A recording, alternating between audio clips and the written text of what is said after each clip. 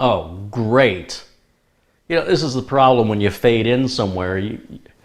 How do you know to face the right direction? They never had this problem on Star Trek. They always, whenever they transported or beamed in, they always faced the right direction. How did they know to do that? Even when they transported them back, they were never, you know, this way, looking the wrong way.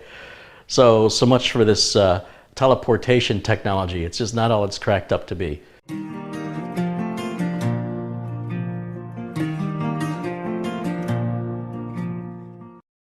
My name is CareyHolzman. If you're familiar with my channel, I show how to build computers, repair and maintain computers, as well as dispelling a lot of the myths in technology.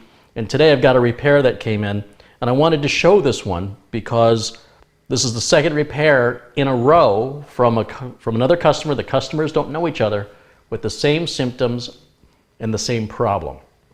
Sometimes a computer can display symptoms, two computers can display similar symptoms, I should say, and have completely different solutions. But in this case, because I've got two in a row that have displayed the same symptoms with the same problem, I said, boy, there must be a lot of other people that have experienced this or will experience this.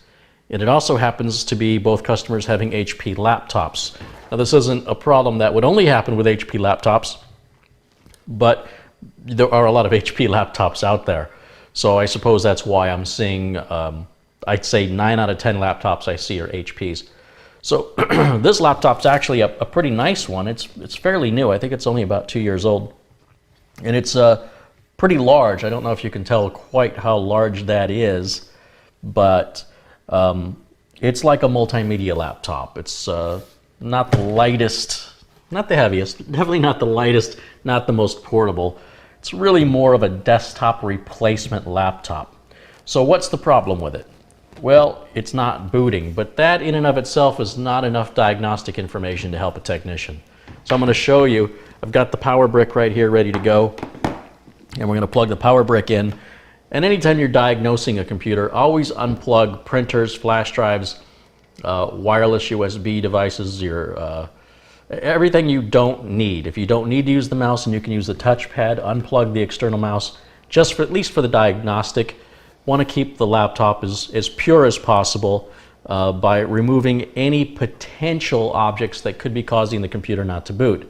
For example, I had a customer whose computer displayed a very similar symptom to this, and it turned out that the printer she had plugged in, which was a Brother label printer, was causing the problem. So I went on site after I was talking to the customer over the phone and said, try this, try that. And when I went on site, I noticed this label printer plugged in, and I unplugged the label printer from the USB on the computer, as I've demonstrated by using the power cable, right? I've unplugged the USB, turned the computer on, booted just fine. So I said, well, that's interesting, isn't it? And the customer's husband also had a computer, and I said, do you mind if I plug this printer into this other computer while it's off, and then we'll turn that computer on and see if it has the same problem? You follow me? I took the printer from the computer that wasn't booting, unplugged it, and then the computer booted. Took the same printer, plugged it into another computer that was working, plugged it in, the computer wouldn't boot anymore. So we knew for a fact it was the printer. We did try changing the USB cable just in case it was a bad USB cable. But that's how external devices can falsely direct you to diagnosing the wrong thing. So that's why we want to make sure everything that we can unplug is unplugged. We're only going to have power.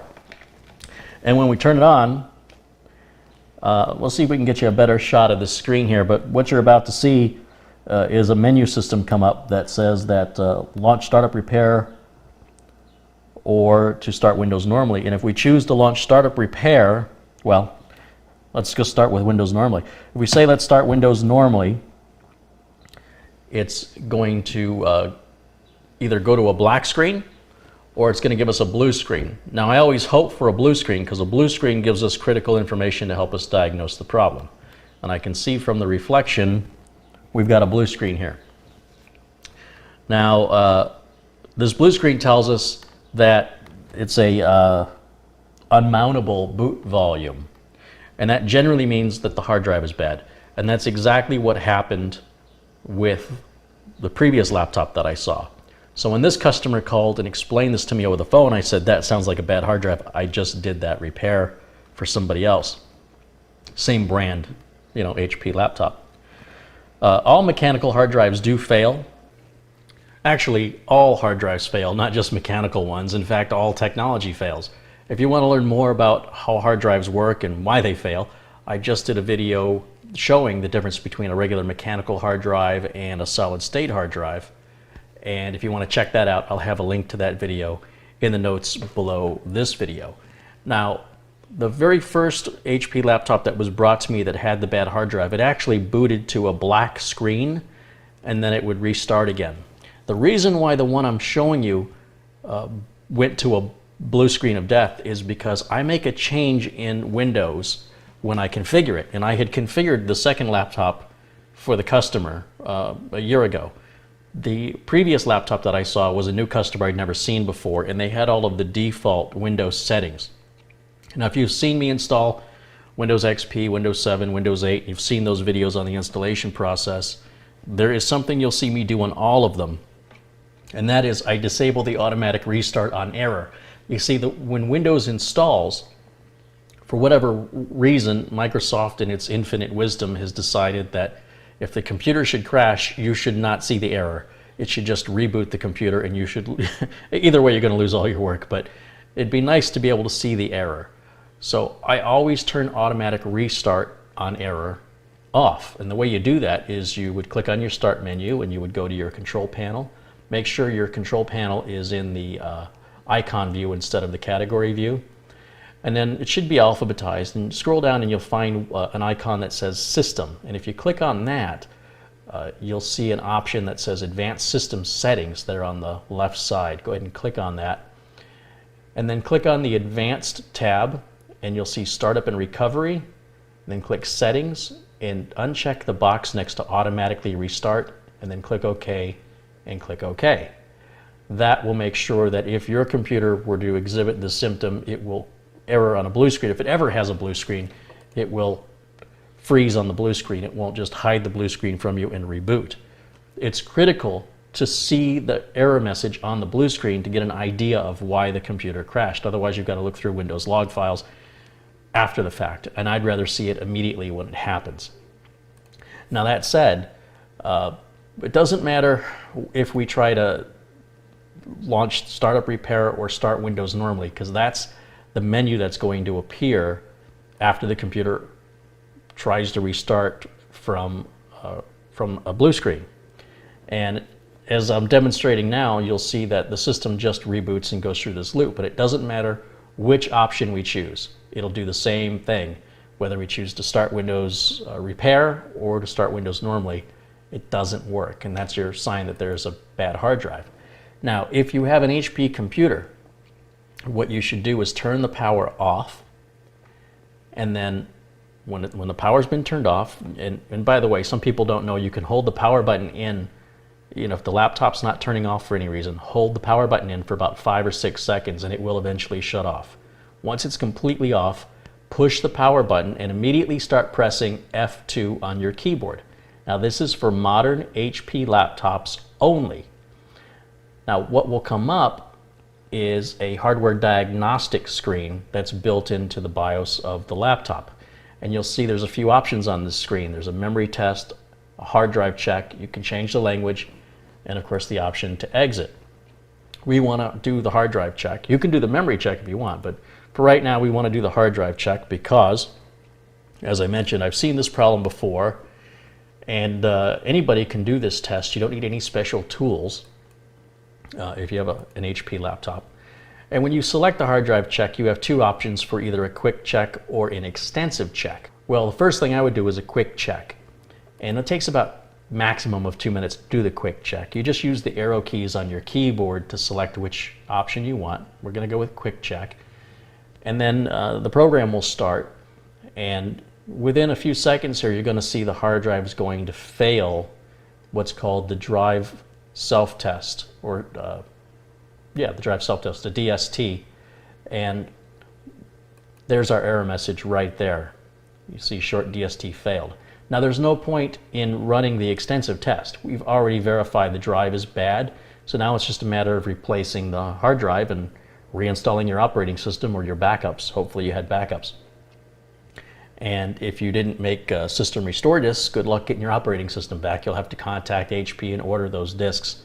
So if you have an HP or a Dell laptop right now and you have not made your system restore disks, I strongly suggest you do. In fact, you can even just put it all on one flash drive. Usually there's the option to burn DVDs or to burn, not to burn, but to write onto a flash drive.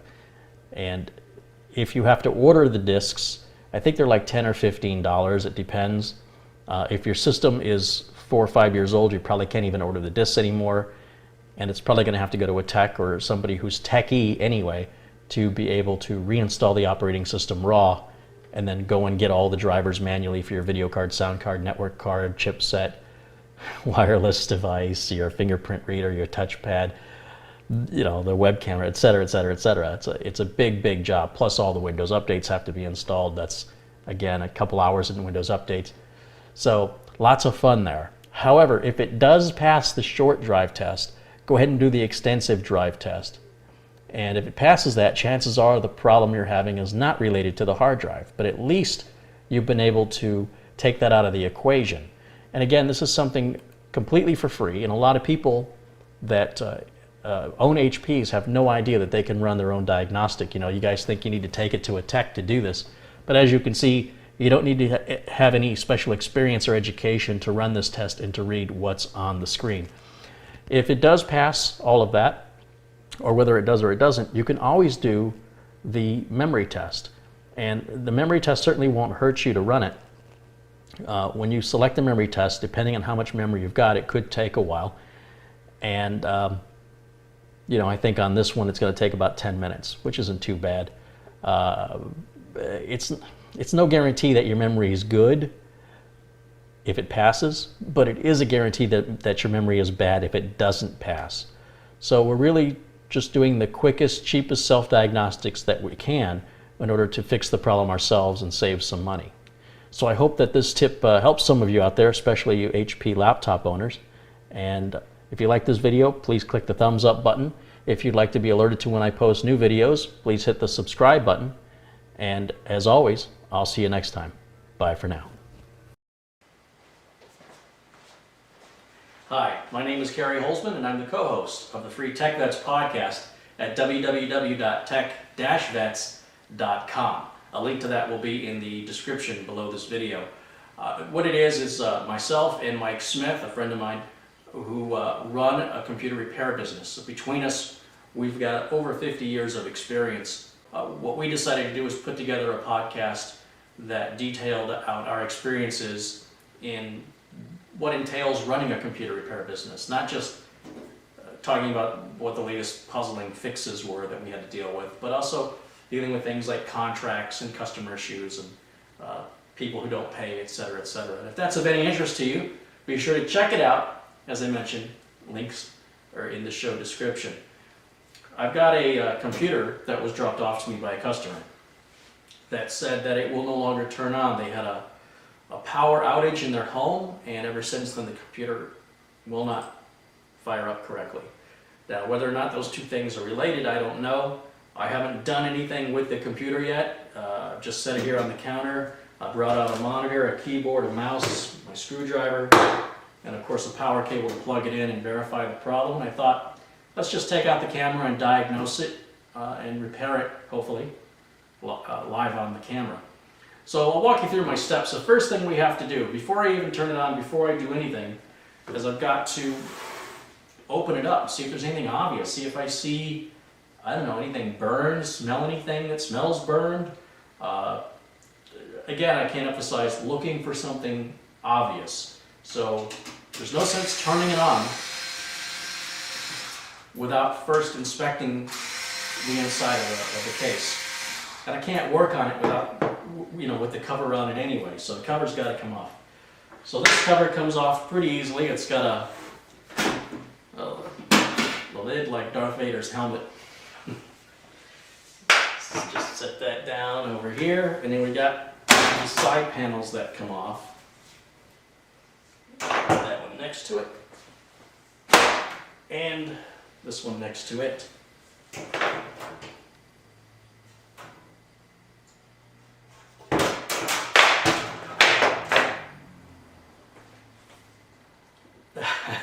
Now the first thing I see when I open this up is a bunch of dust. So before I even turn it on or do anything else, there's one thing I have to do first. Alright, so you can get a closer up look of this case and the dust. It's all over. And you know how we fix this, right?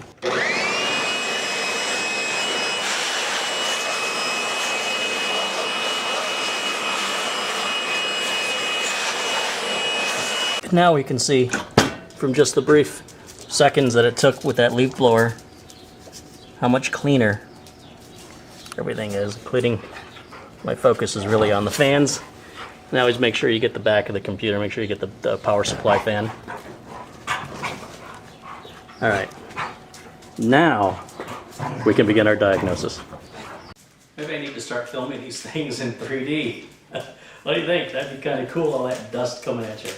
Now, this is a system I actually built for this customer. I don't know, it's probably been about a year and a half, and all that dust built up in that short amount of time that you just saw me blow out of there. But we certainly don't want to get our hands in there and get them all dirty trying to diagnose it. It just takes a second to use the electric leaf blower, and you've seen my other videos where I use an electric leaf blower. Every system that comes in for repair for the last, I don't know, it's been about 8 years, I guess, I've been using that electric leaf blower, and it's never ever caused a problem. So for people who say that it causes the fans to spin too fast, it's just not true. Yeah, the fans do spin. The only reason you'd have a fan go out on you because of that is if the bearings in the fan were bad anyway, and that would just make you aware of it that much sooner. It's not going to cause the bearings to go out. Some people feel better putting a little toothpick like in the heatsink to keep the CPU fan from turning. Others claim that by turning the fan, more voltage, it creates voltage and it sends it down into the motherboard. We've measured it. It's such an insignificant amount of voltage, it's negligible. It doesn't make any difference. As I mentioned, every machine that comes in for repair goes through that. And I warranty all the work I do, and I've never had an issue. So do what you want. All right, so let's verify that this does what the customer says it does. And what we'll do is I've got my keyboard here, which I'll turn this around and let's see what I'm doing. Let's see, we'll put it right about there, huh? I guess we could just turn it this way, I guess. So there's our keyboard right here. We plug in our mouse. It's just USB, so that'll go in any of the USB slots right there. Got a power cable and a video cable. And we'll save the power cable for last. This motherboard has built-in video. That just goes right there. And here's your power cord, like so. Power switch on the back of the power supply is on. This is a really good power supply too. This is one of those Antec power supplies with the 80+ bronze certification. I don't see too many of those go bad, but it could happen. And let's see, if we just turn this thing, I want to give you an angle of what's going on. I guess this way, and you can see what's going on if we turn it on like this. Boy, I'm going to wrap myself up in cables by doing that. Let's get some of these cables out of the way.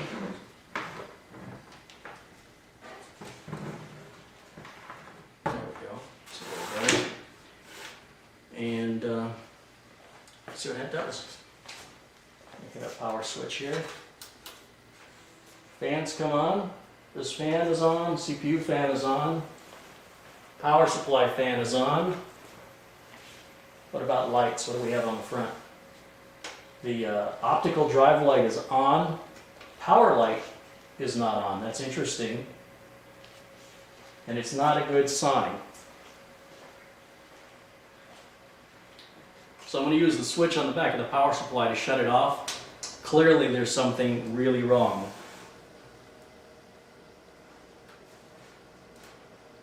So the first place I'm going to start is with the power supply. And I'm just not going to put a lot of time and effort into changing the power supply out. Instead, I'm going to disconnect the power supply from the motherboard only, which is 2 connectors on the motherboard from the power supply. Let me go get a spare power supply, just plug it into the motherboard and see if it will do a power on self-test. I'm not worried if it'll boot just yet. I just want to see if the motherboard will post. So let me grab power supply, I'll be right back.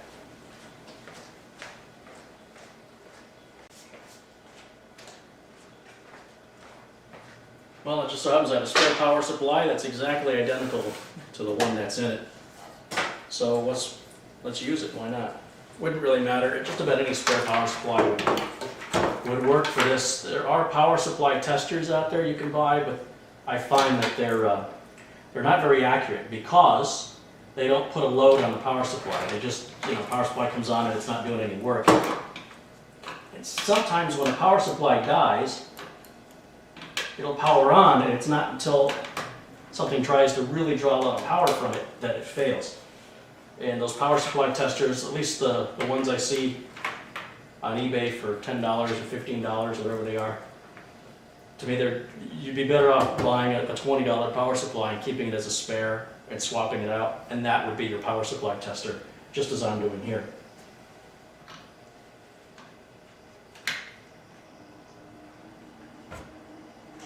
Just want to give the board a good look over, just to see if anything looks obvious. I really don't see anything obviously wrong with it. It looks okay. Alright, so we're just going to pull the power connector here and I'm going to plug it in right here. Flip the power switch on, and then come back around here and turn it back on and see what she wrote.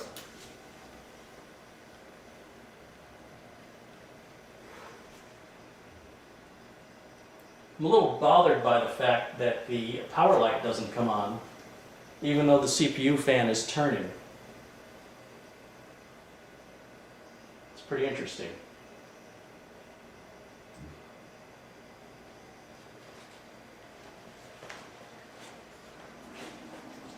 Almost reached for the wrong power supply. When you're working with 2 power supplies, make sure you switch off the right one. The other thing I can look for when the system boots is you should see on the keyboard, you should see the 3 lights on the keyboard blink on and blink off when the system is initiating. So let's just try it one more time. I'm going to take a look at this keyboard and see if we get any. There's a power switch. There it is. See if we get that far with it.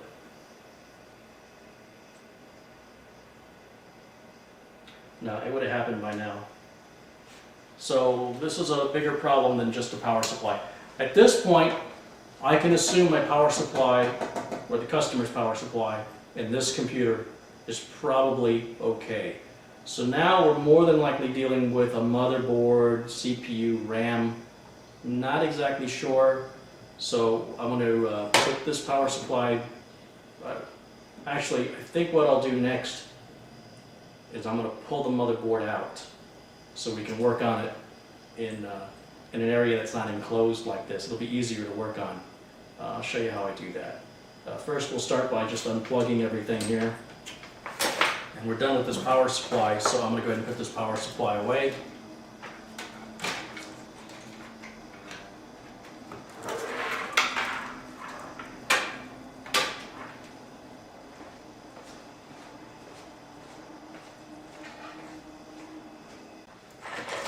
Let me just get this keyboard and mouse temporarily out of the way.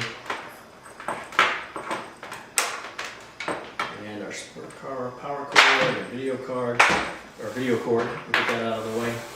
So what I'm going to do now is I'm going to flip the motherboard down like this. I'm sorry, not the motherboard, the whole case. Got the case down like this, and I'm going to take out, what is there? There's an add-on USB card here that's got to come out.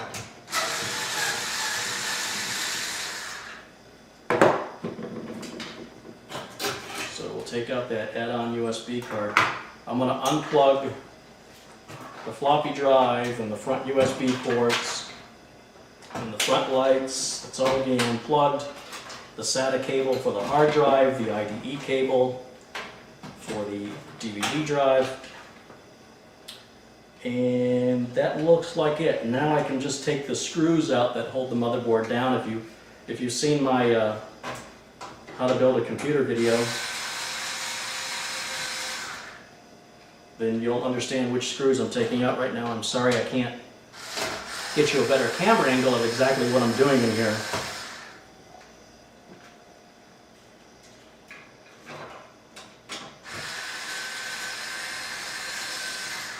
But suffice it to say, I'm simply just removing the screws that hold the motherboard in place so I can pull the board out.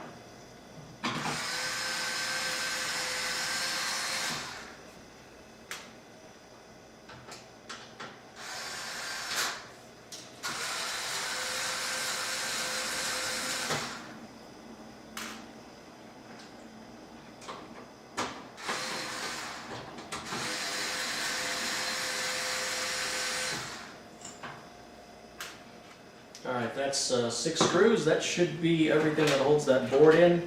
We've got a nice wire tie.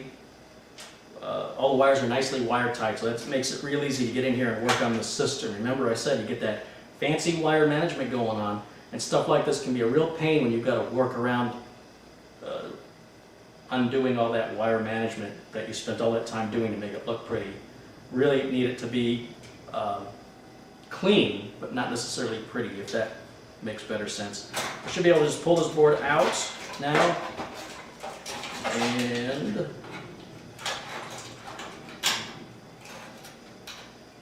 come on, a little tight in there with those cables. There it is. So I got the board out, and what I'm going to do is, this can be set aside right now. There's really nothing in here that, as far as I'm concerned right now, I have no reason to think that anything left in this case is bad. If the system doesn't at least post, it's probably not the optical drive or the hard drive, or we've already tested the power supply. There's going to be nothing special about the case. It's not like the computer would work in one case versus another case. A case is a case. So I'm just going to get this out of the way. We'll just put it right over here.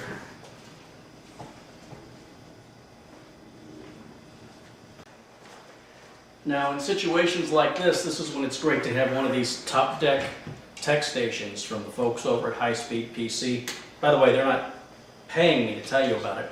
I just really like it, and I'm going to show you why I like it. What I can do now is I've already got a spare power supply, a spare optical drive. There's even a spare hard drive right up here. You can see that. I'm not sure if you can see it. We've got a cooling fan here that's hooked right up to the power supply. And there's these great little rubber standoffs on the top here. This is all an anti-static, anti-conductive platform to work on the machine.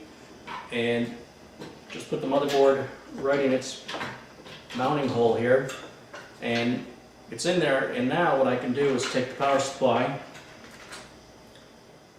and now this will be the third power supply we've hooked up to it, but this will help us in our diagnostic. We plug that right in to the motherboard. And then we need the 4-pin connector to go on the board, which is right here. And all these connectors only go on one way. And make sure that the cables don't interfere with the fan, the CPU fan here. And then we've got our power switch, which I can see is going to go right. That should be our power switch. And I've got to, let's plug some things back into it, just see what it'll do. Should do exactly the same thing at this point. We'll go ahead and plug our video in right here. You don't need to screw this down. Just testing. And USB mouse. Our keyboard, we're going to go right there with the keyboard, purple to purple. Video's hooked up, so we just need power. Notice how I always save power for last. That helps prevent accidents. So let's go ahead and put our, we'll make sure the switch is off on the power supply. Plug in the power. Now I'll flip the switch on, and I should be able to turn this on if I had it plugged in the right place, which apparently I do not.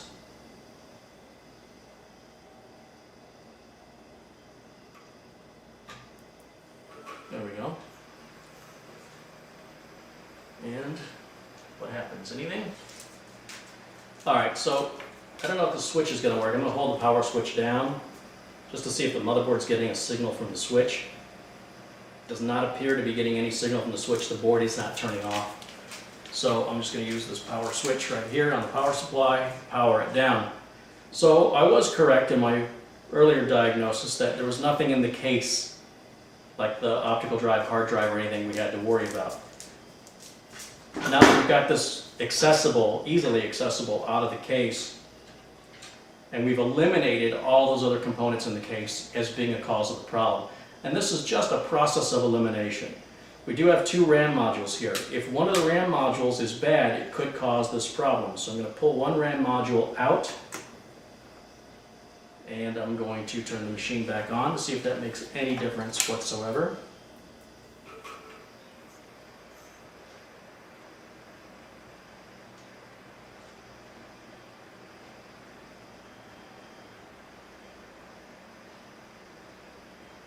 It doesn't. Make sure the power is completely off before you remove the remaining RAM module. And then I'm going to put the one I just took out back in, just to verify that that one module or the other isn't bad. Turn it back on.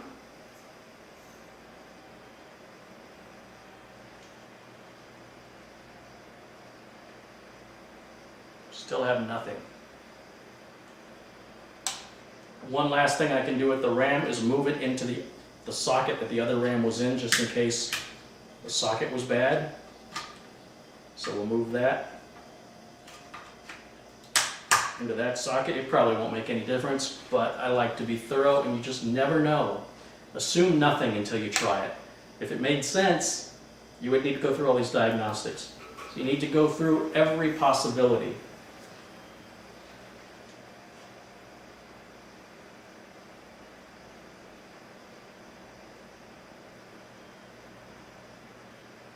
Still nothing, and nothing.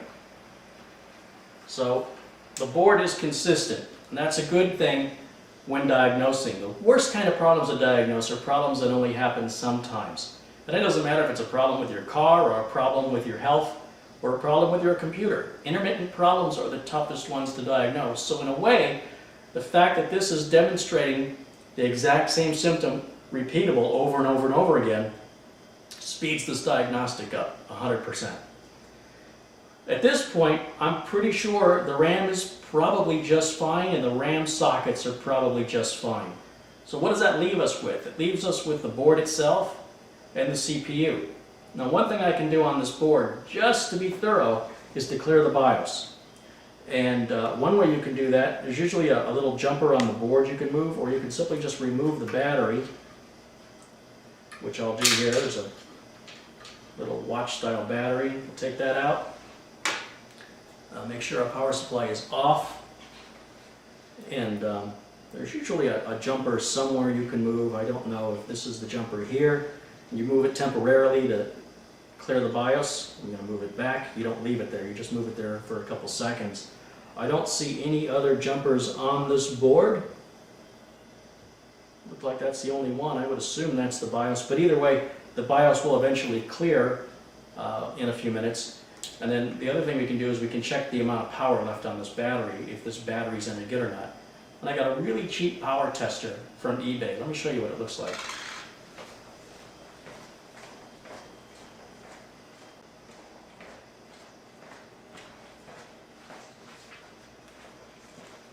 So this is my cheapo Chinese power tester, call it power tester, it's a battery tester from eBay. And I think it was like 10 bucks, and we can just put that in. And you can see that needle swings over to good. So the battery's fine. I don't know if you could see that. That swings over to good.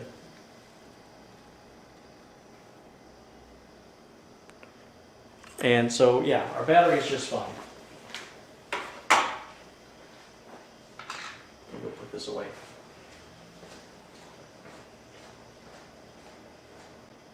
All right, we can put our battery back in. Our BIOS should be clear. And turn the switch back on the power supply. Fire it up one more time, see if that makes it. It's kind of a last ditch effort, last thing we can do, really.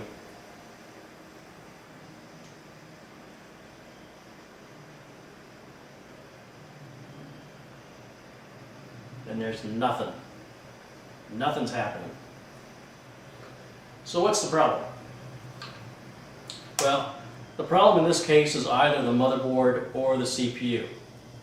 How do you know which one? Well, in more than 20 years of doing this, I've only seen about maybe a half dozen bad CPUs. Very rarely have I ever seen a bad CPU. I'd say more than 9 times out of 10, like 9.7 times out of 10, it's the motherboard that goes, not the CPU. So statistically speaking, and this is completely unscientific, this is totally based on my personal experience, my diagnostic is, this is a bad motherboard. Now, the only way to know for sure would be to get another motherboard that accepts this CPU. Now, we can easily remove the heatsink from the CPU here. And what's happened is that thermal compound is sort of like a glue. And it might help if this were warmed up a little bit to get this off of here. Oh, I think we got it. There it is. And I'm just going to set this aside. And you know what? I'm going to put this other RAM module back in because I'm pretty sure we don't have a RAM problem. And then we can pull the CPU out. Now this is an AMD Athlon 64X2 processor. It's looks like a 4500, something like that.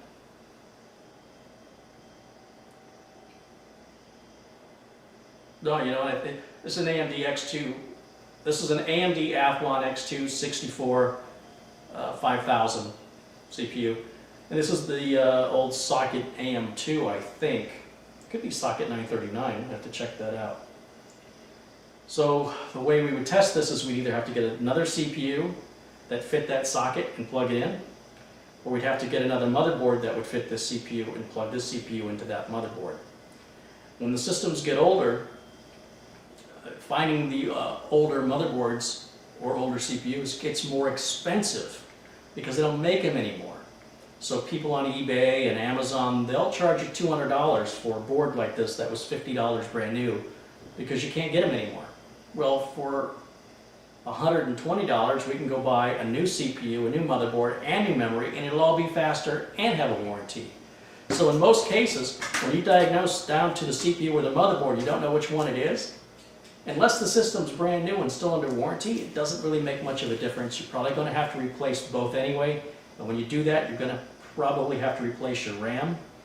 And if you have an old AGP video card, you'll have to get a PCI Express video card or get a motherboard built-in video, depending on how you use your system.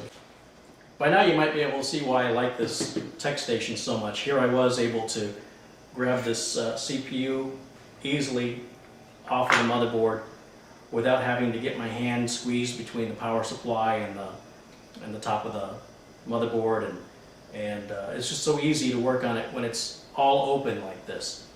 We didn't need to hook up any of the drives because, again, all we're trying to do is get it to turn on first. If it would have turned on, then we could hook up the drives. But even still, there's no point to hook up these drives. They're not the customer's drives. If I was going to build a new system, then I could use these drives to help configure that system before I put it into the computer case.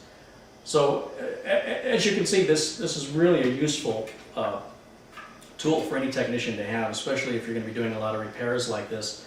And as you can see, doing your own repairs can be costly. If you've got to turn around and swap out parts that you have to buy, it can get real expensive real quick. But if you're a technician, you're going to have these parts laying around anyway. And so that makes the diagnosis much, much faster. Sure, somebody could put it on an oscilloscope and measure power from here to there and resistance and all this other stuff, but that takes more time. And when you're dealing with a motherboard that costs $60 brand new, it doesn't make any sense to pay $200 an hour to have an electrician try and repair it. It makes more sense to quickly diagnose it and replace the bad part. And that's the crux of all PC repair.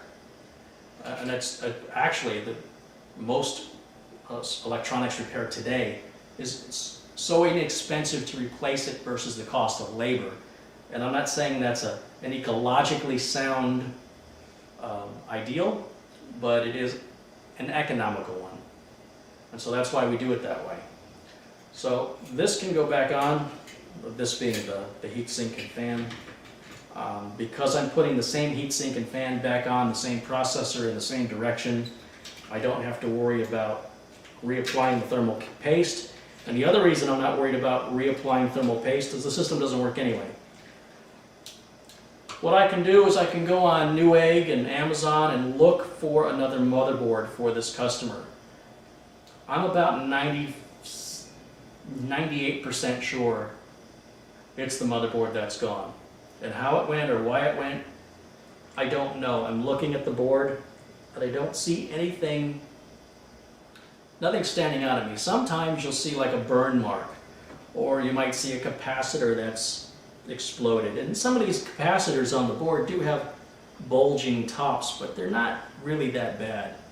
So something else has gone wrong with the board, and what it is I can't say, and it really isn't worth my time to do an autopsy on it. They're just too inexpensive to replace than to spend a lot of time on it, and I have other computers to repair. So the news for this customer is not good. It looks like we're going to have to either replace the board, or if we can't find a board, or if the board we find is $150 or more, we need to look at replacing the board, processor, and memory. And we'll replace it with another board that has built-in video to help keep the cost down. They're just using it for surfing the internet, you know, doing email and stuff like that. And the built-in video is just fine for that. It's great for most offices and for a lot of home users, especially older home users. Not my generation, but my parents' generation. They don't game. They're not going to know the difference between a $500 video card and a video card built into a motherboard. So it's important for me to recommend what's right for the customer, not something that I would want, but something that's right for them. And in the economy the way it is today, everybody wants the cheapest they can spend, but at the same time, I've got to warranty it. So I can't just go get the cheapest thing. I don't like ECS motherboards. I'll tell you right now, I will not buy an ECS board. I had a lot of bad luck with them. They're slower in performance than boards by other manufacturers, and I won't warranty them because they end up costing me money and labor. So that's my experience, that's my opinion, and I'll stick with Microstar or MSI, Gigabyte. Intel boards are always good. ASUS boards are good. I like A-Bit. I've used some Foxconn boards, and those are pretty much the only ones I'll stick with. That's where my experience is. I should say my experience is with a lot of other manufacturers. My experience with those manufacturers has proven that they make a reliable product. But like any product, they can go bad. And you know, here's an example. I like MSI, but here's an MSI board that's gone bad. At the same time, this board's probably about 3 or 4 years old. So when I sold it to this customer about a year and a half ago, they bought it used. And at that point, it was probably 2 years old. So for what the customer paid, I think they can't really complain. It's an inconvenience, and yeah, it sucks, it happens. And now I've got to go online and see if I can find another socket AM2 board that's affordable, or put together a board, processor, memory, and give the customer a quote for what that's going to cost to replace. And that's where we're at on our diagnostic. Okay, so here's what I've done.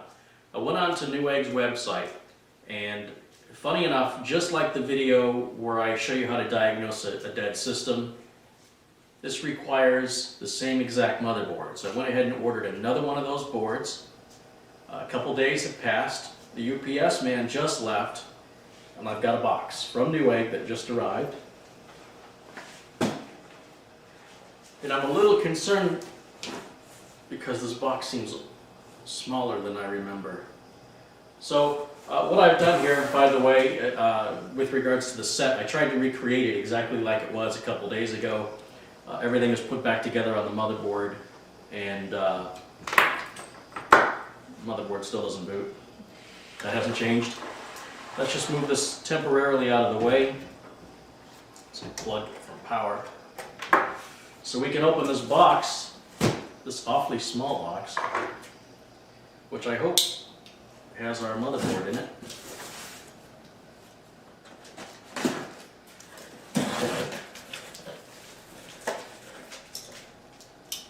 I hope I'm not filming this for nothing. Okay, so here's our box, packing materials, there's some advertising. I don't see, oh wait a minute.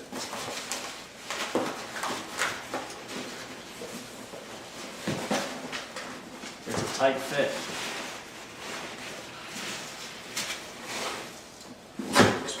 Peanuts everywhere.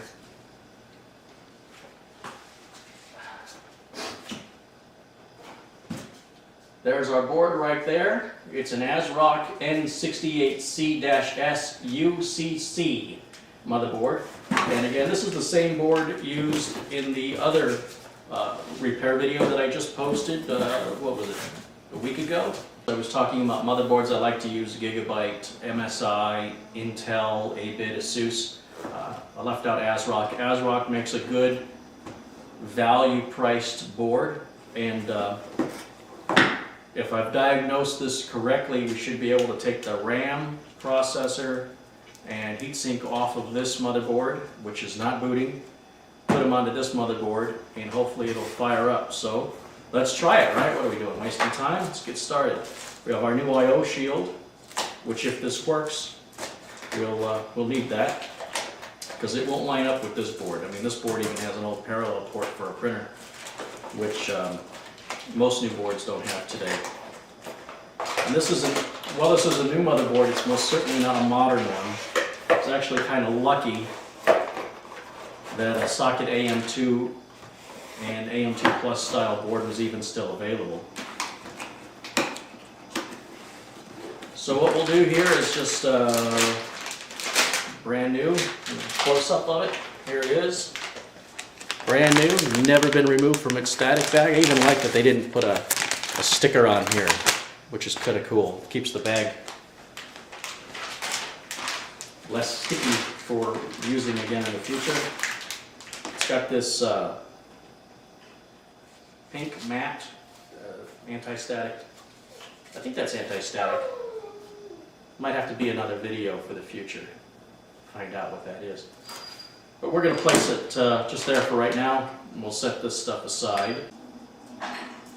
Now again, this is really where the tech station shines, because now what I can do is go ahead and unplug this motherboard from its power supply here, which are those two connectors. I'm going to go ahead and remove this heatsink right here, and pull the power cable. We'll pull the CPU, and in this case I'm going to put the CPU with the pins down very gently because I don't want to get that thermal compound all over everything. We'll pop the RAM out, set that down like so, pull our power switch, and this, in theory, if I'm right, this is junk. So I'm going to set it over here.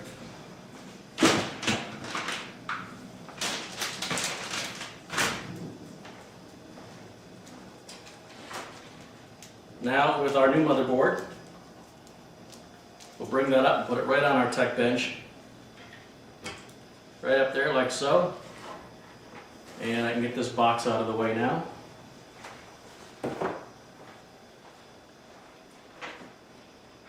I'm can lift up our CPU retaining lever and place the CPU gently in its socket. Don't force it in. Make sure you've got it facing the right direction.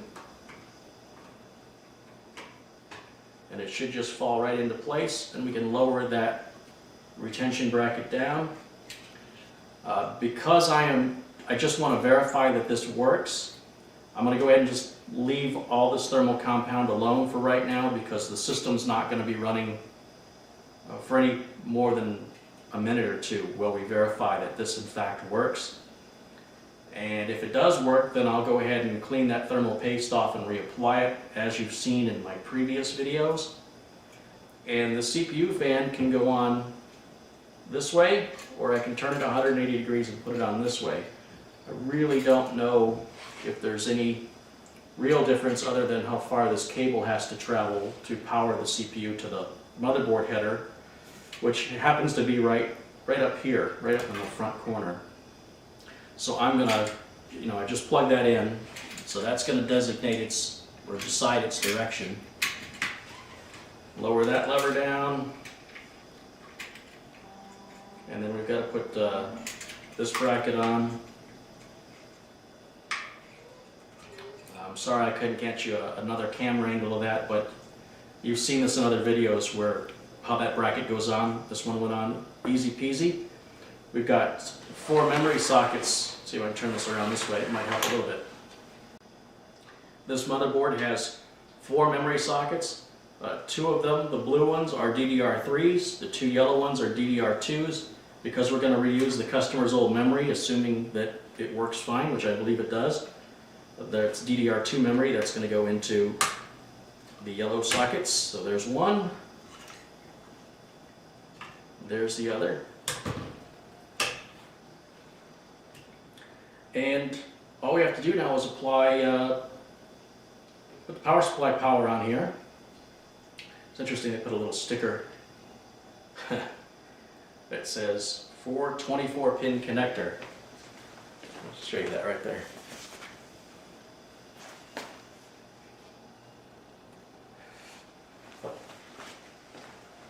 Apparently, when this board was brand new, when it was introduced, a lot of power supplies were still the 20-pin connector. And you'll see that on, maybe even on the power supply your computer has, where there's this separate connector that adds 4 more pins to the end.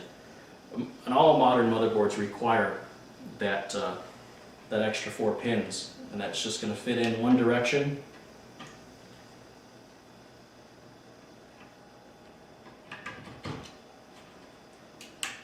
And that's in, and then we need our separate 4-pin, the connector that only has the 4 pins on it. And that's going to go, again, only one direction, right here.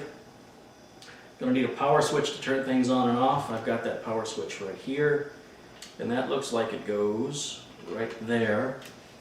And let's turn this around again. I'm not going to plug in any optical drive or hard drive. That's not necessary. We really don't even need a mouse at this point. We just want to see that it turns on. So we're going to go ahead and plug in our keyboard, plug in video. Again, this motherboard has built-in video, as you see, just like the old board did. We need power for our power supply. Make sure the power supply switch is in the off position, like so. Now I can reach out over here, turn that power supply switch on. And when I hit this power button, I want to find out if my diagnosis was right or wrong. Remember, I diagnosed that the RAM and CPU were good and the motherboard was bad. And I explained that in my experience, when a system doesn't boot like that, you've got all the other external components removed. So all you've got left is the motherboard, the processor, the RAM, and you've tried other power supplies, and the system turns on, but it doesn't do anything. In my experience, that's almost always the motherboard. So is my experience going to fail me? I mean, there are exceptions to every rule. Here we go.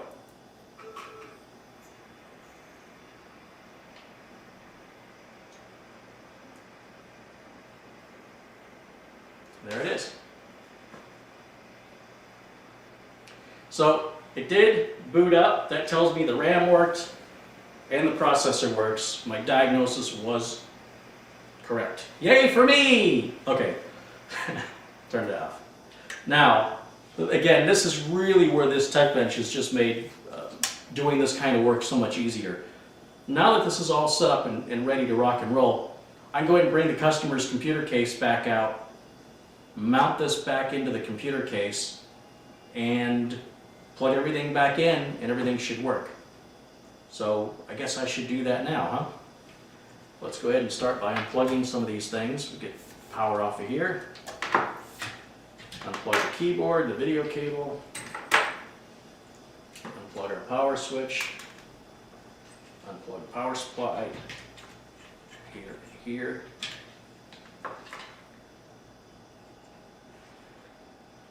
And we'll just leave that right there for now. I'll just put it right over there. Here's our customer system. Remember, this had an add-in USB and FireWire card. I'm not going to put that back in until I've got everything back together and the system boots up. That'll be one of the last things I do, just to make sure that doesn't interfere with anything. We want to just go through this one step at a time. If you put everything back together all at once and it doesn't boot, you won't know where to start to find out what went wrong. So what we'll do first is put the motherboard in, hook up the power supply, we'll hook up the hard drive, the optical drive. I'm not even going to hook up the front USB ports. I will hook up the front switches, obviously, so I can turn it on and off, and verify that it comes on, and hopefully we'll boot into Windows. So we'll probably speed the video up at this point, so everything looks like it's moving really quickly and your sound drops off. It's not you. You're doing okay. All right, let's get this done.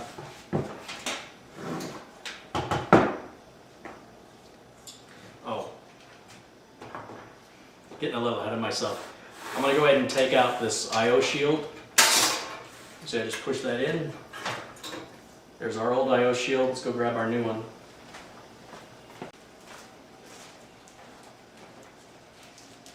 Here's our new I/O shield right here.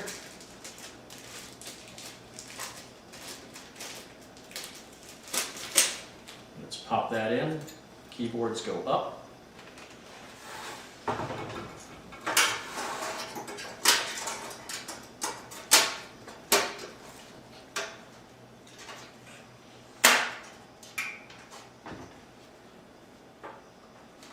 Okay, now you can speed it up.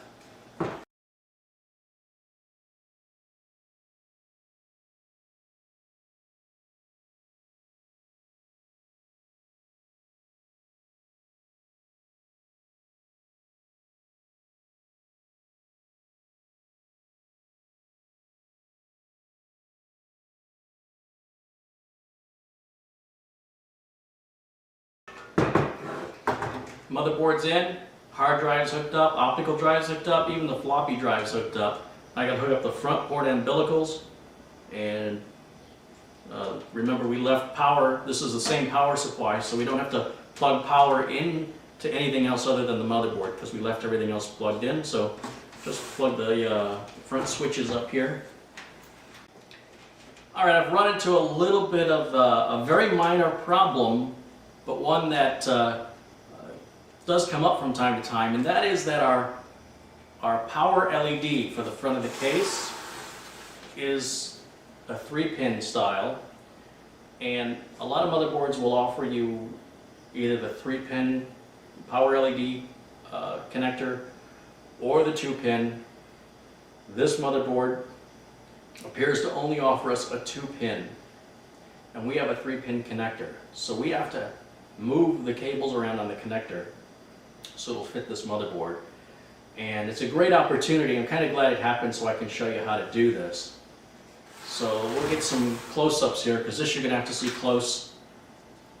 One of the tools I use for this is from Harbor Freight Tools, and it's like a dental pick set. It's just exactly like what your dentist uses. Alright, so we can just pull this out. and you'll see it's got a little rubber tip on it to keep you from accidentally getting things poked. There it is.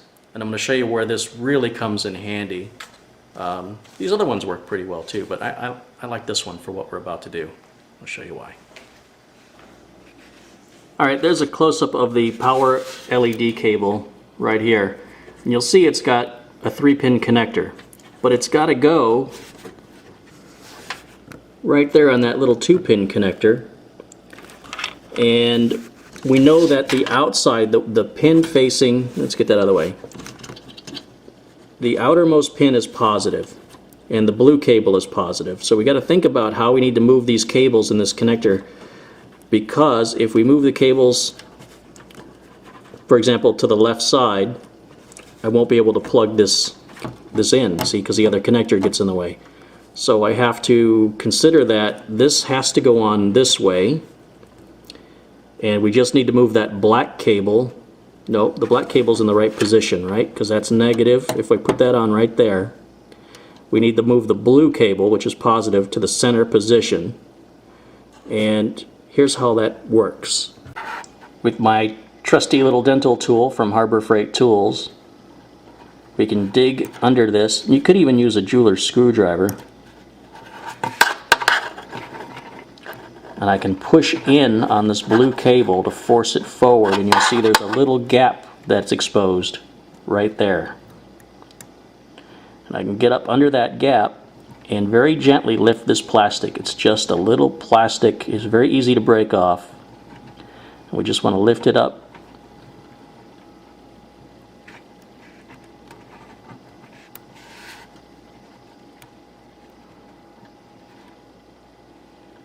Like that. And while it's lifted, and takes a little practice, we want to pull that straight out, and without rotating it, move it over to the next connector, to the next position.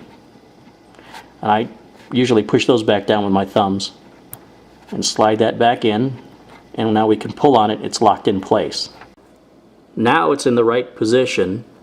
Again, blue being positive, we know the outside of that connector is positive.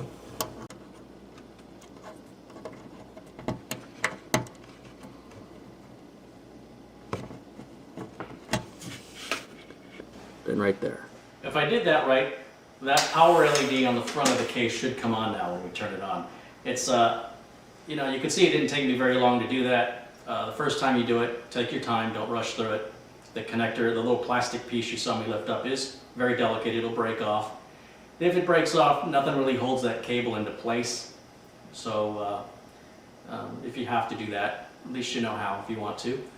And now we can test fire this and see if Windows is going to start. So let's get my good old handy dandy tech bench out of the way. And so keyboard and mouse. Just ready to start plugging this stuff in here.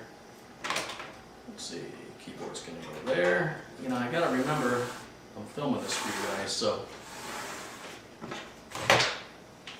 let's go ahead and plug these things in. There's our mouse, like so.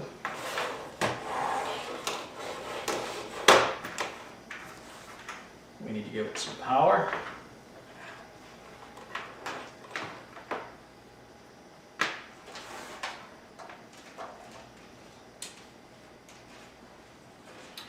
Okay, well, it's always a debate which angle to show this to you, Alan, because you could either see the components, the fans turn and everything, or the front LEDs. I think in this case, just because we did the whole LED thing, I want to make sure that that power light comes on, otherwise I wired it backwards. Of course, wiring it backwards won't hurt anything. Just, you know, it's delicate work. And one thing I've forgotten to do is plug the video cable, and I guess we're not going to get too far if I don't do that. Let me go ahead and plug the monitor in.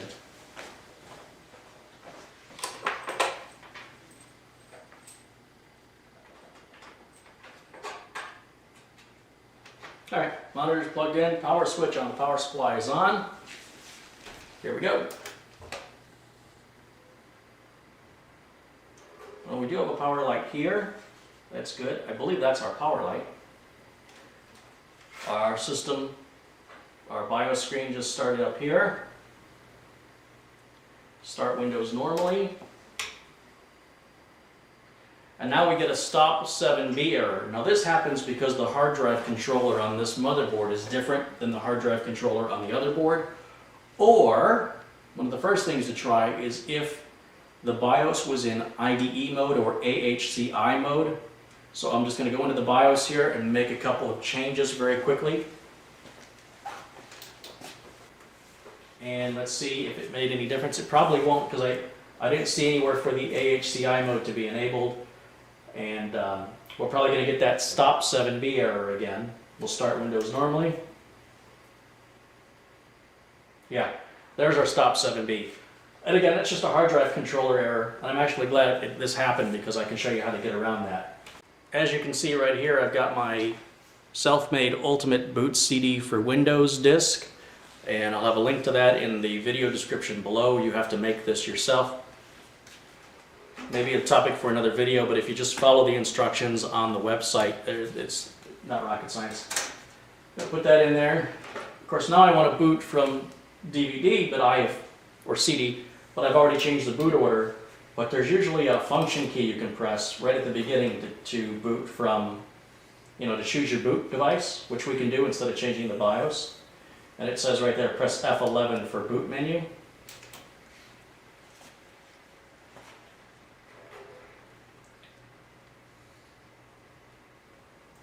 So on this motherboard, I hit F11 to hit my boot menu, and then I can select my CD drive to be the one I want to boot from.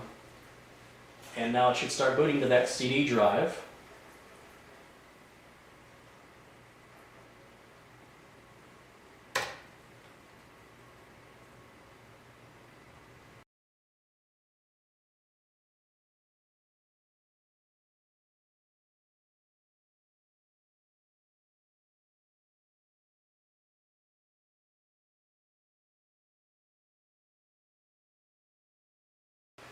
There's our Ultimate Boot CD main screen. Network support is not yet started. Do you want to start network support? No. There's no reason to, and besides which, in my kitchen, I'm not going to run an Ethernet cable across the house to my router. It's going to go ahead and just finish what it needs to do here to make this desktop available. This is the Ultimate Boot CD desktop. So here we are, Ultimate Boot CD for Windows. I go to Start, and then Programs, and Registry Tools, and there's this wonderful tool I couldn't live without, and it's called Fix HDC, Fix the Hard Drive, the Hard Disk Controller. It tells you to first set the target root to C:\Windows. That's already been done here, but we can click that just to be safe.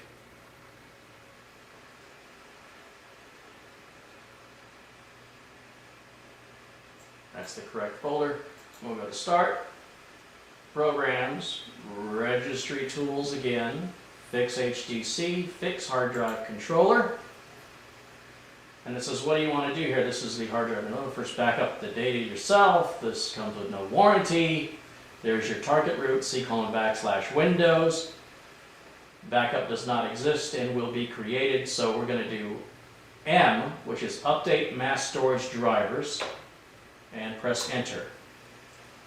Now, as you can see, it's automatically detecting what the storage controller is and then copying the appropriate files, and it says Fix HDC is finished, good luck, press any key to continue.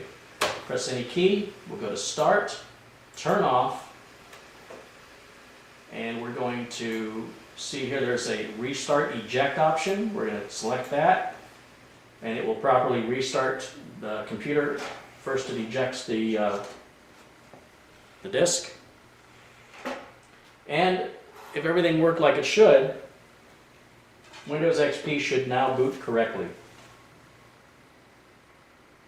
There's our Start Windows normally, yeah, that's what we want. Press Enter. Ooh, the tension, the anxiety. Is it going to work?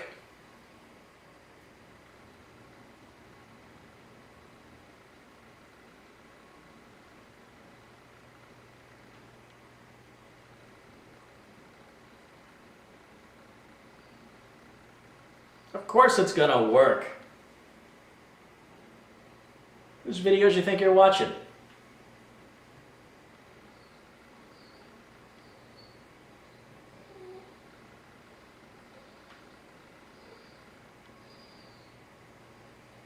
Now that the system is booted, it's going to start detecting the motherboard's new Ethernet controller, sound controller, USB controller, controller this, controller that, the video card, the sound. All that's going to start being redetected. I'm not too worried about that right now because the next phase in this will be to go into the control panel, go into add remove programs, and start removing the old sound and video and I'm trying to think what else might be in there, the Ethernet controller. Get all that stuff out before you install your new stuff because it might be difficult to determine which one's the new one, which one's the old if you have two to pick from. So just go ahead and clear that stuff out first, and then you can use the disc that came with the motherboard driver disc, the motherboard driver CD that came with the motherboard to install your drivers. If you want, you can go to the motherboard manufacturer's website and download newer drivers. However, that's really a process more for Windows XP than for Windows Vista or Windows 7 because they do a really good job in Vista and 7 of Windows updates providing those latest drivers. Still, it couldn't hurt to go there and get the latest if you want to. You don't have to. And one other thing, that Ultimate Boot CD is for Windows XP. Although it says for Windows, it's really for Windows XP. If you change your hard drive controller in Vista or 7, that's a different process, which I can explain another time. XP still has 2 years of life left in it, more than 2 years. Support ends in April of 2014. So there's really no rush for people who have XP to run out and get Windows 7 unless Windows 7 will let them do something they can't already do in Windows XP. I have yet to see anything Windows 7 can do that Windows XP can't, unless you go to the 64-bit version and you need that memory. But again, for most of my customers, the people that call me to do the work, these aren't computer gurus. These are folks, these are ordinary everyday folks that use their computer for email and paying bills online and booking travels online and things like that. So, you know, when people are, well, like you watching these videos, these are people that want to learn how to do these things themselves, and they may go to those, you know, extremes of wanting the latest in technology and getting the latest drivers and this this kind of thing. So it doesn't make it right or wrong. It's just different attitudes. Some people like to have all the latest tech gadgets in their cars, and some people drive a car that's 12 years old. The only important thing is that the operating system is supported. Once the operating system stops being supported, then I can't condone its use anymore because it'll become too much of a security risk. Every day that security risk will grow if it's connected to the internet. But just because Windows XP's been around 10 years doesn't mean it's inadequate. If you have a comment you want to leave that you can tell me Windows 7 can do something that Windows XP can't, and that's something a regular person would find useful, I'd be interested to read it. But in the meantime, customers are running XP. It's my job to support the XP. And as you can tell, I'm anticipating all of this. Why is he running XP? It's not mine, it's the customers. By the way, I do run XP. I like XP. And you know, Windows 7's fine too. I don't have anything wrong with 7. In fact, Vista, with all the latest patches, Vista's not half as bad. Vista's actually not as good as 7 still, but it's pretty close. So anyway, for what it's worth, that's the process now, is to go ahead and change those drivers out. And then I'm going to just do regular maintenance, which means scanning for malware, deleting temp files. I got to hook up the front port USB, the front port audio. I've got to plug this USB card back in, which should be no problem. That'll be done after drivers and everything have been done. Hit Windows Update, make sure Windows Update's installed, make sure the antivirus is updated and working, scan it for viruses, make sure it's clean. We'll do a defrag. You know, I've said it before, I'll say it again, defragmenting doesn't really speed up your drive like they make you believe.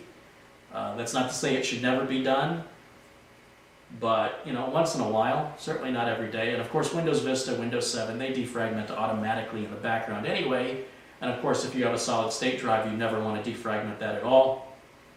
Don't even get me started on this, because I'll be talking here for another hour about all the myths and misconceptions about defragmenting and how it was true when the technology was older, but not so much true today.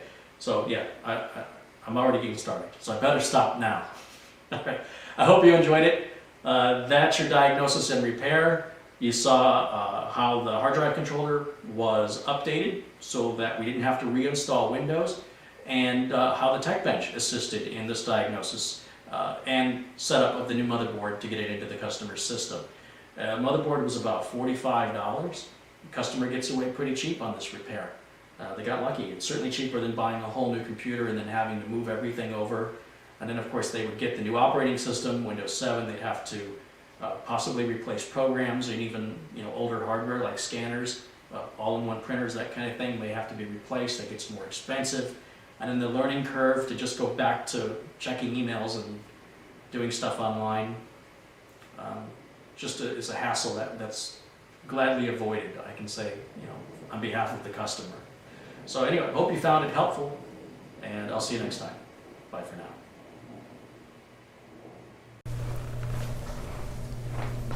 Hi, my name is CareyHolzman. I'm the co-host of the free podcast, Tech Vets.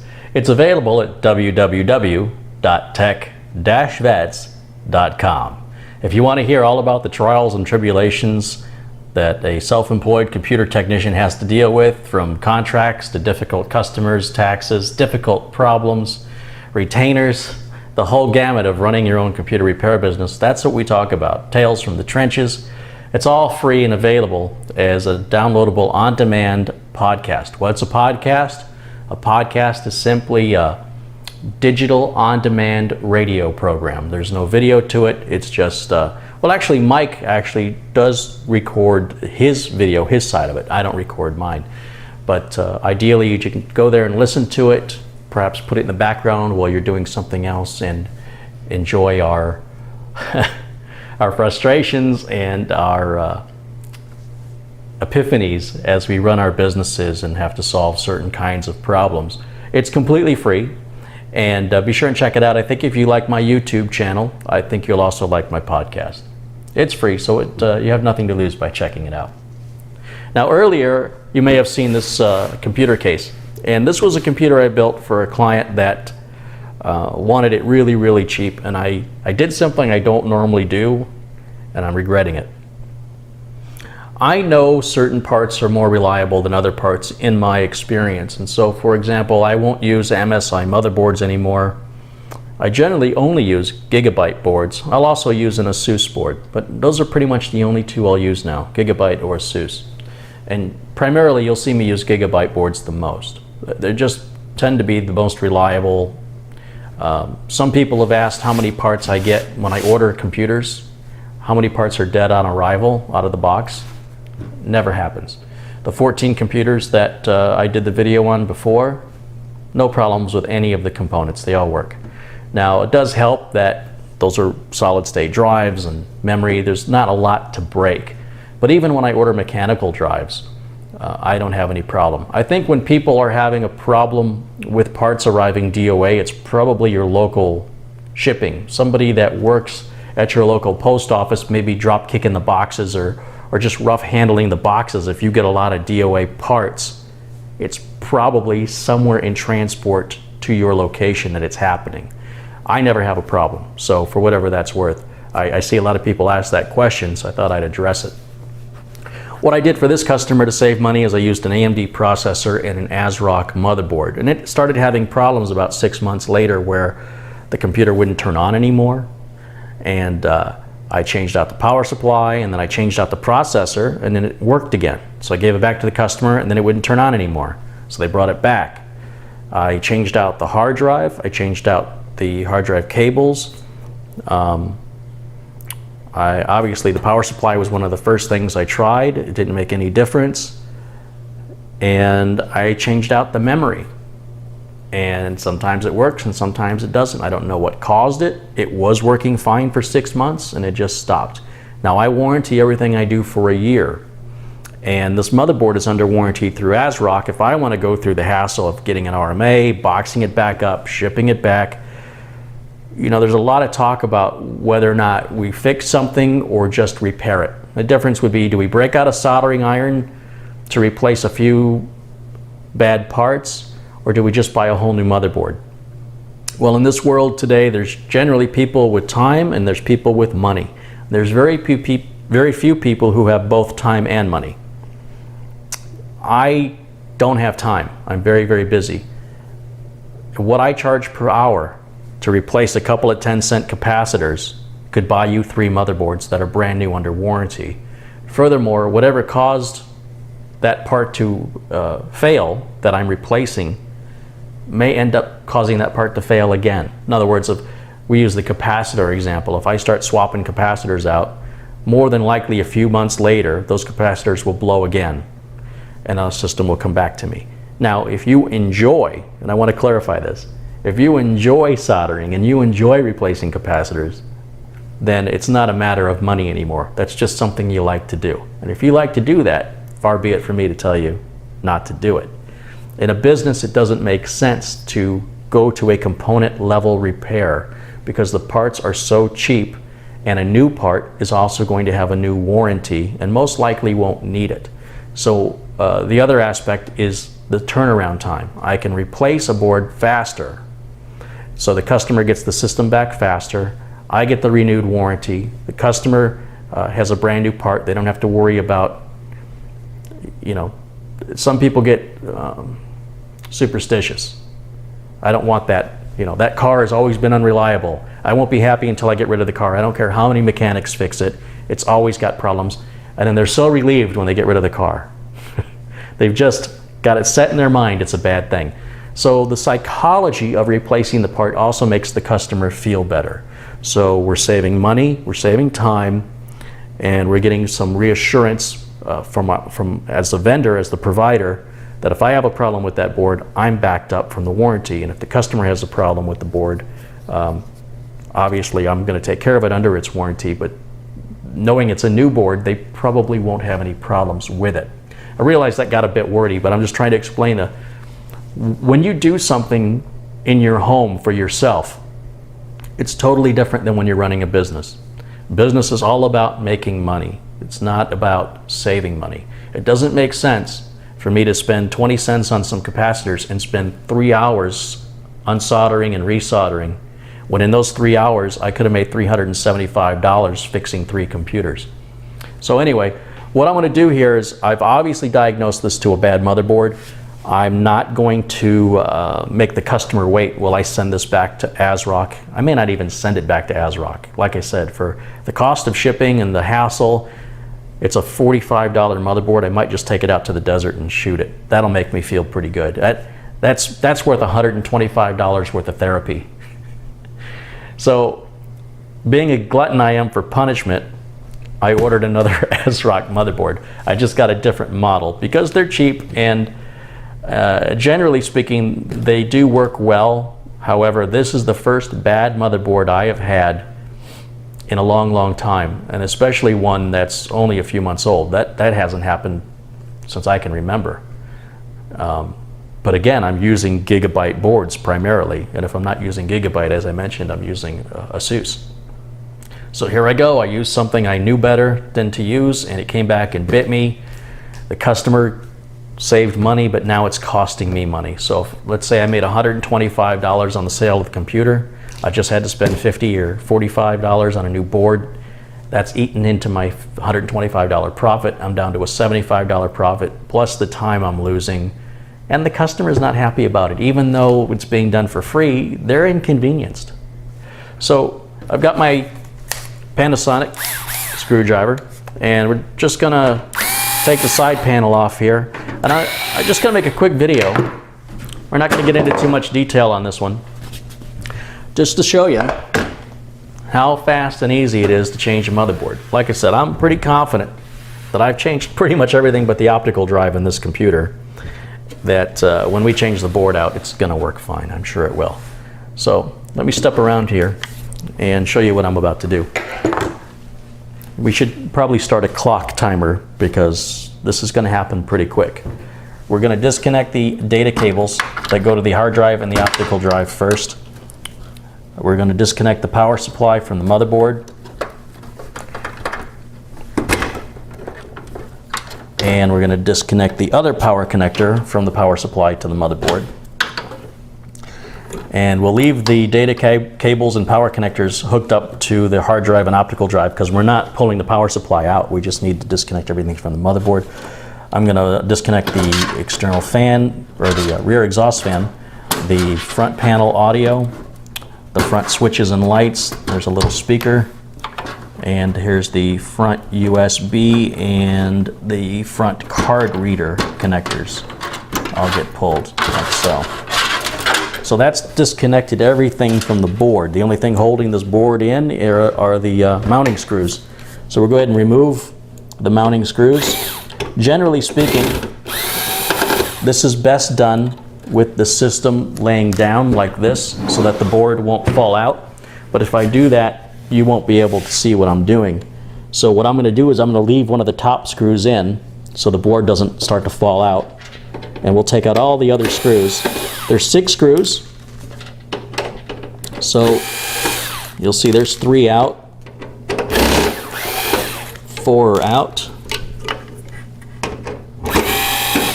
5th one.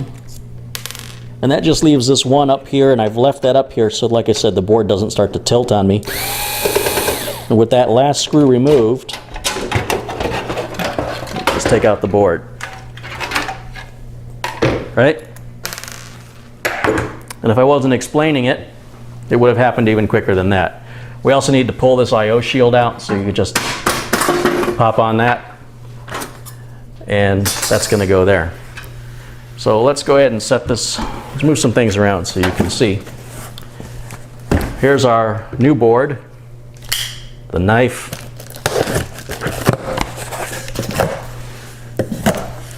and we'll put the knife away so I don't stab myself. And in this box, all these packing peanuts, I better have the right part. Oh, what a mess. There we go. Just like that. That's my packing list. And there's my new ASRock board, which I hope is going to be more reliable. Or I'm a glutton for punishment. We're going to figure out which one it is. You know, I could have bought a gigabyte board, but it would have cost me more. My profit would have been even less. It's all about money. But even then, I won't just use anything. I mean, ASRocks do have a decent reliability record. Not good enough for me on my regular builds. But like I said, I didn't hesitate to use it on a budget build, and now I regret it. So there's our motherboard manual. We got SATA cables. I'll keep the SATA cables. This is how you start building up extra parts, right? Because you know you've already got SATA cables from the last one. Got our new I/O shield. And then there's a cardboard thing here and an anti-static bag. And there's our new board. You know, let's see. I had an N68CS and I've ordered an N68C GS. So it's a similar model board. I think it's just one step up. I just, you know, because that one bit me, I went with a different one. They look more or less identical. I'm not even sure what the difference is between the boards, to be honest, and I don't really care. It's got everything the customer's going to need, and that's all that matters. I also know that it's going to fit in the case okay, because it is so similar. It is micro ATX. We just have to move the CPU and RAM from the old board to the new board. And to do that, I'm simply going to, let's see if we can turn this around this way. We'll pop the old RAM out here, and we'll simply just put the RAM into the new board, which I apologize, you're probably not getting the best view at the moment. But I did want to make this a quick video, and you guys have seen me do this several times before. We're going to just move the lever on the heatsink and release it. And give it a little wiggle and unplug it from the motherboard.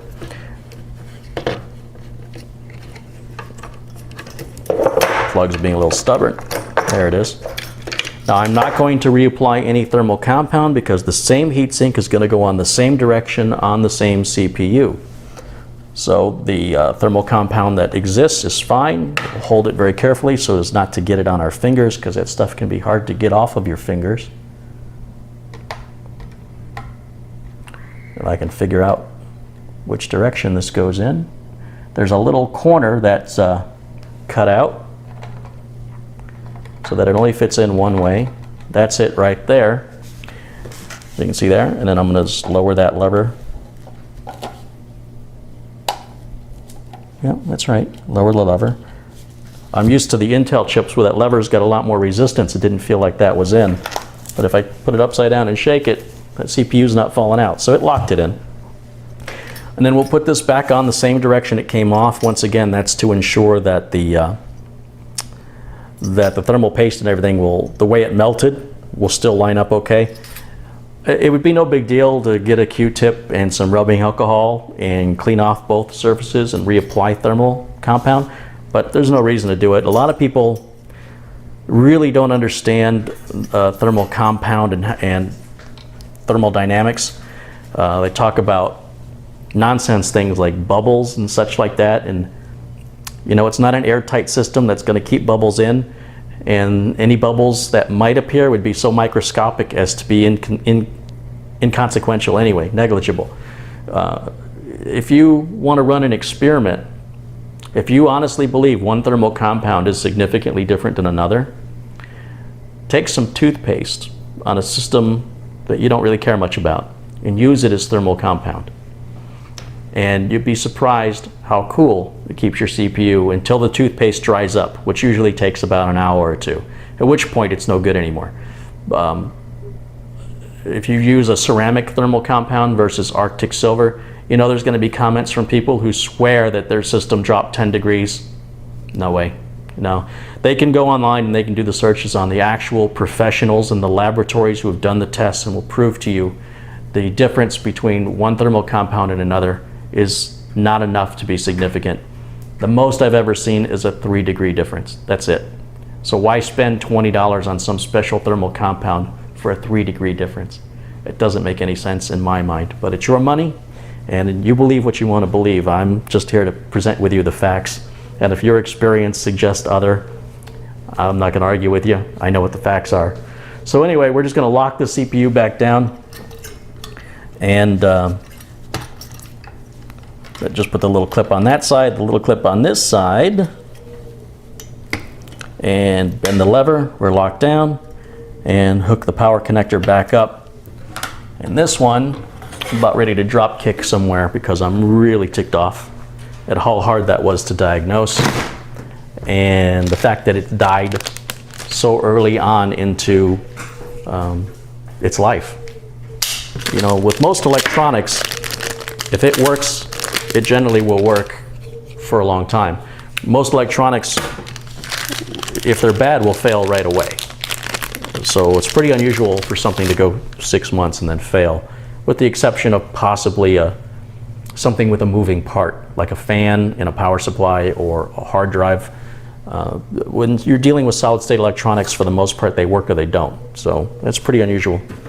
We got the new I/O shield. I'm just gonna, let's see, we'll turn this around so you can see with the keyboard holes pointing up. We're just gonna put that right in there like so.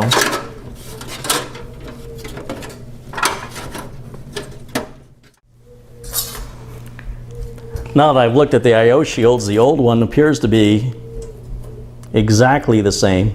So I probably didn't have to pull that out, but you know, if there was a hard way to do it, I guess that's the way I'm gonna do it. You'll see I've left this pink material that the motherboard ships on, just left it under there while I've worked on it so it doesn't scratch my countertop. And I'm gonna have to lay this down now so I can put the board back in. It always goes in on an angle where the front ports are gonna get lined up with the holes first.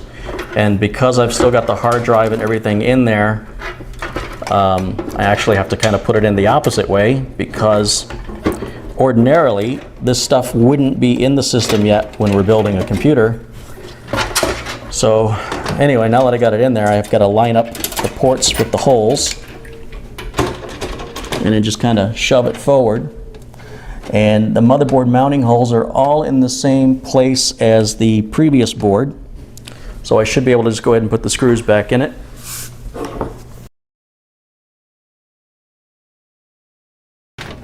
Before you start putting your screws in, also make sure that all the cabling for the front panel, you know, for your umbilicals, your front USBs and all that, make sure none of that's trapped underneath the motherboard.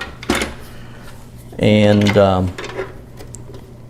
otherwise you're just going to be taking the screws back out.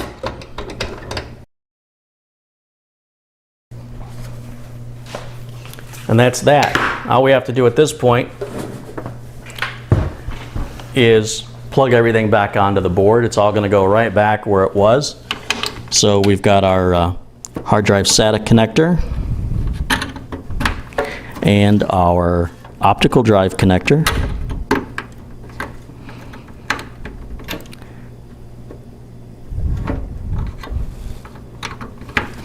And we've got, let's see, what is this? This is front USB, and we've got three different places that'll go on the motherboard. Any of those will work. This is our front audio, so that'll go on there.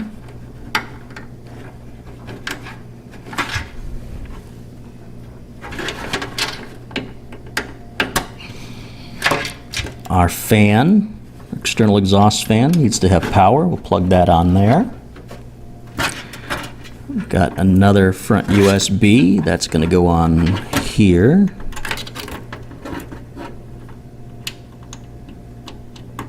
Like so. I've got our card reader that also goes on the USB port. It looks like we're using up all 3 USB ports on this one.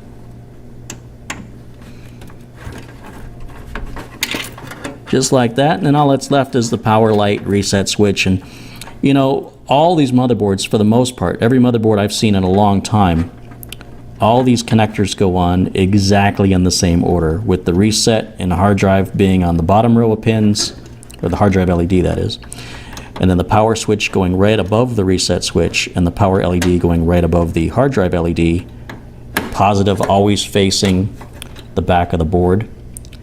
So that's pretty convenient when motherboard manufacturers all start to agree on a standard. And the only thing that could make that any better would be for the case manufacturers to put all these cables in one connector, so you didn't have to put them all on separately. You could, just like the USB, just slap on one connector. But back in the day, you used to have to put the USB cables on one by one. Oh, almost forgot my little speaker. I'll go ahead and plug that little speaker right back on here.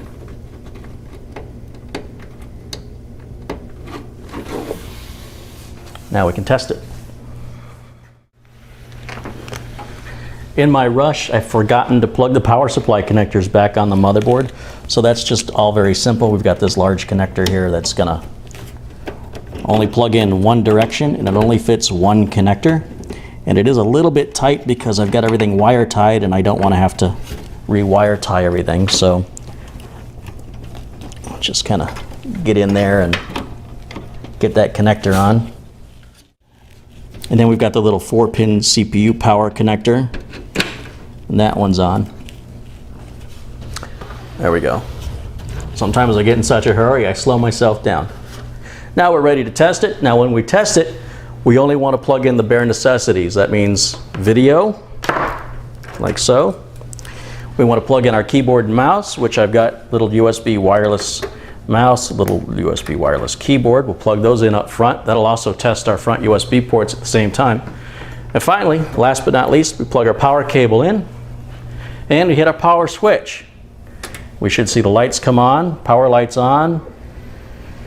Make sure the fans are spinning. Make sure no cables are in the way of the fans or can fall into the fans in transportation to the customer. Speaker worked, I heard it beep. Hard drive light is blinking on and off. We'll start Windows normally. Obviously, Windows was having a hard time starting when the board would just all, shut off without warning. and it may detect some new hardware, or it might not. We'll just have to see what happens here. Our customer system is back up and running. You can see it is installing some new hardware that it's detected. Just let that run. It should do everything automatically. These boards are quite similar, so I shouldn't have to reinstall any motherboard drivers. I believe the chipsets are primarily the same between the two boards. I could be wrong. However, as long as Windows Auto detects, we're okay. If anything comes up as being unknown, then I'll have to refer back to the motherboard driver disk. If we were switching manufacturers or switching, from an AMD to Intel or vice versa, we definitely want to go and remove the old drivers and install new drivers. Obviously, if you're changing a board out with the same board, you shouldn't have that problem. And for the most part, I believe this system is going to work and be ready to be delivered back to the customer. I'm going to run a burn-in on it, which is running Prime 95. You can Google that and put a link to that.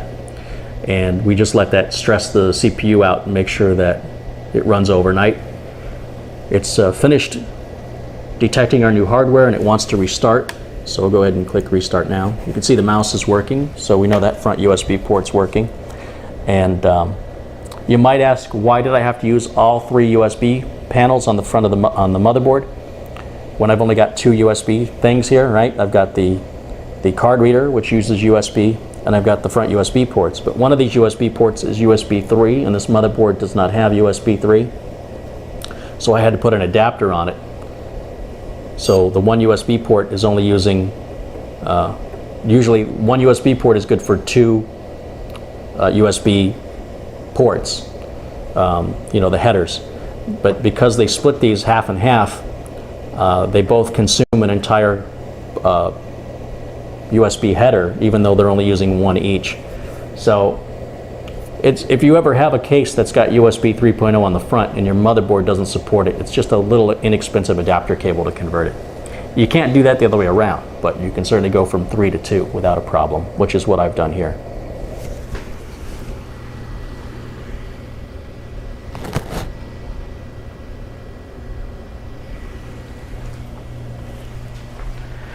One other final thing I may do is just go in the BIOS and make sure AHCI mode is enabled. Generally, if it wasn't, Windows would have given me a stop 7B error and refused to load when the hard drive controllers changed. I'm pretty certain it's probably in AHCI mode, but I will double check that. I'll double check the date and time. You'd be surprised the kind of problems you can have with the wrong date and time. If you want to experiment with that, just change your year back, go back to 2004. And then try and open your web browser. Try to go to Windows Update and see what happens. You'll get certificate errors, all kinds of weird things happen. Always check the easy things first, so always make sure the date and time are set properly on your computer, especially when things like your antivirus and Windows Update really count on the date to know when it's time to update and when to compare it since the last update.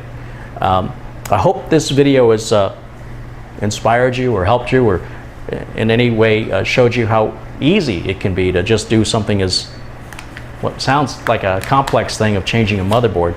Actually very simple, and had I not had to describe everything I was doing on camera and position things so I could make sure you guys could get a good view, this would have been done even faster, much faster. Well, that's it for now. Thanks for watching, and I'll see you next time. Bye-bye. Hey guys, just wanted to make a quick video here just to address one of the common requests that I receive, and that is, can you show us how to fix computers? Well, yes and no. I can show you how to fix specific computers with specific symptoms, but there are thousands upon thousands upon thousands of different symptoms, and then depending on the symptoms and the combination thereof, there are thousands upon thousands, literally upon thousands of different solutions. Depends on the hardware, depends on the software. Basically, the first step in any computer diagnostic is to determine if it's a hardware problem or a software problem. And in the most basic sense of that, the way you could tell is by wiping out everything on the hard drive and reinstalling your operating system from scratch. If the problem still exists on a clean installed operating system, or if you cannot get the operating system installed, then there's probably something physically wrong with the computer. So the hardware is the physical components that make up the computer, and the software is the operating system, the programs that is installed into the computer so that you can use it. So to give you a couple examples of that, this desktop system here, this customer always leaves it on. It's a Windows XP computer and it's many years old.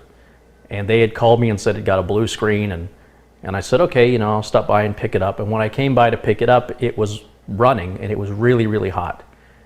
And I said, you left this on? And they said, yeah, we wanted to show you the blue screen. Well, that wasn't necessary, and the thing was really, really hot. And I said, okay, don't do that anymore. If you have a problem with the computer, turn it off. If you can take a picture of the blue screen, great. If you can't, that's okay. You know, it's either going to work for me or it's not going to work for me. The tech doesn't need to see that badly that you leave it on. I mean, this thing could have caught fire. I mean, it was really, really hot. Who knows how much longer it would have taken, but it certainly wasn't getting any cooler. So don't do that. If you have a computer problem, turn the computer off. Now, before I work on a computer, you've seen me do this. I always take the side panel off and inspect it. And I've already fixed this computer. It's already done. I've actually replaced it. And I'll show you why. I'm going to take the side panel off of here. And this was a very fast diagnosis for me because I knew what to look for, and when I saw it, I knew exactly what to do, which was tell them the computer's no good. And I'll explain why. Now here's a side view of the internals of the computer, and you can see it's pretty clean on the inside, cables look good. Let's take a closer look. Now on closer inspection, I saw that the tops of these capacitors, and the capacitors are these cylinders that are an electrical component that's part of the motherboard, and every motherboard's got them. And you can see they're leaking. They almost look like if you've had a regular battery and you've seen a battery leak. It looks very similar to that. And what happens is they'll bulge out on the tops, and they're regulating power here. And now power is not being regulated through the rest of the board. So any components further down the circuit are probably damaged as a result of that. And this is just a zoom in on these three here in a row. However, there's some more on the motherboard that are leaking. Usually you don't just have one, and the board is so old it's not worth repairing. Now let me explain that a little further about what I mean by not worth repairing. There are people all over the world who watch these videos and in different economic situations. Here in America, everybody wants everything right away. So much so that the personal debt of every adult individual in America is staggering. They're willing to pay interest on top of interest on top of interest just so they can have what they want today. Now, I'll give you an example of how this works. Somebody who doesn't have much business, who has a lot of time on their hands, might say to the customer, I can take these capacitors out, buy new ones for a few cents, and then resolder them back into place, and then reassemble the board back into the case, and then, you know, make 50, 60 bucks. And it's going to take me 2-3 days to get that done. Now, in that 2 or 3 days, I will have fixed 15 computers and helped 15 people and made 15 times the amount of money. And my customers will I'll have that many more customers that are, I don't have to worry about warranty work, because here's what will happen next. Whatever caused those capacitors to go will probably happen again. And so the problem you're fixing today will probably revisit you in a few months' time. Probably. That results in a customer who feels that you don't know what you were doing, you ripped them off, all that labor and time you spent, they have no appreciation for, and they're upset because they have to bring it back. Nobody wins in this situation. Now, to give you another example, if I were to take my car to a mechanic and they said my water pump was bad, they would not take my water pump off, rebuild it, and put it back on my car. Nobody's got time for that, not in America. What they'll do is they'll take the water pump off, put a new or refurbished water pump on the car, put it back together, and move on to the next customer. The water pumps go to a third-party company, and all they do is rebuild water pumps and then sell them back. That's how that process works here in America. Now, there are people here in America who, for economic reasons, will have a lot more time than money. We'll put it to you that way. That tends to be the way of the world. People either have time and no money, or money and no time. And very, very few people have both time and money. So if you're trying to run a business, you're trying to help as many customers as quickly as possible, and the customers want to be helped as quickly as possible.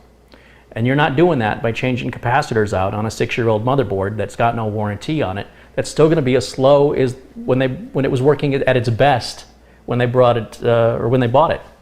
So it's not upgradable to Windows 7, and it's just a nightmare. And that's why I run my business the way I do. Now, that's not to say you couldn't make a profit and replace capacitors on a board. I won't do it. So to me, the system's old, it's obsolete, it can't run Windows 7. XP support ends in April of 2014. This is a good excuse to get a new computer with Windows 7 or Windows 8 and have a new warranty. And you're less likely to have anything go wrong versus a repair. So I just feel that explanation is necessary because I see people say, well, that's not a repair. You didn't repair it, you replaced a part. That's what we do in America. We replace parts. Someone else, we either throw the old parts away because it's cheaper for us to buy. For example, I could buy a new motherboard for $60, or my time and labor would be somewhere around $180 for the time it would take to pull that board and replace those capacitors. And in the meantime, I'd have all these other customers waiting and maybe taking their business someplace else who could help them because they want it now. And I would lose probably another 1,000 or 1,200, maybe more, in lost work just in that one repair.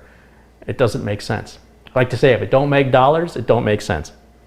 Now over here, we've got a laptop. And the symptom on the laptop, I can actually display to you, where Windows doesn't load. And it just started one day, it was working fine. And then all of a sudden, one day they go to turn it on, and Windows will not finish loading. Now this has Windows Vista, and it's a few years old.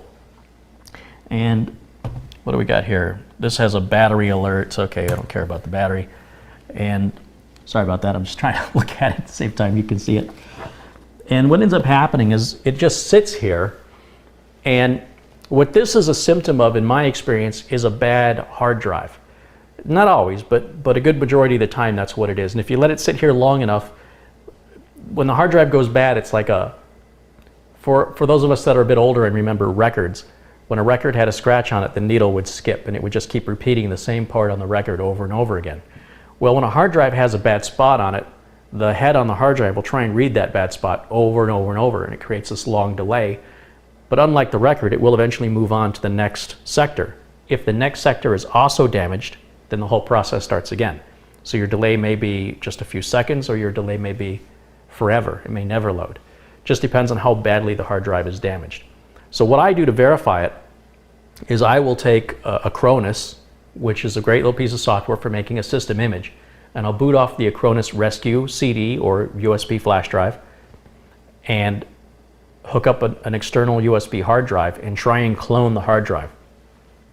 When I try and load Acronis on this to image the hard drive, it says it can't read sector whatever. Do you want to ignore it? And I just say ignore all of it, and it just sits there. So it keeps hitting bad sector after bad sector.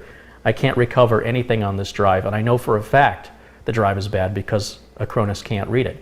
Another way I could know is if I took the drive out and plugged it into another computer and ran Crystal Disk Info, which is a quick tips video I've got, which would also show me that it's bad, assuming I could even get that far. But you can see the system's been on for quite some time now, and we're still looking. Oh, there, look, it's just now, we're just now getting the Vista loading bars there. So it is sort of moving along, but nowhere near like it's supposed to.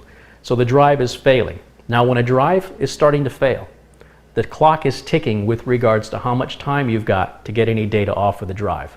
Some people don't get any warnings at all. This customer is getting a warning, and I don't know how bad this warning is. More than likely, I'm not going to be able to pull any data off of this. However, there is a chance because it does partially load. If it didn't load at all, then data recovery can be $1,200 to $2,000 and take a few weeks' time because it's got to be shipped off, and it's very expensive and time-consuming.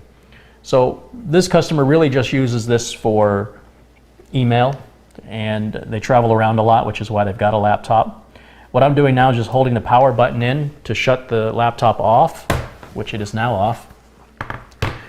And I'm going to take the battery out of it, which is what you always do on a laptop before you do any work to it. And on some laptops, on a lot of them, they have a diagram that looks like looks like a stack of pancakes, would be the best way I can explain it. And this panel right here has that little diagram on it. And that tells me that's where the hard drive is, because the hard drive platters look like that. I mean, you wouldn't know that if you weren't a tech. But there's just 2 screws here. And like I say, some laptops, like on some Dells, they'll be on the edge and the drive just slides out. Others, you've got to completely take the laptop apart, which I think is bad design on behalf of the laptop manufacturer, because all hard drives will fail. Now we take this out, and careful not to lose the screws, and I can see the hard drive's right here. This is the drive, and it's got 3 screws holding it in place. So if I remove these 3 screws, so I've got the 3 screws removed, and then I can pull up on this drive and it just slides out. That's the hard drive. And this drive, as I said, it's definitely bad. It's a SATA-based drive. And I've already talked to the customer about how much a new laptop costs versus what it's going to cost to repair this one. Given that the battery's bad, it gets a bad battery message every time it turns on. They say they never use it on battery, so they don't care about that. I asked them if they thought the computer was slow. They said no, the computer ran fast enough for their needs. And then I told them how much the repair would be, and if they thought that that was worth still repairing versus buying a new one. So that's all about setting the customer's expectations. I don't want to spend a lot of time and effort and have a customer who's upset with me because it costs too much. So I already tell them right up front, this is what it's going to cost you. What's got to happen is you got to buy a new drive, and I've got to install that drive, and then I've got to restore the operating system, and any programs that the customer had, they're gone. If there's any data on the drive, I can try and recover it, but that's not really my specialty. I don't really have the $100,000 worth of equipment that professional data recovery services will utilize, and I also don't have the experience on that equipment. It's just not what I do. So, you know, I do offer to do what I can, and they said, no, there's really nothing important on it. And so what I've just done here is I've removed the 2 screws on each side that hold the drive into this little tray. And this drive can come right out, and I'll just set it right there. The drive is fragile, and as long as there's a chance of recovering data, you don't want to handle it too much. You want to be gentle with it as much as possible, and you want to keep the computer off as much as possible. This is the replacement drive I've got. So what they had is a Western Digital 160 gigabyte drive, and I can't even find those anymore. The smallest drive I can find now is about 250. So what I've got here is a Seagate Momentous 250 gig drive, and it's the standard SATA interface, just like the other drive. It's going to work just fine, and I'm just going to seat it back down into the tray exactly the same way the old one came out, and put the same screws into it that it had.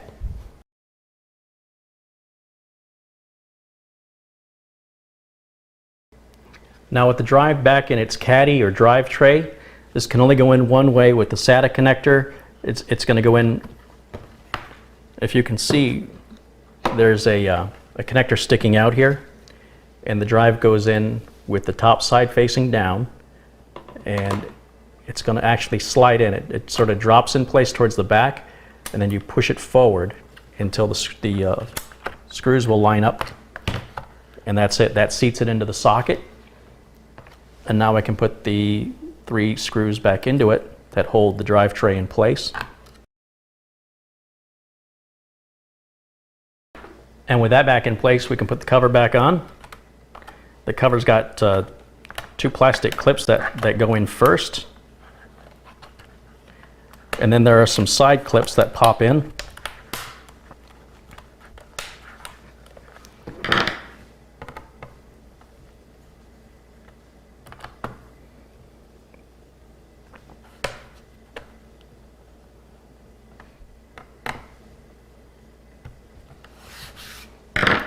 Then we can put our battery back in.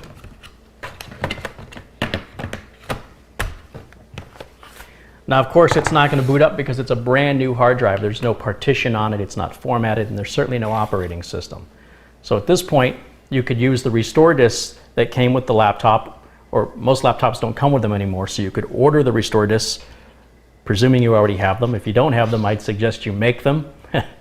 If you have a laptop, this is especially important, or really any major brand name manufacturer, Dell, Compaq, HP, Acer, Sony, etc., they all have restore discs that are available to purchase.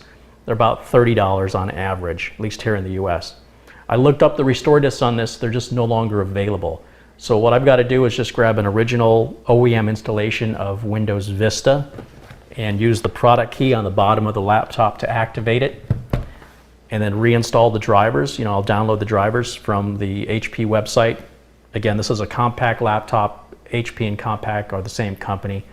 And get the drivers installed, make sure the network, wireless, both the wired and wireless network, the sound card, the video card, make sure all the drivers are installed properly, put antivirus back on it, make sure all the Windows updates and service packs are put back on it.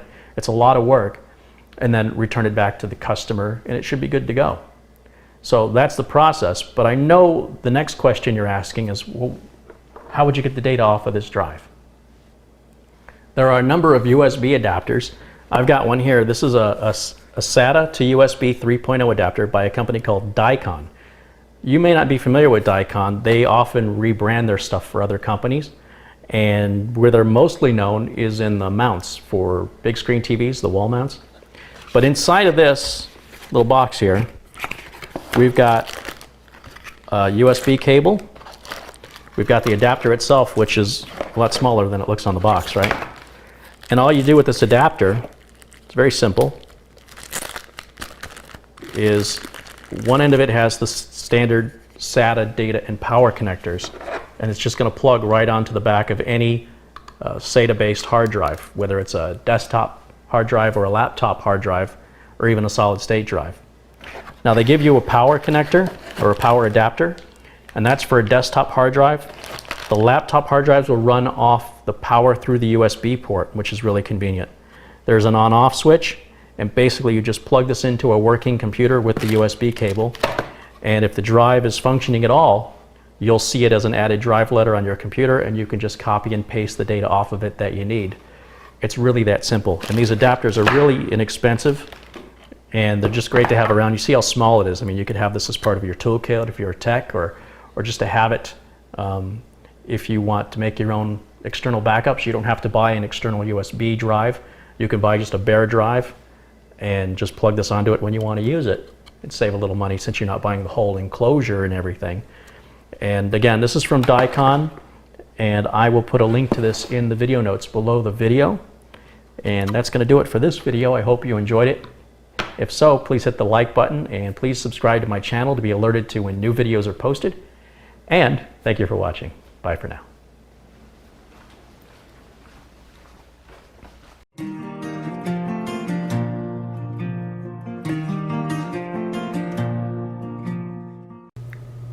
All right, today I have a repair. This system is something that the customer told me what was hand-built, and they thought it was a real great expensive computer, and it really isn't. It's this case is really cheap, and you might think it looks cool with these gauges on it, these analog style gauges, big heavy door with wires going through it to power the gauges. This is a really cheap case, and I suspect the parts on the inside are going to equally be cheap, which is probably why they've asked me to work on it. Now, let's see what we've got before we do anything. The symptoms that the customer said were wrong with the computer is that it would just keep restarting itself, that it would never boot into Windows. So the first thing I want to do is inspect it for anything obvious before I go plugging it in and burning my house down. I don't know what people are giving me to work on, so I want to take the panel off and look and make sure everything looks right before I go plugging it in.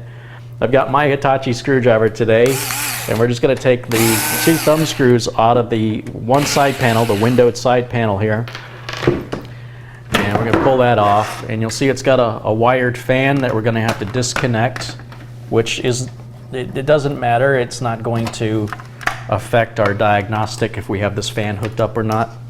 So we'll just get that set aside. Now, what do we have in here?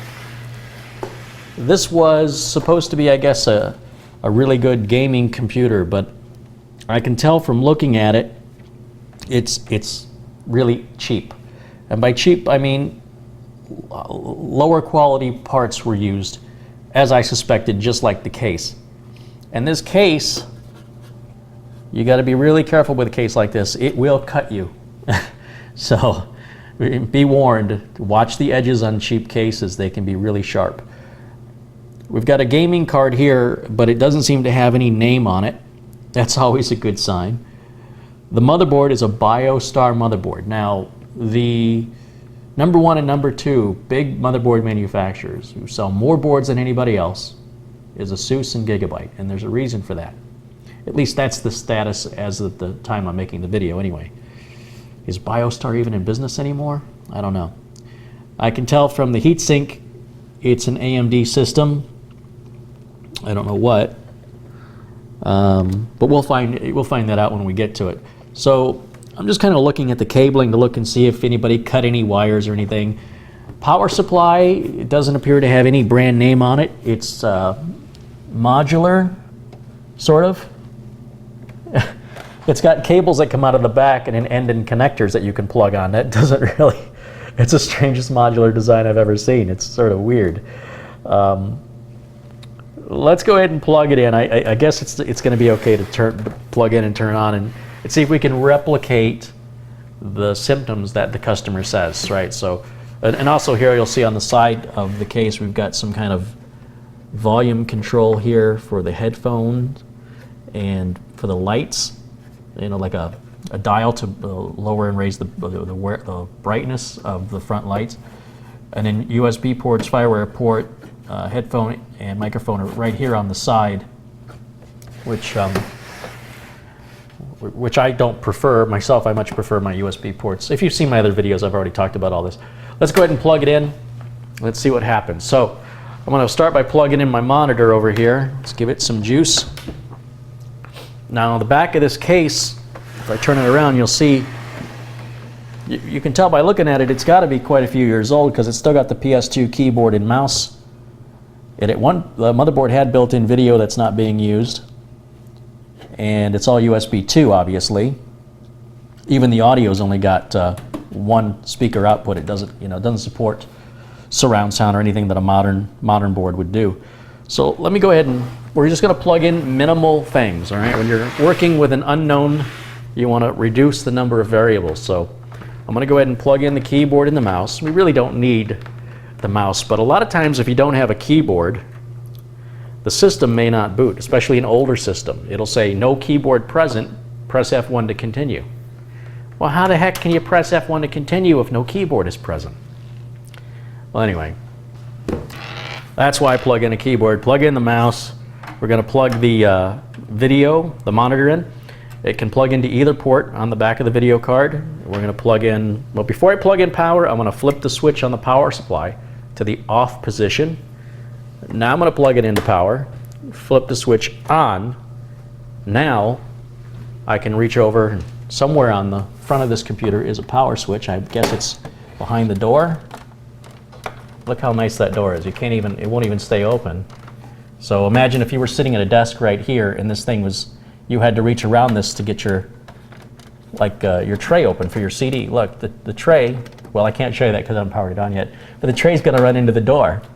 Anyway, you know, the customer just made this out like this was a high-end system, and it's the exact opposite.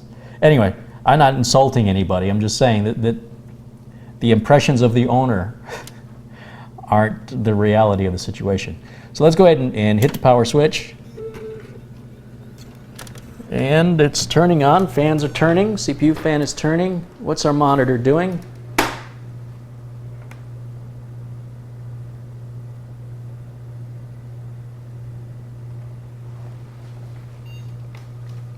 Well, I can see what's wrong already. I'm assuming the camera's picking up these two red bands. Now, if I was at the customer's location, I would think their monitor was bad or their video card is bad. But because I'm here in my workshop, well, my kitchen is my workshop. It is for filming purposes. I know this monitor is good. This is my monitor. So I can take the monitor out of the equation. Now, it could be power supply, but it seems to me the first place I would start is by changing this video card. This is a video issue, and I don't see the system rebooting or anything, but it may be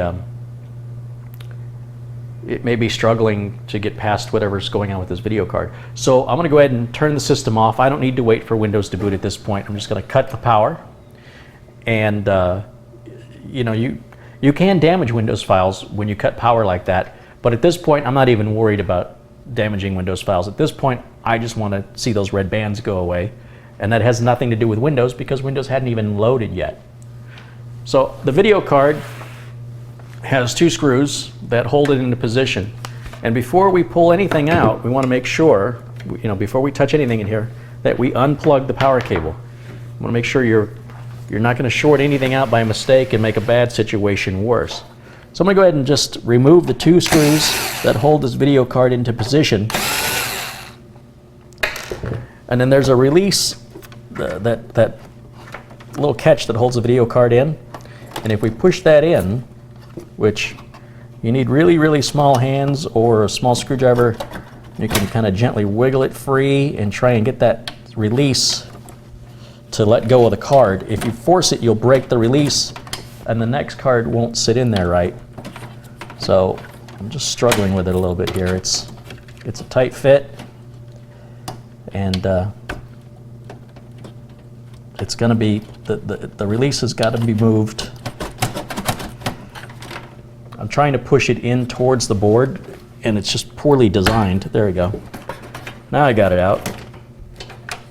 There's the video card. I don't know what this video card is. IceQ4HIS. Maybe one of you guys have seen this. I don't know if this is NVIDIA. I don't know if this is ATI, because I would imagine it would have been before AMD bought them out. There doesn't seem to be any indication of what this is, and that's usually a sign of something on the cheaper end of the scale, and may explain why it's in for repair. Now, as a computer tech, I have a lot of spare parts, and one of the spare parts I carry around is, or have with me, are a few PCI Express cards. Not gaming cards, but just regular PCI Express cards. And I use them for diagnosing, and so let me go grab one of those right now. So here I've got an old NVIDIA 8500 GT, I think is what this is. It's just a basic PCI Express video card, and it's going to fit right into the PCI Express slot where the old card was. So let's plug that in there, and we'll use one screw to secure it into place. And hook the monitor back up to the card, and hook power to the power supply. Flip the switch on the power supply back to the on position. Turn the system on.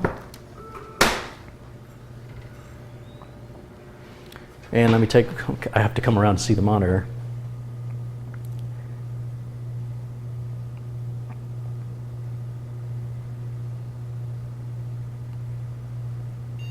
Well, there you can see those color bands are gone, and it wants to start up repair. We don't need to, we just say start Windows normally.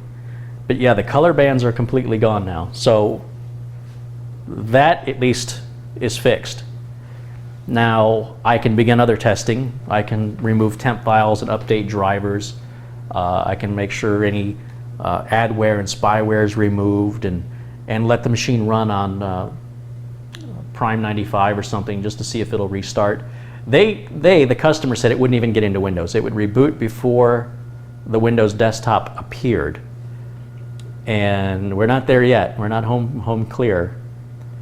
That was their only complaint. They weren't saying they had pop-ups. They weren't saying they had a virus, but I still have to check that before I give it to the customer, because since I've got the system, oh, wait a minute.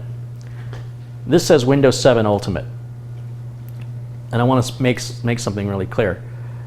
I have never had a customer bring me a system with Windows 7 Ultimate on it that wasn't a legal copy. No, that was a legal copy. I've never seen a legal copy from a customer of Windows 7 Ultimate. When I see Windows 7 Ultimate, it's always pirated. Always. Unless the customer asks me to build the system and they've either had me put Windows 7 Ultimate on it, that they provided the disk, or I provided the disk to them. You know, I had nothing to do with this system. This is the first time I've ever seen it in my life. Somebody else did this, and I will bet you that that's a pirated version of Windows 7 Ultimate. Primarily because there are no Windows Certificate of Authenticity stickers. There's no reason for a gaming machine to have it. And if they spent this little to squeak by for a gaming computer, I seriously doubt they splurged on the operating system. So I'll have to get into that to verify it. However, I strongly suspect this is a pirated version of Windows 7. And if it is, then my work here stops. I cannot continue it. I'm in the business where I have to work with Microsoft and sell their products. I don't have a choice. And if Microsoft finds out that I'm somehow endorsing pirated products, they can cut me off and make it very difficult for me to get any support or software, let alone any legal ramifications. So there's nothing in it for me to do it. You know, I understand if somebody pirates something and they use whatever excuse they have to justify it, that's their business. Don't drag me into it with you. You know, if you want to throw a brick through a window because you can justify that to steal something, don't ask me to be your getaway driver. You know, if I'm a taxi driver, that's what I do for a living, and that will destroy my career. So I need to verify if this is legal or not. And if it is, I can, as I mentioned, do the driver cleanup and temp file cleanup, et cetera, et cetera.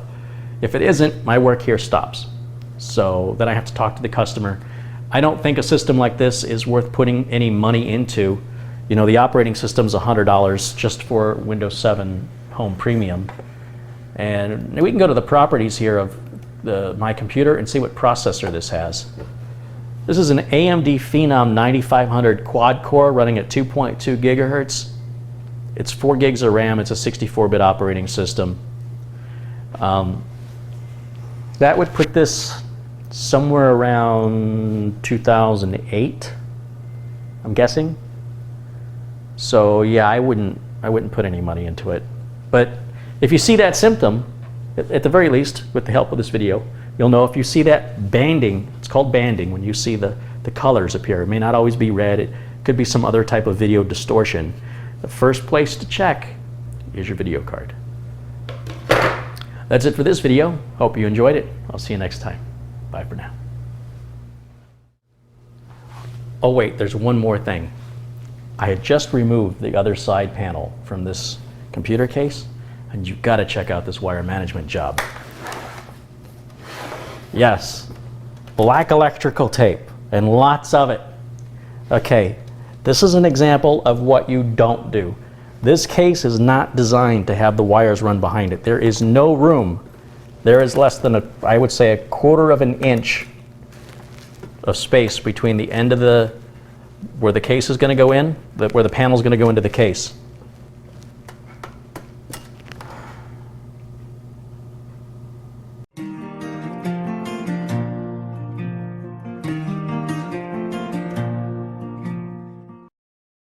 Hi, my name is CareyHolzman, and today I have a computer in for repair, so I thought I'd go ahead and diagnose it live.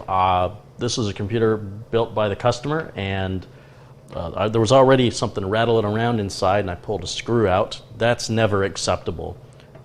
There should never be any loose screws. When you're building a computer, you should know if you dropped a screw, and if you did, you need to make sure that before you complete the computer, and as soon as you can secure the parts, that you can pick the computer up and kind of move it around until that screw falls out.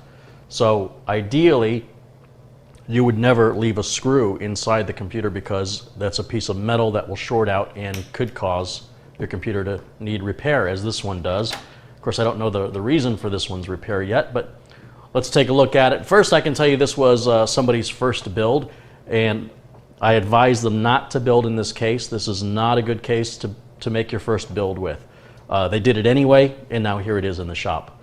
It's already got a crack right up here. It's already been broken. This is a good case, but really for an experienced builder. There's also something else I don't like about this case, and that is when you see the switches and ports on the side, that means it's impossible to fully remove this panel. I already see there's a screw missing from the panel, and I can see why the panel won't sit flush. So Why can't you remove the panel fully? Because all the wires are connected to it, as you can see right there. So that means in order to work on this, you have to disconnect all these wires. It's really a terrible, terrible design. It's a good-looking case, but a horrible design. So if you're wondering why you've never seen me build one of these on my videos, because I would never recommend this case. If you're somebody who just really wants that portable LAN computer and you really like this design, just understand what you're buying when you get into it before you buy it. And if you're okay with this setup, well, then your expectations should be met accordingly. But to me, this is a very difficult computer to work on. It's a very difficult computer to get all the parts to fit properly. The cabling is difficult to do. There's just really nothing good about it other than it looks cool. So with that said, I'm told the computer doesn't turn on. I don't know. This is the first I've seen it. So let me get my monitor hooked up here. I'm not even going to hook up a keyboard or mouse at this point. I just want to verify the customer's claim that it doesn't turn on. So I got my power here. We're going to plug that in. And now, you know, normally I'd reach on the front, but again, the switch is on the panel, which is going to make this harder than it needs to be. Let's go ahead and hit the switch. And, well, it's deader than a doorknob, isn't it? It is not turning on at all. Now, initially, when I get a complaint that a computer won't turn on, it's generally because of a lack of power or the power switch itself is bad. So what I'm going to do in this particular case is I can see why this wasn't sitting flush. The reason that screw is missing is it looks like they didn't put these screws in correctly. I think this metal piece has to go behind this one, and it's creating an edge here so that this can't sit flush. Again, bad design. Whoever engineered this, I hope they never engineer another case again, or I hope that they have to build with their own cases, like about 24 of them, and support them for the next 4 or 5 years, because that will make them never want to design a case like this again. You can always tell when a company, there's a term in the industry called eating your own dog food, and that means you use your own products. It's clear to me the engineer who designed this case never utilized this case in a business atmosphere where he had to support it. He might have done it for himself, and I say he, I mean it could have been a woman, I don't know, but I don't think a woman would be stupid enough to design a case like this, so I'm going to put it to the men on this one. This just looks like it's all about the looks and nothing else. And it's just very short-sighted. Now, the first thing I want to do on this, just to verify it, whether or not it's a power supply, is I want to check all the power connectors, because as you can see on this case, the power supply is sitting right in here. And then there's a power extension cable that leads to the back where you're going to plug the power in. And all it is an extension. So I want to make sure all those cables are in tight. Again, this is a pain in the butt. This is not common, this is not ordinary, this is not normal.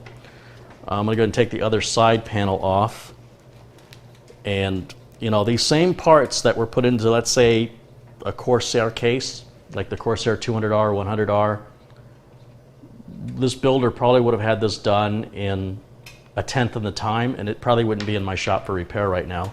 And the case would have cost him about $40 less, or maybe even half the price of this case. So I'm a little upset about the situation because I told the customer not to use the case, and they did it anyway. So looking around here, I want to see where the power connector is going in on this power supply. It's got to be, okay. So the power connector, swing that around. The bottom of the power supply is here and it's switched off, so I'm going to go ahead and switch that back on. Then I'll go ahead and plug in the power. And you know, how often have you ever seen me turn a case onto its face in order to access the switch on a power supply? I'm already getting a green light on the back of the motherboard that's indicating it's got power. And let's just hit the switch and see what happens. So I don't have the keyboard or mouse hooked up to it just yet. And kind of looking at the screen there, the reflection of the screen, to see if we're getting any video.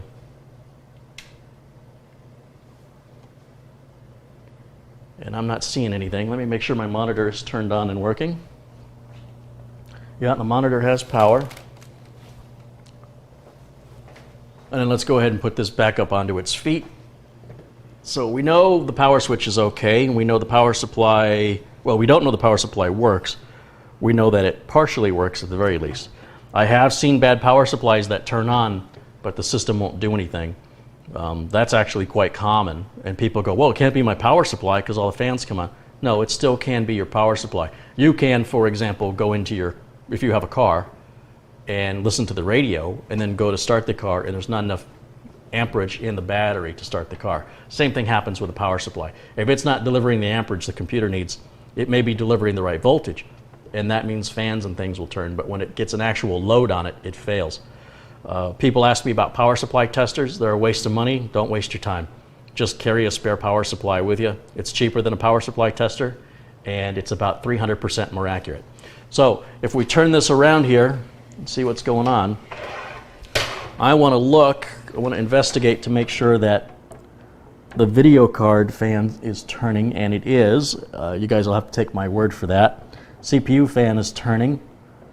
It looks like we've got two hard drives here. We've got a solid state and a traditional drive right here. And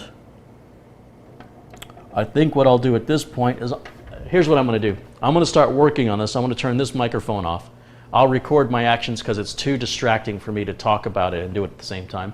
And then I'll do the play-by-play narrative to explain what I'm doing and the process of elimination that's used in diagnosing a computer problem like this.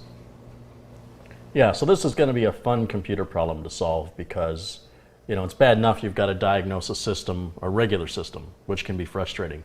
But when you make all the parts hard to access and you can't really get your hands in there, and they've got all these cables in your way, it's just another level of frustration that just doesn't need to be there. Now, I'm not exactly sure what I'm doing at this point. I know I'm reaching under there to hit that power supply switch to turn it off, and then to try turning it back on again just to see if I can get that DVD drive to open.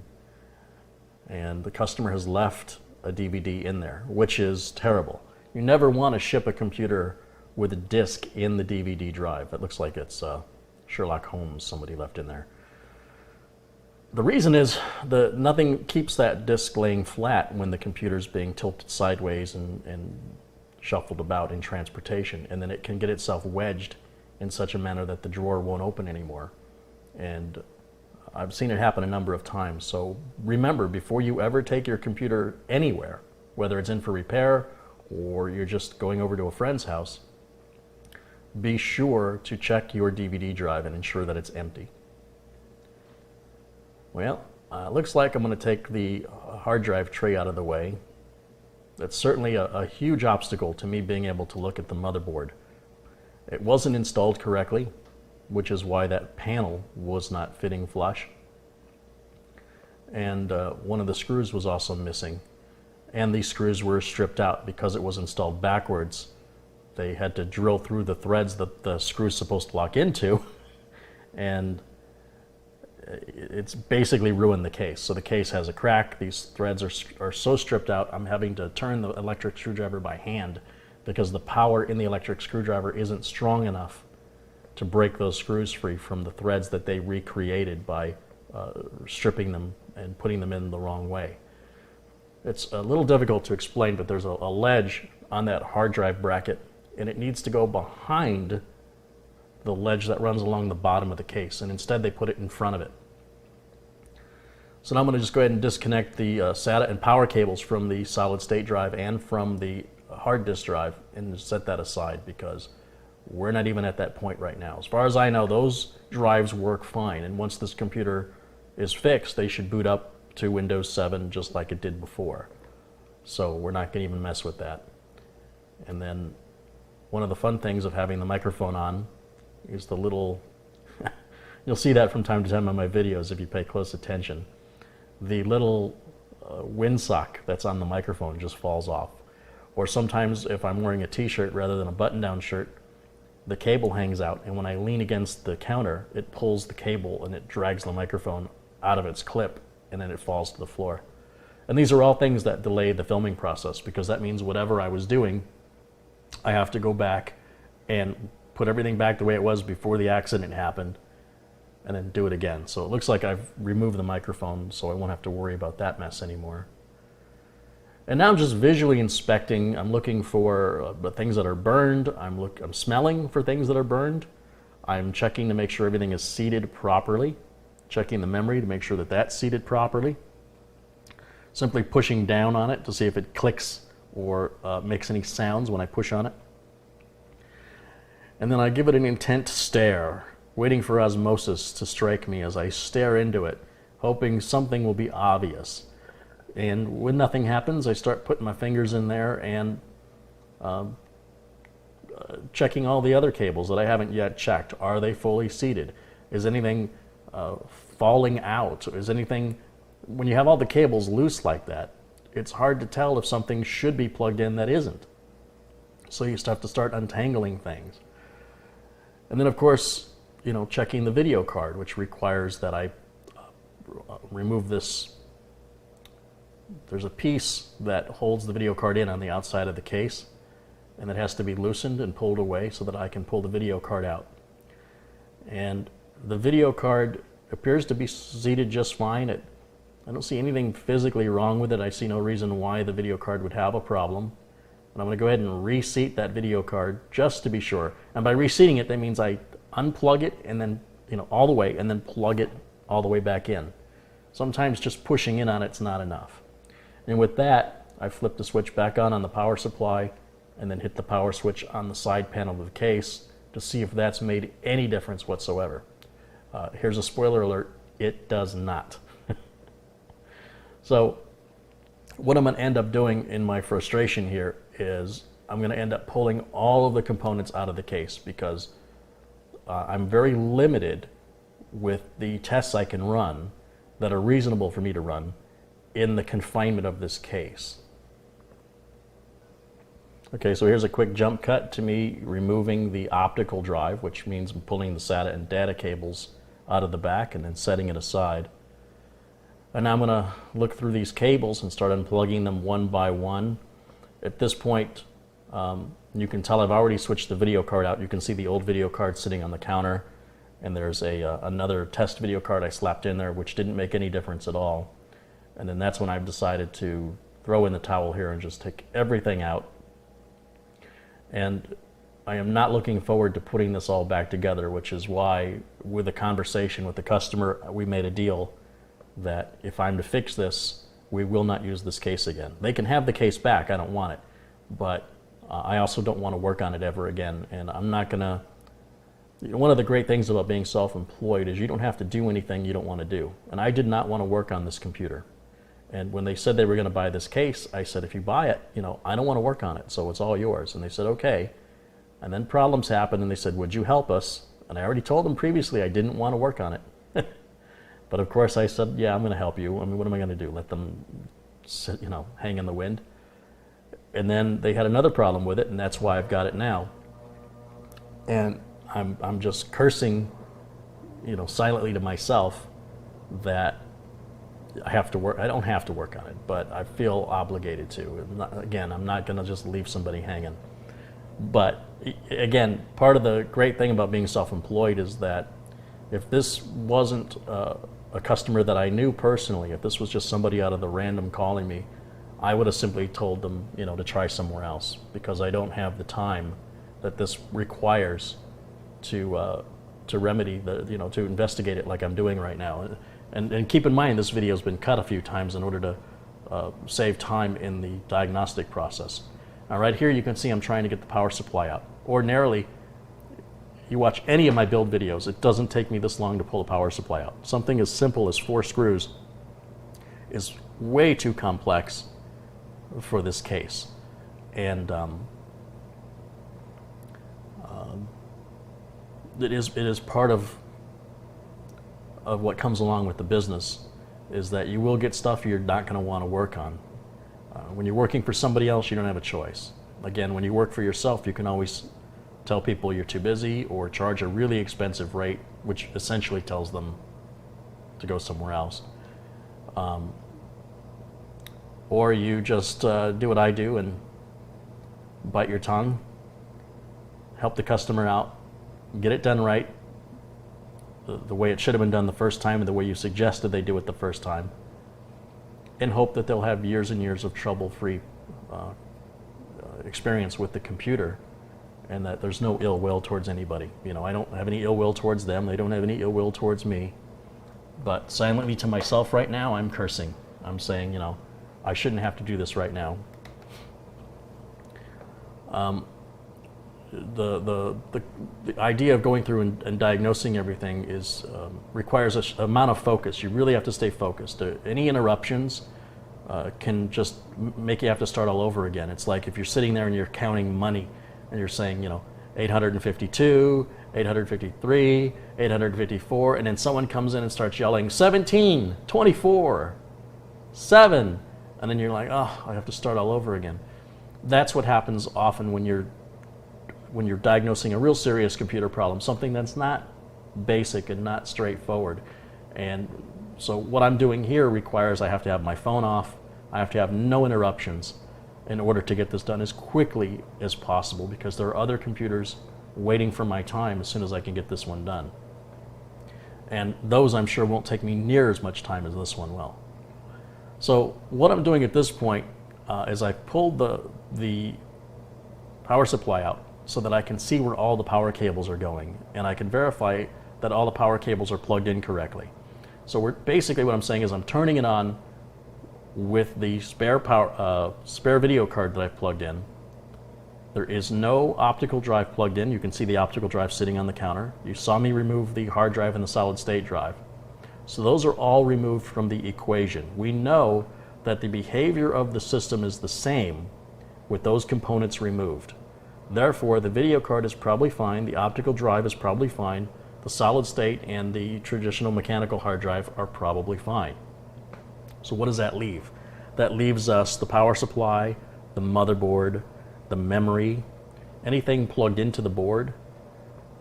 You know, a shorted out USB port could do that. If somebody were to jam something into the USB port, there could be a screw behind the motherboard on a mount that is shorting it out. There could be a number of variables still at play here. So let's go ahead and do another jump cut.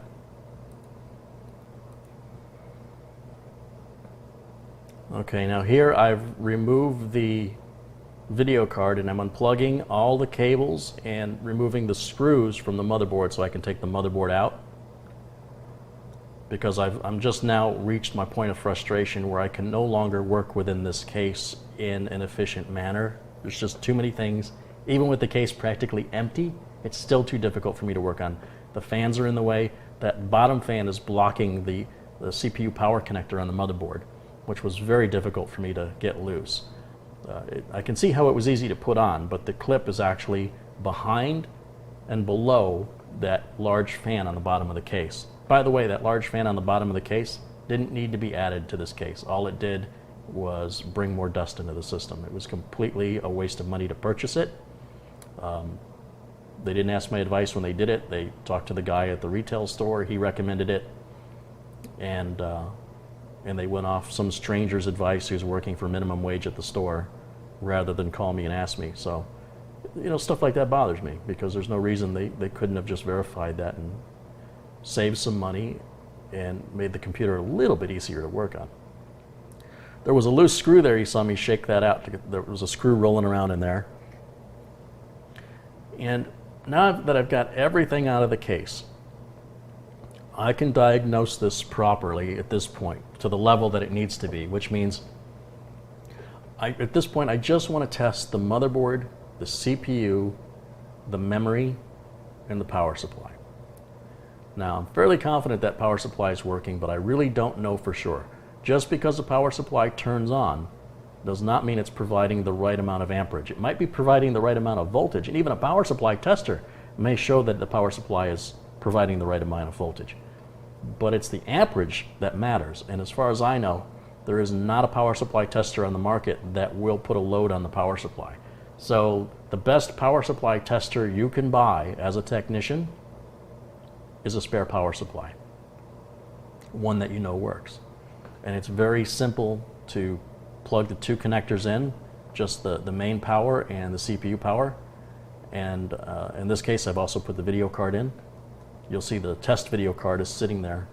That's part of my test equipment. And now I think I'm trying to figure out how I'm going to turn it on, because I don't have the switch, and I don't want to have to carry that whole side panel with the switch. So okay, there's power, and there's a button on the motherboard that's a power button for diagnosing it.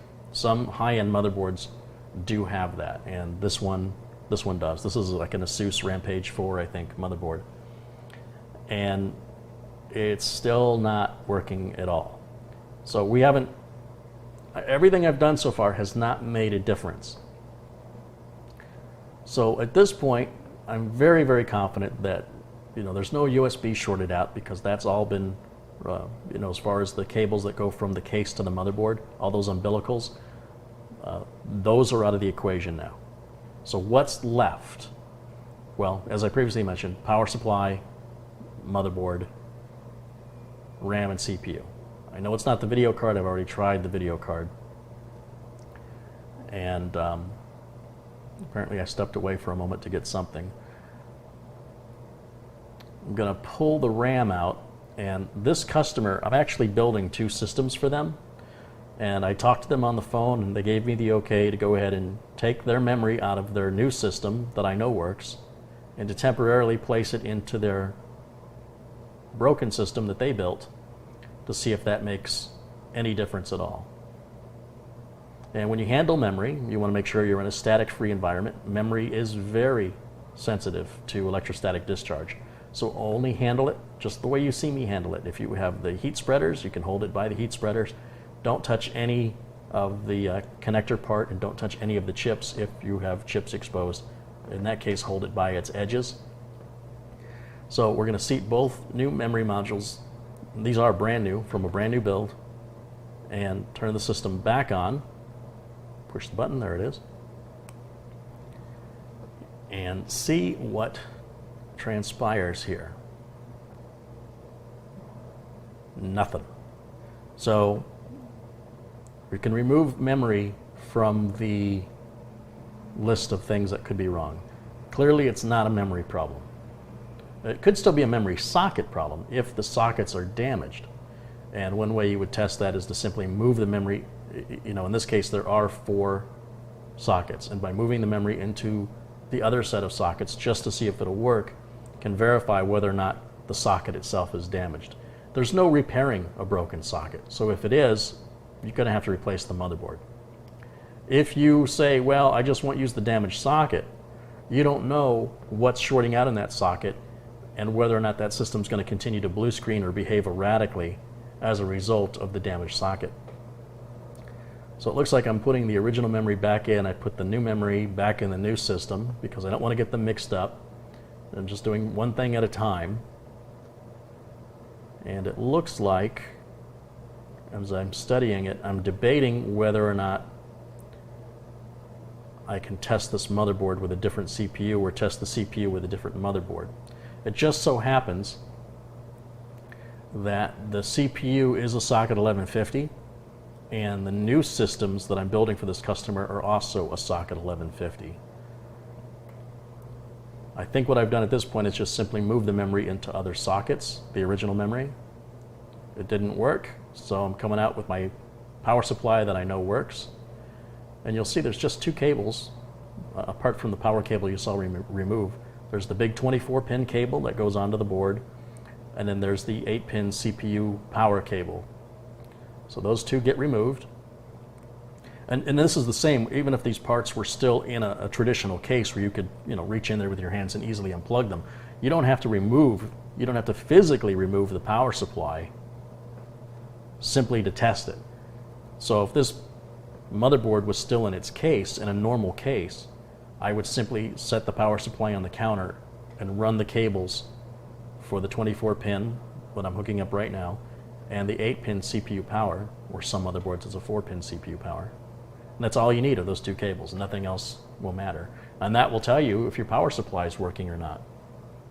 Because if your system boots up, it won't be able to boot to Windows or anything because there's nothing else plugged in. There's no hard drives plugged in. But it'll at least give us a power on self-test, and then we know we've got a bad power supply.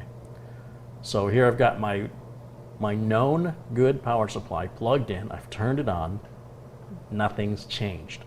So I didn't suspect it was the power supply, but you can never be absolutely certain unless you test it. Now this is why some of this DIY stuff isn't really good for, it's not cost effective for people that don't do this for a living. Because as you'll see through this diagnostic, I have used a spare video card, I have used a spare power supply, I have used spare memory. And if you don't have this stuff laying around and you have to go to the store to buy it, you're effectively buying a whole new computer in this process. That's expensive when compared to taking it to somebody like me who has these parts to test, and I can diagnose exactly which part needs to be replaced. So there is a certain cost that comes along with education, whether you're taking it formally or you're doing it from the School of Hard Knocks. And that's why I will save some old parts that I know are working, like that video card I've got in there. That's a very cheap old video card, and I don't care about it. It has no value. But I'm not worried about performance right now. All I care about is getting a video signal. So I know the power supply now is functional. There's no difference between the two power supplies. The behavior of the board is exactly the same as it's been this entire time. So this is one of the hardest diagnoses that you'll ever get, because you effectively have to eliminate each part individually, one by one, as you work your way down to the CPU or motherboard. Those are going to be your last two options, CPU and motherboard. And unless you have a spare CPU laying around, or unless you have a spare motherboard laying around, that can be very difficult to diagnose because the CPU sockets are changing all the time. So I've gone ahead and put the owner's original video card back in, and that requires power from the power supply. Just to try it, it did not work. And now I know what this means. This means, at this point, the motherboard or the CPU is to blame. And I already know from experience, I very rarely ever see a bad CPU. It is exceptionally unusual. I think I've seen 3 bad CPUs in my lifetime. So I'm going to take the heatsink off, and I'm going to pull the CPU out. And again, I've spoken with the customer, and I said, look, it just so happens the new systems we're building use the same socket of motherboard that what you've got in the system that's not working here. And with your permission, I'd like to put that CPU into the new board temporarily just to see if the new board boots up. And if it does, I know you need a motherboard. And if it doesn't, I know you need a CPU. More or less, that's the way it's going to go down. So if I wasn't building systems for this customer, I may not have had a spare socket 1150 board, because why would I have a spare one? Those are items I'm currently selling. And to have parts like that in inventory, they just depreciate and get cheaper and cheaper and cheaper. So I lose money on it the longer I keep it. It looks like I just found the problem. When they install their CPU, there's these, remember I always tell you to be very gentle with the socket here. There's 1150 of these little tabs. I don't know if you can see that little black spot right there, but that is a missing pin. The pin has been destroyed. It's no longer in location. It should all be this uniform look. So you can see that black spot. There's actually, I see 2. There, it's nice and in focus right now. There's 2 spots there that don't fit uniformly with the rest of that socket. There's also, I don't know what that is, maybe it's a Wi-Fi adapter or something, but there was a screw at some point that was holding it in position, and that screw is just gone, and even the metal that goes around the hole there has been busted off. So somebody used some force, unfortunately, and damaged this board. Now, No manufacturer is going to warranty that board when the CPU pins are bent. That can only be done by the end user. That is not a defect in workmanship or materials, and that's an expensive motherboard, and it is now trash. So just to verify, because again, I'm coming to conclusions here based on experience, but the only way you can know for sure is to do the real test. So I'm going to pull the customer's new board out that we're using for their workstation builds for their office. This is a gaming system for their son. And I'm going to put their CPU and their CPU fan on this board along with their memory, and we'll just use the onboard video. And we should see a power on self-test succeed, and hallelujah, we will have finally come to the conclusion of what's wrong. And as you can see, it's a very methodical, step-by-step process of elimination. You simply cannot say, and this really bothers me, when people go, I know it's not my power supply because the fans are turning. No, that doesn't work like that. You cannot ever say, I know it's not this component or that component because, unless you've swapped it out with another one. That's the only time that you can say that. So it's just, it really irks me when somebody asks me for help and they go, I don't know what else to do. I go, did you change the power supply? No, why would I change it? The fans are turning. I know it's working. No, you don't know it's working. Change it. What have you got to lose? What are you so afraid of? You absolutely, the technology, when it's not working like it's supposed to, and it doesn't make any sense, then you can't apply any sense to it. You can't go, well, it can't be this, therefore, it's just magical, mystical. I need to call Carey and find out what's going on. And change the power supply out and the thing boots up fine. You know, I've seen that happen so many times where they just couldn't be bothered because they convinced themselves it couldn't be that component for whatever reason they came up with. And even I, with all my years of experience, I'm not that good. I simply cannot look at a part and go, there's no way that part's bad. Not by looking at it. Not because a light is on, not because a fan is turning. There is no indication other than, does it work or does it not work? Oh, I lied. I thought I was going to use onboard video. I'm going to actually plug their video card in. And the logic here is to verify that their CPU works, their video card works, their power supply works, and the memory works. So I'm using their memory, their CPU, their video card, and their power supply. And if this system comes on, then we know all those parts work, and we need a new motherboard. Now, I've already come to this conclusion, but I have to test it. I have to verify my hypothesis. Otherwise, I could tell the customer, hey, you need a new board. They get the new board, and then I go, oh, now when I put the memory in, it's not working. You need new memory, and then they get some new memory, and then suddenly I figure out the power supply, in fact, isn't working. Oh, you're going to need a new power supply. They're going to say, look, you're just milking us here. Why didn't we just buy a new computer? You're going to be made to look like a fool. So you want to make sure before you call your customer, you know 100% what the fix is. Take your time, do it right the first time, and you'll have a happy customer, and ultimately you'll spend less time, even though this feels like it's taking forever. What I'm doing with the wire cutters, I'm trying to short the power switch circuit out so I can turn it on. This motherboard doesn't have that button on the board. The other board has a surface-mounted power button, and those wire cutters are actually insulated, so they're not going to work. So I have to go back to my office and get a set of a power switch. You'll often see me when I have older cases that I'm getting rid of. I'll pull the power switches and the LEDs out of it because they can be used for this very purpose.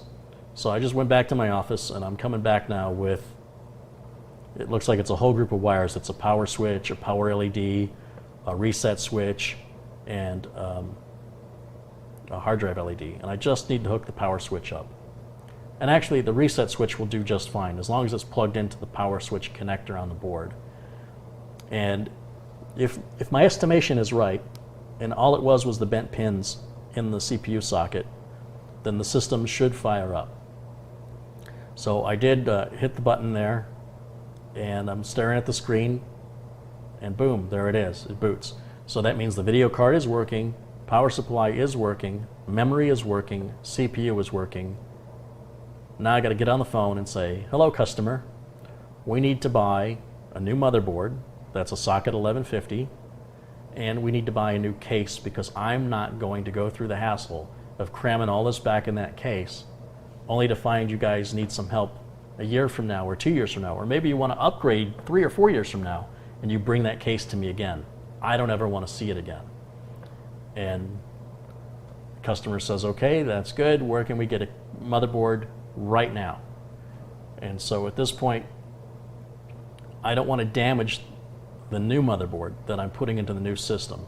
So I don't want to let this sit out. I'll let their part sit out, but the new part, I want to make sure gets put back so that it doesn't interfere with the new computers that I'm building for this customer.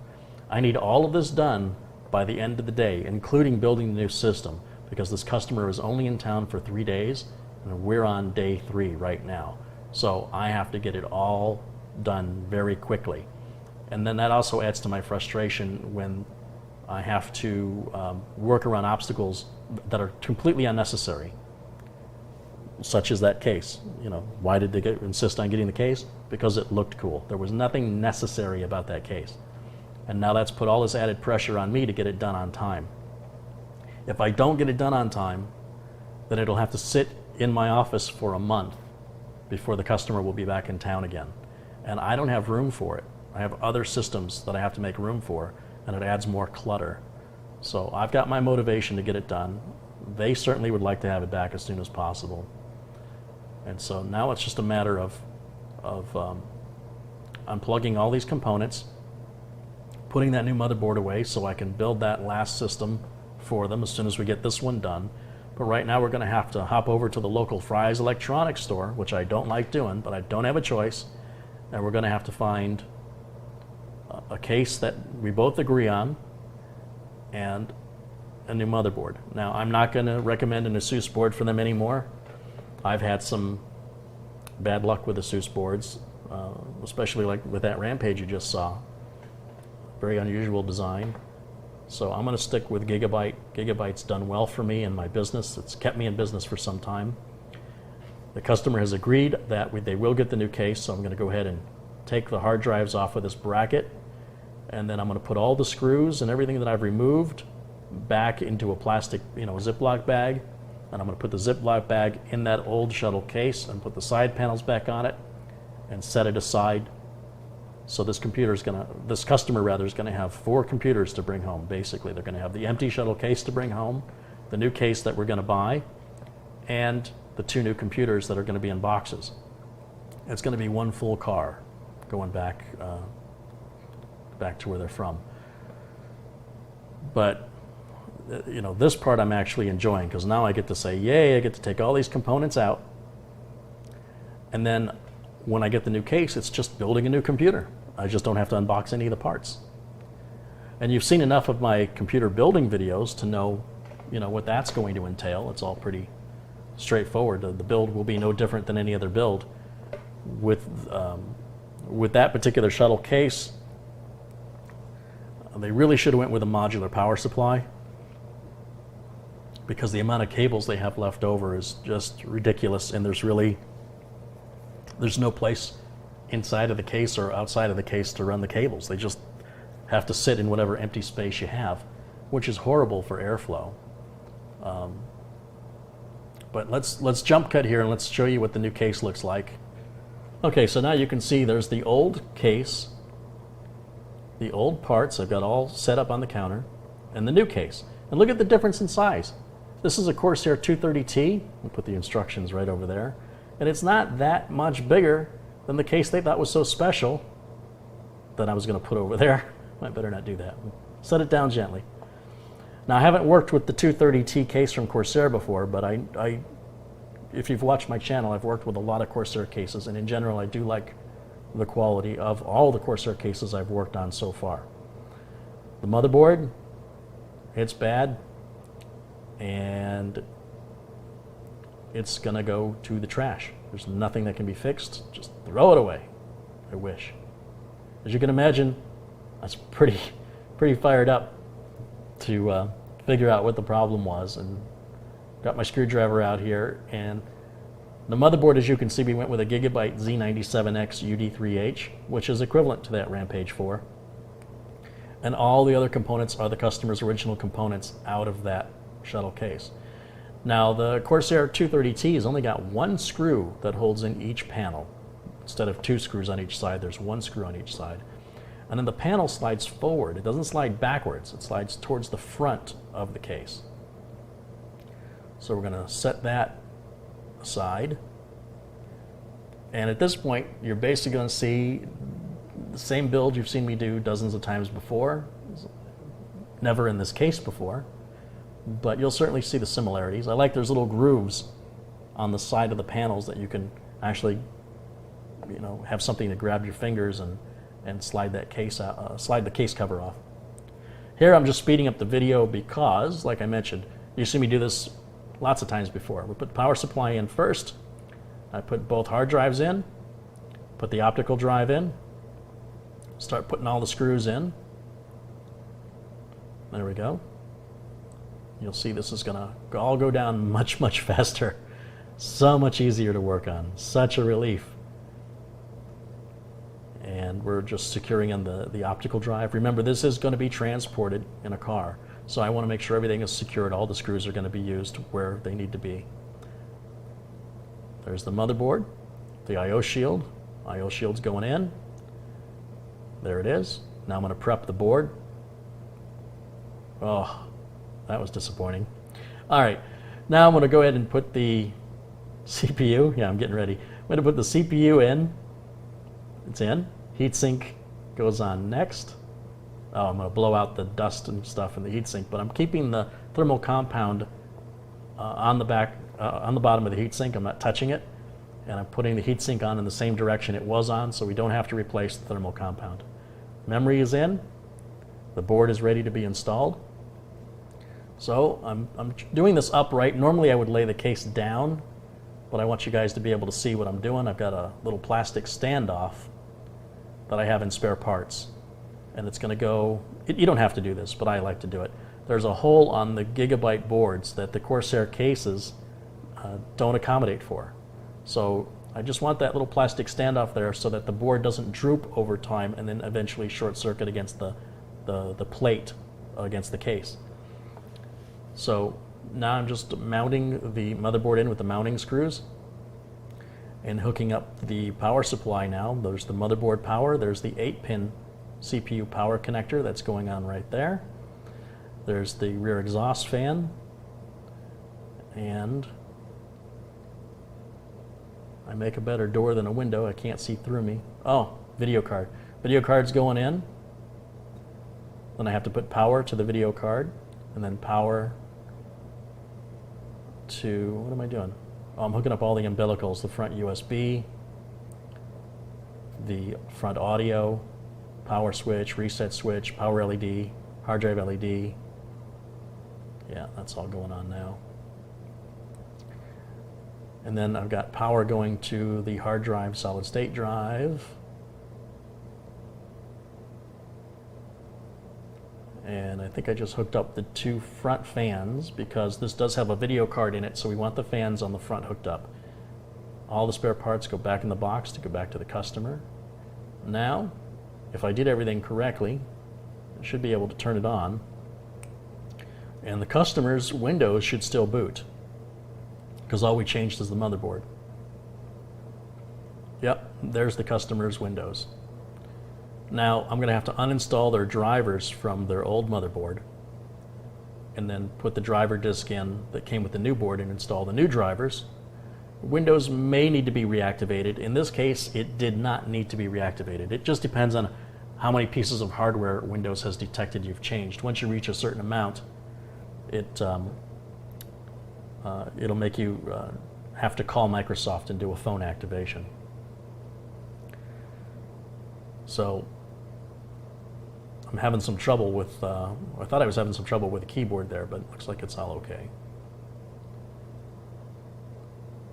I'm waiting on the computer to do something that it's not doing. When you first turn a system on that's got new hardware, you do need to be a little patient while it's loading drivers to detect all that new hardware. And so I've turned it off and on a few times. I'm into the BIOS. verifying a few things inside the BIOS. I couldn't tell you what they are. It's going through it far too quickly, but it's all standard stuff. And hopefully that change is what I need. Nope, I'm going to change something back. I don't remember, this was done some time ago, what the changes were, but they were very minor changes, just simple resets. You see I've reset it now 3 or 4 times, and the system has stopped booting, so I have to change something back, and I'm not sure which thing it is, so I'm going back each time and resetting it. And going in for, looks like it might be a cable short. I'm back, it looks like I'm back in the BIOS one more time. There we go. Oh, I see what happened.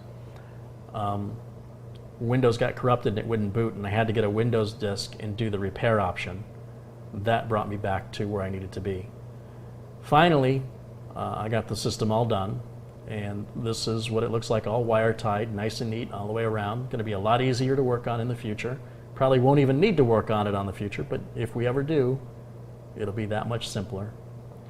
And before I button it up, I want to verify one last time, now that I've got Windows installed, well, Windows working, and I've got all the drivers, the old drivers removed, the new drivers installed, all the wires are tied up. This is the final step to make sure that it boots correctly like it's supposed to. So this is the big moment. See the front fans are on, they've got an orange LED. I see the DVD drive light is blinking. And there we go, we see starting Windows, we see the flag come out.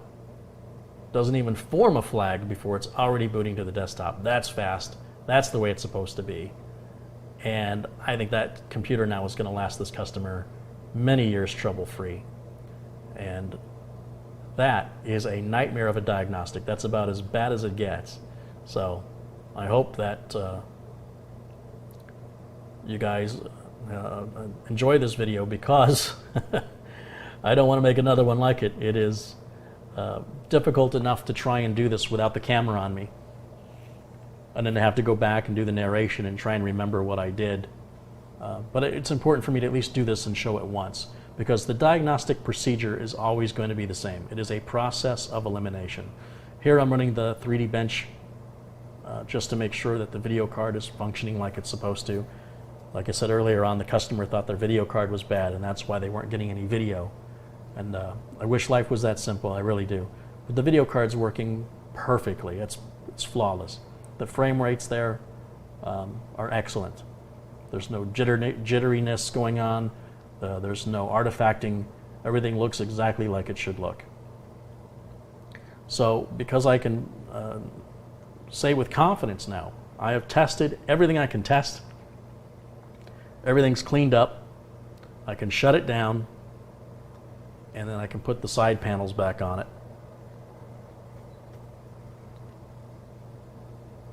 And I'm just waiting for that to shut off. There it goes. Now it's off. Unplug everything. I got to remember to take my keyboard and mouse dongles, because they're wireless and they're really tiny. They'd be really easy to forget. There we go. Good boy. All right. Yay! So I'm going to lay that down because those cables stick out just a bit. I want to make sure they're as flat as they can possibly be so that they don't bow out the case. And it's going to make that side panel easier to put on the flatter that I can make these cables. So let's grab that side panel.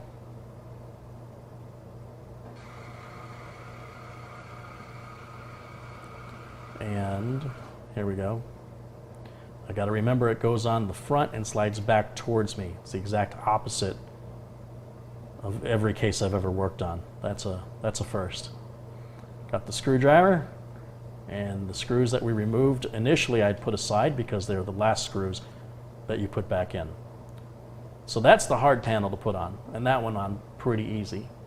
The next side panel, that's going to slide on smooth as silk because there's nothing to interfere with it. And looks like I've got the plastic cover over the window, over the acrylic window. We'll pull that off so it's nice and shiny and clean. There we go. Put it on again with the extra hanging over the front there, and then slide it towards the back. Make sure everything's clean, nothing's scratched or dented, it all looks good. Grab the final screw. And done. And this final bit you guys are familiar with. You know, I put a label on it with the month and the year, so we know when this was last worked on. And then I'll go get the box the case came in, put it right back in the way it came out, so it'll be safe for transportation. You see how I slide the box over the computer? I don't slide the computer in the box. And that's it. It's ready to go to the customer. Hope you enjoyed this video, and I'll see you again next time. Bye for now. Hi, my name is CareyHolzman. I'm the co-host of the free Tech Vets podcast. You can hear it at www.tech-vets.com. Links for everything I talk about in this video will be included in the description of this video down below. I was just going through some stuff. I've been doing this a long time, but I found my old A+ certification. Look at that. 1995. Yeah, that thing's got some wear on it, doesn't it? So, yeah, that's me. That's my A+. Not that it's worth anything, but some people who see my videos wonder what makes me qualified to share the information that I have. And I've been doing this professionally since 1991. Before that, as a teenager in the 80s, just as a hobby, just for fun. And over the last 20 some odd years, I've picked up some tips and info that I hope you'll find useful. And of course, it comes from the experience of dealing with processors back in the early days to modern processors today. So one of the problems that I have with some YouTube videos is they are well-intentioned, but they assume that you've got the latest and greatest. And I don't like to do that. In fact, the reality is most people don't have the latest and greatest. Many computers today are several years old. And here's an example. I get a call from a customer that says my computer turns on but nothing happens. So you immediately think maybe the monitor's gone out or the video card's gone out.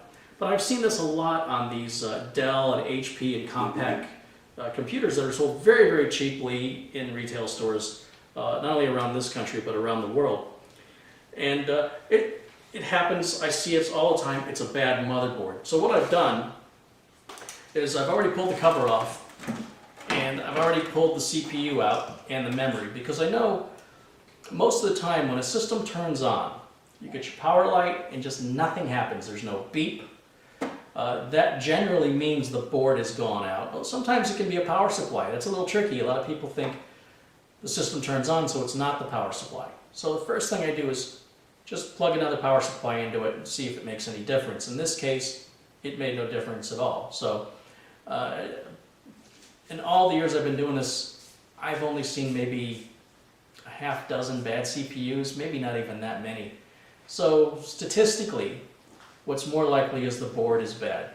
So customer wants to know what's the cheapest way to fix this. So we could go on eBay and we can buy a used board. But what's interesting and eye-opening is when you do a search for this specific HP computer for motherboard on eBay, there's a lot of people selling bad ones.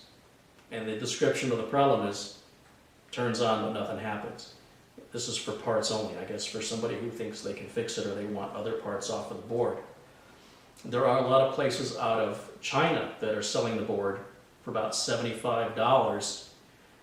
But if the board is bad, shipping it back to China is very, very expensive. And you're going to have to wait a couple weeks for it to arrive after you order it. So that's not a good solution. And not only that, best case scenario, let's say you ordered the same board locally or from China, whatever. It came in and it worked. Who's to say whatever caused this to happen to begin with isn't a flaw in the design of the board, since I'm seeing so many of them that way, that it would just happen again. So to me the answer is quite simple. What I did is after I pulled the CPU, cleaned all the thermal compound off of it, and realized it's an AMD Athlon 64X2 4200. It's a couple of years old. And I went on newegg.com and I did a search for AMD motherboards, and specifically for socket AM2 motherboards, because that's what this is. I could have also just typed in the specifications for this HP and I wouldn't have had to do it the hard way. Somebody, obviously when this was for sale, they did reviews on them. When they did the reviews, they said, here's what size hard drive they come with, here's the processor it uses, here's the socket type, there's the front side bus speed, yada yada yada. So however you get the information. So went to Newegg, went looking for socket AM2 motherboards, and I found a few there, and looked at the reviews. The reviews on Newegg are so important. You got a couple of whack jobs out there that leave terrible reviews that are just sort of, they don't make any sense, or they're very biased. So bear that in mind if you see some bad reviews, or even really, really positive reviews. You're going to see, you know, that's why I say 1 or 2 reviews isn't very helpful, but if you see, like the motherboard I bought had, I don't know, over 100 reviews, you're going to see that the average review is either going to be good or bad. And that's what we're interested in, not any one specific review, but the overall average of all the reviews. So that's critical for me when I make a parts purchase. And this person just wants to be able to get on the internet and check their email, maybe do like Create a Card or Family Tree Maker or Print Shop, stuff like that. They're not a power user, they're not a gamer, and they were happy with the speed and the performance of the system. They never had any complaints about it. They just want it to work, and they don't want to have to spend all this money to buy a new computer. Okay, so here's what I did. So I went on Newegg, I ordered this motherboard, and I've got the board here. This is my tech bench. It's called the Top Deck Tech Bench. It's from the folks over at highspeedpc.com. Again, a link down below in the video description. And the one thing I just didn't like about it is it's got 2 different kinds of memory sockets. It's got DDR2 and DDR3, and this system was DDR2 only and had 4 memory sockets, and they were using 3 of them. Well, that means I'm going to have to give up one of my memory sticks, because this only has 1 pair of DDR2 and 1 pair of DDR3, and you pick, you use one or the other. So I'm only going to be able to use 2 memory sticks. So basically they've got a 1 gig stick and 2 512s. My decision's easy.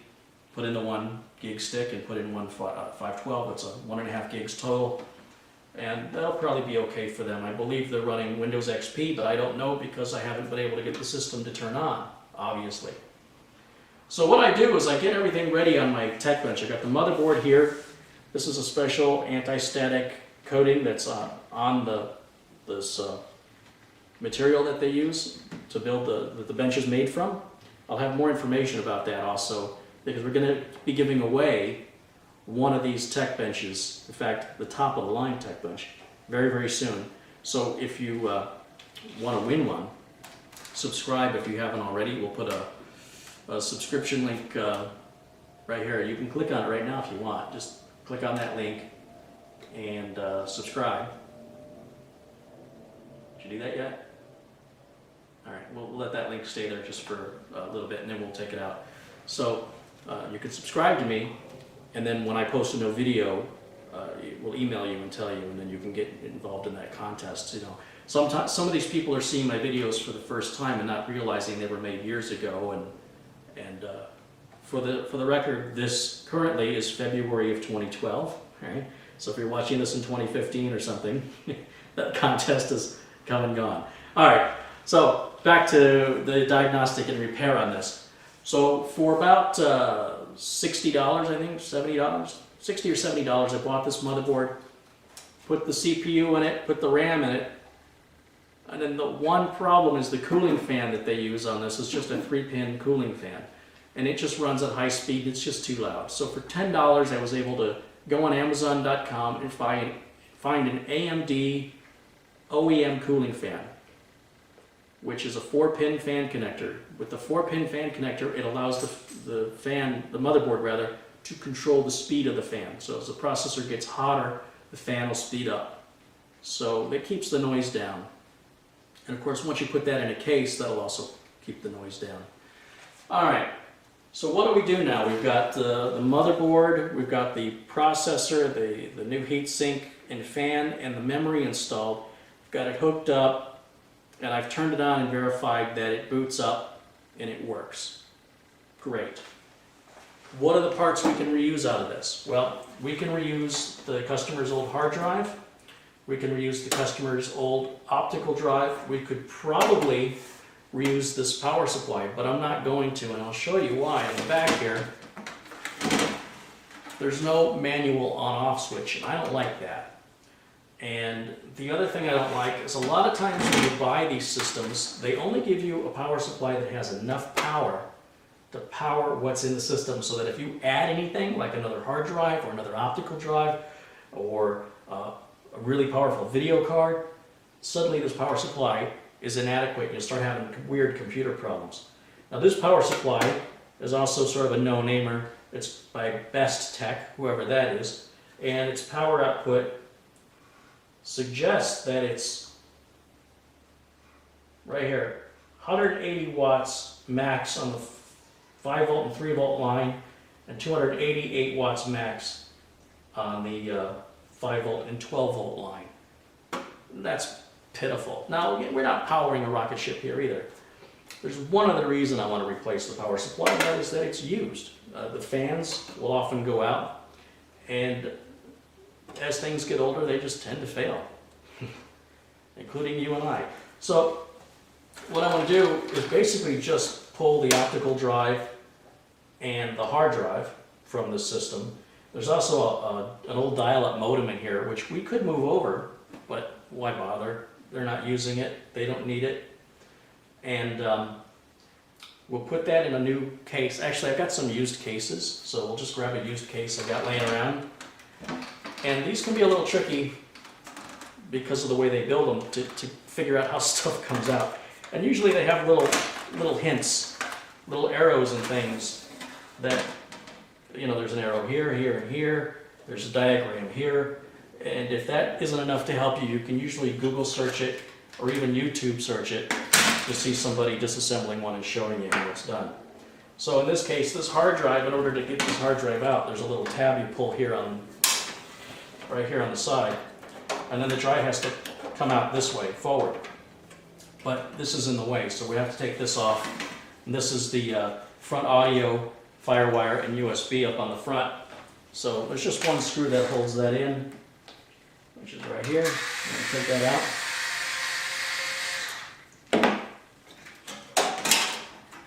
And now the hard drive, you should be able to disconnect the hard drive. Would help, right? Disconnect it. And then we'll just slide it out. And what was holding the hard drive in place is they have screws that are already screwed down, and they're a special size, and they fit right into these slots, and then the plastic clip locks in place in front of the hard drive and prevents the hard drive from moving. We're not going to be using an installation method like that. We're going to use a more traditional method, so these screws have to go, and the garbage is a good place for them. So we'll just take the 4 screws out here.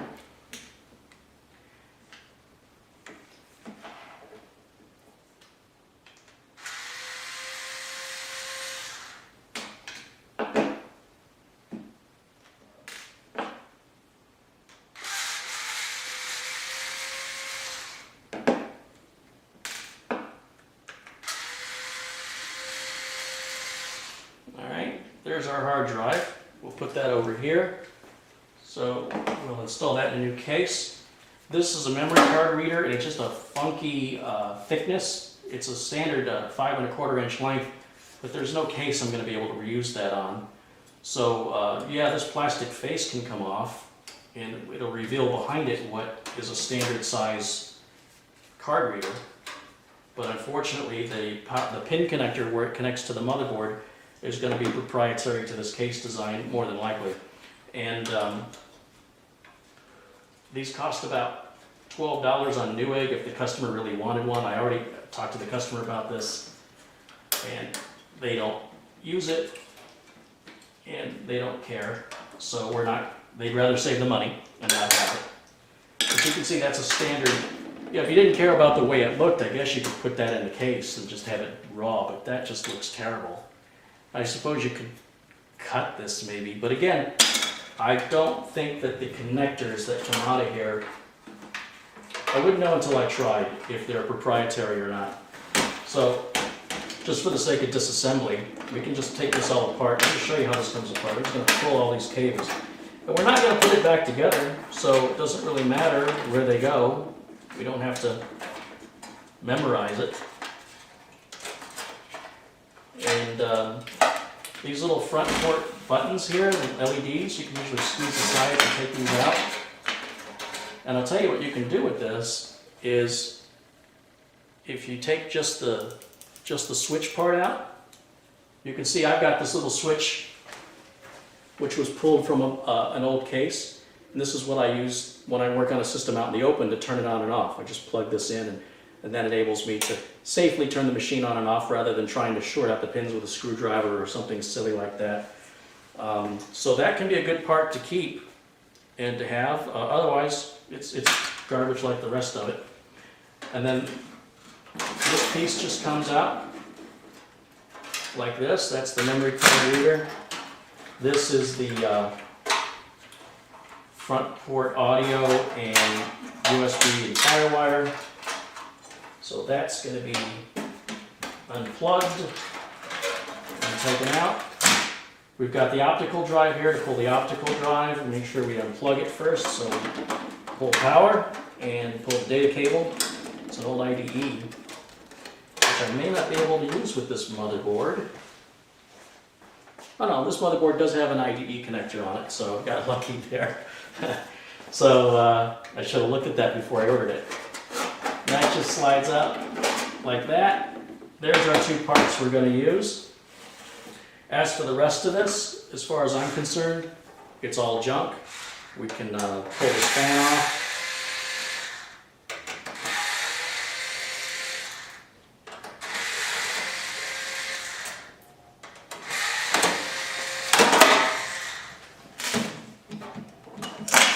Like that.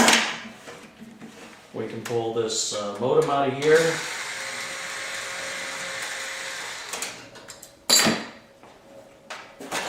Like that.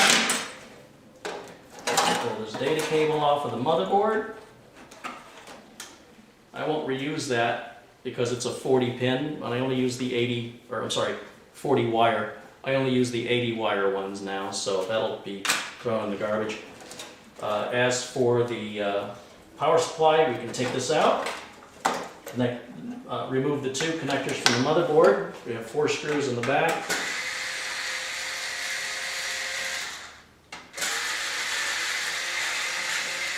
Sorry you're getting half of me in the video, or you're welcome. Alright, we'll take that out. Seems like we have a little piece of metal here that's got to get pushed in, and then the power supply comes out. Like that. There's the power supply. And then we can pull the board out, which is just, if you've seen my computer building tutorials, it's the exact opposite. But what's fun about this is you don't have to worry about static, you don't have to worry about breaking anything because it's already broken. And you wouldn't even have to disassemble it like I am, but I'm just giving you an idea how these things come apart in case you ever want to work on one. Maybe you have one, you want to do something with it.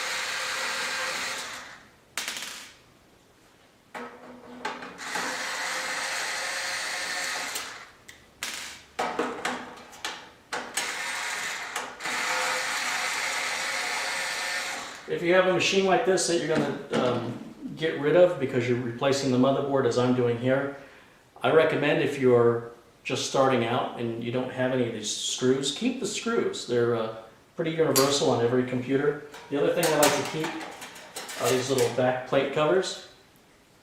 Those come in handy when you work on a system or a friend's system or a customer system, depending on what the case may be. So I'll keep those. I would keep the screws, except I'm buried in screws. I've been doing this such a long time. I've got so many, it's not even funny. This should now just come out, which it did. There's our motherboard right there. That is bad. And then the I/O shield, we can just pound that right out of there. There's the I/O shield that you can keep with the board. This memory is still good, so I'll gently take the memory out and just set it aside. And here's your computer case now.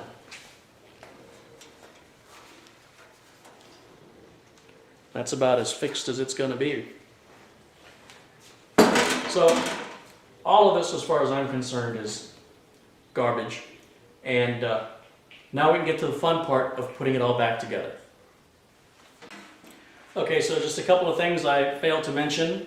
You could probably keep this SATA cable. We could even reuse it if we want to. The new motherboard will come with its own, but they'll be longer than this. And this could keep the case inside a bit neater to use the shorter cable. And it also has the retention clips on it, which is nice. The newer SATA cables have those. The older ones don't, and they can fall out. And by older ones, I mean like more than about 3 years old. The retention clips have been around for a while. That, and there is going to be a serial number or a product key for Windows, in this case, Windows Vista here, and it's got a product key. And if you try and peel that sticker off, chances are you're going to tear it into a lot of pieces, and it's designed to do that. It's designed to not be moved from one computer to another. Because we're going to move everything over into a new case, we're effectively replacing the motherboard. And according to Microsoft, you're welcome to use that operating system on a repair, not on a new system. This is a repair. And you know, there's going to be comments about whether or not that's within Microsoft's policy, the interpretation of Microsoft's policy. Let's not confuse Microsoft's policies with what's legal. That's two entirely different things. So that said, you paid for your copy of, in this case it's Windows Vista, whatever it happens to be, you'll have a sticker on it. And whatever product key is on the sticker is not what's on the operating system, because they do this on an assembly line and every computer gets the same product key. So once we move it over to new hardware, it's going to require activation. It's going to fail that activation because there are tens of thousands of computers with that same product key that you're trying to activate. What you need to do is go into the options of Windows to change the product key and enter the unique product key that's never ever been used before. If it's been on your computer since you've owned it, and it's an HP or a compacted Dell, that product key has never been used. Once you put that in, hit the activate button, it'll activate perfectly, guarantee it. So what I recommend you do is you can write it down, but the problem with writing it down is 8s and B's look alike, and G's and 6's look alike, and 0's and O's and Q's look alike. So here's what I recommend you do. Get yourself a digital camera, probably already have one, and get yourself a picture of that product key with that whole certificate.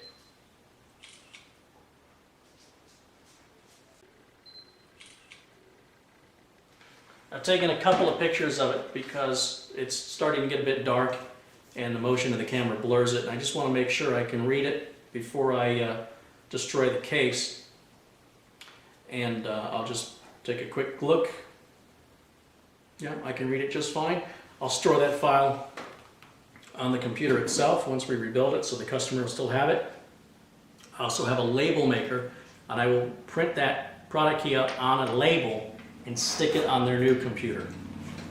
As for this computer case, now that we've gutted it, see it's completely empty now, put it all back together. You know why, don't you? Because I'm going to take this out to the desert and shoot it. There's another video you can look forward to. Alright, let's build it, shall we?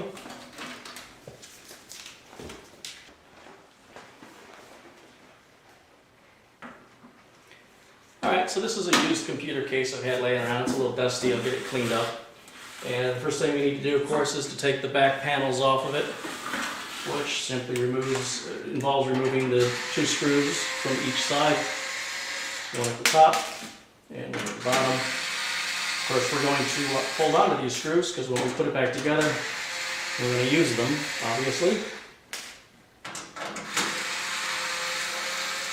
You want to remove both side panels here. And we're just going to put them away, out of the way. It'll be the very last thing we do, is put them back on once everything's completed.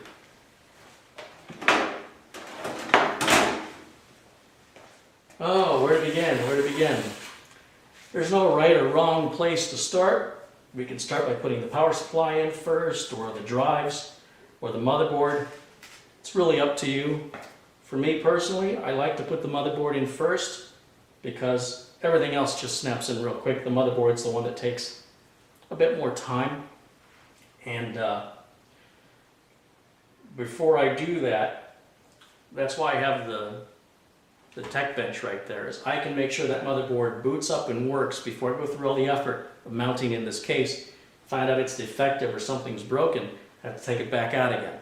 So I've already done that, but I'll do it for your benefit. You'll see that the motherboard can turn on and powers up. So we'll just move this screen here where you can see it. I'll move this case out of the way.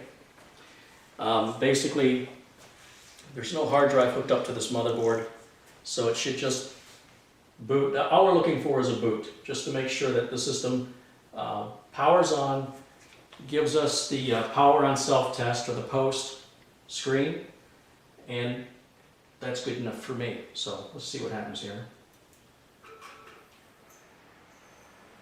All we have hooked up here is a mouse, the video, and the keyboard. Nothing else is plugged in. I don't have a network plugged into it. I don't have sound plugged into it. When you're just building a system, you want to make sure that reduce the number of variables, reduce the number of things that can go wrong. Take those things out. As I already mentioned, this motherboard has built-in sound, built-in networking, built-in video. The video is going to use memory from the system memory, which is configurable in the BIOS. And it's got a PCI Express slot, so if you did want to put a gaming card in it, you could. It's still an older processor, so it's still not going to be the best gaming system. But if this customer wanted to hook up 2 monitors and split their screens, they would have to add a different video card because this only has 1 video output. And they could certainly do that pretty inexpensively and pretty painlessly. We know the system boots. As you can see on the screen, there's some text that showed up. It says there's no boot device. That's good. That means it works. At least it works good enough for us to continue moving forward. We'll turn it back off. And one of the things you'll see me do anytime I work on a system where I've had power on it is I will physically unplug the power supply from power. And then I'm going to turn the switch on this motherboard. And you'll see the fan spin for just a second. Well, you didn't do it in this case. What happens is there gets to be power in these capacitors that needs to be drained out. There's still often a little bit of power, and it takes time for that power to just sort of drain out naturally. But by hitting the power button with no power connected to the board, it instantly drains all the power from the board. That's a very important thing for the safety of you not getting shocked and the safety of the board not being damaged. I don't go too far with anti-static. I work on tile. This is a stone top table that I'm working on. A wood table is also good. Handle everything by the edges as much as possible. When the heat sink is on, I like to hold it by the heat sink because the heat sink is really fixed on there really tight, and there's nothing you can touch on it that's going to cause any harm. So at this point, I'm just going to disassemble this from remove all the cables rather from the motherboard here, and we'll get it ready for putting into our new case. So that means unplugging the power supply from it. We have 2 cables there. Now it's the USB mouse, the video, and the keyboard. And as you can see, the motherboard's free and clear. We know that it boots. And I'm going to set it there for now while I get the case ready. Alright, what we're going to do is just set this aside. So there's some room here where you can see. This is the box that the motherboard came in. And if you don't have a platform like this to work on, you can always put the motherboard on the box. Cardboard is not a conductor of electricity, so that's a good area if you need to put the board on something and you don't want to scratch up your table, or if you are working on a table that has metal on it, you don't want to put the bare motherboard metal to metal. So that's a great alternative if you don't have one of these. So I'm going to put that back up here because I need to open this box. The first thing we need to do before anything else is to put the I/O shield in. So the I/O shield is this plate. Kind of looks like that. And this is going to fit on the back of the case. Sort of a one size fits all, and the holes for the keyboard and the mouse in most cases go up. Not always. Different motherboard manufacturers have some designs that vary, but in most cases the standard is the keyboard and the mouse face up. If you put this in this way and you try and put the board in, it's not going to line up. So this just snaps in. It's, like I say, it's sort of a one size fits all deal here. Pretty universal to all standard computer cases is the size hole that this fits into. And you might have to work on it a little bit to get it to snap in. This one wasn't too bad, and that's in place. So what I'm going to do is I'm going to lay this case down. I'm going to turn it around this way. Well, you know what? I'll keep it propped up on this box so you might be able to see just a little bit better here.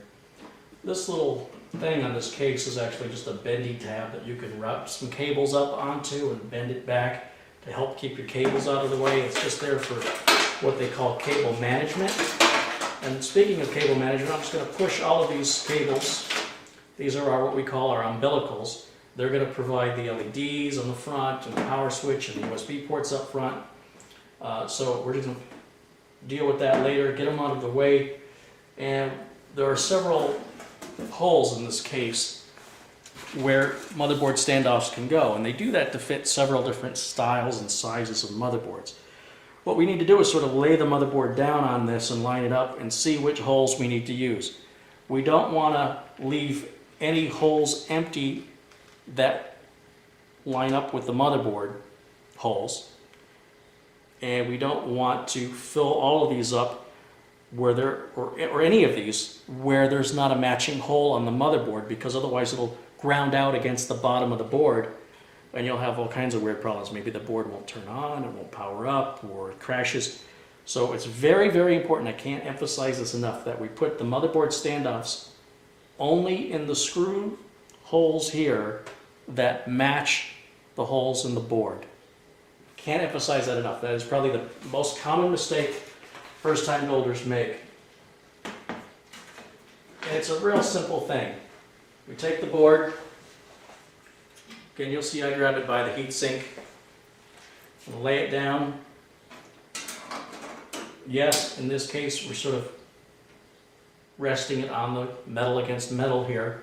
We're on an anti-static type surface, and you can actually count how many you're going to need.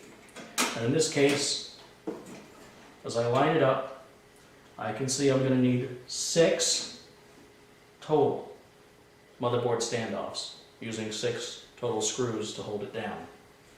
So if I get an idea where these are, and I know where they are now, I can put this back where it's going to be safe and just keep it out of harm's way.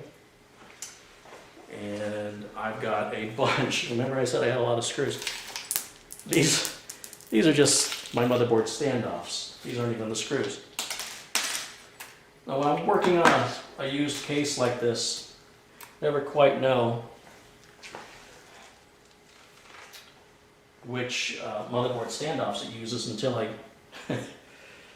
just have to see what fits. And this one looks like it has one in it already. So I just need 5 more. And I believe these are the right ones. I just got a screw here, and I'm just making sure that they're all threaded for the same type of screw. Sometimes these little motherboard standoffs look alike, but they're sometimes different heights, different thicknesses, and different types of threads. So I just want to make sure we got all the right ones. These all appear to be correct. And I'm going to start these just with my hands to put it in the right places. So one goes there, one goes here. See if we can pick this up and you can see where I'm doing here. One's going to go here. One is going to go here.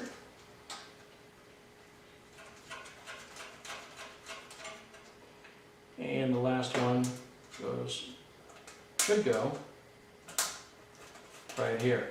Now, before I tighten these down, I'll take the board out one more time, make sure my memory is right, and I put those motherboard standoffs into the right holes.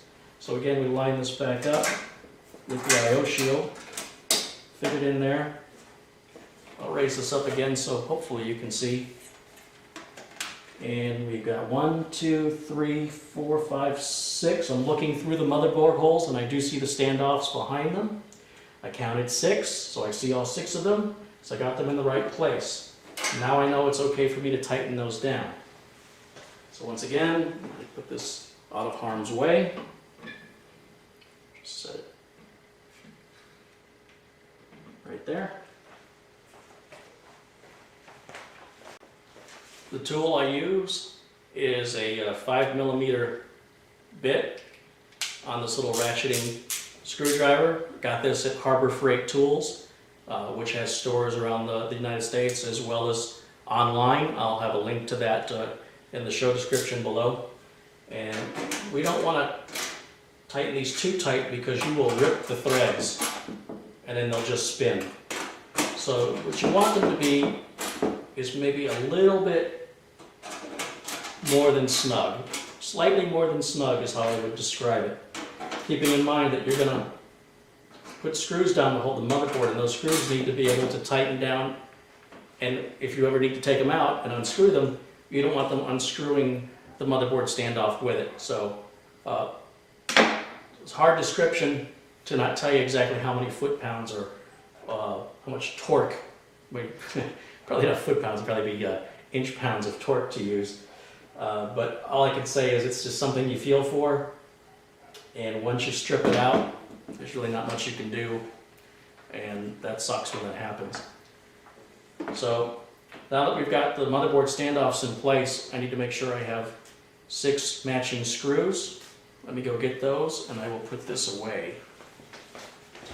Did I mention I had a lot of screws? These are all of my thin thread screws, and these fat threaded screws here are used for case fans. So that's all that's in this. So what I want to do is just pick out 6 that match. I mean, if we're going to do it, might as well do it right. It only takes a moment longer instead of just blindly grabbing a handful, and they have different types of heads on them. There's 1, 2, 3, 4. I need 2 more. 5.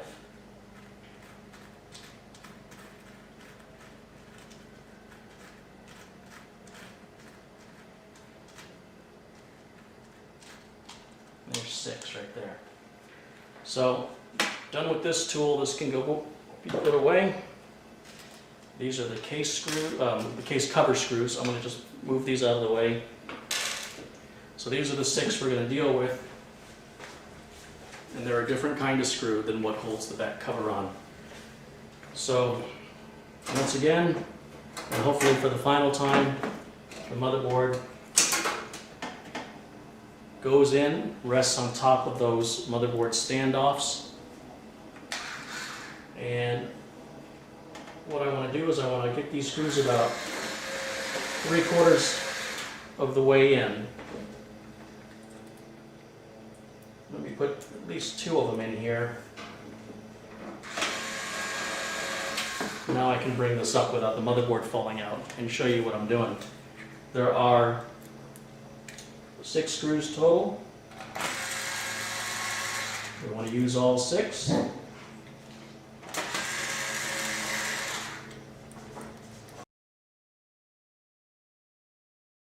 With all 6 now started and 3/4 of the way in, we can tighten them down.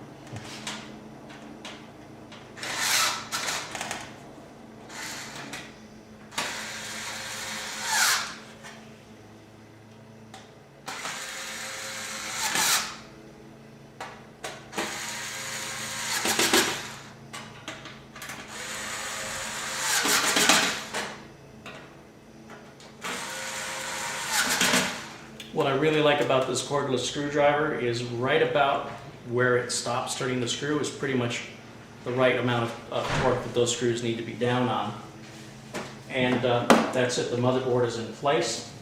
And I think the next thing we'll put in is we'll put the optical drive in and the hard drive and then the power supply. Again, there's no right or wrong order for that. And when it comes to the screws, there's no right or wrong order to how you tighten them down and what order you put them in. Just make sure you get all 6 of them in there, or 9 or 7, or however many your board has. Alright, so our next step will be to put the optical drive in, which we have right here. And it has those same type of screws that hold it into position uniquely for an HP computer. And I'm just going to throw these away, take them out of here.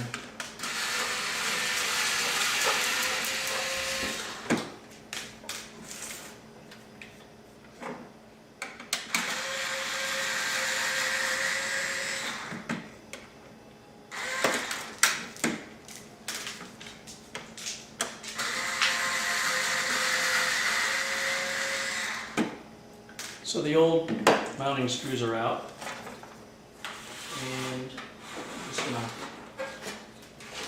first of all make sure that it's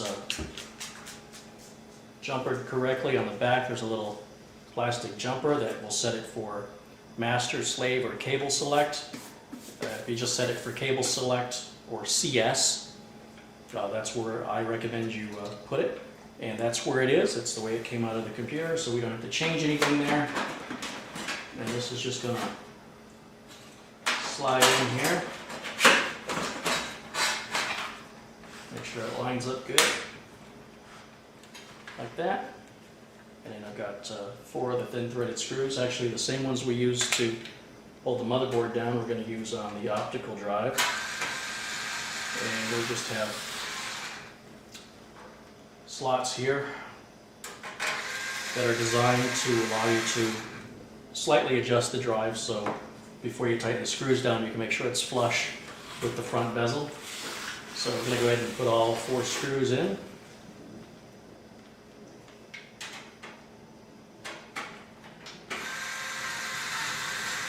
There are some people who, for I don't know, out of sheer laziness, they don't put any screws on this side of the computer, and that will make it so if you put pressure on one side of the drive, it'll sort of push in. Again, if you're going to do a job, my opinion is you do it the right way. And we can make sure that this is flush as I'm doing, as I tighten the screws down.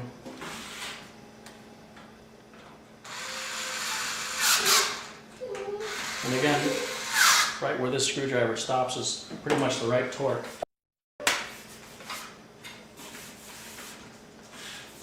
And that's in there. Now we can put our hard drive in. So the hard drive we have right here. Nice time to get the dust off of it.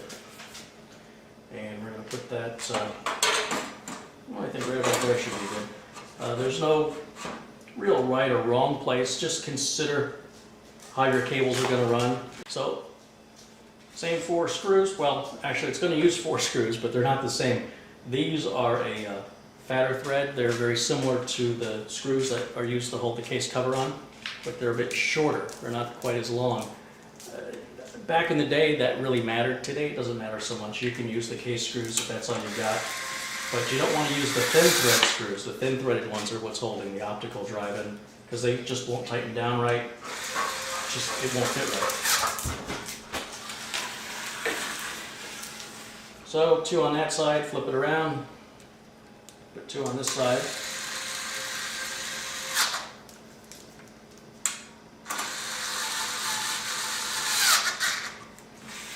And that's our hard drive and our optical drive in place. Really the last thing we've got to install, other than hooking cables up, is the power supply. So I've got a power supply right here I'm going to use. And the power supply has one screw that's different than the other three. It's offset. You'll see there's a screw hole in the corner, up towards the corner on the edge, and then this one's kind of in the middle. So if you look at the back of your case, you'll see which way the power supply goes in. And we're just going to put that up there like so. Just fits in. You might have to hold it up with a hand until you get at least one screw in there. These are going to be the same screw that's used to hold the covers on. It's a fat threaded hex type screw. Looks like that. And we're going to put 4 of those in here.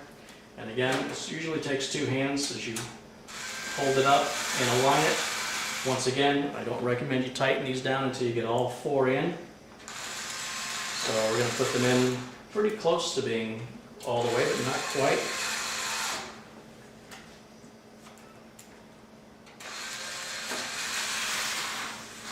Okay, and there's our 4th one. It's still loose, so we can still move it around a little bit. So if you need to make any adjustments, or you want to, in this case, I'm going to push it in towards me and out at the same time. And I usually go opposite corners. Not that it's that important with a power supply, or really any computer component. And now our power supply is installed. That's all of our components. At this point, it's just a matter of hooking up the cables. So we've got our motherboard power cable. It's only going to fit in one place, and it's only going to go on in one direction, and it will snap, as you heard. We have our 4-pin motherboard cable. Again, it will only fit in one place, and it snaps into place. The remaining cables are for the hard drive, the optical drive, and then if we want to put a fan on the back, we can certainly do that. And we also have these 2 open slots on this case. I don't know if you can see that. Remember I said to pull those slot covers out because you could use them? Well, it looks like we're going to be needing them on this computer. So I got the 2 slot covers here, and it's usually easier if you just set this down. And then I can sort of prop it up a little bit here, make it a little easier for you to see. And I'm going to put one in right here, and the other one goes right next to it. And again, it's the same exact screw we just used for the power supply. That's going to go in here.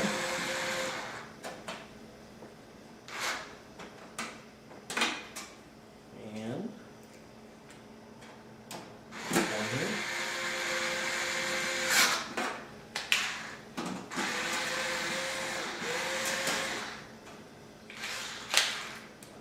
Didn't quite line this up right. There we go. Just like that.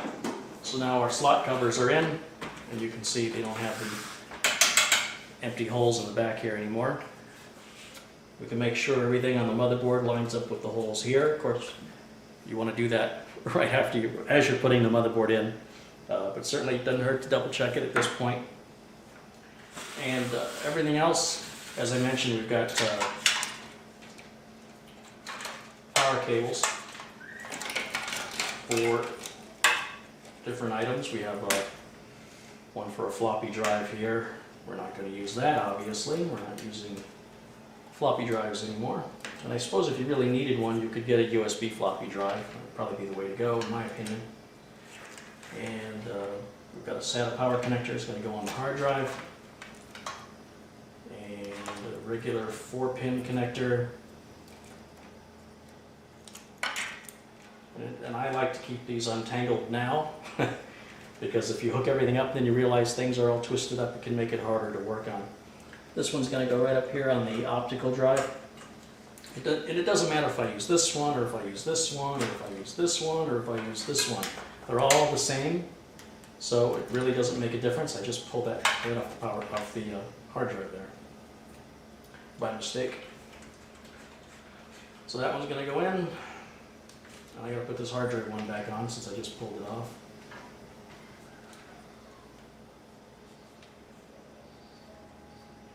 And I'm gonna put it on like this. And that way I can wire tie it up and it'll look a lot nicer. We can reuse this little SATA cable. Like I said, the motherboard comes with new SATA cables, but they're a bit longer than this. I like that this one is shorter and therefore won't have to tie up as much. And just one end is going to go on the hard drive there, and the other end is going to go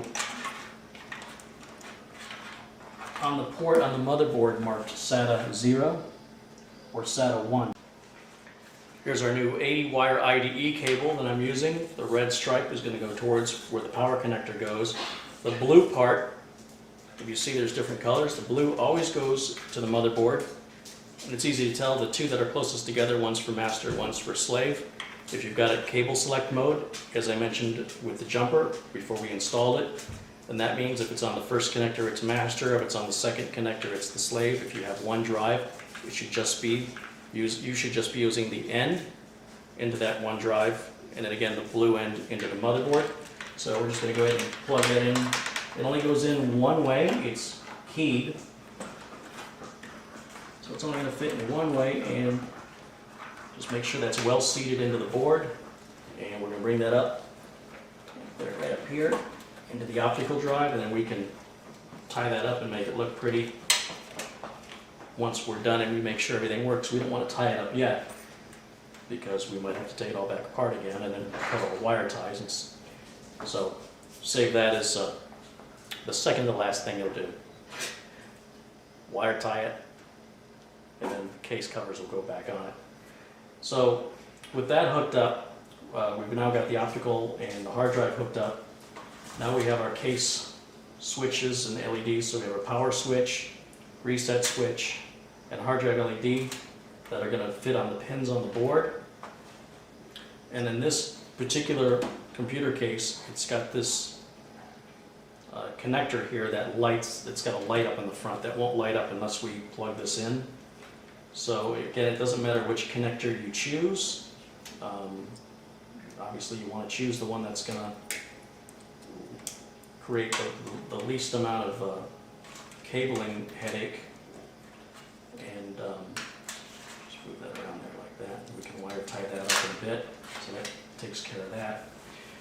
As for these, the hard drive and the power switch, every motherboard design is a little different. You can refer to your motherboard manual, or you can look very closely at the main board to determine where these go. I've done this so many times that it's just a matter of looking for the right words. And I'm not going to do a close-up on this like I did on the other video. You can just pull the other video up on how to build a gaming computer if you want to see the close-up on this, just to expedite this and make this a bit quicker.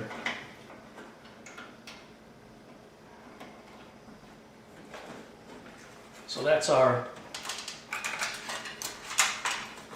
hard drive, power switch, and reset switch plugged into the motherboard right down here, right at the bottom. And these cables here are, this is going to be the front audio port, which may not be compatible with this motherboard. There's two different kinds of front audio, AC97 and HD audio, and they have the exact same connector. And you have to look at the manual or look up the manual that came with your computer case to determine if the front audio ports support AC97 or HD audio. Some of the nicer cases have two connectors that are labeled onto the same cable, and you just use one or the other. And that's described in more detail on how to build a gaming computer video that I posted prior to this one. And these are our front USB connectors. Now, these are not important at this point to determine if what we've got is going to work. So right now, what we can do is, let me just move some of this out of the way. We can check this to see if it's going to work before we go any further. So we're going to plug our keyboard in. There you go, right there. Our video is going to go right here.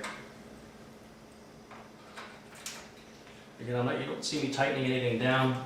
You just want to check it at this point. Plug in our mouse. And let's turn this so you can see it. Here's our monitor right here. Okay. Like that. Last thing we need is a power cable. Always helps to have power. Okay. And let's see if we can just rotate this around a little bit here.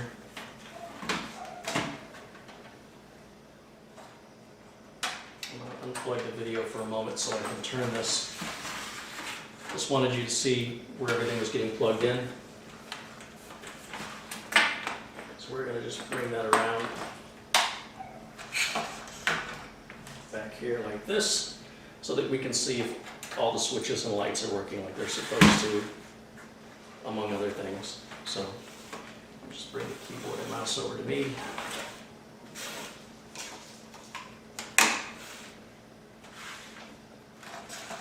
See if we can see that screen. Well, here goes nothing. Power lights on. Fans turning. Detected the hard drive and the optical drive real quick there. Hard drive lights coming on and off. We get an error that says your computer can't come out of hibernation. Any information that was not saved before the computer went into hibernation will be lost. Enter to continue, so we can enter. And Windows Vista starts to load.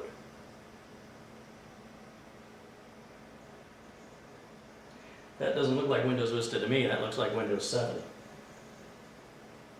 It's possible this customer upgraded and didn't tell me. Oftentimes when I ask a customer what operating system they have, if they have Windows XP, Windows Vista, or Windows 7, they usually can't answer that question. They often don't know. That's very common. Remember, these are people who are hiring me to fix their computer. If they knew a lot of the answers to these questions, they'd be fixing it themselves. Right now what's happened is it says there's it's checking the file system on drive C because whatever happened when this computer lost power or the motherboard died, it happened while the computer was on. And so it's smart enough to realize, oh, there it is, yeah, Windows 7 Home Premium. So what the system says, this didn't shut down properly last time, and it checks the file system to see if there were any files that were damaged because the system wasn't shut down properly, because the board died while the system was on. Once this comes on, it's going to start redetecting all the new hardware. It'll find the new sound card, the new motherboard chipset, the new network card, the new video card, and we'll let that find what it wants to, and when that's done, we can install our driver. At this point, all that remains to be done are the covers have to, well, the cabling has to be tied up nice and neat, the drivers have to be put back on, and then of course the covers go on it, get some Windex, make it nice and clean, and it can be delivered back to the customer who will be happy that they were able to do this for the fraction of the price of a new machine. And effectively they still have their old computer. It's the same processor, the same memory, the same hard drive, it's just in a different case. And it's going to be more repairable in the future and more upgradable since we got them out of that proprietary designed HP case anyway. And chances are this motherboard will last much, much longer because it's not that same type of mass manufacturing that HP and Dell do. And yeah, mouse is working. So at this point, I can clean the system up. I can check it for viruses. I can make sure all the Windows updates are installed, delete all the temp files, do all the regular maintenance that would be done on any other computer repair before it gets returned to the customer. So I hope you found this video informative, and please favorite, like, and subscribe to my video channel. And we'll see you again soon with a contest. As a reminder, contest coming up for one of these bad boys right here. The Tech Bench, the Top Deck Tech Station from High Tech PC. We'll be giving away the full-size, top-of-the-line model very, very soon. So stay tuned. I'll see you next time. Bye for now.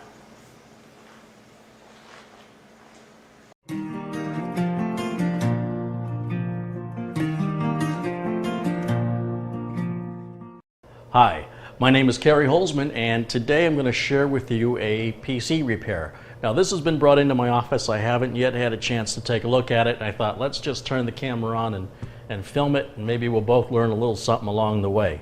The case might look familiar to you. This is a Cooler Master Storm, as I recall, but this is not the one I built. No, the one I built is still being happily used, problem-free, by the customer who ordered it. No, this was built by somebody else, and there's a number of things I see about it that I don't like. One is the sheer amount of dust. The other is there doesn't appear to be any screws holding this panel in. I don't know why that is. There's some hair. Apparently they have a dog. That would be my guess. It's not from my dog. Although that is a little bit of a challenge sometimes to make sure my customers don't get dog hair in their computers. Let me step around. What do we got in here? Oh, we have a mess. Well, there's a few things right off the bat I can tell you about this system. One, it's an AMD system. That's clear from the heatsink. Two, we don't have very good cable management, which is a shame because this case actually does have decent cable management around the back.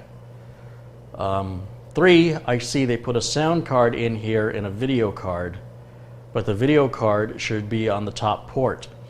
The reason for that, I'll explain in a little bit, but basically, just because it fits in the case of your video card doesn't mean it's in the right place, or it will work, but it's not going to work effectively or efficiently. So right now he's got it in a ×4 slot. That's going to be my guess at it. The top slot's going to be an X16. What does that mean?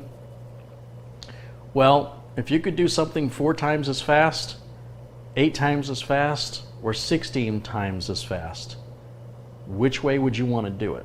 If we're talking about performance, and I assume we're building a computer in order to get performance, we would want this video card in the 16X PCI Express slot, not the 4X PCI Express slot. And of course, you can look all that up to get the technical definition of what that means, but all you really need to know is ×4 is slower than ×8, which is slower than ×16.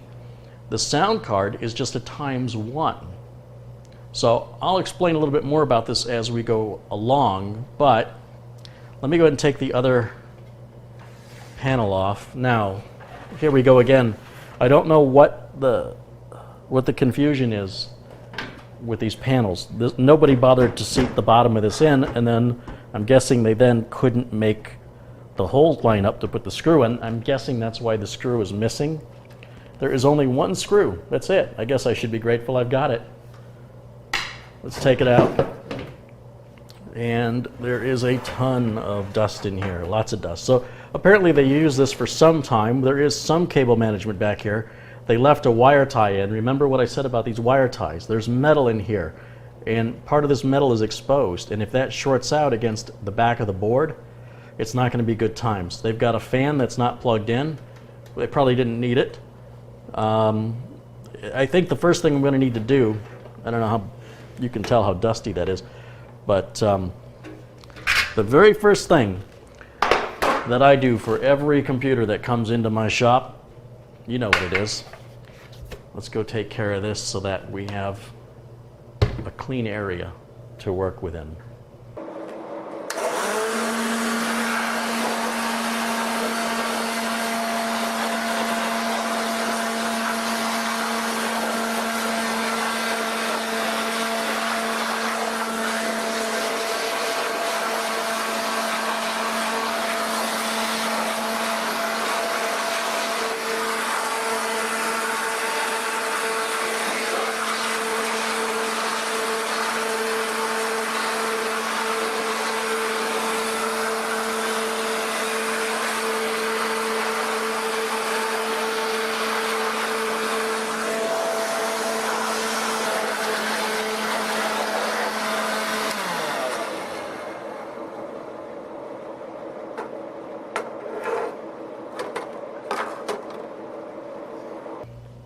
Well, that took a lot longer with the leaf blower than most systems I have to blow out.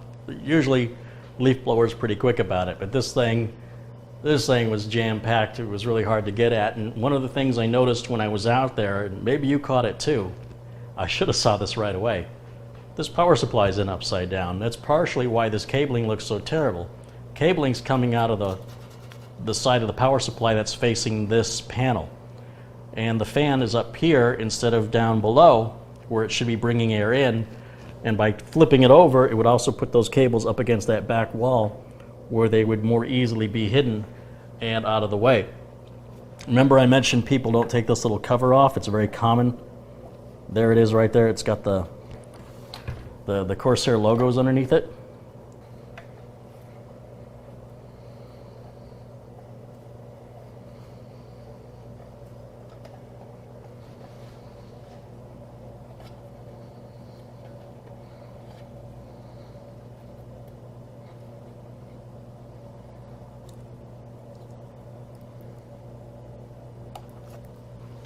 Holding the camera with my right hand while trying to remove that little sticker with my left is an exercise in dexterity. But let's go ahead and just take a look around the back here and see what we got going on. We got a missing slot cover here. Now, none of this is going to make the system not work. It's just there's a reason why these slot covers exist. And if you're not going to have something in a slot, it's a good idea to put the slot cover in there. That's going to keep bugs, it's going to help to keep bugs out, it's going to keep children's fingers out, or sometimes kids, they like to stick things like marbles and stuff in there, and that can cause all kinds of harm. Certainly anybody who remembers having VCRs around children, very young children, knows what I'm talking about. Video card needs to go up here, this card needs to go down there, power supply needs to be flipped around. I like to put the optical drive on the top. One of the ways I justify this is if you look at the way Dell and HP and Acer and all the big, Asus, all the big PC makers all put the optical drive on top. So to me, that's the way it looks right. It's going to function just as well. And so I'll probably move it around just to give it the old Carey touch, you know. As for, ooh, that does not sound good.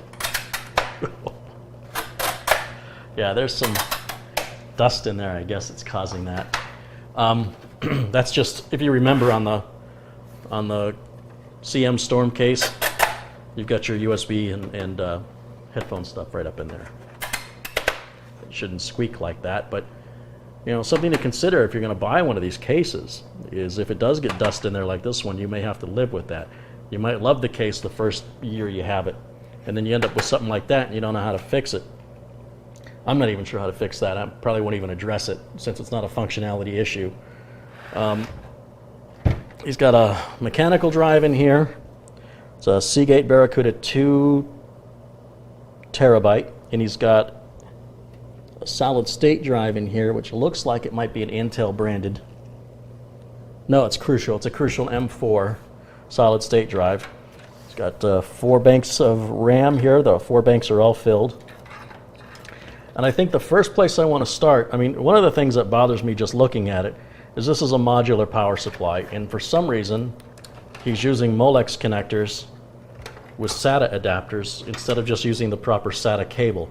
Again, it won't stop the system from running, but you're just putting more things in than you need. It makes the cabling look terrible, and it can often make things harder to diagnose. You're giving it one more thing to go wrong. If either end of this cable comes loose, you've added another point of potential failure.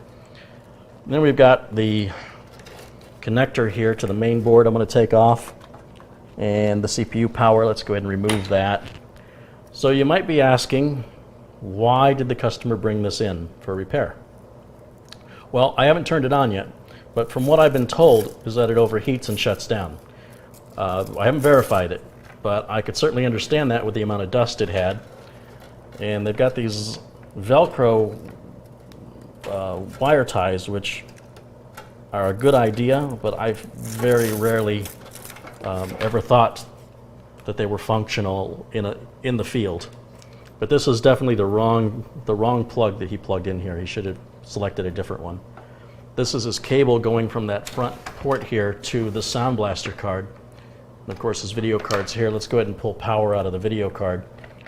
And the first thing I want to do is get this power supply out of here. So I think we'll just disconnect everything so that we can pull the power supply out and get my hands in there. You know, unlike that shuttle case you saw, that wasn't shuttle, it was a BitPhoenix, was it a BitPhoenix Prodigy case or something like that? It was very hard to work on that case. At least this case, we can get our hands in there, and it's not so much of a struggle, but so much is wrong with it, we may end up having to just rebuild the thing. It just might be faster. So let's go ahead and get this power supply out. He's got a good power supply here. It's a Corsair HX850. It's probably way more power than he needs. He probably would have been good with a 500 watt power supply that doesn't have this length to it. But it should have been put in, as I mentioned, in this direction with the fan facing down. He's also got the filter is missing down here, but the filter is in the next one over. Maybe we can swap it out so he'll have a filter. There is a spare modular cable. I guess he was keeping it there so he'd have it in the future instead of putting it away properly. He's got the wrong connector for his front port audio hooked up. He's hooked up AC97, and this should be using HD audio, a modern computer, and I do believe this is modern. I think this is within 2 years old, I'm going to guess. It's a Gigabyte GA990 FXA UD3 motherboard, and I do like Gigabyte boards, but when you do this, what this guy or whoever this person was who did this, when you wrap cables around each other, you should look up how an electric motor works. You don't want to wrap cables around each other. That's why we use nylon zip ties. You want these cables to all run parallel to each other. You know, if you've got to fold one up, that's fine. You don't want to wrap cables around another cable. You're effectively creating a coil, and it can create all kinds of weird things happening. So best to not even get into that habit. And furthermore, it didn't really look all that attractive anyway, so it didn't set out to accomplish, I think, what they were trying to do. And a package of nylon zip ties, you go to Walmart, you can buy a package of 100 of them for about $3. And you won't use all 100 of them on one build. I mean, that would be one heck of a build. So this is a good time for me to just kind of straighten these cables out, see what I'm working with. I'm going to go ahead and take the video card out and see what we got. We know it's an MSI video card. Oop, it's running away. Let's go ahead and hit the retention lever release. Let's go ahead and pull that out. There we go. This is, well, we've still got quite a bit of dust in there. What is this?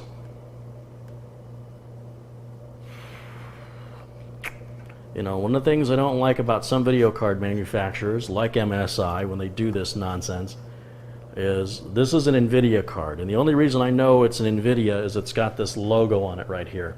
But it doesn't tell me which one. There's no indication. We've got like serial numbers and part numbers and whatnot, but no real indication of which chipset this is. So we'll figure that out a little later. And I'll have to get the canned air out and clean that fan out. Whatever this computer is being used, it's clearly in a dusty environment. I'm going to go ahead and take the Sound Blaster card out next. Remember, I haven't even turned this computer on because there's no point in me turning it on at this point. I know it's not right, so I don't need to waste my time. Now, this may surprise some of you, but this is a PCI Express plug right here. And this is a PCI Express plug. And you say, well, there's a big size difference. Well, yes, there is. What you need to know is that even though, geez, I'm going to get this cable out of the way too. I want to show you in here. You see we've got 1, 2, 3, 4 different PCI Express slots, right? Wrong. We actually have 1, 2, 3, 4, 5, 6 PCI Express slots and a PCI slot. This motherboard may be older than I'm giving it credit for now that I notice it's got the old PCI slot on it. But I understand the logic of the person who built this, who said, if I put this here or here, there's no room for my video card. But why couldn't you put it right here? Did you know you could do that? Well, you can. It's a PCI Express slot. Now you're wasting a ×4 slot in this case, but whatever, it doesn't matter. Sound Blaster is going to run at ×1 speed. That's why they're called PCI Express slots. Now, the PCI Express slots that are only ×1, they don't need all the extra connectors for data to travel through because they only have one lane of data to travel. A ×4 has 4 lanes for the data to travel. The connector needs to be a little bigger, right? A ×8 would need 8 lanes, and a ×16 would need 16 lanes, and for each lane, you need another set of connectors.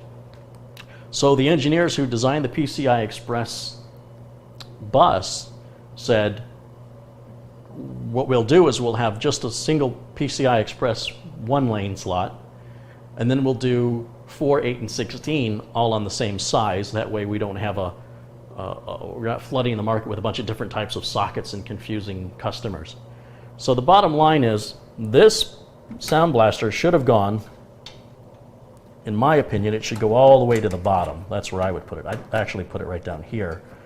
We've got this slot cover in the way. So let's take it out. And right down here, there's a long slot right here. That can go right in there, and we'll put the screw back in to secure it down. Right? That way, your video card can go in your top PCI Express slot. You always want it in the first one. Now, this motherboard has 2 PCI Express 16 spots, and you might say, well, what difference does it make if he uses the first one or the second one? It makes a difference. The first one's always faster, and even the motherboard manual will tell you that. I know for a fact that the motherboard manual on the GA990FXA UD3 motherboard says, if you want the best optimization, plug your card in the first 16X slot. But he didn't plug in either 16X slot. This one's a 16, this one is a 4, this one is a 16, and this one is a 4, the one I plugged the Sound Blaster in. So this card should go right up here,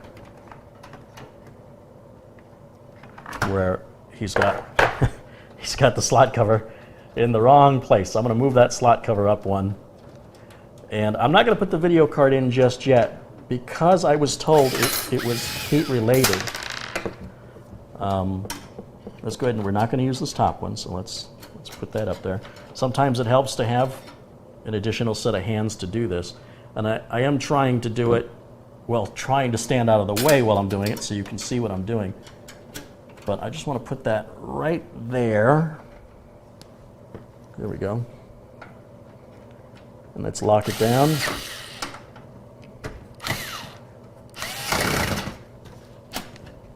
Perfect. Okay, now that I should be able to plug this in to that topmost slot, nothing interfering, and I will be able to. Notice that when I do go to plug this in, it's going to cover up the area here where we're going to plug in our SATA connectors. Now that's the next thing I want to check. Boards that came out like this had SATA 3 and SATA 2. We definitely want to make sure the solid state drive is on a SATA 3 connector, a SATA 6 gigabit per second connector, in order to receive the most benefit from that. Again, you could plug this hard drive into any of these SATA ports, but only the right ones are going to give you the optimal speed. So that's why it can be misleading when you build a computer and it turns on that you've built it correctly. Just because it turns on doesn't mean that you've built it 100% correct. That the machine may not be operating as fast as it could if, for example, your video card's not plugged into the fastest PCI Express slot you've got available, if your solid state drive is not plugged into the fastest SATA port you've got available, and it doesn't cost you any more money to plug it into the right port. So why not? And that's where we talk about enjoying the build process and really understanding why you're doing what you're doing. It's not just a matter of of just plugging things in. If it fit, it's the right one. In many cases, that's true. They've really made the connectors a lot easier. And I've said this before, building a computer is a lot like adult Lego. And for the most part, if a connector fits, you've got it in the right spot. But that doesn't mean you've got it in the most efficient spot. I think I've cleared that up. Now, because we're dealing with heat issues, another thing I want to look at is I want to pull this heat sink off. And I can see that there's still a bunch of dust jammed into this radiator. And I don't know how much thermal compound was used, if they used what was stock that came with it, or if they put something on. So let's take this off and see what it's hiding. Come on, there we go. Do you see any thermal compound? There is some, but what it looks like, let me hold that up here again. What this looks like to me is that at one point this had thermal compound, and it's been removed and put back on, removed and put back on, and nobody has replaced it. So this, I'm glad I pulled this apart. This is why I pulled this apart. I have to be able to look at this. I should not be able to read this right now. There's very little thermal compound on here. You should have a very thin layer of thermal compound, and the CPU here is an AMD FX. Oh boy, it's really hard to read. This is all the thermal compound that came off. Almost nothing. It's not enough. Again, you want a very thin layer of thermal compound, evenly spread around the CPU. There are some people who are very passionate about thermal compound, and I'll be doing a video that addresses this myth of whether you spread it on or use a piece like that. Really, it doesn't matter. It won't make more of a difference of a degree or two, one way or the other. And these CPUs are designed to run up to 100 degrees Celsius. So I would suggest to you that if your CPU is running below 100 degrees Celsius, you're within the operational range of the CPU. I would get a little nervous, honestly, if it was in the 90s. But if you're comparing your friend's computer is running at 57 degrees Celsius and yours is running at 64, who cares? It's just perfectly normal. Don't worry about it. You can speculate about air bubbles in the thermal compound, or using Arctic silver versus using some other thermal paste. But you'll be lucky to see a difference of a degree or two at the most. Now, the next thing I want to do is I want to get this thermal compound, this old stuff, off of this heatsink. So if you follow me right over here to my Coca-Cola machine, we're going to grab a paper towel, and you just want to wipe on this and get this stuff off of here as best we can. I don't want to waste Q-tips and rubbing alcohol if I don't have to. I will use that here in a minute, but just to get the old stuff off, you don't have to be, it doesn't really matter what technique you use. You don't want to scratch this up if you can avoid it. Minor scratches are okay. Their thermal compound will fill in the gaps, but it's best to just, something smooth like a paper towel is fine.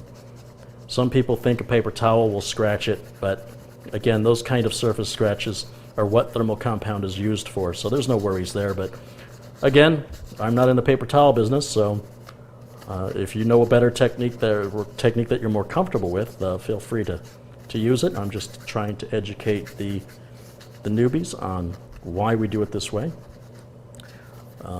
It's not rocket science, it's just pretty simple stuff.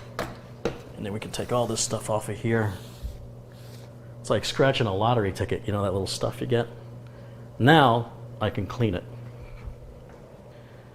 Now they do sell thermal compound cleaning kits, but I think it's a waste of money personally. Completely denatured alcohol is the best thing you can use in my experience.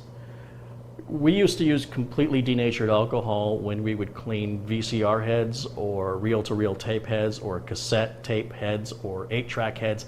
Anything where the tape was meeting the surface, some of the I think it was called ferrite that would come off onto the head, and then it would affect the quality of your audio.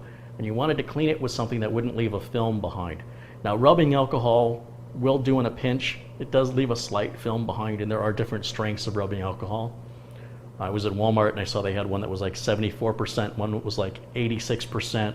Don't quote me on those numbers, but you get the idea. The higher the alcohol content, the less film you're going to have. So having it completely denatured means there won't be any film at all. These are ordinary everyday Q-tips. We're not dealing with a car's paint job, so you do not have to use a microfiber cloth or anything like that, but there are people on the internet that will tell you otherwise, but they might be microfiber cloth salesmen. I'm just going to try and get all the old thermal material off of the copper part of this heatsink, and we are not going to reapply any thermal material to this heatsink. We apply it to the CPU only, because if you apply it to the heatsink, you'll never know where it's supposed to go, and if you apply it to both the heatsink and the CPU, you'll have too much. So too little is bad, too much is bad. So we just want as thin a layer as possible, and you want to go both directions and get that as clean as you can possibly get it. We also can use this right directly on the motherboard, and we can wipe away all this dust that's around here, even the edges of the CPU. Not that that really matters, but we're in here. How often do you get a chance to get in here and clean it? The spot between the CPU and the memory is very dusty, and just running that along there, it's not going to hurt any of your electronics. Using either denatured alcohol or rubbing alcohol, just make sure that you see it evaporate before you turn the system back on. It should evaporate right in front of your eyes, otherwise you're using way too much. But even if you use way too much, it should still evaporate pretty quickly. So the same process, we're going to use the rubbing alcohol, we're going to use the denatured alcohol here on the CPU. And you know, that CPU looks pretty clean from when I wiped it with my finger, but you can still see how much stuff is coming off of there. So it doesn't, the human eye may not pick up the little specks, but as you wipe them all up and they collect together, it can make quite a little pile here, really show you how dirty that CPU was.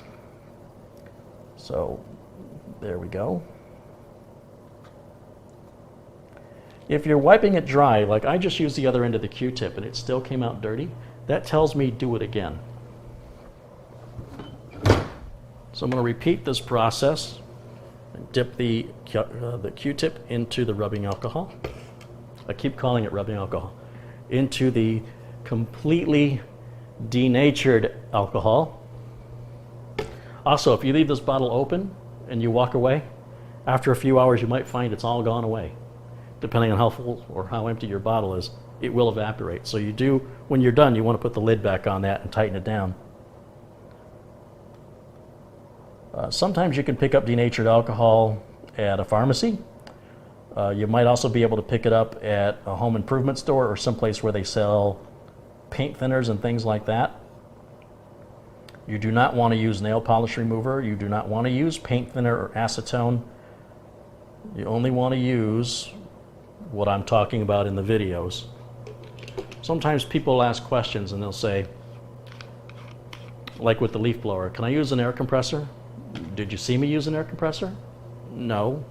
Well, that's probably a reason why I don't use an air compressor. So no, I don't recommend an air compressor. Well, could I use a vacuum cleaner on reverse? Did you see me use a vacuum cleaner on reverse? Well, no. Well, then I don't recommend it.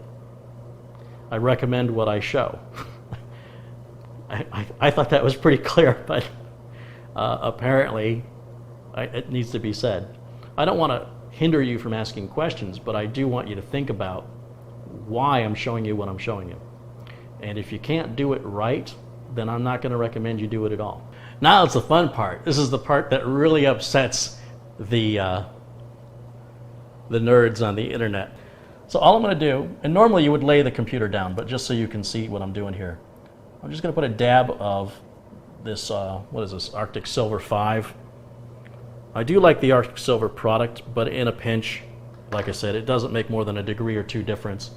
Now I've got just a piece of clean Scotch tape on my finger, and what I'm going to do is I'm just going to run that thermal compound all over the CPU. I should not be able to read the CPU.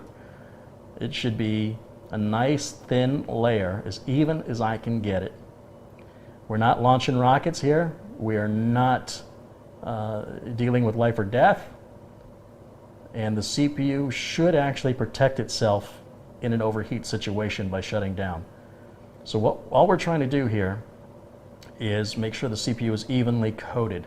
A lot of people believe that only the center needs to be coated. And it is true that the center is the critical part, because that's where the heat, the majority of the heat is going to come from the center. But the whole point of this metal heat shield is to spread that heat evenly across it, and for the heat shield to work as efficiently as possible. We want to draw all the heat off of it, whether it's from the center, from the edges, and we want this thermal compound to be able to do its job as efficiently as possible. Now, that looks like a nice even layer to me. And try not to get it on the surrounding components, because it's really messy. And then we can take this little piece of Scotch tape. Whew, got blurry. We can take that little piece of Scotch tape. Every time I point at it, it gets blurry. And we're just going to throw that in the garbage. So we kept our hands clean and kept the system clean. And with the thermal compound on there now, I'm a step ahead of myself. I want to clear this heatsink out. There's too much gunk in there. So let me grab a can of air. Now, before you spray this out, you want to make sure none of the dust gets on your thermal compound. So make sure you do it away from the machine. And I'm going to stand over here just so you can see me. Ordinarily, I would take this outside, but I want you to be able to see what I'm doing. In fact, I want to turn this sideways.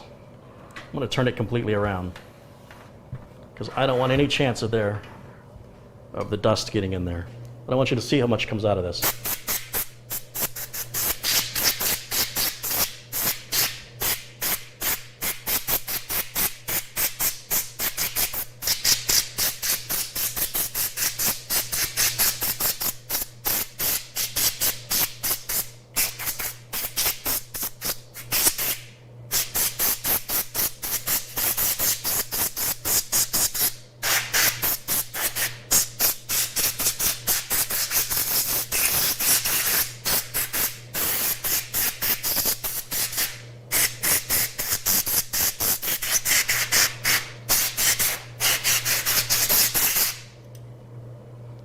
Okay, that looks a lot better. You should see my kitchen floor. And while I'm making the mess, I might as well go ahead and clean out this fan as well. And we'll do this for your entertainment pleasure.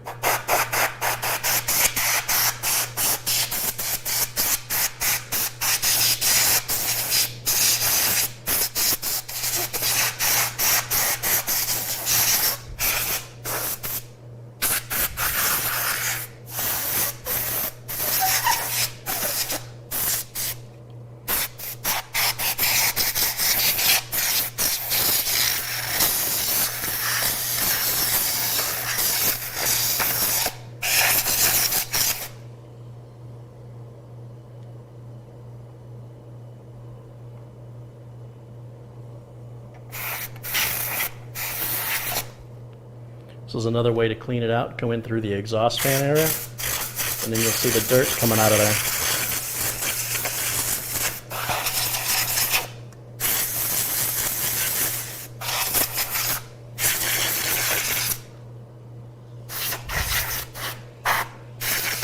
Whew, that can's getting cold.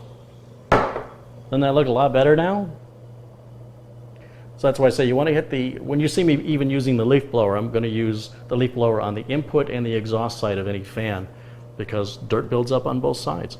This is a little bit difficult to clean. I think in a perfect world I would take this cover off and actually get down in there, but it should be a lot better than it was simply with all the stuff we saw come out of there.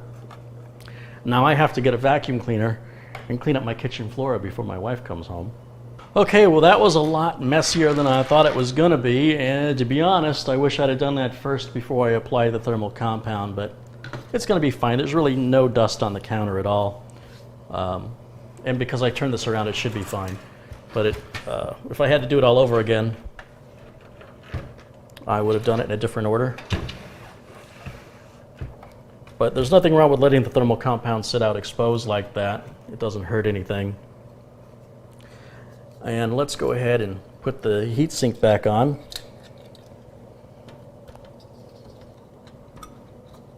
There we go. Lock it down. And let's go ahead and plug it right back in. CPU fan right up here on the top. And yeah, you put a fan up here, that fan can come out. He's got it facing the right direction though. He's got it blowing air out, which is good. He's got this one blowing air out, and this one should be blowing air in. It is. So all the fan orientation is correct. I know I want the Sound Blaster card there. I'm not sure which hard drive is connected where. And I'm about ready to do the test fire. But I'm not going to use any of the customer's hard drives. I'm going to disconnect those. And I'm going to use a spare hard drive that I have laying around. And Windows 7 allows you to install it in trial mode for 30 days. So when this thing comes on, I'm going to be grabbing a copy of Windows 7, a spare hard drive, and just disconnecting the customer's 2 hard drives here. And I'm going to install Windows 7, and then I'm going to run some benchmarks on it and get it as hot as I can get it. Things like Prime 95. We'll try and get the video card really hot with something like 3D Mark. Let that run in benchmark mode, you know, a dozen times or something. Have it run 12 or 20 times. And may even turn the air conditioner off in the house, especially if I'm going to leave for a while, and let the room get really hot and see if when I come back, if the system stayed on or if it turned itself off. If it stays on, then the next plan will be to disconnect my drive and hook the customer's drives up and run the same tests. If the system shuts down, I know it's a software problem and not a hardware problem. At the very least, I know I've straightened everything out. So I want to do that first before I start any diagnosis, because I already knew that stuff was wrong right out of the gate. All right, now we're into day 2 of this repair. Yesterday I started at 9 in the morning and I finished at 2 in the morning. So it was a long day of computer work and videos. So one of the advantages that I have now that I've been able to post that video up of the first half of this repair is I can address some of the comments that were made, and some of them are very good. So let's talk about that. One, the CPU is an FX 8350. What's amusing to me is people will say, well, you can read the CPU, it's very clear when you zoomed your camera in on it. What you don't understand is I have several cameras. And for me to zoom that in, I have a camera that's a smaller camera with a smaller screen. And I can zoom that camera in, but I still can't read what it says. And it's not that important to me. You know, it's more important that I move the video along. So you guys can watch it in 1080p and on a big screen, and you can see that CPU this big. But to me, the CPU is even smaller on the screen than it is in real life. And it's very dark in the computer case. It's hard to read. So yes, thank you for reading it, but understand that you don't see, I don't get to see what you see after the video's been through production. So you might think about that. It might be a reason why I couldn't read it. The second thing was this graphics card that I grumbled about, that it doesn't boast what model it is. At the very top here, again, when the camera zooms into it, again, the screen is much smaller, and the screen isn't showing me 1080. Even if it did, your eyes can't really see 1080 unless the TV is like 32 inches or bigger anyway, but that's another argument for another day. But up on the top here it says N760 2 gigabit OC. So that tells us it's 2 gigs of RAM, GDDR5. It's an overclocked from the factory card, and it's an NVIDIA 760. But if you look at the EVGA cards, they'll say 780, 760, big right on the front.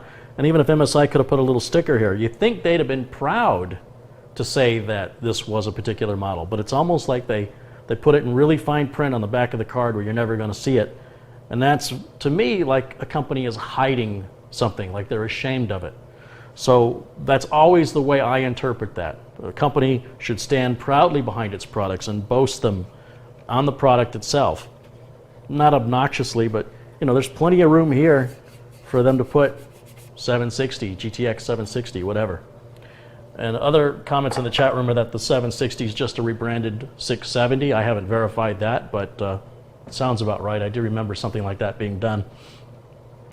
The case, I called it a Cooler Master Storm.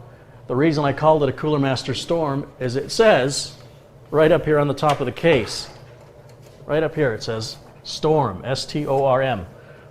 So people said, no, that's not a Cooler Master Storm, it's a Cooler Master Storm Scout 2. All right, whatever, man, whatever. I built with one of these cases. There's a lot of cases out there. I see lots of computers every day. So the specifics of any particular case that I'm going to be very familiar with are the ones I see most often. So I thank you for those corrections and for pointing that information out to me. You saved me a little work of having to go back and look it all up myself. There's little nitpicking things that I didn't point out. Like the exhaust fan on the back is actually upside down. This should be, the Cooler Master name should be right side up and easily read. It's nitpicking. That's really no big deal. It doesn't affect the performance or anything at all, other than maybe where the cable comes out of the fan. Yeah, see, the cable's coming out of here way up at the top. And so if this was flipped 180 degrees, it'd be coming out down here. So there may be a reason for that, other than the aesthetics. Anyway, let's get on with the repair. I do appreciate the comments. The majority of comments thus far have been fantastic, and thank you for that. And let's, at this point, what I'm going to do is just put everything right the way I think it should be. So I'm going to get rid of this microphone for right now.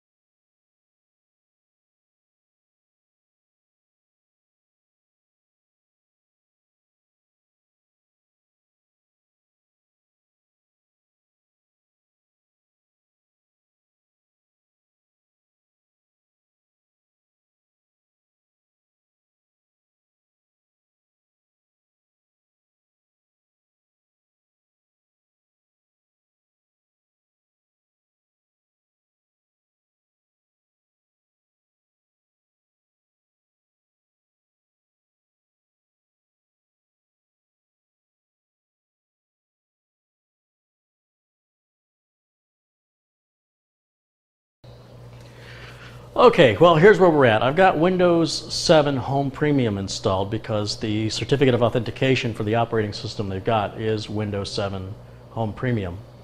And that's when I've learned they've got 32 gigs of RAM in here. But you see, Windows Home can only see up to 16 gigs of RAM. That means that the other 16 gigs, and however much money this person spent on it, hasn't been available to them. So once again, there's a situation where things are installed right but not configured properly, so they're not getting everything out of the system that they paid for.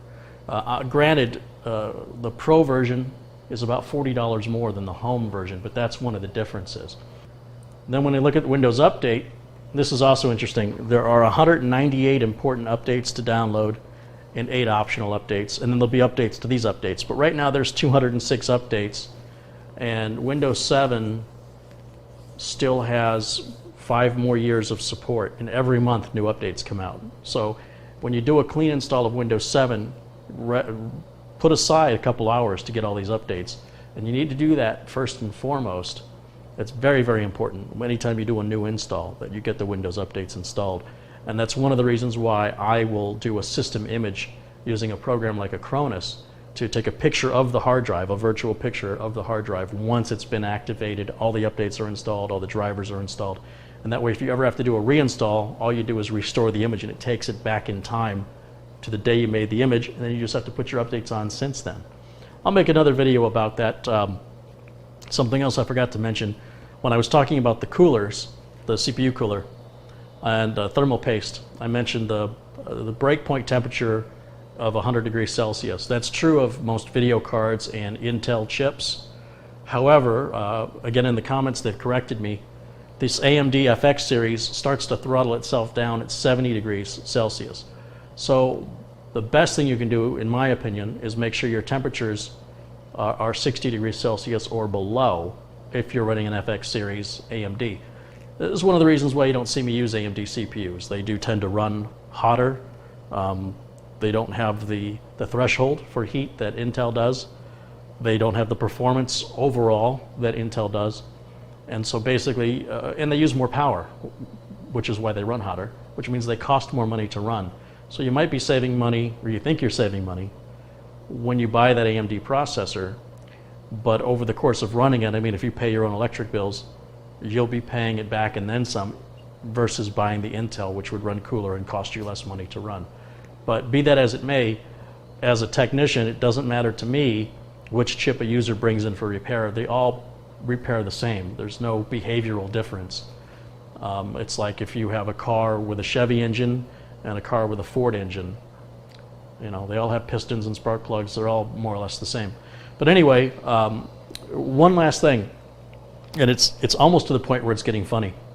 One of the reasons I make these videos is so I don't have to sit here and tell people and argue with people about things. I can show it to you on the camera so that it's completely indisputable.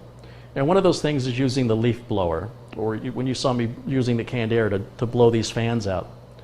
And there's always one in every crowd that says, well, you just ruined your fans, you spun them too fast. You didn't unplug the fans and now you send voltage down to the motherboard. And if you've watched my videos, you've heard me talk about this time and time again. And I will continue to drive the point home as long as it takes for people to get it. And for the people who just aren't getting it, they're just going to get blocked.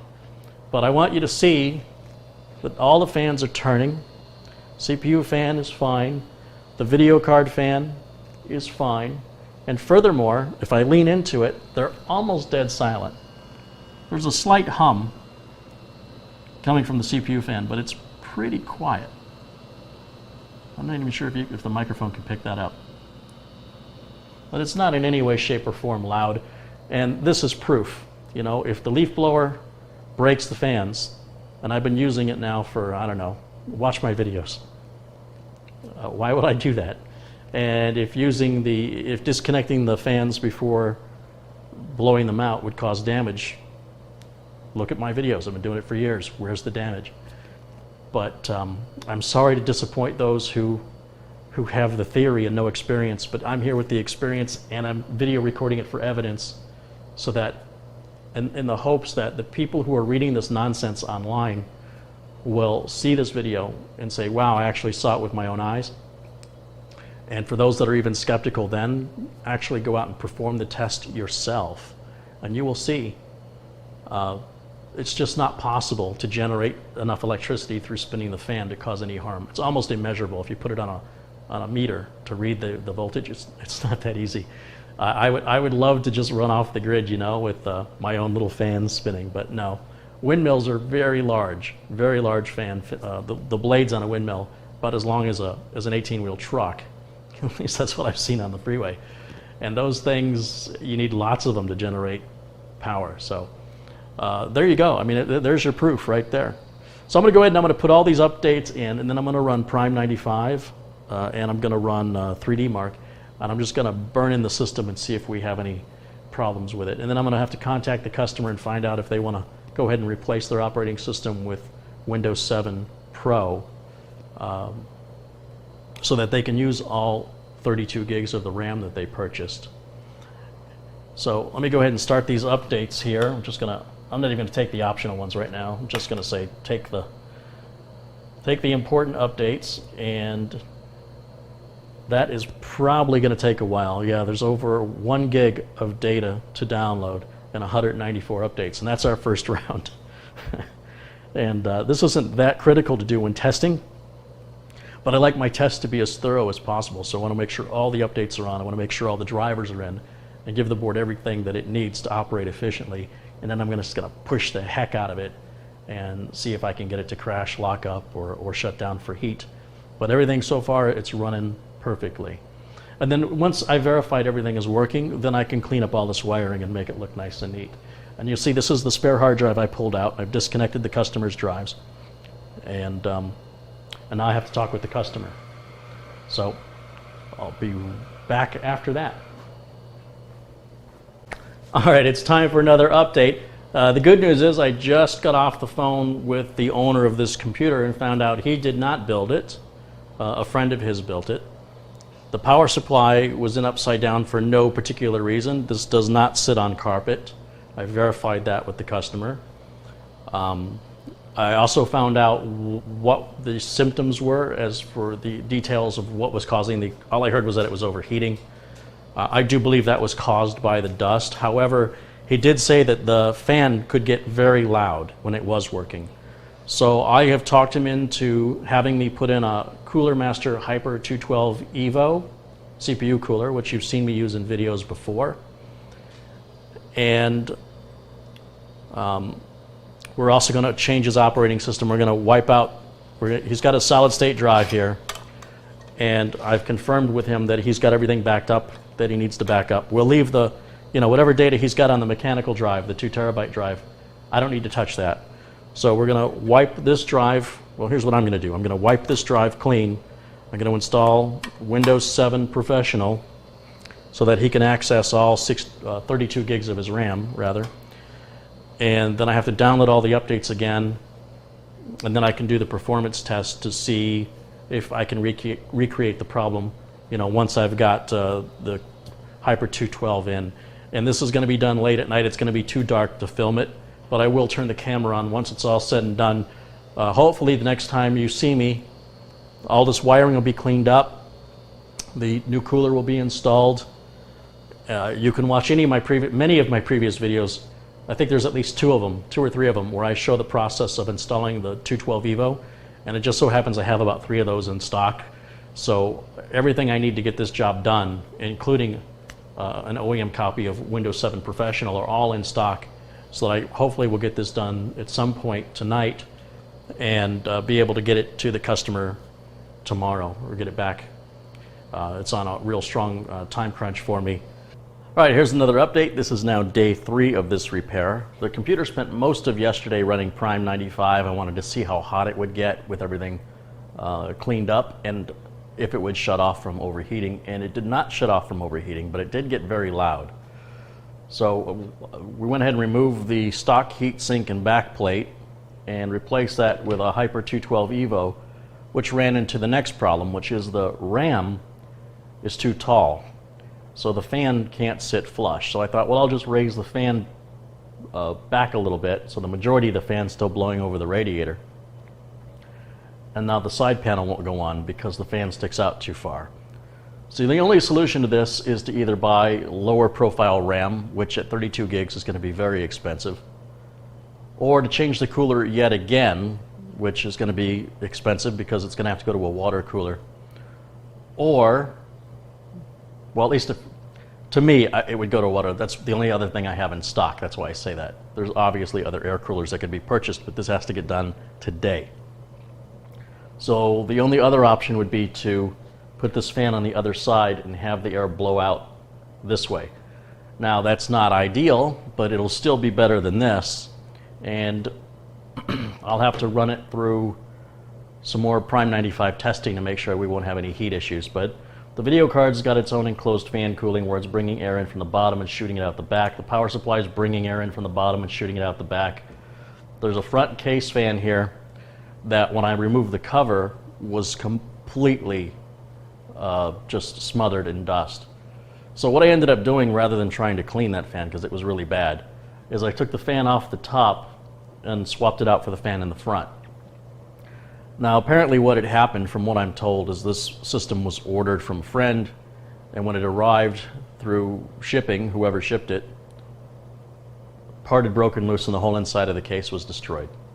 And so the friend had to replace pretty much all the parts, and in doing so he replaced the two front fans. They must have been damaged, I don't know how, but that's the only explanation I can come up with.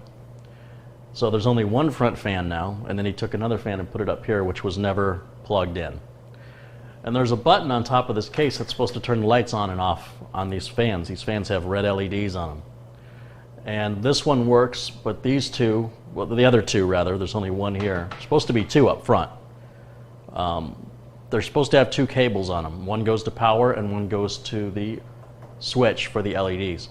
So they're not just regular ordinary fans. They did buy Cooler Master branded fans, but it's only got one cable. So there's no way to turn the LEDs off on these fans. So that switch only works to turn the LED off on the rear fan. And you see how the rear fan is clear plastic and this is solid black plastic? They're both Cooler Master fans, they're just the wrong ones for this case, so another mistake. In hindsight, I really should have just taken this whole machine apart down to bare metal, completely cleaned it, and then reassembled it. It seems like every time I take a few steps forward, I end up having to take a few steps back. That sounds like lyrics to a Paula Abdul song. Anyway, I started some of the cabling cleanup, as you can see. I will probably end up having to just keep these two cables right up front because it's not really going to do me much good to run them out the back and then take them out through the side. And the back is starting to get really crowded back there with cabling, and I'm afraid if I do that, it's going to make the back panel hard to put on. But the good news is, there was a spare cable that was, if you remember, it was down here, it wasn't plugged in, and then there was another one that had this adapter on it to plug into the optical drive for SATA power. And what I figured out was by running the one connector that's got all the SATA power plugs on it through the back and moving the solid state drive from the bottom to the top. I also moved let me turn this around. I moved the optical drive up to the top, which actually wasn't in my benefit in this particular case. But the good news is, let's keep turning it around so you can see the other side. I was able to take this one cable, this one power cable, and run it into the back of the hard drive, then into the back of the solid state drive, and then back around and up into the optical drive. It's cleaner, it's using one less cable that didn't need to be used. You can see the wire management is starting to get there. I've done a little bit of it, and I think it'll look really good. This is that little connector I was talking about that turns the LEDs on and off. That's a unique connector for this case. So if it was me, I would have wanted to put it back to stock. I was going to fix this little door up here that was squeaking, but in taking it all apart and putting it back together, it just stopped squeaking. Now it's working like it's supposed to. I have no explanation for that. So what I'm going to do right now is I'm going to flip this fan to the other side. I'm going to start cleaning up some more of the cabling, and then I'm going to go ahead and run it on Prime 95 again and let it cook for a couple hours, and then we'll check the temps and the noise levels. This should be much quieter now. And in a perfect world, this fan would blow out this way, and this fan also is exhaust, so all the airflow would be moving in one direction. By flipping this fan to the other side, understand that it would really probably be in my best interest to turn this fan around and have it bring air in, but I really don't want to do that. I want to see how it's going to work the other way first, just by flipping this fan and nothing else. Otherwise, I could theoretically reverse the direction of the airflow by having this one blow in, this one blow this way, and this one blow out. The problem is hot air rises, so it's really not going to benefit you to do that. So I really only want to modify one fan and not all three. And there's no doubt from what I've experienced so far that this cooler is much quieter than the stock AMD cooler here. So I think that the owner of this computer is going to be very, very happy with it when he gets it back. Let me go ahead and take care of this. I'll be back in just a second with all of the updates and hopefully the completed system. All right, well, we're right about in the middle of day 3 here, and I am finally done with the computer. I've run it through a number of tests, and the hottest I can make the CPU on Prime 95 is 69 degrees Celsius, which puts us right below that breaking point of 70, and that's pushing the CPU for an hour and a half straight on, all 8 cores, hardcore. I don't think the owner of this computer is going to push it that hard, honestly, and everything else looks pretty good. I've got 3D Mark running on it now just to double check the graphics, make sure everything's working correctly. It does occur to me earlier on when I said that he had the wrong front port audio connector hooked up. It wouldn't matter because the internal sound card isn't being used. We're using the Sound Blaster card instead. But to that end, they also, whoever configured this computer, didn't disable the internal sound card. So it may have been active or not, I don't know. Sometimes if the BIOS is set to auto, it may detect there's another sound card and automatically shut it down. So in other words, the headphone jack and the microphone jack that's part of the case they are hooked up, but they're not being used because they're plugged into the motherboard audio. Because he's got the Sound Blaster card, he's going to use these front ports that come with the Sound Blaster card. Now, this person writes music, it creates music, and that's why they need a better sound card that comes with the motherboard. Some people have asked, you know, what's wrong with the sound on the motherboard? Nothing. If you're gaming or you're listening to music, that's great. But if you're a music creator, you definitely need more than that. And you can see my other build, the digital audio workstation, where we get into some even higher end sound cards than the Sound Blaster. This is a Fatality. Fatality's is a professional gamer. You can look him up. He's a pretty interesting guy. Had an opportunity to play against him very briefly before he handed my butt to me. He's very good. Now, let's take a look. How is this being delivered to the customer? You remember what this looked like when it was open, when I first opened it. Here's what it looks like now. Here's this side of it. I did decide to go ahead and wire wrap these wires rather than try and bring them out the back because there's still no way to really hide them. You see I've got the fan on the cooler mounted here, and that's why I tested for heat. I wanted to make sure that that wasn't going to create any heat issues. Flip it around the other way here so you can see the other side. You remember what this side looked like before. Here's what it looks like now. So it's much, much cleaner than it was before. And I also updated the BIOS on the board. He had BIOS version FA. So, yes, there's a letter F like Frank and the letter A like Apple. It's hexadecimal. Sometimes they do that. The latest BIOS is FD, but that's a beta BIOS. I don't want to put beta on my customer's system. So the last official release was FC. So I installed BIOS FC, which means the system boots up a little different. The graphics that come up have changed.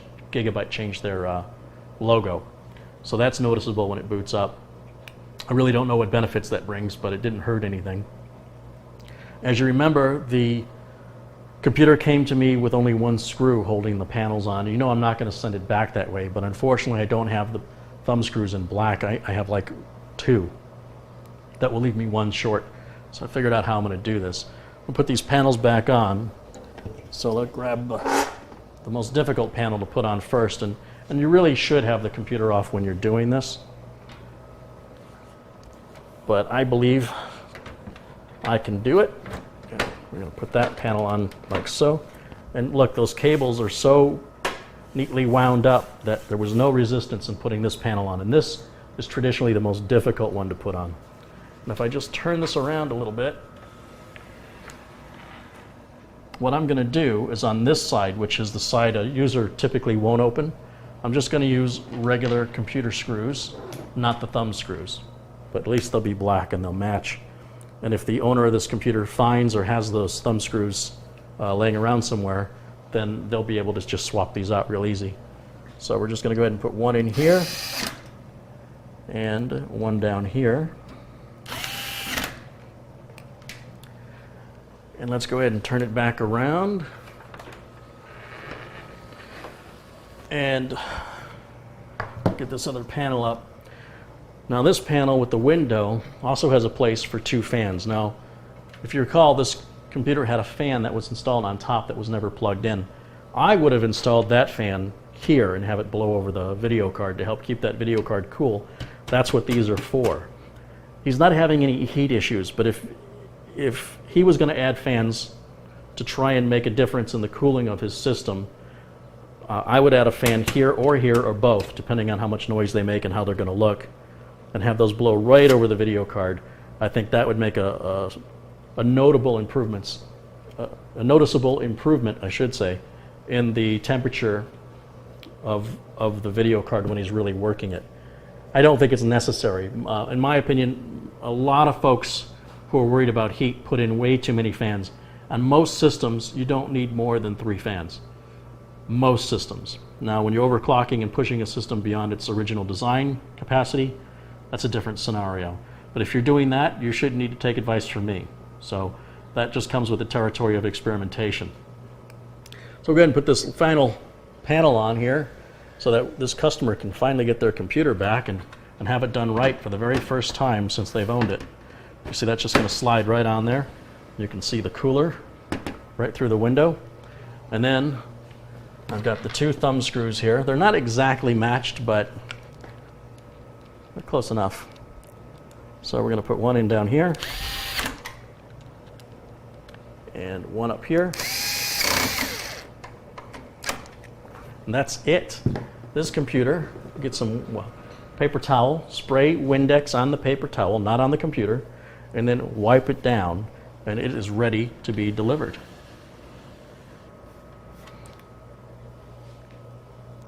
Hope we got a little education out of this one.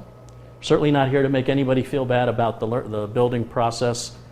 It's a great opportunity for us to look at the way somebody has assembled something and try and figure out why they did it that way, what they were thinking, and explain why it's wrong so that we can all learn from it. And that's really the goal of this. It's not to, again, it's not to put anybody down. It's just to examine what went wrong and potentially guess why, and of course to put it right. It's put right now, and I think it's going to work flawlessly for many years to come for this customer. And if not, you know I'll hear about it. And you'll know if you see it again in a future video. And you know, I want to emphasize that my videos are not intended to turn anybody into a technician. Because you can build a computer does not make you a technician any more than if you watch a cooking show and follow along to make a souffle, that does not make you a professional chef. We're just trying to show that you can do it, and if you enjoy it and you want to learn more about it, then you can go on down that path to be a technician. So I do realize that a lot of people come to that conclusion. Hey, you know, I built my own computer, or I fixed a problem with my computer, now I'm a tech. It doesn't quite work that way, as you can see here in this example. So if you follow my steps in my build videos, you won't have the problems that I had to address on this system to begin with. But that doesn't mean that you're a technician. But after you work on, you know, a few hundred computers, then you can pretty much feel free to call yourself a tech. It is a self-proclaimed position, but I hope you don't use it lightly. That term is something I'm very proud of, and I've worked very hard to call myself that. So you can imagine how I feel. It'd be like I hand you a camera and you take a picture and go, look, I'm a photographer now. It's kind of insulting to people that have been studying photography and apertures and lighting and framing and composition for years and years and years. But I do want to encourage you to learn it, and I want to set your expectations on what it's like. It can be a lot of fun, and it can be very interesting, and it's exceptionally rewarding. So I hope that we got some benefit of all that through this experience, and I thank you for watching. I'll see you next time. Bye for now. Hey guys, this is just a quick follow-up video to the repair video series that I just completed. At least I thought I completed it. I want to address a few concerns people had, or a few questions. One is that there's a lot of stuff that was cut from the video because it either wasn't filmed very well or I was just trying to speed things along.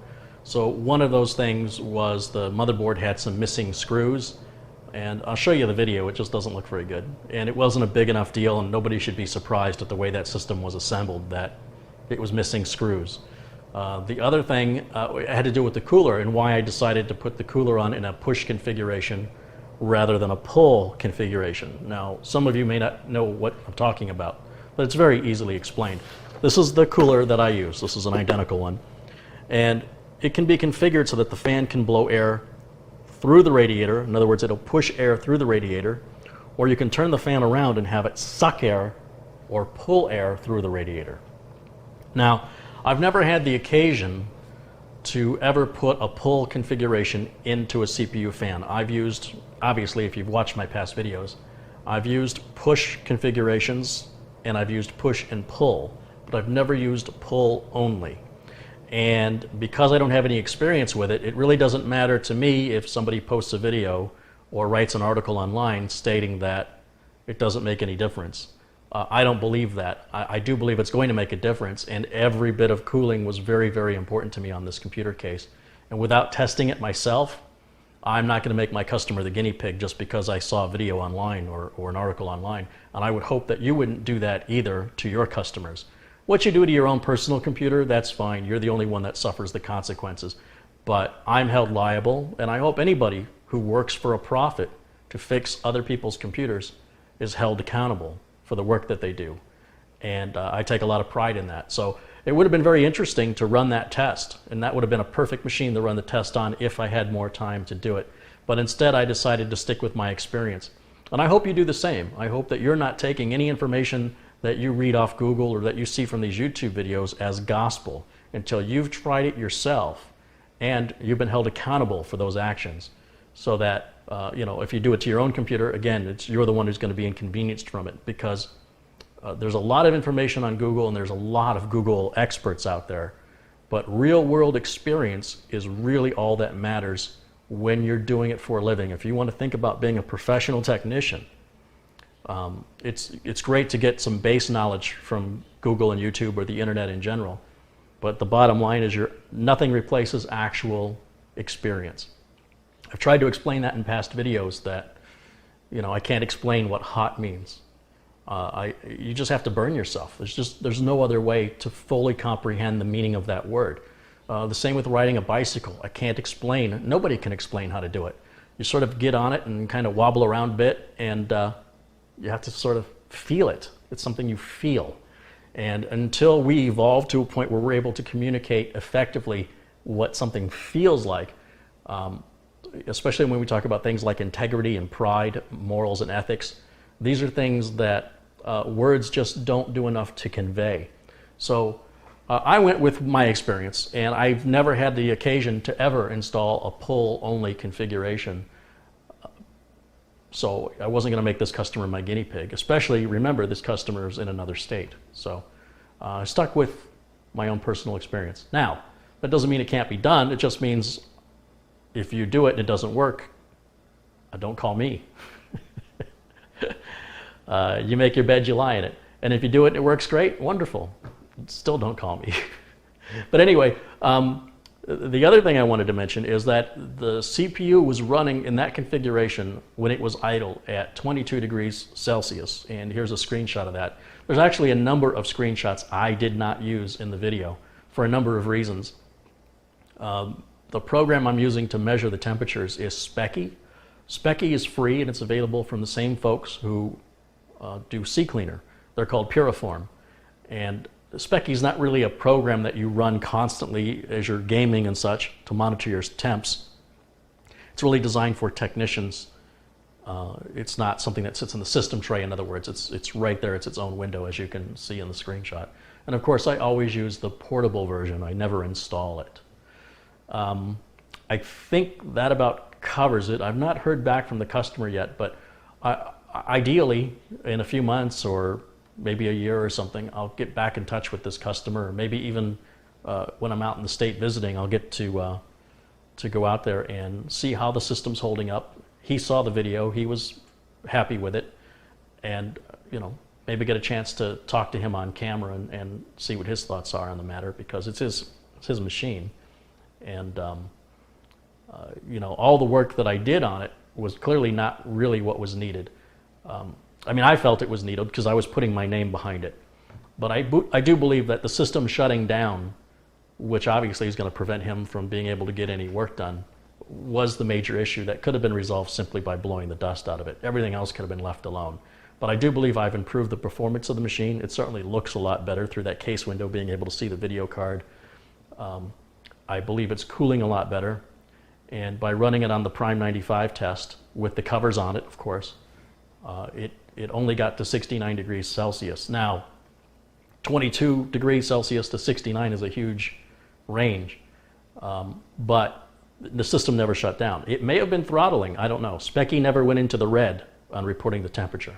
So the CPU may have been throttling down, but from talking to this customer, they're not paying attention to any of that. They're just trying to get work done. If the CPU is throttling down, they have no idea it's happening. If the CPU is, if the computer's turning off, they notice that, and it prevents them from getting work done. So I believe understanding the customer is very, very important when you're working as a technician. And what's important to the customer takes precedence over what's important to you as a tech when it comes to what's the customer's end goal? What is the customer expecting when they get back? This customer was expecting a computer that will not turn off in the middle of using it. What he got back was a system that was basically completely cleaned and rebuilt, and the wiring was all cleaned up. We had a better cooler put on it. It's going to be quieter, which he didn't ask for, but when I brought up the noise, he did mention, now that you mention it, the noise is kind of a problem by changing that cooler out. So he got more than what was expected. That's how you're always going to have a happy customer. You as the technician set the expectations, and then you meet or exceed those expectations. And your failure to do so is your own fault. And if you have an unhappy customer, it's because you failed to meet the expectations you yourself have set. That's a key for pretty much any business. And it's very important when you work on clients' computers that you understand that it's not your computer, and it's not important what you think is important with regards to how you go about fixing it or whatever, is what you're going to be held accountable for. And if that system has to come back to you 3 or 4 times because you read something online and it didn't work out in this particular case, you're held accountable to that because they're coming to you for your expertise. Otherwise, they could just Google like you did and do this stuff themselves. So just a few closing thoughts on that, and I appreciate all the kind remarks and comments that have been left on the video. I hope that this helps explain some of the reasons on why I did certain things the way I did them. And I will see you again next time. Thanks for watching. Bye for now. Today I've got a repair and diagnostic video featuring an HP computer from one of my clients that has stopped working. And I'm sure the fact that it's an HP computer has absolutely nothing at all to do with that.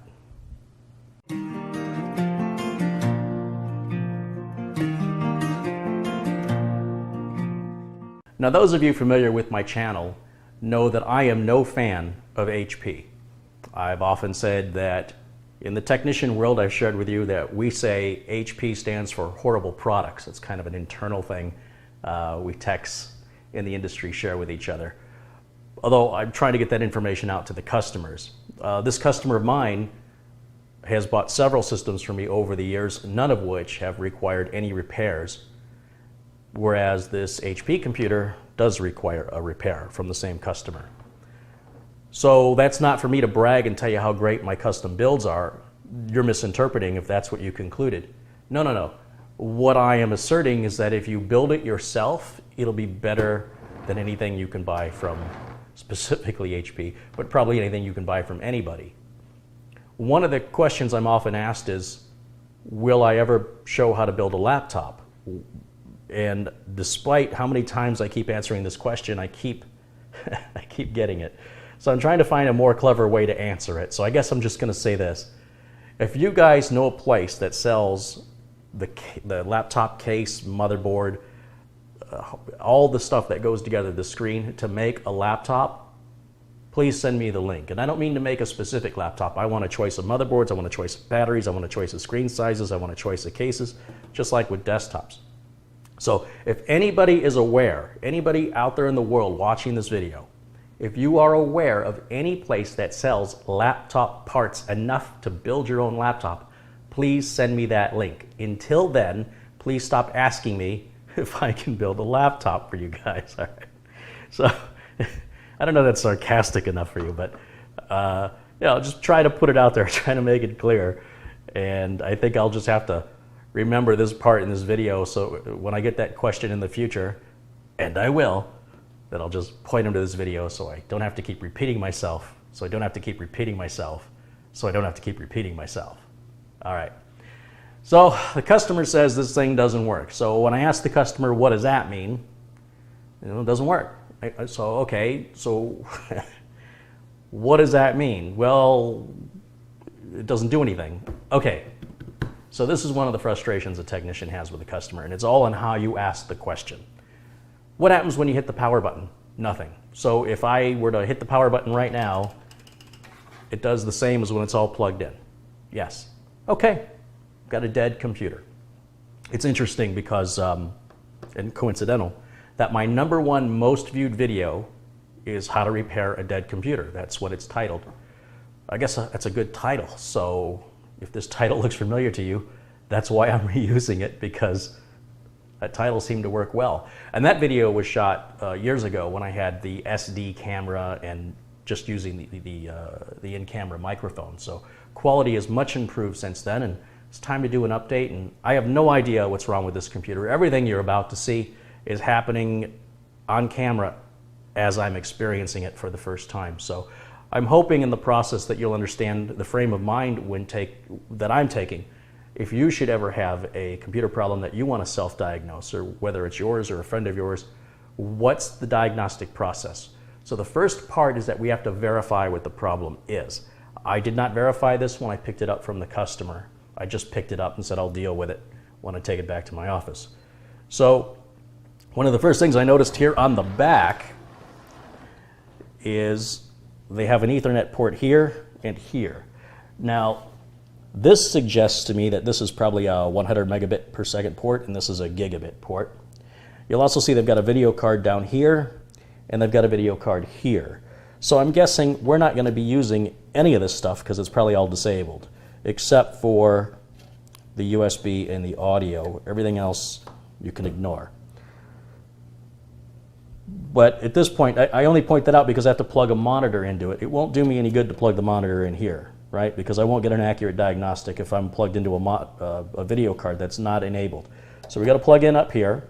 I'm not going to use the network ports right now because when you're diagnosing a computer, you only want the very basic things plugged in. You want to disconnect any printers, any USB drives, anything that's not necessary for the computer to boot, because sometimes computers boot when you unplug one of those things. And there's no real diagnostic to be done inside of the computer. At that point, you've got a bad device or a bad cable or something else is going on. So let's verify the problem, because customers, they don't always tell you the truth.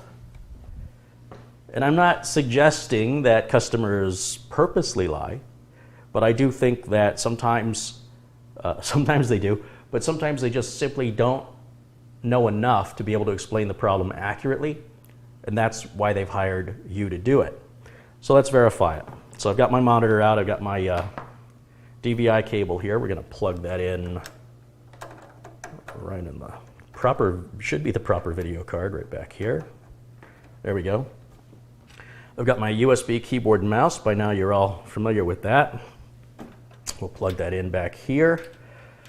And then finally, we've got the power cable. So let's plug that in. And I do get a green light here on the back that tells me that power supply should be working. Okay, so far so good. Let me come around, and we're going to turn the keyboard on, and well, it's already turned on. Good. Monitor's on, everything's good. We stand off to the side. Let's hit the power button. Ah, well, it does turn on. It is not what the customer described. So I hear the fans, and I think this is probably what the customer is explaining, is that nothing happens here. So where do you start in your diagnostic with regards to figuring out what's causing this problem? Well, the first thing is, don't be too fast. Don't be impatient. While I'm talking, I'm actually biding my time just to see if anything will appear on the screen behind me. And then once enough time has passed, I would say usually 30 seconds to 90 seconds. shouldn't take more than 90 seconds on average to see something, then it's safe to assume or to conclude at that point that something is wrong internally that needs repair. This is not a software problem because we can't even get into the software yet. And I need to take a step back to say the first part after you've asked the customer what's wrong is then to determine if you think that sounds like a software problem or a hardware problem. And on really difficult problems, sometimes you have to just pull the hard drive from the computer, or you don't have to pull it physically, but pull the cable off of it and hook up a spare hard drive and reinstall the operating system and see if you can replicate the problem. If the problem replicates on a fresh install, it's probably hardware. It's really that simple. Now, during all this yakking that I'm doing, nothing is happening here. But it is interesting to me that the system does turn on. It does power up. But that doesn't automatically mean the problem's not our power supply. I'm going to hold the power button in and see if it'll turn off after about 10 seconds. And it does. So there's some communication between the motherboard and the power supply that is working. Now, before you work on the inside of a computer, it's important you unplug it from power. People talk about being grounded, but you don't want an earth ground. Not when you're working on the inside of electronics. An earth ground, should you have a short, will have that electricity flow right through your body and definitely into the earth ground. You'll likely sustain a very, very, very serious injury or death. And for that reason, I cringe every time somebody says that you should have the computer plugged in and flip the switch on the back of the power supply to off. There's a number of problems with that recommendation. The first one is clearly this person is no electrical engineer or has any formal academic electrical education. And you don't need one to make a YouTube video. I mean, look, I'm doing it. The second thing is there's no power switch on the back of this power supply. I'm pretty sure HP saved about 1/4 of a penny by removing it. So, you know, those 1/4 of a pennies add up. And the reason why consumers buy these pieces of junk, again, my opinion, is that they're cheap. And the reason they're cheap is because they're built cheap. So in this industry, you really do get what you pay for. There are some PC builders that will make a pretty good profit, but they're very niche. You know, we're talking like Falcon Northwest and, you know, Alienware and things like that, where there's a much more profit margin. Generally speaking, regardless if you buy a $400 computer or a $2,400 computer, in most cases, the markup that can be made from that is about 10%. The only reason I still build computers, it clearly isn't for the money, but it's for the fact that I enjoy it. And of course, the money comes into with service. Now, computers I build have a 1-year warranty, so I'm not going to make any money on service for a year after I built it. So we'll go back to the fact that I enjoy it. And I enjoy diagnosing too. This is basically a puzzle solving exercise. And I guess I like solving puzzles. So let's go ahead and open up the HP. But you remember, HP does something nobody else does. All the screws they use are Torx bits. In this case, T15, in many cases, T15, you gotta remember that if you're ever gonna work on an HP computer. Even just to take the side panel off, they don't want you in there. Because heaven forbid, if you saw what was in there and you knew what you were looking at, you'd realize you paid too much. But anyway, let's go ahead and let's take it apart. That's gonna be the first thing we've gotta do here. And we'll start by simply just removing the side panel.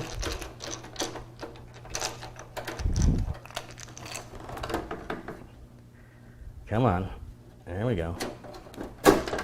Let's see what we're working with. Well, we've got a lot of dust in there, first and foremost. And the first thing I'm curious about, where I'm drawn to, are two particular things. One is the power supply, and two is the video card. To me, these, in my experience, are the most likely culprits of what can cause this behavior. Could also be a motherboard, could also be a CPU, could also be RAM. Potentially could be any single component or cable in the system that's causing this. So I'm going to start by just looking to see if this fan spins easily with my fingers, and it does. Oftentimes on these video cards, you can't turn that fan, or it requires some effort, and that's all I need to know. In this case, that fan looks like it's going to spin okay. I want to verify that, so I'm going to turn this on, and we're just going to look and see that all the fans are spinning as they should. So with the cover off, we're going to plug it back in. Again, the DVI cable will be first. and then we save the power cable for last. And now I'm going to turn it on, and I just want to verify our exhaust fan is turning, our CPU fan is turning, video card fan is turning, and I'll look here on the back. Power supply fan is turning. So that's a good start. Now, I don't know if you can tell, just, there's big dust bunnies in here. This thing is absolutely filthy. Looks like we've got 2 hard drives in here, and the customer really wants the data off the drives. They don't really care if this is fixed or not, but I just got to know what it is. So first I'm going to hold the power button in, make sure it's off, pull the cable. Sometimes there can be residual power in the capacitors on the board, so if you hit the power button, did you see the fan spin just then, even though nothing was attached? It was like magic. Where'd that power come from? That power was stored on the capacitors, and it will slowly drain out. But if you're in a hurry and you go yank that video card out and plug another one in before you've drained those capacitors or given them enough time to drain on their own, you might see a big spark, and well, chances are you're going to have to be replacing a motherboard and who knows what else, probably a video card too. If that, I'm very specific with that example. You could just wonder why. All right, so to get the video card out, we got another T15. So to get these cards out, HP requires this little retention plate to be taken out. And now the video card should just slide right out of there. Ooh, what is it? I'm not even sure what it is. Probably I don't want to know, but I'm going to just grab a spare, any PCI Express video card should be fine for diagnostics, so I always have a few laying around. Let me go grab one, I'll be right back. This is an old Radeon X1300, I think it's 256 megs of RAM. It's great because there's no fan on it, it's completely silent, and it's a great test card for me to just slap into any system. I know this card works. It'll probably work for years and years and years. We're going to just put that in place here. And the PCI Express slots, you don't want to be too hard on those. So it's important to get everything lined up properly before you add the downward force to plug the card in, or you could break the slot.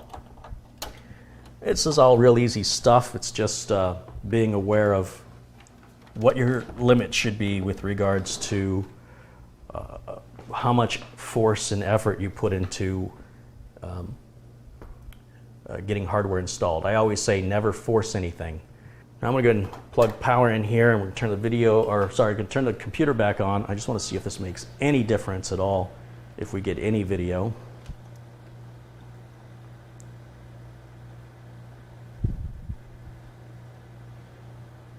And it is not making any difference. Nothing is happening. So just go ahead and pull power. The next thing I want to check is the power supply, but before we get ahead of ourselves, I want to undo what I've done here. And I want to put the original video card back in. Take this one out, plug this one back in. And you'll see these video cards, they just run off the PCIe bus power. There's no power cord from the power supply like a modern gaming card would have. They don't draw that much power.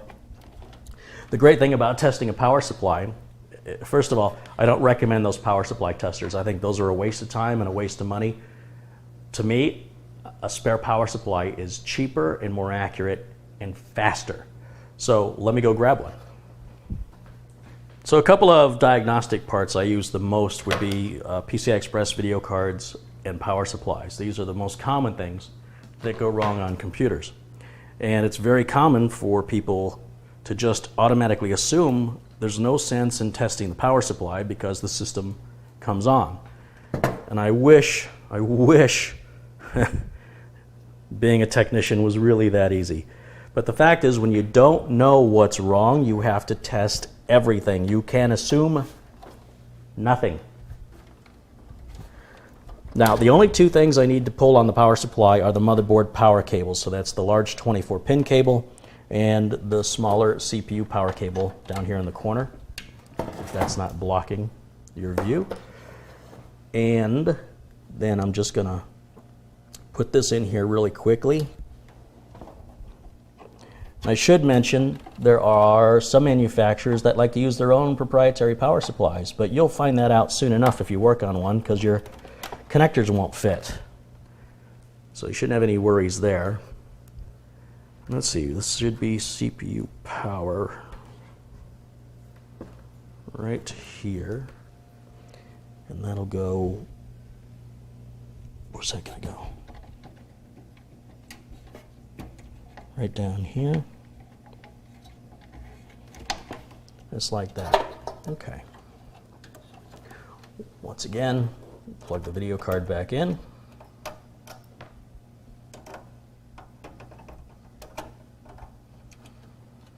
And we're going to plug power back in. And turn it back on. That's not going to work if I don't plug the power into the right power supply. You saw that, right? Did you catch it? All right. All right, that's going to go down here. Make sure the switch is in the off position. You don't want to give yourself a shock. That would not be fun. Flip the power switch on. Now you see there's a little green light down here on the bottom of the motherboard that's identifying or confirming, I'll get that word out, that it has power. So this is all starting up. Power supply fans are running. This is just a 500 watt Antec basic brand power supply. And it's great, again, for diagnostics. Heck, I wouldn't even mind putting this in a system. Not one I would sell to a customer. But it's just a great power supply. So it's good that it has a second life after its first life, which was powering a computer for I don't know how many years. And now it's kind of retired and it just kind of does this part-time. Very part-time. So this has made no difference whatsoever. Well, no, that's interesting. The system just turned itself off. I didn't do that. That's very, very interesting. So I'm going to unplug this. And here's what I know so far. I know most likely whatever this problem is not the video card and it's not the power supply. And that's basically the process of diagnosing, is that we're figuring out what isn't broken. You get it? Because once we've gone through every single component, all we're going to be left with, basically, if we go all the way down, will be the CPU and motherboard combination. That'll be all that's left. And I very rarely have ever seen a bad CPU.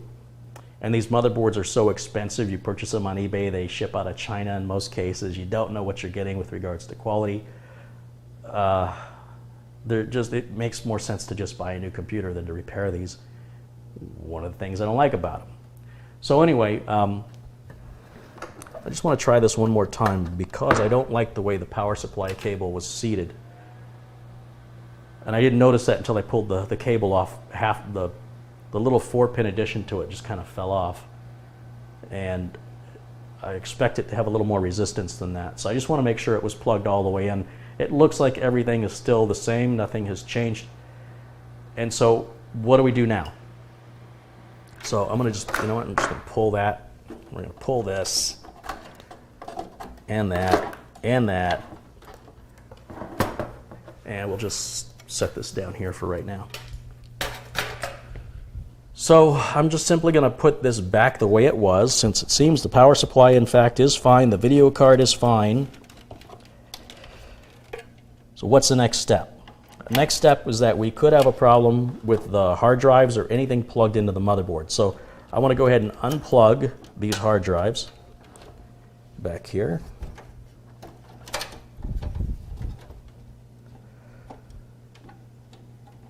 This is a tight squeeze back here. There we go. There's 2 drives. You can't see the solid state drive behind this. Apparently we've got a storage drive and a boot drive.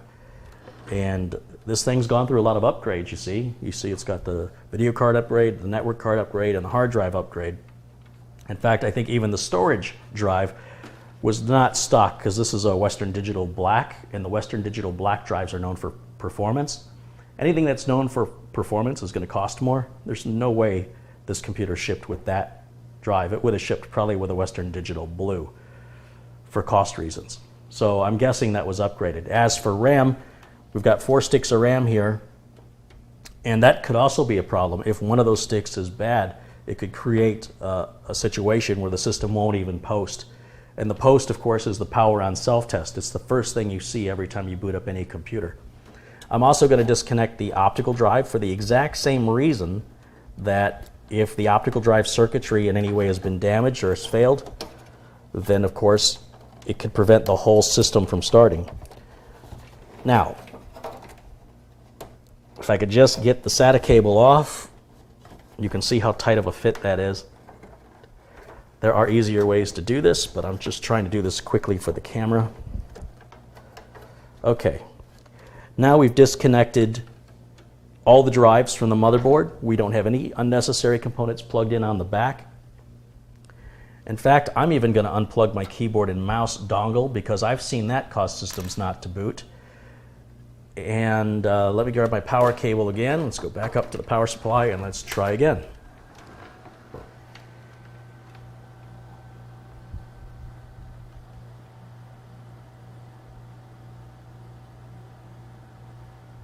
Okay, nothing is changing. So we know it's not the power supply, it's not the video card, and it's none of the drives or SATA cables.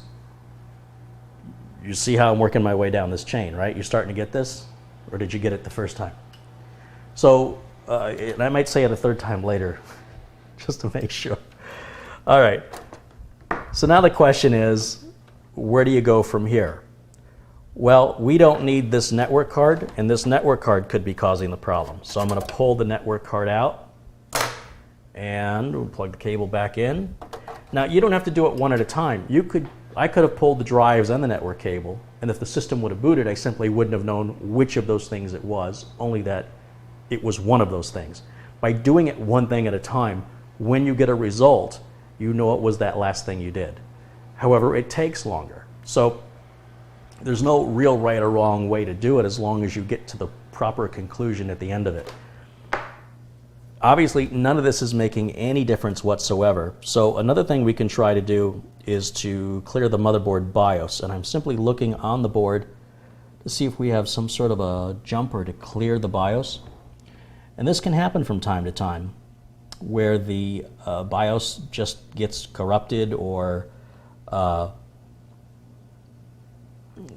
sometimes a low power situation like a brownout can cause a little spike, and then the BIOS gets confused and it causes a corruption. And when that happens, in most cases you can recover it.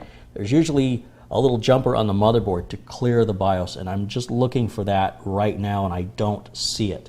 But I do see this battery right here, and this little battery, when they go bad, they're the thing. The battery holds the date and the time. It also holds your whole PC's configuration, such as what hard drives you've got and things like that. And those batteries don't last forever, although they typically last for 3 to 7 years in most cases. So I'm going to get a little jeweler's screwdriver. We're going to remove that battery and let the motherboard sit, let it drain. All right, I've got my little jeweler's screwdriver here, and I'm just going to reach up and push this. There's a little lever right above the battery that's holding the battery in place. It kind of sits over it. If I lift that up, battery comes out. There's our battery. Now I got to get my battery tester. Now, if you're familiar with my past videos, you've seen me use this before. It's just a cheap battery tester I bought on eBay. I think it came out of China or something. Just a couple of bucks, but it'll do the job. I just want to put the battery down on this. And the battery is borderline good. So it's not completely dead. It could be replaced, but it's not completely dead, and it's not in the red zone. So I would say it's not a battery issue. We can remove that from our list of things that are possible causes for this problem. Of course, we want to verify obviously that we have no power here. We have the power switch. We want that CMOS, or that BIOS. I don't want to confuse you. The CMOS holds the BIOS. The CMOS is a complementary metal oxide semiconductor, and a BIOS is a basic input-output system, but you don't need to know that. Just, they're related. So oftentimes when people mention the CMOS or the BIOS, sometimes there's even UEFI on the latest. A lot of times they're referring to what we're talking about here, which I'm referring to as the BIOS. Even if it's UEFI, I still call it BIOS. But anyway, again, you don't need to know any of that unless you want to be a professional technician and it's on a test. I'd say I never had a customer ask me, but I suppose that's not true. Customers have asked. And usually when I tell them what it means, it doesn't help at all. But anyway, I'm going to let this sit for a minute, make sure the BIOS drains, and then we'll come back and put the battery back in and see what happens. All right, well, hopefully we've given that enough time. I would actually, in a perfect situation, if I had more time and if I wasn't making a video out of this, would probably let it sit at least an hour. It's only been about 5 minutes, but that really should be enough time, with the keyword being should. I'm just putting the battery back in it, and the bottom of the battery goes in first below the clip, and then when you push straight on the top, it should just go in, which it did not do. It sounded like it did though, didn't it? Let's try it again. There we go. Battery's back in, power back on, hit the switch. Let's see if we get anything at all. Keeping in mind that after a BIOS reset, the system could take about 10 to 20 seconds longer to boot the very first time, as it has to sort out, figure out what hard drive you have and things like that. Of course, you will need to reset your date and time for sure. And then any other customizations if you had any. And if you don't know, then just leave everything else alone. And this does not appear to have made any difference whatsoever. So the next thing I would check would be the RAM. So I'm going to pull the power. You'll see I'm going to wait for the fans to stop, and I'm going to hit that power button again. Oh, good, nothing happened. And I'm going to pull 2 sticks of this RAM. And there's a blue channel and a black channel. And I'm not sure if they're paired up the way they look, side by side, or if they're paired up in systems like you've seen me build where it's opposite. Oh wait, it tells me right up here, DIM 1, DIM 2, DIM 3, DIM 4. Well, let's pull out 3 and 4. That's going to be these 2 here on the end. And we're going to see if this makes any difference at all.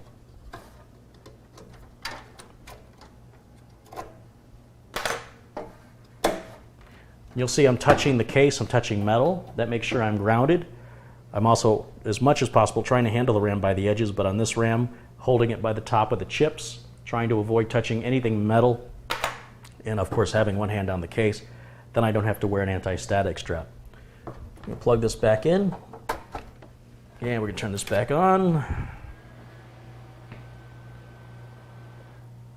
Oh, something different happened. It booted. Aha, it's one of these 2. It's possible it could also be the socket. It's also possible something called chip crawl occurs over time, where the chip starts to work its way out of its socket. Although there are retention levers in here that hold the RAM in place, you simply can't trust it. So once again, pulling power, hit the power button, make sure all the power is drained. We're going to put one RAM module back in. That doesn't matter if it comes from the same socket or not. I'm simply doing this because this is it's going to be easier to plug them in side by side than to try and go in the middle. So I'm going to just plug that one RAM module back in and turn the system back on.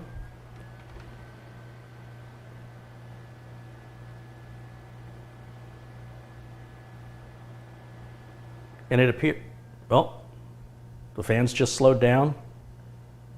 It's booting. Great. All right. So that means this RAM module is either bad or was not sitting, well, if it still boots with this RAM module in, that means one of the 2 weren't seated properly and they needed to be reseated. If I plug this in and it doesn't work, this is the problem. All right, so plug that back in.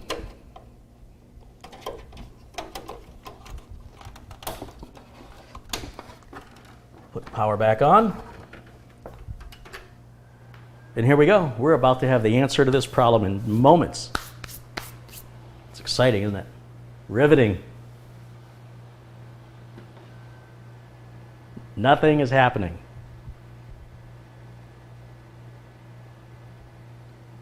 Still nothing. Still nothing.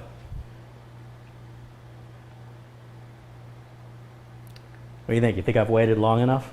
I think I've waited long enough. Pull it. Pull the RAM module back out.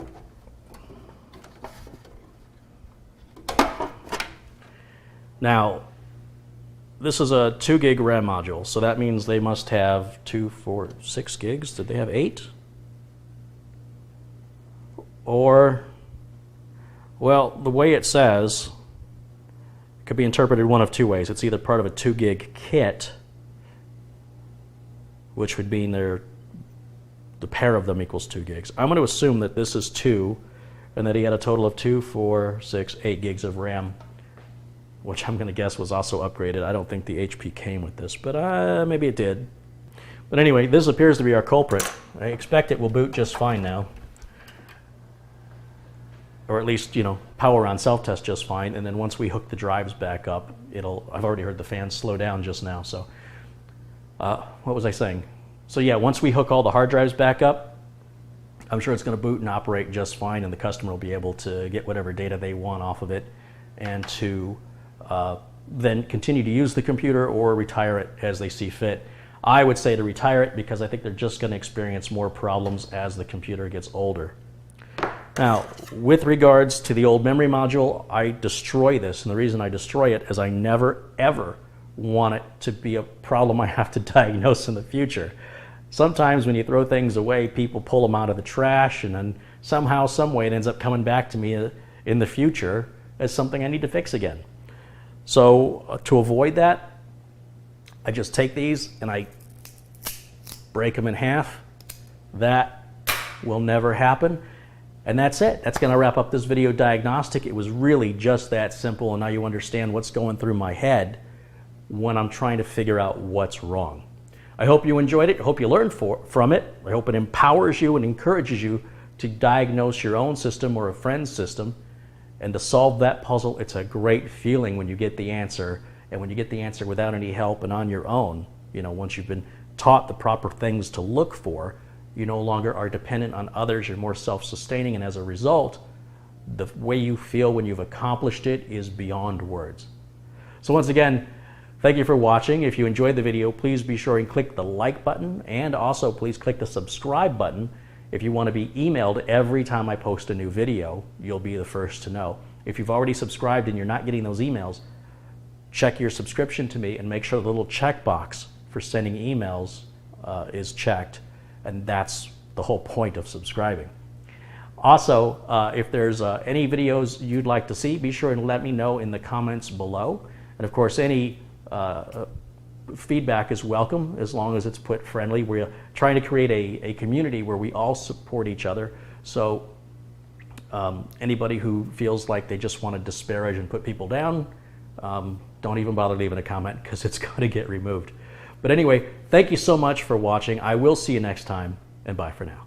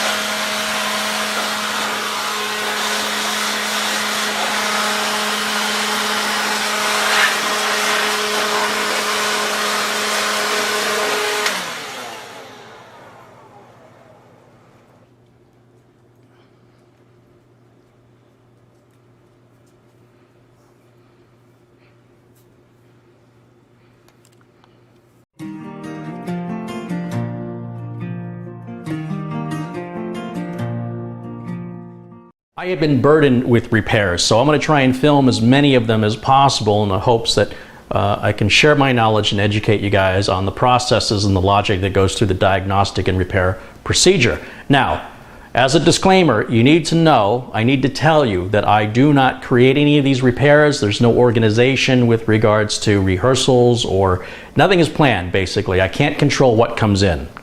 So if you see a lot of my repairs dealing with AMD-based computers or HP-based computers, as we have here, I have nothing to do with that. So you can come to your own conclusion about whatever that means. Whether that means more people have them and therefore I see more of them for repair, or whether that means they're less reliable, I'm going to leave that judgment up to you. But in the meantime, none of that really matters, because at this point, we have a customer with the system down. And it doesn't matter whether it's AMD or Intel or HP or Dell or something they made. We're here to help the customers, not to put down parts and companies. You'll see what I build and why I build it, to keep myself in business so I don't deal with repairs. And again, I want you to come to your own conclusions. Don't take advice from somebody on YouTube who makes videos for a living. I'm telling you right now. So I'm a computer technician, professionally, been doing this for 25 years, and I'm just simply turning the camera on to share with you how it works. Some people are puzzled why I work in the kitchen. The kitchen is not my office, and I do not make YouTube videos for a living. This is a bright, anti-static environment with a lot of working room, and is ideal in any household if you're going to build or work on a computer to have such an environment. You don't want to work on carpeting. Your lighting should be very bright, especially if you're filming for YouTube. And you want to have a lot of area to work with so you can have spare parts and screws and things that don't get lost. So anyway, that's the logic behind that for people who scratch their heads and wonder why. And perhaps for those people, I'll go do it in the toilet instead, and perhaps they would prefer that. But anyway, enough of that. If you're going to work on an HP computer, in fact, if you're going to be a computer technician, you will be working on HP computers. And HP likes to lock the customer out of the computer. They actually spend a little extra money to get these Torx T15, I think they're T15s, screws on the back, instead of using just a standard number 2 Phillips that everybody else uses. HP wants you to not have that tool readily available and to stay out. And if I made computers the way HP did, I wouldn't want my customers to see the insides either. But hey, that's just me. Again, you come to your own conclusions. So I'm going to go ahead and remove the T15 bolt from the back, and it's got T15s all throughout the inside of it as well. Just ridiculous proprietary nature that really, if you can't tell, bothers me, that they're intentionally trying to hide something. So let's find out what they're trying to hide. Now I want to remind you that while you're watching this recorded, I am filming it live. There is no rehearsal, there's no setup. I have to emphasize everything you see is real. I don't have the budget for CGI, and I don't have the time to try and go through all this and set it up to make it work, to get some kind of drama or effect. It is what it is. And I'm saying that right now because I've just opened it and I've just peeked inside. And, well, I'm just not going to say anything. Let's get this cover off. Not saying a word. This speaks for itself.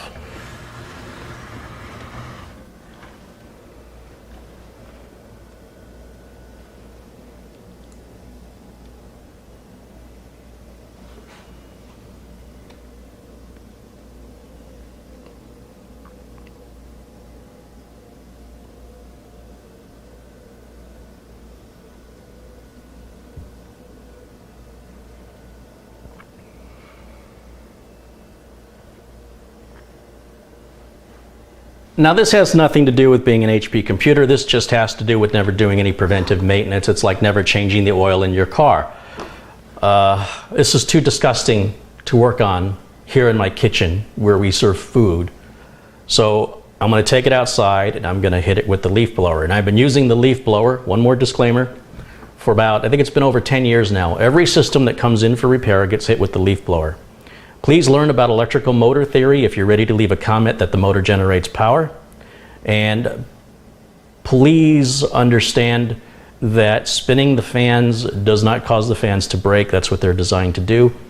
If you break a fan that's spinning, you did it wrong, or you had a fan that was about to fail and you just did yourself a favor by making yourself aware of that while it was open. I've never had any negative results from doing this, and I stand to gain nothing whether you choose to believe me or you don't. I'm not in the leaf blower business, so I really don't care if you think I'm wrong. I'm the one that's held accountable and liable for every machine that comes in for repair, and I am simply doing nothing more than showing you how I am able to sustain a business for 25 years in a cost-effective and efficient manner. Do with that information what you will, and this is a response to those people who comment with negative things to say to somebody who's got 25 years of experience doing it, which is very preposterous if you're sitting in my situation. So anyway, let's go get the dust blown out of that while I get off my soapbox.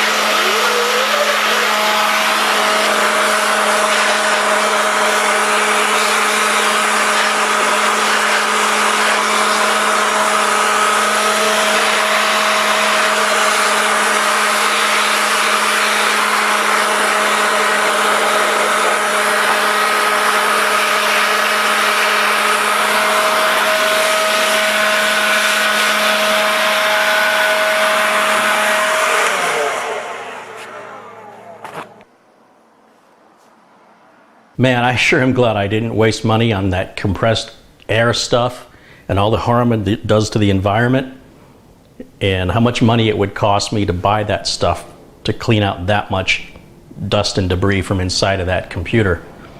The leaf blower normally doesn't take that long, but that was a little more than normal.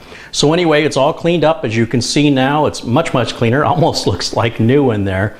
And it's a very effective means of cleaning a computer. I don't recommend using a gas leaf blower or an air compressor unless you have a water filter on the air compressor, and keep that PSI below 100. And the airstream that comes out of an air compressor is very narrow. With an electric leaf blower, you get a much wider scope of air, and because it's electric, it doesn't have the power that a gas leaf blower has. So you're looking somewhere around 120 miles an hour for the wind force coming out of that leaf blower, which won't harm any of the components or knock any cables loose, which an air compressor can do. But if you choose to use an air compressor, just use it very carefully and watch for that water filter, because condensation does build up inside of the tanks. Or you can use the compressed gas that that we all see. We call it canned air, but it's not canned air. They do get expensive, and as they get cold, the pressure goes down, and if you tilt them, the liquid comes out and it can stain the paint on the computer. So I don't recommend that. It's bad for the environment, it's bad for the landfill when you throw the can away, and it's also bad for your wallet.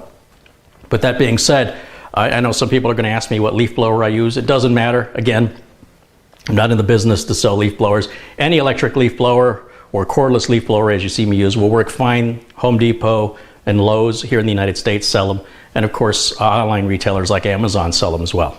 Now, the customer's complaint is that the system won't turn on, and the customer asked me if I had a spare video card to give them. And I said, whoa, whoa, whoa, it doesn't work quite like that. I have to know what kind of video card. Do you have a PCI video card, a PCIe, AGP? And then once you get the card and you plug it in, assuming that's the problem, you'll have to locate and install the driver, not just any driver, but the driver for that specific card for your specific operating system, and what version of that operating system, if it's 32-bit or 64-bit. It's not as simple as slapping a water pump on a car.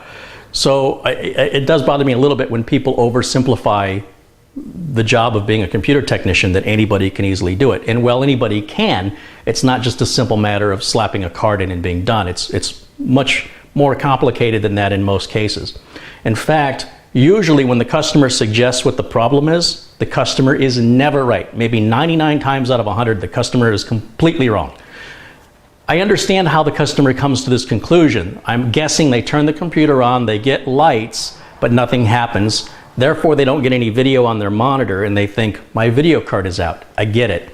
However, it could be anything. It could be the motherboard, it could be the RAM, it could be the CPU, it could be the power supply. Customers and non-technical people will think it can't be the power supply because the system turns on, the lights come on and the fans turn. But you have to understand there's more to a power supply than voltage. There's also something called amperage. The best way I explain it is we've all gotten into a car that when you open the door, the little dome lights come on, maybe the radio even plays, but when you go to start the engine, it won't turn over.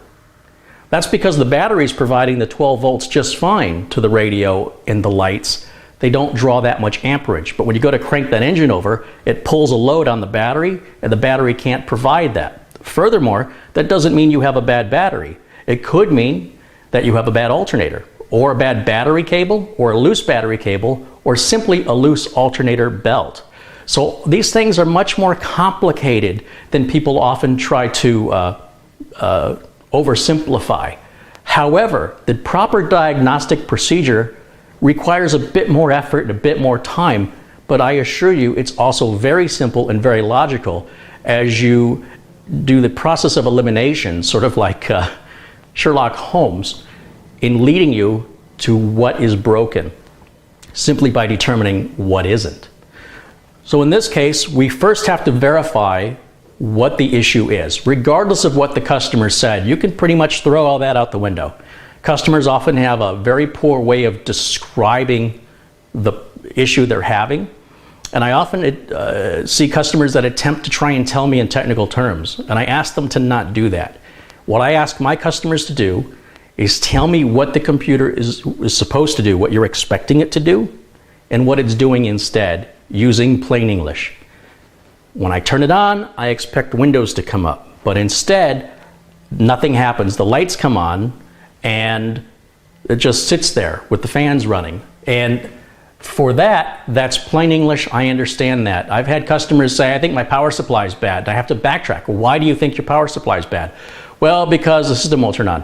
Well, what do you mean it won't turn on? Does that mean the lights don't come on and the fans don't spin? Are you saying that if you unplug it from the wall, it does the very same thing as if you do plug it in the wall? You see how much extra effort that is on my part than if the customer just told me, like they were telling anybody else, hey, let me tell you what's happening. Mechanics deal with this. There's something wrong with my car. Well, what's wrong with it? Well, when I get in the car and I turn the key, and then I get out of the car, I'm in the same place. Great, that helps me a lot. So anyway, you can, if you're on the other side of it, if you're a customer, just tell the technician what's happening in plain English. And if you're a technician or thinking of becoming a technician, be prepared for those kind of requests coming from customers, and that you do have to sort of be a little bit of a psychiatrist or psychologist to back them up and walk them through how to explain to you what the problem is. In most cases, customers make it overly complicated in their diagnostics and overly simplified in what they think it is. And of course, if the customer really knew what it was, why would they be calling you? So this is all part of the business, and it does over time start to wear people down. And that's why you sometimes find people in the business with bad attitudes. They just get worn down, slow erosion. So let's go ahead and plug this in and see what the symptoms actually are. Now, as you can see, I've got my monitor, keyboard, and mouse out here, and that's all we're going to hook up whenever we diagnose a computer. We don't hook up things like USB flash drives or printers or network connections. We don't want anything we don't absolutely necessarily have to power on the system. We'll hook that stuff up later to verify that stuff works once we cross that bridge. So for right now, once again, I want to verify what the customer's diagnostic is, which is, I'm guessing from I need a video card, that it means the system turns on but they get no video. And as you can see from the inside of this computer, it has no video card. It's built on to the CPU. So that doesn't mean we couldn't add one, but you can imagine the confusion on the customer's face when they try to find the old one to take out, right? That'll be another support call. So I just want to plug in my DVI connector here, which for some reason is not plugging in. Let's see. There we go, just a really tight fit. There are two DVI connectors on the back of this motherboard. You can plug into either one. I need my wireless keyboard and mouse dongle, which is right here, and we'll plug that into any available USB port. In fact, maybe we'll just plug it in up on the front. I think this has USB ports on the front. Nothing, nothing. There we go.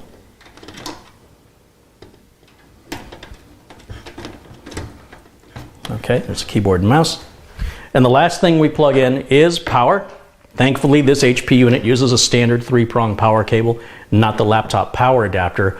Although amusingly enough, the customer brought their monitor, and the monitor requires basically what looks like a laptop power adapter. It's not a standard.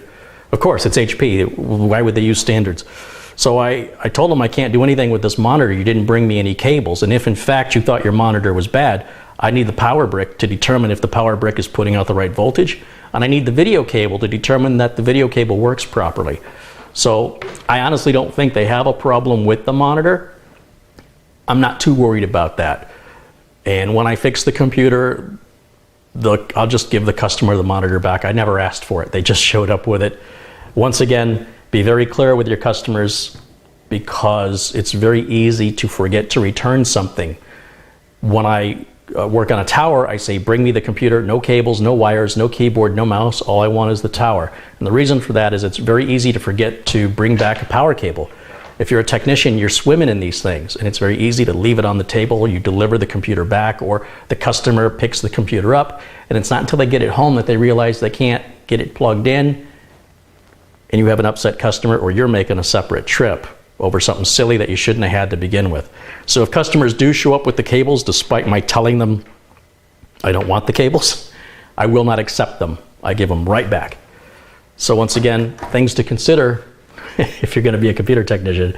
You have to sort of dot all the I's and cross all the T's and be very, very clear with your customers. Now, I do have a green light on the back of the power supply, which again does not indicate automatically that the power supply works. It just means that the green light is a good sign. That's a good place to start, and more than likely it's okay. However, you cannot just assume that green light means you have no issues with your power supply. I hope I'm clear on that. You cannot assume anything when you diagnose a computer. You cannot, you can't say, well, it can't be this because of that. No, no, no. You have to actually test everything to verify. If you're not willing to do that, then you shouldn't be a computer technician. Now let's go ahead and turn it on. I know there's a power button on here. There we go. Ooh. We have fans spinning. I hear the hard drive initializing.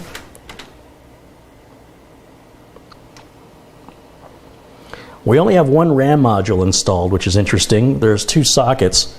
And if you recall, the last time I worked on a system, it was also an HP, and it behaved like this. We had a bad RAM module. So where do you think I'm going to start with this one? And it is as I suspected. There's no video, hence the customer claiming, I need a video card. So let's go ahead and pull power. Do not work on a computer ever with it plugged in, even if the power switch on the back of the power supply is off. This power supply doesn't have a switch on the back of it. So it's very, very dangerous in either case. And regardless of what you read on the internet or what video you saw on YouTube, those people have no liability or accountability. So I'm telling you for your own safety, and you make your own decision, because you're the one who will gain the rewards or suffer the consequences. You're responsible for your own actions. Now, I'm going to take this RAM module out, and I'm simply going to move it over to the other socket just to see if we have a socket issue here.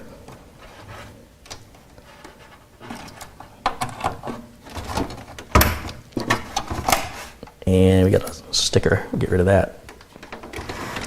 Let me grab my power cable again, plug it back in, see if that made any difference whatsoever.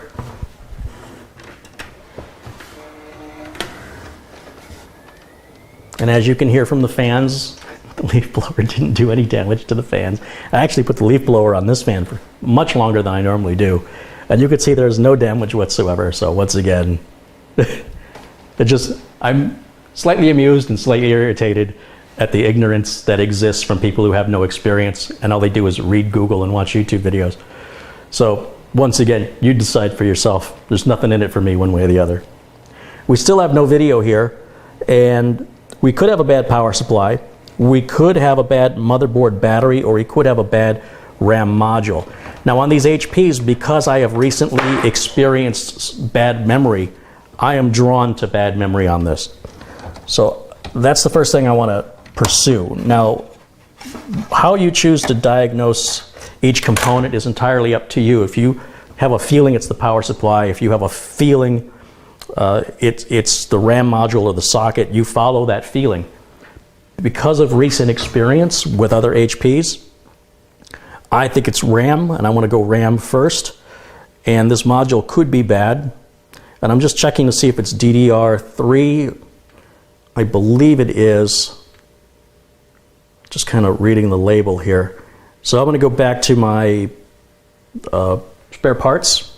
This is why technicians always keep old parts for situations like this where you can swap in and out without having to spend money needlessly on parts that you end up having to return because they didn't solve a problem.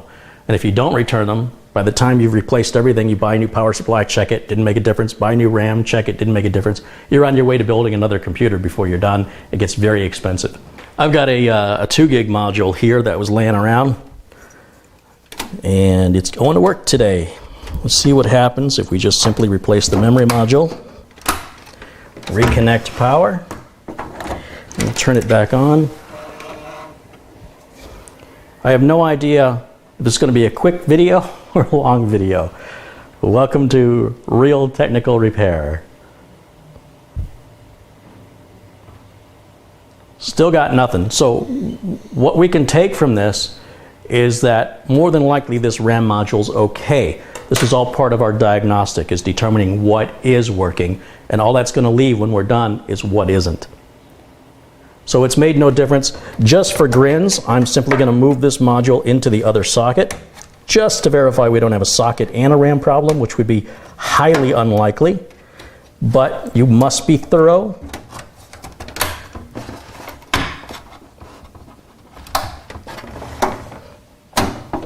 If you want to be a good tech. Not all techs are good techs. And the difference in them is how thorough they are. Ones that take shortcuts, they usually don't stay techs for very long. Certainly not for a lifetime.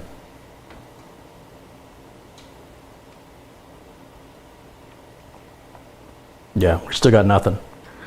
All right, so I know it's not RAM, so that means I can pull the cable, and I'm going to put the original RAM module back where it was when we started, and we can scratch that off the list. It is not RAM.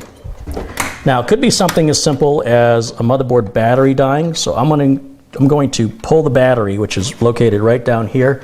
We're going to check it, see how much voltage it has in there. Now, as I make these videos, you'll find I'm always anticipating what the comments are going to be, and I tend to be on the defensive, and then that brings out even more comments for me than having an ego or being unquestionably right. And there's no winning this, right? No matter what, the trolls are going to leave comments, and I'm sorry I have to be on such the defensive, but I'm trying to shut them down before they occur. And I really encourage people to be kind to one another and not to police videos for a living. They're here to educate people. And see, I'm doing it again. I'm continuing to defend against what I'm anticipating happening. I am a confident technician. I do have 25 years, as I've mentioned. I say that not to brag, but to instill confidence in my viewers that I'm not somebody who makes YouTube videos for a living. I do this for a living and make the YouTube videos simply showing you, sharing with you, I don't have to, how I do this and how I've sustained a business for 25 years. So there's not a lot of people in the business that are techs for 25 years, and I'm very proud of it. And I'd like to see that same pride from my viewers, and I'd very much, for the people who have anything negative to say, I'd very much like them to post a video. Don't be anonymous. tell us who you are, and tell us why we should listen to you, what experience you have to back up what you say. If you can't do that, how can I even consider or respect your feedback, your critical feedback? It's insulting. So anyway, let's get back to this. Got the battery out. We'll throw it on my battery checker. And you know, it's right on the line, it's fine. It's not horrible. So I'm not going to replace it. However, these batteries are really inexpensive. They last typically somewhere between 6 and 10 years. So if you have a system that's that old, you might want to look into checking that. Typically it results in the loss of date and time every time you start the computer. But there can be other effects, such as a system not booting. And even just pulling it out and putting it back in again can make a difference as to whether or not the machine will boot. In some cases, you have to leave that battery out for a good 10 minutes or longer to fully drain the capacitors on the board, or it'll have no effect at all. I'm trying to rush through this as the camera's running and the batteries are getting eaten up for both the lights and the film, and the memory card's getting full. Trying to rush through it. System's relatively quiet. I'm surprised, given these HPs are typically louder than that with the CPU fan, power supply fan, and rear exhaust fan. So we're still getting nowhere, so I'm going to go ahead and change the power supply out next. Now some people ask, why not use a power supply tester? Power supply testers are, in my opinion, a complete waste of money. They only test voltage. They don't put a load on the power supply, going back to that car battery example I gave later. For about the same price as a power supply tester, you can buy a power supply and just keep that as your testing unit. So all you have to do, you don't even have to install it. You simply pull the motherboard cable, power cable off right here, and replace it with your testing power supply.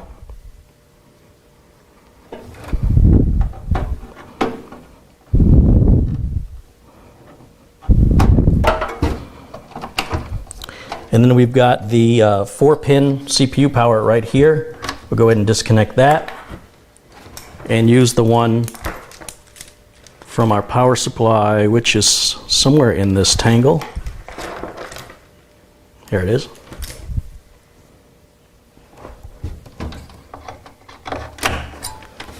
Finally, we're going to plug make sure the switch is in the off position, plug power in, flip the switch on, and we're going to turn the machine on again, see if that makes any difference whatsoever. Although I suspect it's not the power supply, you really don't know. What's interesting is the system just shut itself off. I don't know if you saw that. It shut itself off, now it's come back on again. I haven't done anything other than turn it on. That's a pretty interesting behavior. And still not making a difference, unfortunately. Not going to be a lucky day for me. You know, some days I have to really earn my money. Some days it's a walk in the park. Looks like today's going to be a day where I have to earn my money. So if you don't see anything within about a minute or so, go ahead and shut it down. So what do we know so far? What we know so far is we don't have a problem with the monitor, obviously, because we know this monitor works. And we don't have a problem with our keyboard or mouse, because I know these keyboard and mouse work. That's why I use these parts. I don't use the customer's parts. We know it's not the power supply. We know it's not the RAM. So what else is left? Let me go ahead and put the old power supply back, plug it back in, and put this one away, and I'll be right back. Now, anything plugged into the motherboard can be causing the motherboard to not boot. So anything we don't need plugged into the motherboard, we want to disconnect. So we'll go ahead and disconnect the power and the data cable from the hard drive and our optical drive. Now, if you make too many changes at once, you're not going to know what fixed it. That's why it's all very methodical. So if it boots now, I know it's one or the other. I don't think it's going to make a difference, but that doesn't stop me from checking to verify. It's the only way you can know. You cannot assume.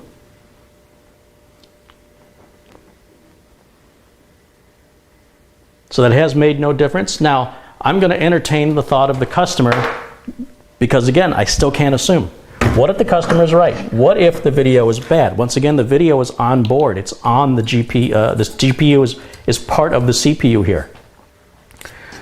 So once again, using a T15, I'm going to take this panel off. Well, not a panel, it's sort of a retention clip. And I go back to my spare parts, and I have old PCI cards laying around, PCIe cards. It's an old one. And they're great for testing purposes. And let's see what's in the way. That's in the way. Sometimes these things get in the way, we just move them. And once again, I don't think this is going to make a difference, but I'm going to try it.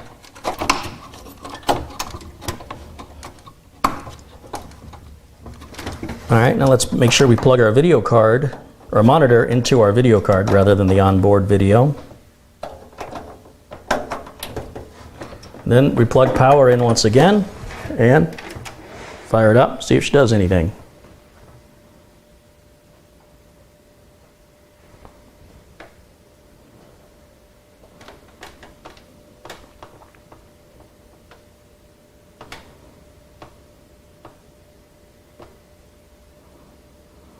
And as you can witness, we are still dead in the water. So we don't have a video card problem. We don't have a power supply problem. There's nothing wrong with the hard drive, the CD-ROM, or the RAM. So what does that leave? That's going to leave our motherboard and our CPU. And usually those things are tied together. You notice the system just turned itself off. Now it's just turned itself back on again. This is an odd behavior, and it does have me a bit concerned that it's doing that. So what I'm going to do next, obviously I'm going to pull the video card out, and I'm going to yank this motherboard out of the case just to verify that nothing on the front port I/O. Sometimes, like on these card readers, if they jam something in there, or even on the USB ports, if they jam something in there, people with children especially, they can actually bend the little contacts in here and they ground out against each other, and behaviors like this occur. So when we disconnect all that from the board, it can make a difference. It's not likely, and of course you can go in there with a flashlight and visually inspect each one of them. It's very time consuming. I can pull that motherboard out very quickly. So let's go ahead and cut power again. I'm going to pull the video card out. And let's get this motherboard out of here. Pulling a motherboard out is exceptionally simple, especially on this particular computer. We can disconnect this rear exhaust fan. We can disconnect our front USB ports. I think that's front USB. And then we've got a little connector here that's going to the, appears to be the card reader. And this appears to be USB 3.0 right here. So I'm guessing one of the USB ports is for the card reader. What's the other one for? Oh, the other one's front port audio. This orange one or yellow, whatever that is, that'll be front port audio. This is just a USB connector for the card reader. I'm going to disconnect the SATA cables. Look how short that one is for the optical drive. I'll just leave that plugged in the optical drive so we know where that goes later. I'm also going to go ahead and plug the power cable and SATA cable back onto the hard drive as well. And I'm just making a note that the hard drive is plugging into this dark blue one here on the corner. Not that that probably will matter. But I like to put it back the same way I took it apart. That's assuming it can even be fixed. If it's a bad board, it's probably cheaper to just replace the computer. You can always buy a board on eBay or somewhere like that, but you never know quite what you're getting, and returns can often cost more than what the board cost. We're going to disconnect the power connector once again from the board, and that should be everything. Oh, there was a little antenna here for the little Wi-Fi card. That's just a standard laptop Wi-Fi card, not surprising, found on this HP computer. And then we've got the T15, which is used. We've got 3 screws on the right, and then 3 just offset from the middle. So a total of 6. And we'll go ahead and remove these.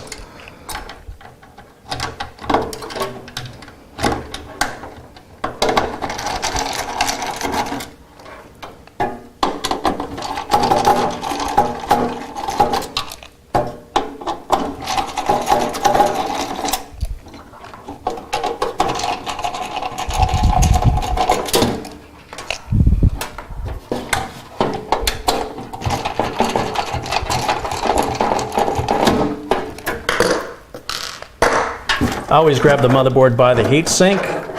Looks like I missed a cable right here. What is that one for? Well, that looks like a USB right there. Oh, why would there be 3 USB cables? One's for the card reader, one's for the USB ports. I wonder what the other one's for. I don't know. I don't know, HP. I don't know what's going on over there. So here's our motherboard, and it's still a little dust falling out of there despite the cleaning. And I'm gonna go, you know what, I'm gonna just go ahead and set this on the counter without anything plugged into it, not even the keyboard or mouse. And we'll plug the power supply right back into it again. It's easier to disconnect the power supply to get the board out. And then the CPU power. A lot of people forget that CPU power. And the board will exhibit the exact same behavior you are witnessing if you fail to plug that 4-pin CPU power in.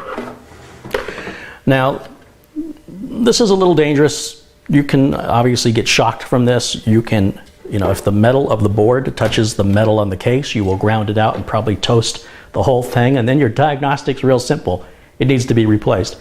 So if you are going to repeat what you see me do here, you have to watch every detail of what I'm doing, and you notice that I'm working on a static-free, anti-conductive countertop, which is a standard kitchen countertop, by the way. I'm working on tile. I am not working on carpeting. You can work on just about anything other than carpeting. If it's laminate flooring or wood flooring or tile, that's all good. Stay off of carpet if you have no choice. Wear an anti-static strap and ground yourself to the case, and keep the case unplugged from power while you're plugged into it or attached to it. So let's go ahead and hook our monitor back up. There are 2 DVI ports that I talked about earlier. Either one of those is fine. And let's go ahead and give the power supply some power. Now, I don't expect the behavior to be any different because we really haven't done anything other than remove the board from the case. However, if there's anything shorting out on the USB ports or audio ports or any of that could cause this kind of behavior to exist.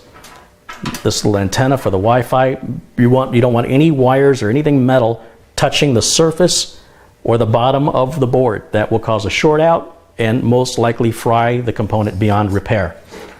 So making sure that no metal is touching the board's directly on the counter. I'm gonna hit the power switch, and it's not gonna work because I don't have the power switch plugged into the board. The board needs the power switch plugged in.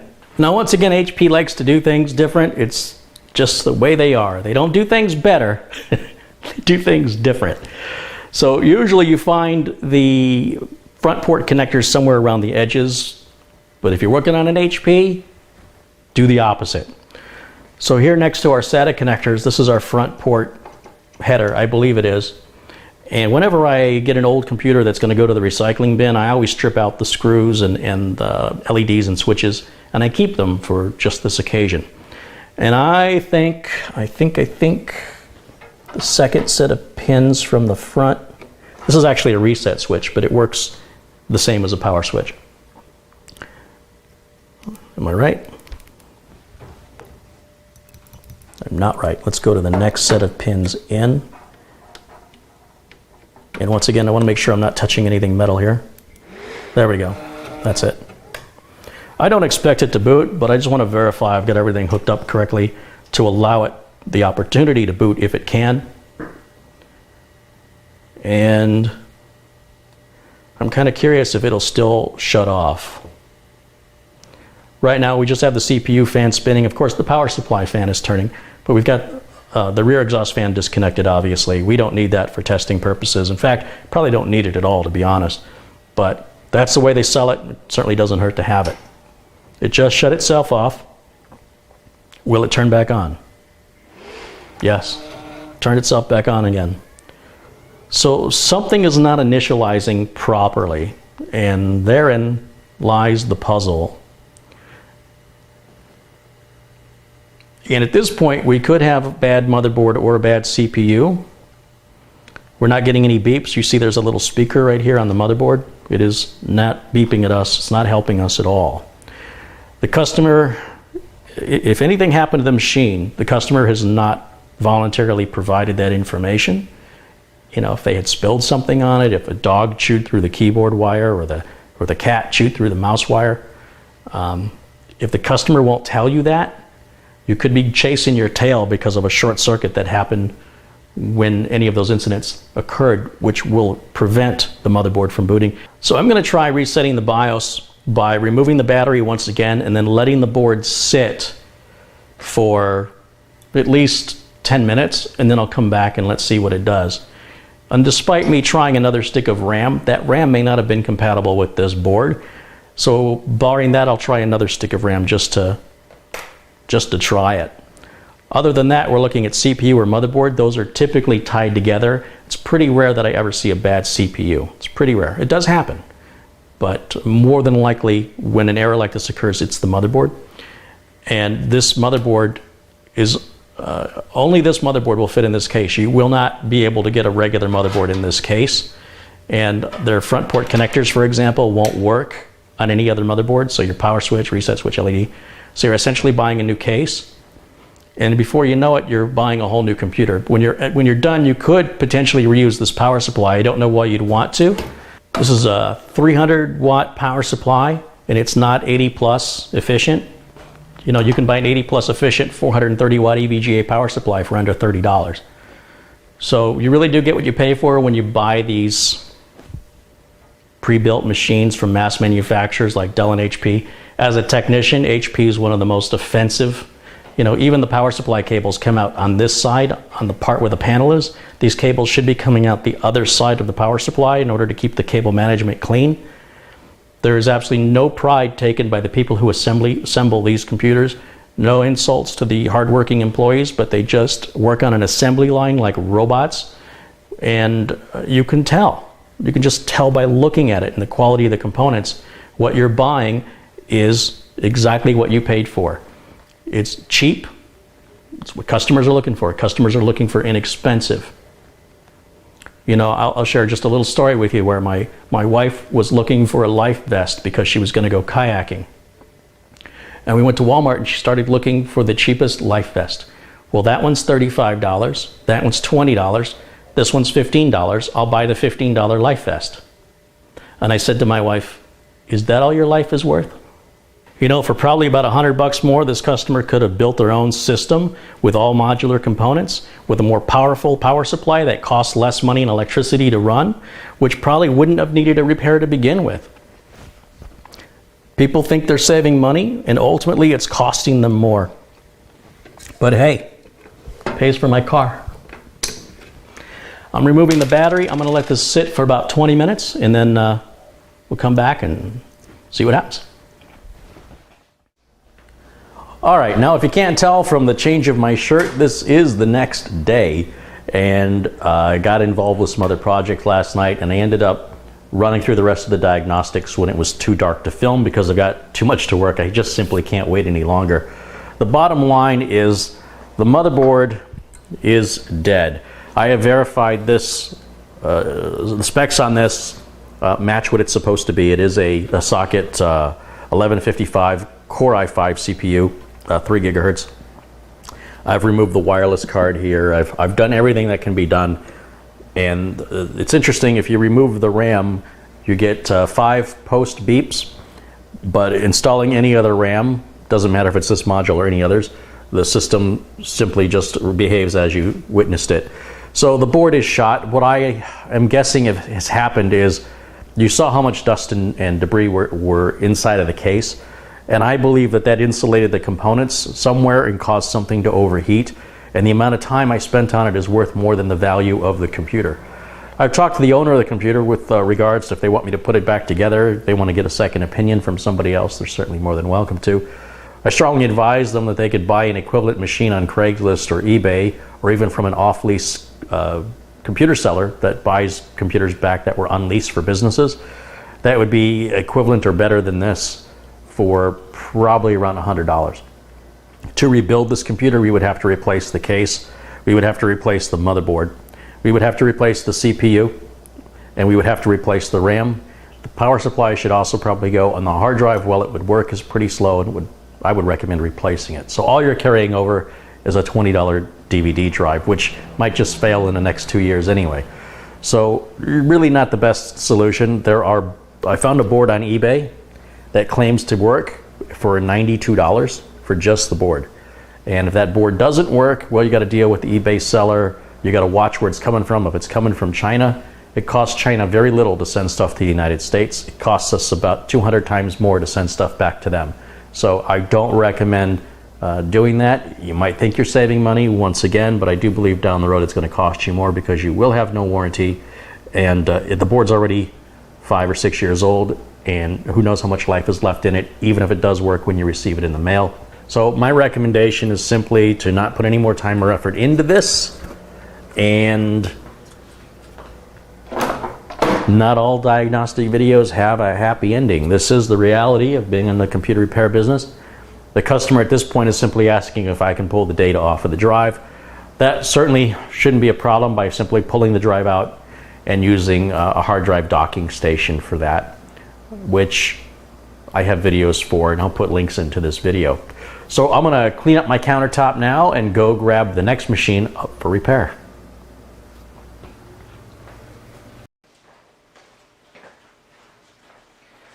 Hi, my name is Carey Holzman. I'm the co-host of the free TechVets digital broadcast, TechVets. You can hear it at www.tech-vets.com. In this video, I've got a computer here that's in for repair that won't turn on. Seem to be getting a lot of these lately. One, we had a bad motherboard.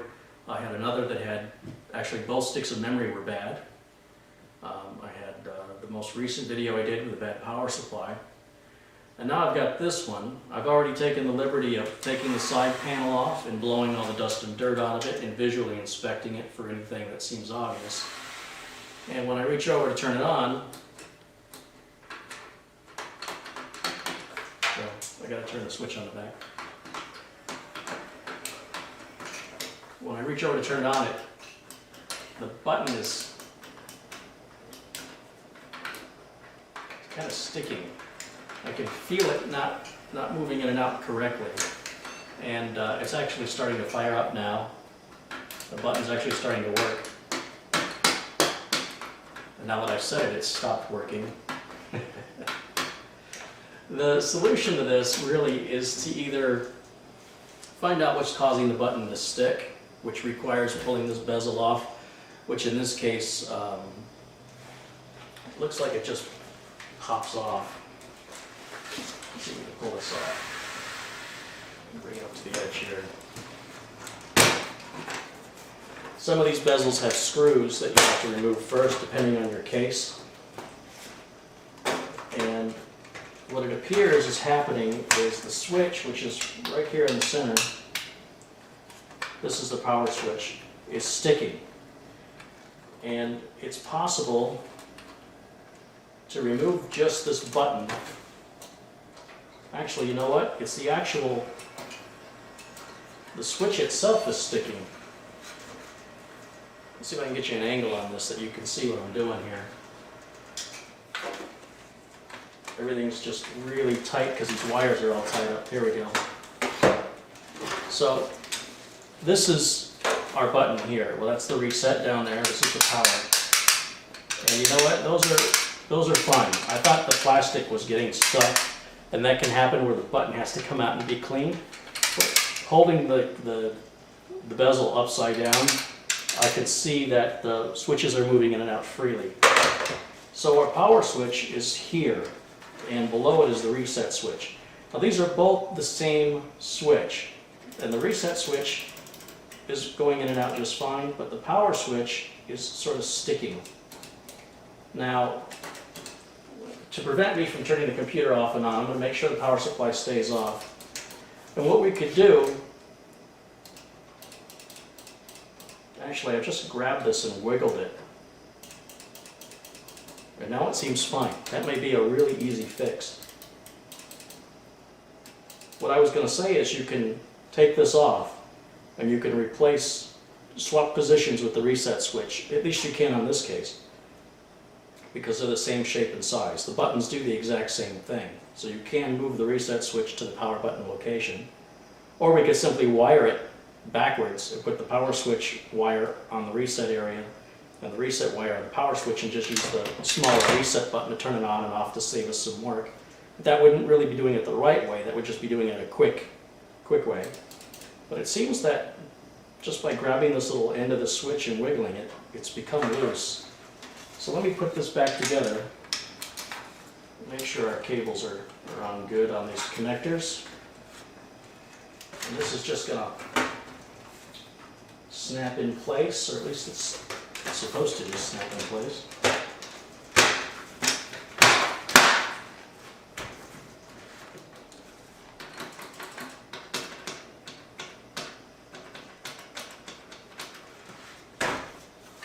Yeah.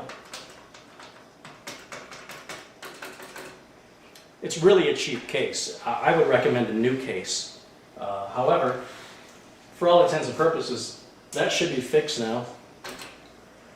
Turns on.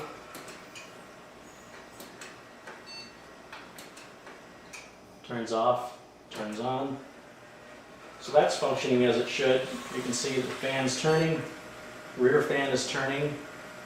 Make sure the air on the rear fan is blowing out. You can usually feel it. If it's a very slow turning fan and you can't feel it, just get a piece of paper and put the paper in behind the fan and see if the paper gets sucked in or blown away. You want the air blowing out. Looking at the capacitors, and this board has leaking capacitors. So this is a board whose time is very limited. Let me get you a close-up. I'll show you what I'm talking about. If we look at this board and we look at these capacitors here, you'll see that they're leaking. See how close I can get. See that one there is leaking. You see the top of it? And then if we scroll down, those look okay. Well, but that one doesn't. That one's got a small leak there. There's another with a leak.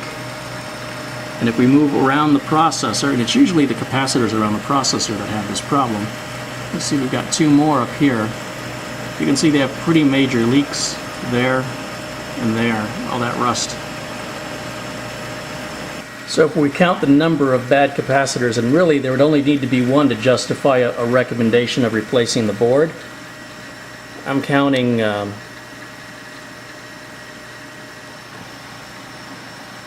1, 2, 3, 4, 5, 6, 7. I see 7 leaking capacitors on this board. So this board really is bad. It needs to be replaced. And what kind of board is this? You can usually look right on the writing on the board. It should give us a make and a model number. Yeah, there it is. It's a Gigabyte. And there's the model of the board.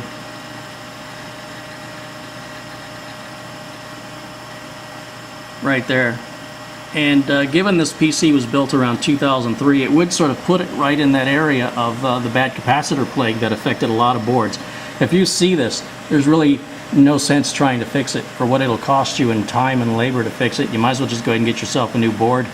And if you're going to get a new board, well, you're probably not going to find one that's going to fit that processor, so might as well go ahead and upgrade your processor and RAM too. On the other hand, depending on which processor it has, you still may be able to find a board for it if you just want to get away as cheaply as you can. Now this customer not only complained that the computer sometimes didn't turn on, but that the computer would get bizarre error messages or just shut off while using it. And leaking capacitors, like what you've seen there, will have symptoms like that. They'll do all kinds of bizarre things, and usually because the capacitors play such an important role in the delivery of electricity, depending on how much of that electrolyte in the capacitor has leaked out and which capacitor it was, will have different effects on the system. It could be a video display that's messed up, or it could be bizarre crashes, and the crashes get worse as more and more of the electrolyte leaks out. And as the capacitors start delivering the wrong amount of power, it can then affect all other components down the line from the capacitor, including other capacitors that may have been just fine, but because they're being fed the wrong amount of power, then they start to burst as well, resulting in more problems. And again, the problems will vary I didn't have that on all the way. There we go. But given a combination of two things, one, I don't like this case. The buttons are a bit sticky. Two, the motherboard needs to be replaced. So this is really a system for the junkyard.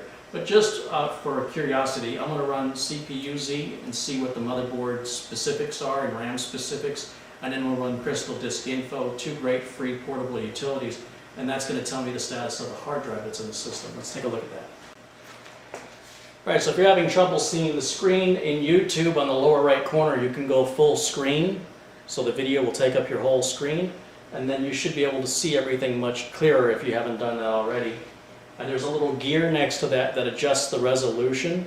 And you can play around with that to see, depending on how fast your internet connection is, the best quality picture that you can get. And just play around with that, and then you should be able to see everything. Now this customer has a lot of icons on their desktop. Let's go and start with CPU-Z first. I've already copied it over to the desktop. I'm just going to double click on the CPU-Z.exe file and close that, and it's going to analyze the system, which is what it's doing now, and it's going to come up with the specs of this computer. So what this tells me is it's got an AMD Athlon XP CPU. Its code name is Thoroughbred. It runs at 2000 megahertz, and it's got a 166 megahertz bus with a 333 megahertz front side bus. Caches I don't care about. The main board is a gigabyte. It's a GA-7VT600 using BIOS version F6 from July 3rd of 2003. The memory installed is DDR memory, and there is 2 gigs of memory. If I click on the SPD tab, I see slot 1 has a 1 gig memory module, that's PC3200. Slot 2 is the same. Slot 3 is empty. The graphics, it's got an ATI Sapphire Radeon 9600 SE, and it's got 128 megabytes of RAM. And that's all the info we get from CPU-Z. So we'll just go ahead and click OK. And then we're going to bring up Crystal Disk Info and run on this file here, diskinfo.exe. Again, these are portable applications. You don't have to install them. You can even run them right off a flash drive if you want to. I've just copied them to this hard drive for convenience sake for this video. And we'll go up here and change the function of the temperature type to Fahrenheit, because I'm American and I can't figure out what Celsius is. So we're at 96 degrees Fahrenheit temperature. That's a good temperature for the hard drive. The hard drive health status is good.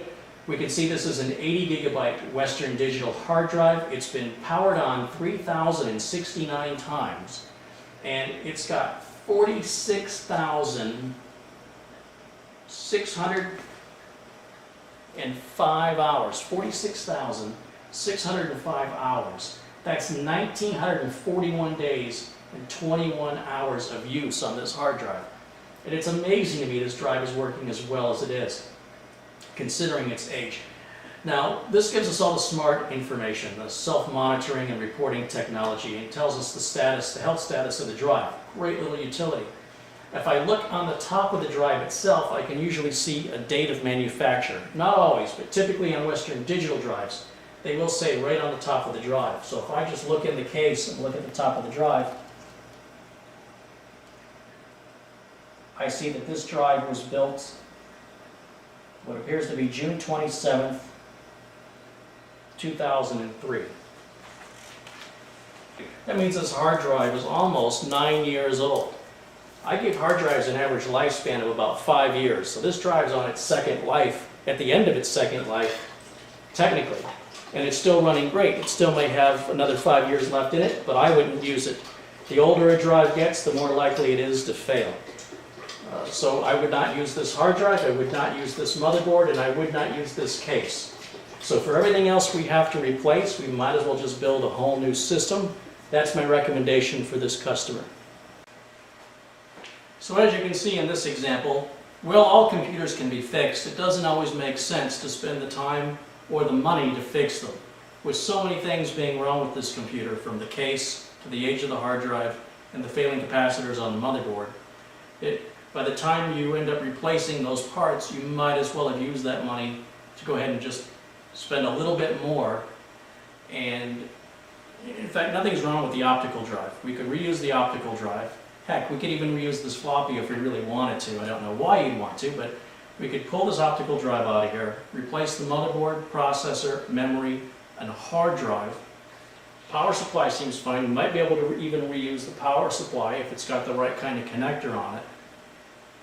And with a new case, go ahead and assemble a brand new computer versus having to replace this motherboard, if you can find one that will even take that processor anymore.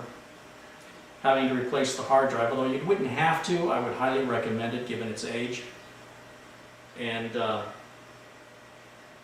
replacing this case, and you can buy a case as cheap as $20, but you might be right back in the same situation with a cheap case. But again, that's your call. Technically the case, if you needed to scrape by, you could continue to use this case. It's just the power buttons are the way they are, and it's just a poor design in my opinion. And yeah, it's my own fault because I'm the one who sold this computer, and that was the case I picked at the time. Little did I know that that was going to result in this kind of problem later on. But I did stop using these cases and have since gone to using Antec cases and another name brand cases like Leon Lee. And they do cost a little more, but they last much, much longer. In fact, I haven't seen an Antec case that couldn't hold a modern motherboard today that I built in the last 15 years. So, whereas a case like this, there's nothing to keep here.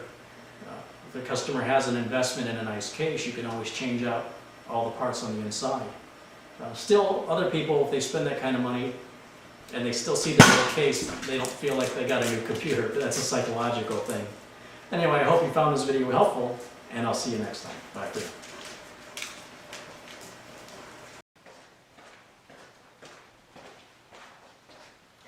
Hi, my name is Carey Holzman, or some of you like to think of me as the fatter Charlie Sheen or John Lovitz lookalike. I don't think I like that one. What were some of the other ones? Doc Ock from Spider-Man. That's Albert Molina. Wow. You know, when I was younger, I was compared to Chachi and Vinny from Doogie Howser, so I guess I've gotten fatter. Oh well. My name is Carey Holzman, as I've already said, and I'm the co-host of the free podcast Tech Vets. You can listen to it at www.tech-vets.com. And I also have a book out. I wrote it back in 2003. It's mostly for Windows XP, called The Healthy PC.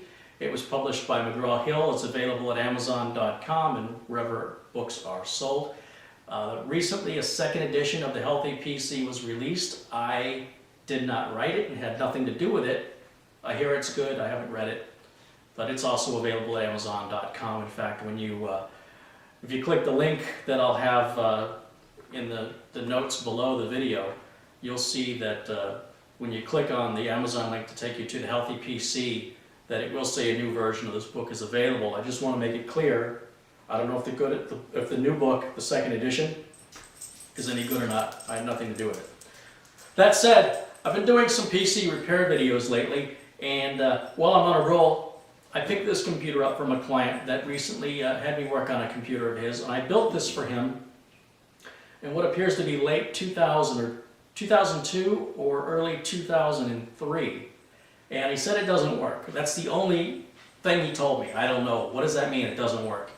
If you want to help a technician or a friend who's technically savvy help you, you really need to be more specific with the errors other than it doesn't work.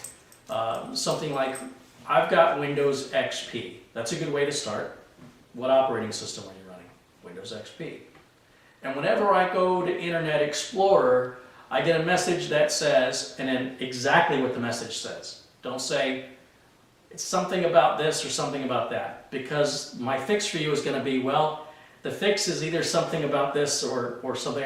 In other words, the fix can't be very specific if you can't be very specific with the question. Or rather, I can't give you a specific answer to a non-specific question. The answer is going to be just as specific as the question is. If the question is vague, the answer is going to be equally vague. So just to help you be able to get help from others, it helps to give them the the basic information. There are some places they want more information than they need. They'll ask you, what's the video card you've got, how much memory do you have, and what processor do you have, and all this other. And for most technical problems, we don't need to know any of that. It's almost like they just do that to discourage you from asking, because they know you don't know the answers to those questions.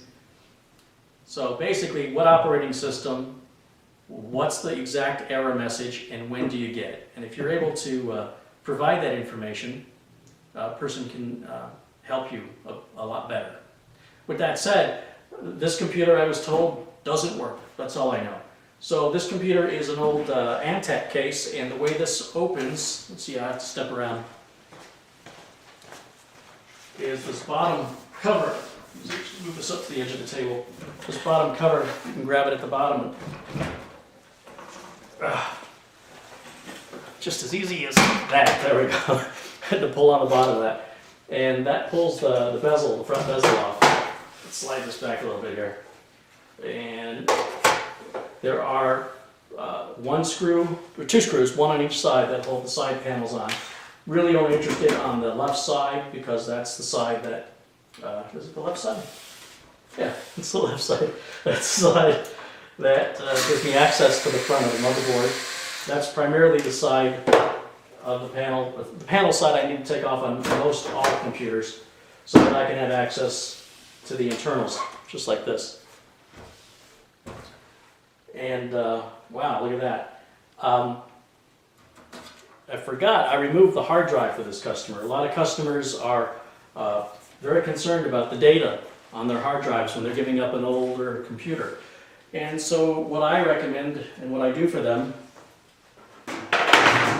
is that I just remove the hard drive and give it to them and say, here, now you can donate this computer or do whatever you want with it. And you take the hard drive and keep it as a backup, or if it's just a case that you don't want anything on it, but you don't want anybody else to have anything on it, you want to be 100% sure, you've seen me take them out to the range and shoot them, but you could equally just take a hammer to them and smash them a few times with a hammer, and that should do the trick, and no one will get the data off of it.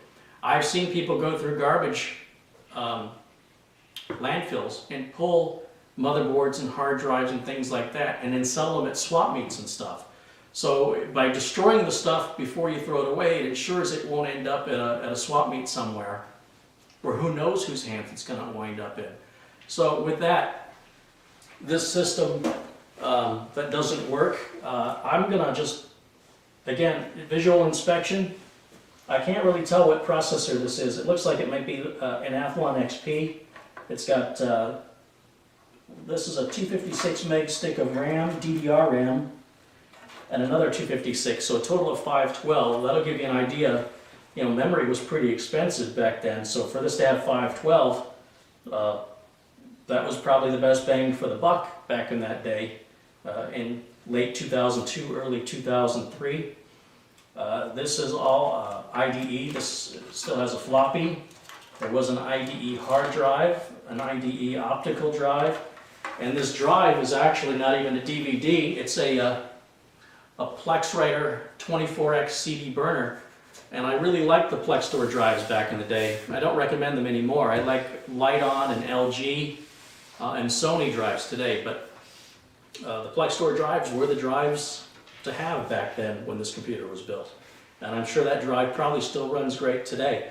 So what I want to do, I don't see anything obviously wrong with it, so we're going to go ahead and plug my keyboard in here. And we'll get the video cable plugged in, like so. And we need power. So there's the power cable, and my USB mouse right there. Let's make sure the switch on the power supply is flipped to the on position. And let's come around here and hit this power switch and see if this thing even posts or what it does. Well, it has a good start. I mean, fans are spinning, power supply fan is turning, CPU fan is turning. As you can see, the system is starting to boot. Yeah, it's an Athlon, AMD Athlon processor,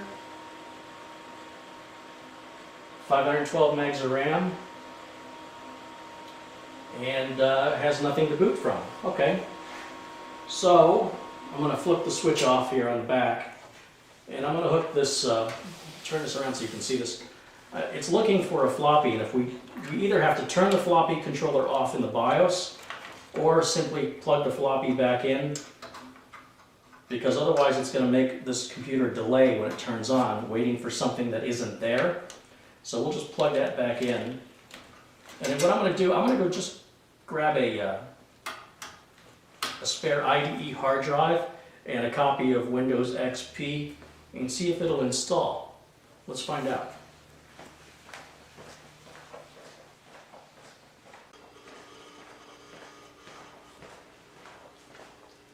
So here I have my an older 40 gig Western Digital IDE hard drive. This one was built in January of 2003. It still works fine. I don't even know why I'm fixing this, because quite frankly, as far as I'm concerned, it's target fodder. But just to make a video, it's something to do. So we're going to go ahead and give it power. And you know what? Instead of just leaving this hang out, why don't I do it right? Let's just at least put this in the hard drive tray.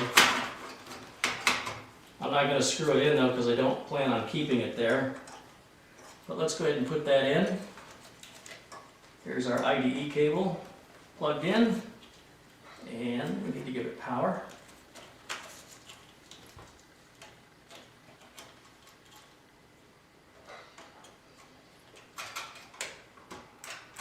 There's power. And then I just need to go grab a Windows XP CD and see if XP will install on it.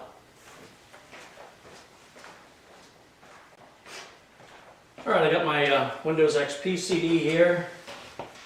Let's turn this on. And what I do, this CD is actually a copy of Windows XP with a bunch of drivers already on it and a bunch of updates already in it. There's a website called driverpacks.net that enables you to do that with your copy of Windows XP to make sure the latest service packs are all on it. And I need to turn the switch on the back. And let's turn power back on. And, oh, that doesn't sound good. Let's click that. Oh, that does not sound good. Let's see what happens here, if it's going to let us boot up or not.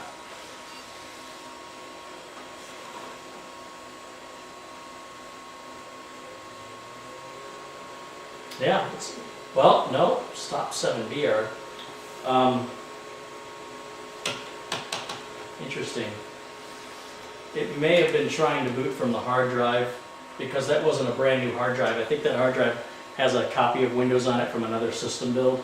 So let's just go into the BIOS and make sure that the CD drive is the first one to boot. So usually we just hit delete right now. Yeah, there's the BIOS. We go to advanced BIOS features, and boot sequencing. It's set to floppy first. We don't want that. We want it to be CD-ROM, and then the hard drive, and then we'll disable that and try other boot devices. No. Smart for hard drives we can turn on. Floppy drive seeks disabled. The cache and all that looks good.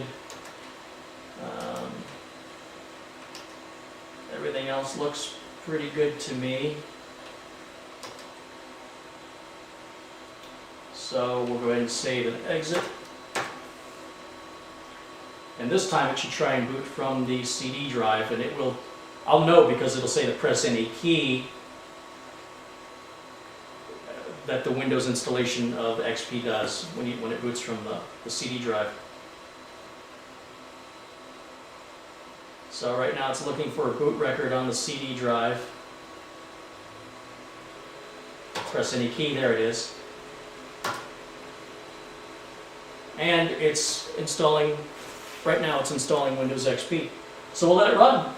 And you know, maybe the problem he was having with it was his installation of Windows on the hard drive that we removed. Maybe it wasn't a physical hardware problem, but either way, the system is so old it's not worth fixing. Again, just making the video for the sake of historical reasons, that you can see the systems that I've built last. This system that I built in late 2002 or 2003. This is March of 2012. That's almost 10 years this guy's had this system. And admittedly, he hasn't been using it for the last 2 years. But as you can see, if he needed to use it, it would still work, at least to get on the internet, to write emails, to receive emails, to do most things people need to do other than play games. It still does fine. Now the fans are a bit loud and need to be replaced. An optical drive doesn't sound good, but it's working. It's not worth putting any money into this. However, as a backup computer or something to have just for the basics, it's fine. And in fact, if you threw a free version of Linux on there, the performance of it would probably be even better. So, something worth considering. We'll go ahead and let this finish. We'll let this load. Like I say, if the installation looks a little funky, it's because of the Driver Packs add-on. And you can learn more about that at driverpacks.net. I'll have a link to that in the video description down below. And I'll be back when this is done.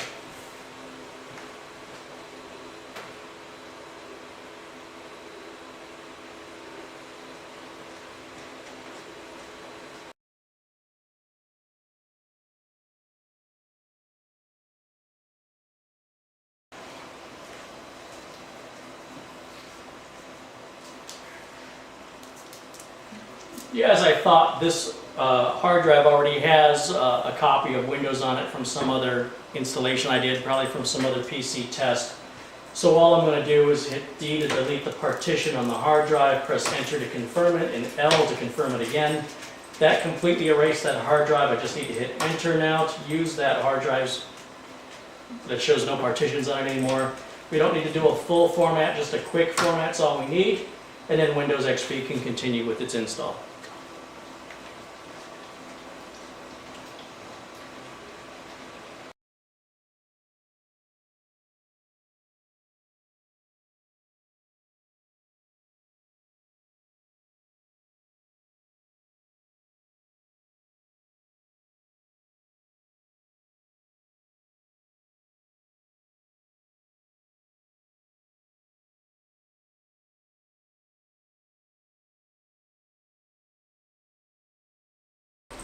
Okay, we have to accept the license agreement and click Next.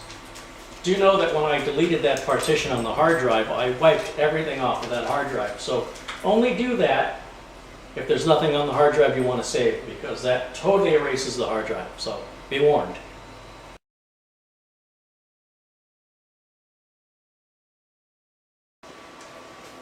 All right, wants a name. We're just going to put user will be the name. We have to enter our product key, which I will skip past so you don't see my product key. The next screen asks for a computer name. We can just stick with that default name, or we can change it. I'm just going to change it to, you know, I'll just, yeah, we're going to change it to PC 1. Hit Next. We're in Arizona. We got the right date and time. Click Next.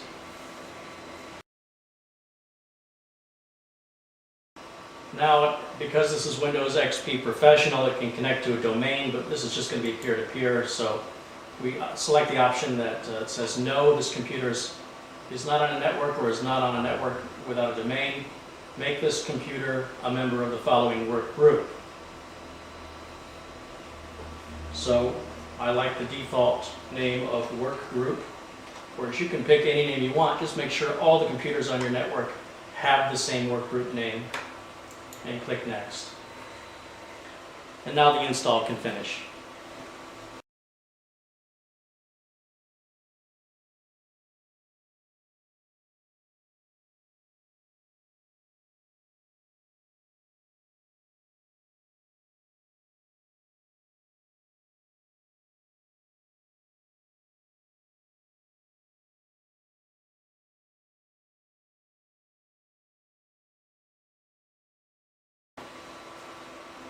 So here we're at the final stage of the XP installation. It says welcome to Microsoft Windows. We're just going to go down here and click Next.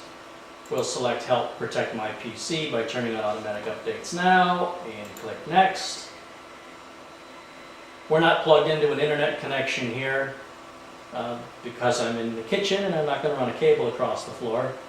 So that's fine. We'll just tell it it's on a local area network and hit Next. And obtain the IP automatically and obtain the DNS automatically and hit Next. I'm not going to activate Windows now because I can't. I'm not connected to the internet. Username, we'll just put user and hit finish.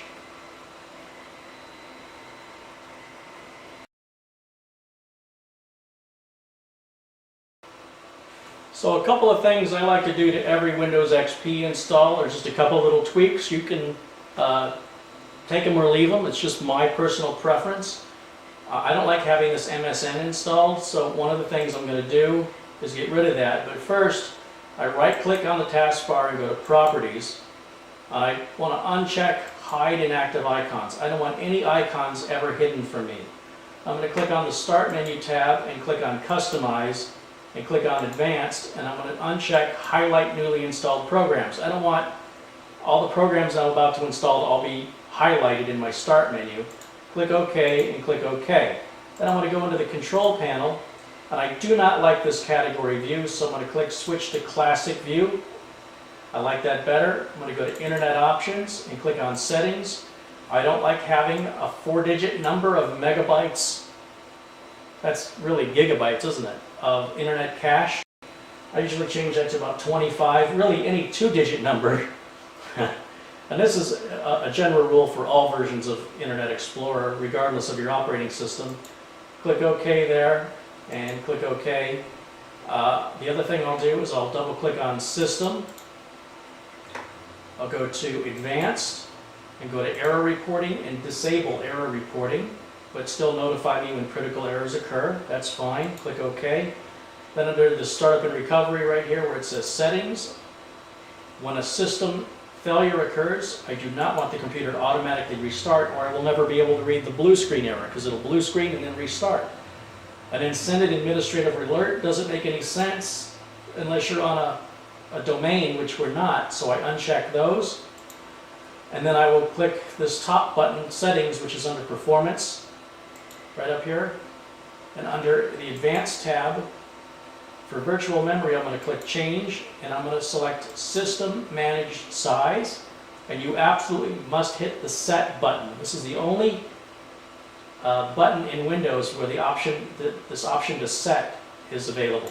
So you hit Set, and then click OK, and it'll often tell you you have to restart the computer for that to take effect. That's fine. We'll click OK, but I'm not going to restart the computer just yet. I'm not done with some of the changes I like to make.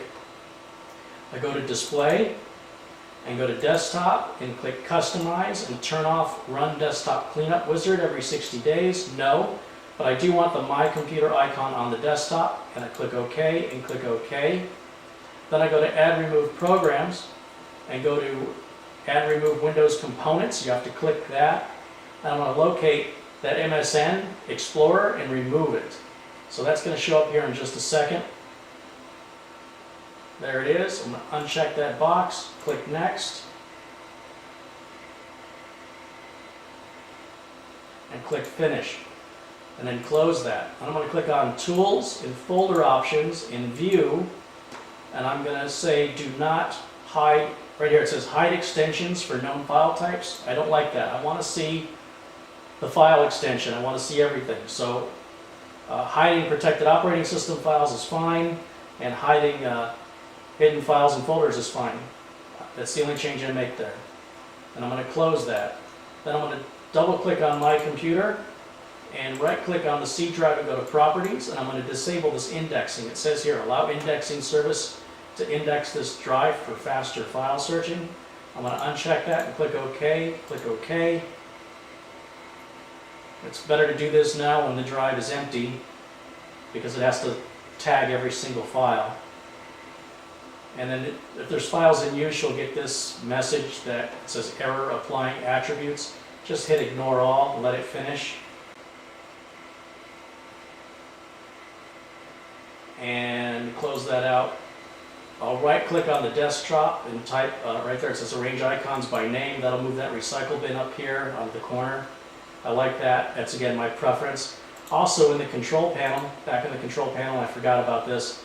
Under network connections, I'll right click on the network connection and go to properties. And this QoS packet scheduler, I'll just uninstall that. Most people don't need it. And I like to turn on both checkboxes here. Show icon in notification area when connected. That way I can verify what speed I'm connected at, if it's 100 megabit or gigabit. And then notify me when this connection has limited or no connectivity, which is what it's set by default. That's fine. Just hit close after making those changes. And then if we go back to the control panel under Administrative Tools and Services, I'm going to disable the error reporting service because I just personally find it to be useless on Windows XP. These are all alphabetized, so I'm going to look for the error reporting service, hit the stop button, wait for it to stop, and then change its status or startup type to disabled and hit OK. If this machine had Machine Debug Manager on it, if it had Microsoft Office and it was loading Machine Debug Manager, I would do the same thing. I would stop it and disable it. The indexing service, we're not going to use that, so I'm going to just go ahead and leave that. It's on manual now. I'm going to change it to disabled. And if you were in the startup, your MS config, and you see CTFmon, and every time you uncheck it, it keeps coming back. That's part of Microsoft Office, and you can disable it by going to your control panel, going to regional and language options, and then you would go to languages and details and advanced, and check this box that says turn off advanced text services, and then hit apply, and that should remove CTFmon from your startup from loading. Most people don't need it. It doesn't really make much difference to me right now because I don't have Office installed on this. This is, as you witnessed, a brand new installation of XP. And that's pretty much the changes I make. And then we can go ahead and, if we click the start, the tour Windows XP, we'll get that out of the way, or it'll keep popping up and then bothering us. So if you just bring it up and then close it, I'm going to hit skip intro right here, and hit this X, exit the tour. That'll leave us alone. If I bring up Windows Media Player, it goes through this process where you have to, the first time you run it, you have to keep clicking next and such, and get that out of the way so the customer doesn't have to be bothered with that. And that's it. That's all of it. And then we'll do a restart. And then what I would do at this point is make sure all the drivers are installed. Again, the version of Windows that I've installed already has a lot of drivers in it.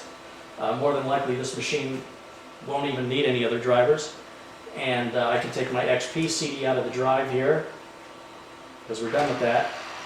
And then we can hit Windows Update, make sure all the Windows Updates are installed. You have to keep revisiting Windows Update over and over and over, and keep checking for new updates, because sometimes there are updates to updates. You repeat this until it says there are no more updates. Then we can install software like Microsoft Office or anything else, change your home page to whatever you want it to be for your Internet Explorer, or put on Google Chrome or Firefox or Safari or Opera or whatever it is you like to use. And I also like to change the search provider to Google, but that's again my personal preference.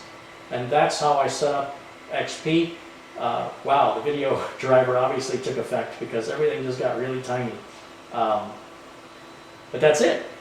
And so there's a almost 10-year-old computer, and it's just running great. I would be curious what the processor and the memory are. So for that, I like to use this little utility called CPU-Z, which I have on a flash drive. Let's go look at that real quick. I'm just curious what this machine is made of. So I just got my little flash drive. It's got CPU-Z and Crystal Disk info on it. And I just need to find a spare USB port on this computer. Check that one right there. Now let me zoom you in here so we can see what I'm doing. Alright, these are both portable editions of the software. It recognizes the flash drive, so I'm going to click Open Folder to view files. Just double click that. And I've got my CPU-Z folder, double click that. And there's CPUZ.exe. And I'm going to, I don't know if you can see that.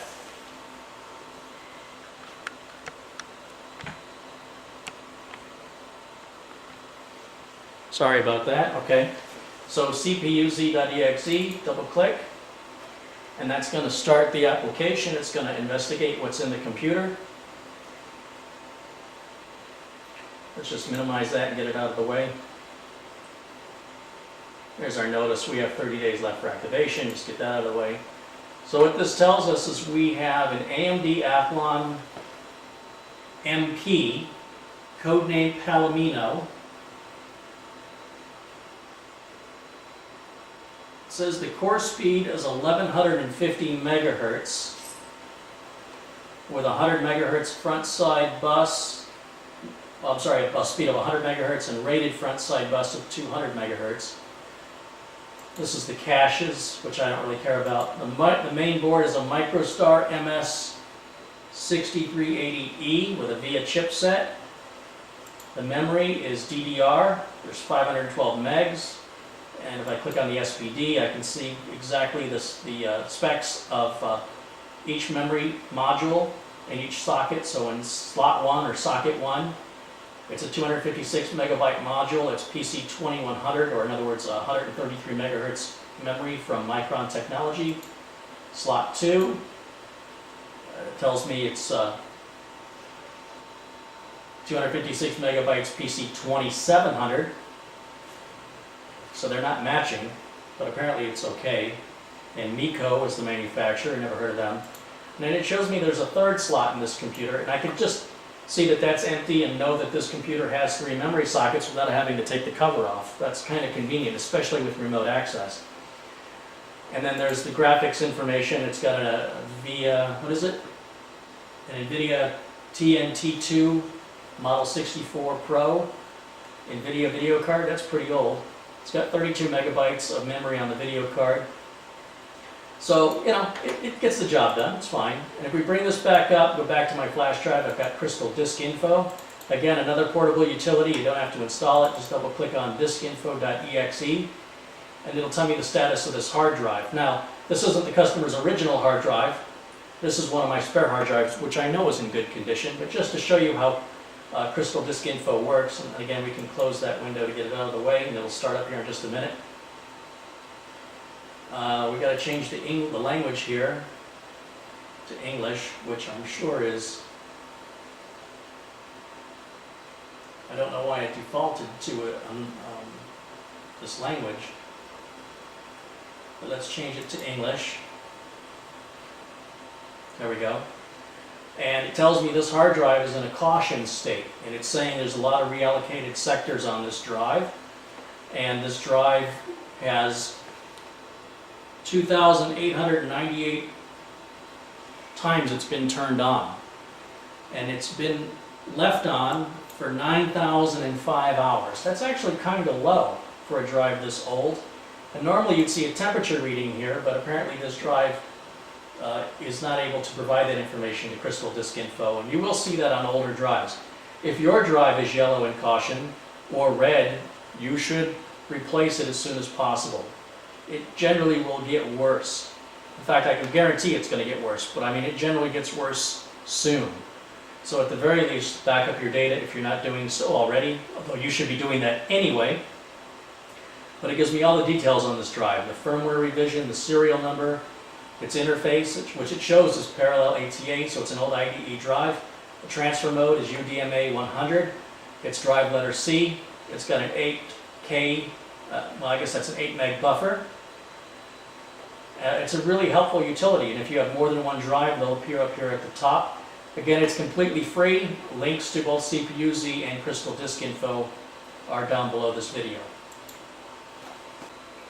One other thing I should say is you should not just pull these USB flash drives out of the computer when you're done with them. You should stop them first. And if we look down here in the bottom corner, I guess I'm going to have to zoom back in again. Be sure you stop your USB drive before you unplug it. So you just click on this icon. It says safely remove USB mass storage device. Click on it. It shows it's safe to remove. And now we can unplug the USB drive safely without worrying about anything bad happening to either the USB drive or Windows giving us an error that it's looking for a drive that isn't there because you just unplugged it without warning.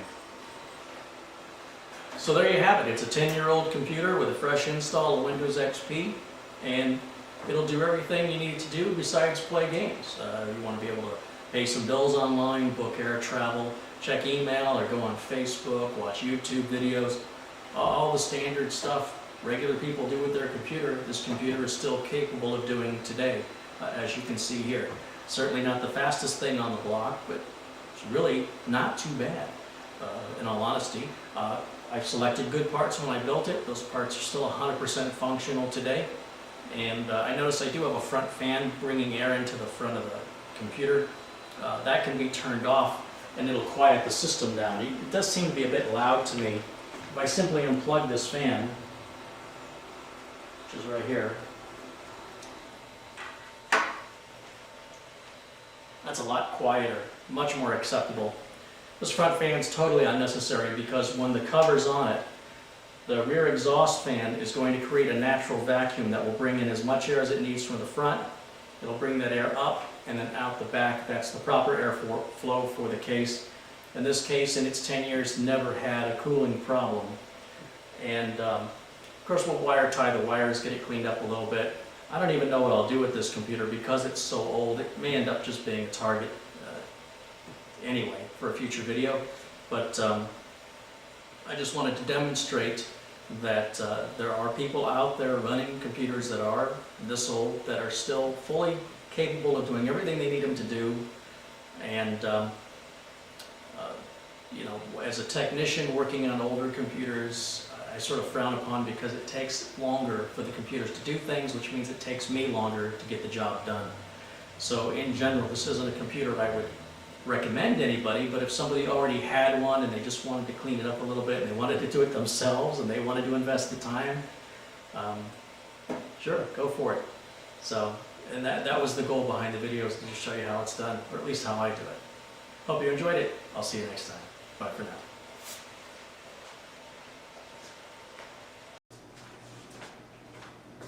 Hi, my name is Carey Holzman and I'm the co-host of the free podcast Tech Vets. It's available at www.tech-vets.com. If you enjoy my videos and you're jonesing for a new video and there's maybe a delay between new videos, be sure and check out the free Tech Vets podcast. I think if you like the videos, I think you'll like the podcast. And if you don't like it, well, that's okay. It won't cost you anything to give it a shot. So today I've got another PC repair for you. This is a computer I picked up last night from a client. This is not a computer that I built. The symptoms, the customer says it comes on, like the power comes on, but nothing happens on the screen. So what I've got is a PS2 keyboard here, which we will plug into the back, like so. I've got my monitor, which will plug into the video card back here. And before I give it power, I'm going to go ahead and pull the side panel off. As you can see, I've upgraded my screwdriver. I talked about this in my video about screwdrivers, which if you haven't seen, I'll make sure I put a link to in the show notes below this video. So anyway, let's take a look at what's going on inside of here. Sometimes you can see something obvious. Set that plate down there. And it's pretty dirty in here. We'll see if we can get you a close-up. Wow, it's pretty dusty. I'll have to take it out and hit it with the leaf blower before I start working on it, but what do we got going on here? This looks like this fan has been unplugged from the motherboard. I don't know if you can see that or not. Somebody had unplugged that. I certainly didn't do that. So at some point this fan must have been making noise or stopped working. And whoever he had working for him at the time fixed it by unplugging it. That's a good fix, huh? Now, I won't even sell my customers a motherboard that has a chipset fan like this because those fans, it's just a matter of time before they go out. And they're very difficult, if not impossible, to find new ones to replace them because sometimes the size is proprietary, other times the power connector is proprietary. This one actually looks kind of standard, but there's no reason for a regular customer in an office to have a fan on their chipset. If you were a gamer or something and you needed the fastest system on the planet, then it's going to generate heat and you don't have a choice. But for business clients, they need computers to last, 5 to 7 years. and these fans just aren't going to last that long. This fan probably only lasted them a couple years. The other thing I want to look at is this video card, and you have to kind of get in upside down here. And when I turn it on, I want to see if this fan here is going to turn. Another reason I don't buy video cards with fans on them for business clients. Again, these fans will go. They're almost impossible to replace or to find replacements for. I'm not saying you can't do it. It's just it takes a lot of time, and time is money. So, you know, maybe if you got more time than money, you know, if you're running a gaming system, you know, you got to have a cooling fan on a gaming system because the video cards, it gets so hot. But for a business system, they don't need it. Oh, I think I just found the problem. These capacitors are leaking. I can already see it in the video camera. I think I might know exactly what's wrong with this computer. Let's go back to the wide angle shot here. This may be my fastest diagnosis ever. Let's go ahead and plug the power in. Let's make sure the power switch is on the on position. And let's turn it on. And the monitor is on. You can't really tell, but the monitor is on. There's a power button here somewhere. There it is. That video card fan wants to spin. It's trying to, but it can't.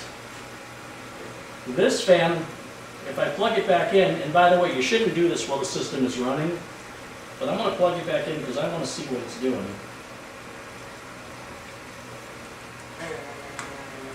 Alright, whoever bought this computer, it's got a fan with blinking lights and it's grinding. It's making a grinding sound. So that's why that was unplugged. This case doesn't have a window on it, so no one would ever see these silly lights blink, which is just stupid. In my opinion, it just wastes power, costs more money to run the system. You know, not a lot of money, but you know, over the course of years and years and years, that add up to a nickel. Anyway, let's try changing this video card out. Let me cut the power. As you saw, nothing happened, just like the customer explained or described. System comes on, but nothing happens. I think this is an old AGP video card. And I might actually have an old AGP video card laying around. Let me go see, I'll be right back. Aha! I do! It's the great thing about being a tech is having spare parts. You don't have to run to the store and try and find a part that hasn't been sold in 2 or 3 years. Just to test to see if it, you know, it could be all a waste of money anyway, because if you plug it in and it still doesn't work, you just wasted your time going to the store, you wasted your money buying a part you don't need. So sometimes it makes sense to have a professional look at it versus doing it yourself, but whatever. Let's go ahead and just change this video card out. It's real easy to do. You'll notice this video card has no fan on it. Again, no video cards I sell to my clients unless it's a gaming system. I do not sell video cards with fans on them. And that video card will last years and years and years and years and years. And the video card with the fan will last as long as the fan, which is usually from 8 months to 24 months in most cases. So let's just take this video card out. Yeah, it's an old-fashioned AGP style card. And I don't know if you can see the leaking capacitors any better right here. That's leaking. And that one's leaking. And they're bulged. They should be completely flat. And if you look at them closely, you'll see they've kind of got bulges on them. So anyway, this fan isn't spinning. And this may be all the problem is with the system. There's only one way to know for sure. Let's just plug another video card in there. Now when you're plugging a video card in or out of a machine, you want to make sure you're unplugged or at least have the switch off on the back of your power supply. If your power supply doesn't have a switch on it, then just pull the plug, because otherwise you can create an arc and it'll fry your board. Happened to a friend of mine. I'm not going to put the screw in yet because I might just be taking this right back out again. And this video card, if you notice, the old video card had the DVI and analog outputs. My new card, or the card I've got laying around, only has the analog output, so I've got to change the cable on the monitor. Will take both, so let me go grab a cable. Once again, the benefits of being a computer tech and working on a lot of different things is having a lot of extra parts laying around. In this case, just a simple VGA cable, which I need to plug into the monitor. like so. And obviously we're not going to need this cable. We can leave both cables plugged into the monitor. A lot of new monitors have ports for the DVI and analog cable. You can only use one or the other. You can't use them both at the same time. But you can leave it plugged. We're going to leave it plugged in. It doesn't have to be unplugged from the back of the monitor since it's not in use. So let's plug this on to this video card. Flip the switch on the power supply back to the on position. Let's turn it back on. And let's see if we get anything from this motherboard. I have to come around so I can see the screen.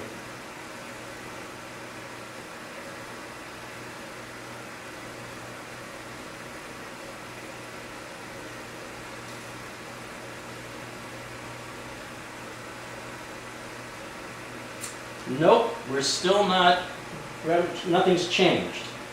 So, before I take this system any further, I'm going to go ahead and hit it with the leaf blower and get all the dust out of it because it's getting my counter dirty, it's getting my hands dirty, and I don't want to go any further with it until I get it cleaned out. So that only takes a second, let's go do that. Alright, well I've just returned from taking it outside and hitting it with the leaf blower. I was going to film it, but I didn't hit the record button on the video camera, so I didn't get it. But you've seen my videos. I have an electric leaf blower, and every computer that comes into my shop for the last 10 years, I've been hitting them with a leaf blower. And I always use an electric leaf blower. I recently got a cordless leaf blower that I show off in my tools video, which again, the link is part of the video notes down below if you haven't seen it yet. Anyway, it does a really good job of cleaning the dust and dirt out of it. And whoever put this together, left these in the case, which is kind of a good thing. These are the slot covers if, for example, if you want to take this tape drive out, we're not using this tape drive anymore, we could put this back in place to cover the hole that would leave. So anyway, so where we're at, we could try another power supply. That would be the next step. I'm going to keep my video card in it because I know this video card works. Let's go grab another power supply and see if that makes any difference. Alright, I've got my testing power supply right here. Real easy. I've done this before in other videos. There are 2 plugs you have to remove. You don't have to unplug anything else. There's a 4-pin plug right here by the CPU that gives the CPU power. And there's a 20 or 24 pin plug. Now this motherboard is old, so it uses the old style 20 pin plug. And we're just going to put the 20 pin plug and the 4-pin plug back on. This power supply will power either the 20 or 24 pin motherboards. So that's good because this is an old board. I haven't seen one that takes 20 pins in some time. And let's go ahead and plug that in. And then let's grab our 4-pin cord, which is right here, our CPU power. Plug that in. Now, we're not going to change out the cables or the power plugs on the hard drive or the optical drive or anything else. We just want to see if we can get this thing to post, to do a power on self-test, POST, post. Let's, once again, let's plug the video back into it. And we'll plug the keyboard back into it. And then we need to plug power into this power supply, obviously, not the other power supply. Flip this switch over to on, and now hit the power button here.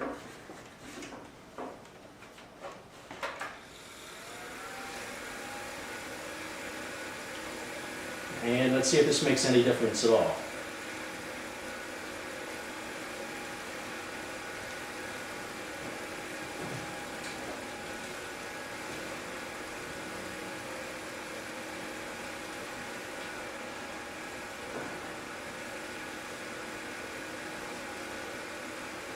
Still have nothing. Gotta hit the switch on the right power supply. So basically, I've determined that the power supply and the video card haven't made any difference whatsoever, which means probably this power supply and that video card, even though it's got busted caps, aren't the reason for this system not booting. Now, This system is so old, it's probably not worth even spending any more time on it. I mean, it's still got an IDE optical drive and everything here. Someone has used a wire tie, it's not too smart, to wrap up their power cables. You shouldn't use these because they have wire in them, and they could, if the wire gets exposed, short out things inside the computer. So, and this person, you can see they even tangled all the cables up. You know, some people criticize me about my cabling, but my cables are never tangled. They're always neatly tied in a bundle, and you know, it makes it easier to work on. Look at this mess. It makes this is difficult when, you know, why did he use that? In fact, we can just go ahead and unplug all this as far as I'm concerned. Just unplug it all. Alright. Drape that off. Not a lot easier now to look at that without those cables in the way. And a wire tie, come on. Use those plastic nylon things, the nylon zip ties. Don't use something that's got wire in it, for crying out loud.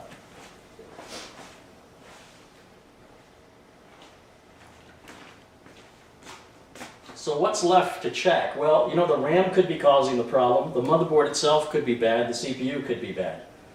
So if it's a RAM issue, that's easy enough. We could just pull one of these RAM chips out, which I'll do right now. There's one chip out. Look at this. This is 512 meg DDR PC3200. This is probably from sometime around 2003, I'm going to guess. It's pretty old stuff. So anyway, let's I'm still using this power supply, still using my video card. I pulled one RAM module out. Let's turn it back on, see if it makes any difference.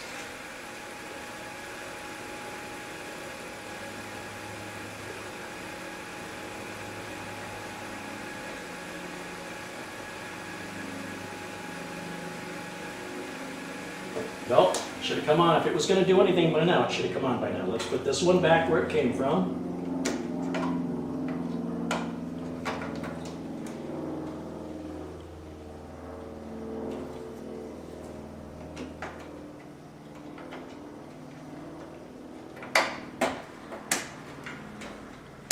And let's take the other one out. And let's see if that makes any difference. Notice I'm turning the power supply switch off, so there's no power to the board when I'm doing this. When I'm changing parts, very important.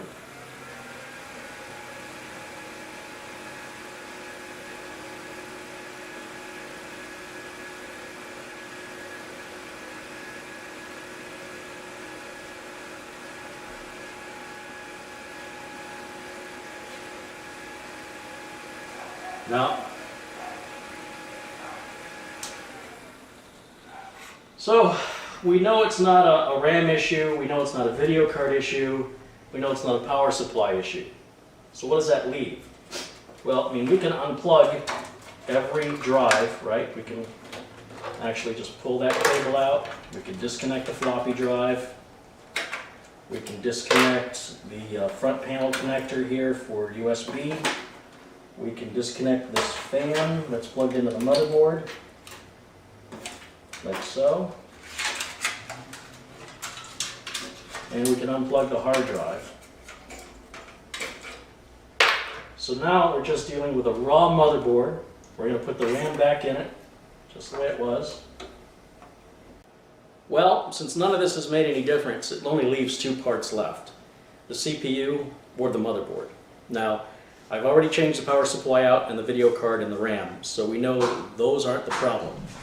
However, I would not reuse this video card, even if it is still technically working.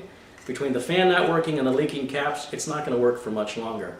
Not to mention, it's an old HEP card. So, I've called the customer, and I've explained the situation, combined with the age of the system, and he's gone ahead and given me approval to go ahead and order him a new motherboard, new processor, new RAM, and new power supply. Again, he has the old 20-pin power supply. Any new motherboard I put in there is going to take a 24-pin. And there's no sense carrying over an old power supply that's already, 8 years old. Again, I'll have a problem 2 years down the road. It'll be that one part you carry over, that'll be the first part to fail. So, you know, for the extra 40, 50 bucks for a decent power supply, in fact, I'll probably use the same Antec 430 watt earth watts power supply I've been using on all my system builds. If I haven't had to replace one yet, knock on wood, they've all been doing really good for me. So what we'll do is we'll put this system aside. When the parts from Newegg come in, what we're going to do is we're going to put in a solid state drive. So we're going to replace the hard drive. Again, we don't want to carry over any old critical parts. The optical drive is an IDE based optical drive, so we'll order him a new SATA optical drive combined with the SSD, combined with a new motherboard, with an Intel i5 processor with 16 gigs of RAM and Windows 7. He's got XP on here now. And the motherboard will have built-in video, so he'll never have to worry about this fan issue again. The motherboard won't have any fans on it. We'll see when the motherboard comes in. We'll pick this up in a couple days when those parts come in. And in fact, I'm even going to get him a new case. We're going to go back to those black Leon Lee cases. So effectively, he's going to have a whole brand new computer.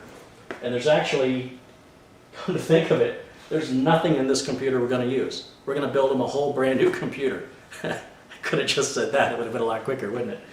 Yeah, there's absolutely nothing here we're going to use, and every system in his office has been rebuilt into those black Leon Lee cases, so all the computers look identical, even though they don't have identical parts on the inside. The employees don't know who's got a better computer because they all have, you know, they all look the same on the outside. So this was one I never got to, and it's an important computer for him, and he needs it right away. So I've got those parts coming 2 days from Newegg, and like I said, when they come, what we're going to do is build them a whole brand new computer, and this perhaps you'll see in a future video in my target shooting. Yeah! Look at the pieces are still coming down. If I had a spare motherboard that took this processor, I could take this processor and put it in the other motherboard to verify if the processor works. In most cases, the processor is fine. In most cases, when something like this happens, it's the motherboard. But, you know, I'm not sure what processor this has in it. We can take it out real quick. It's easy enough to do. We just pop the heatsink off of here.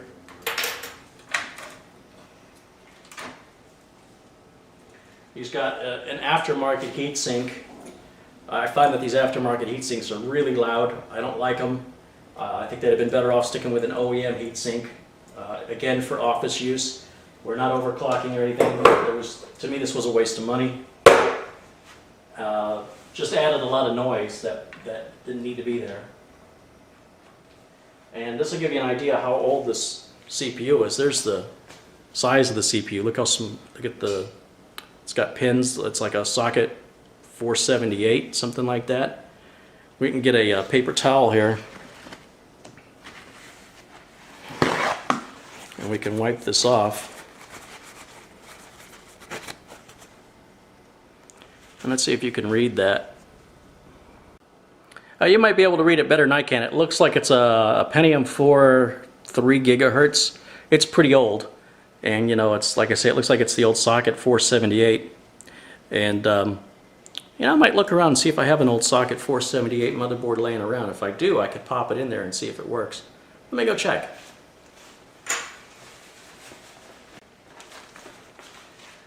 Well, I just went digging through an old pile of parts that haven't been shot up yet. And I've got an old board here that looks like it might be about the same era. Look at that, I even have the old I/O shield and the old video card that came with it.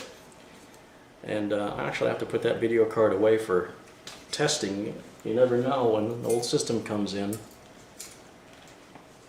So first things first, let's make sure this board boots. And if it boots up okay, let's see if this processor is compatible and will fit in it.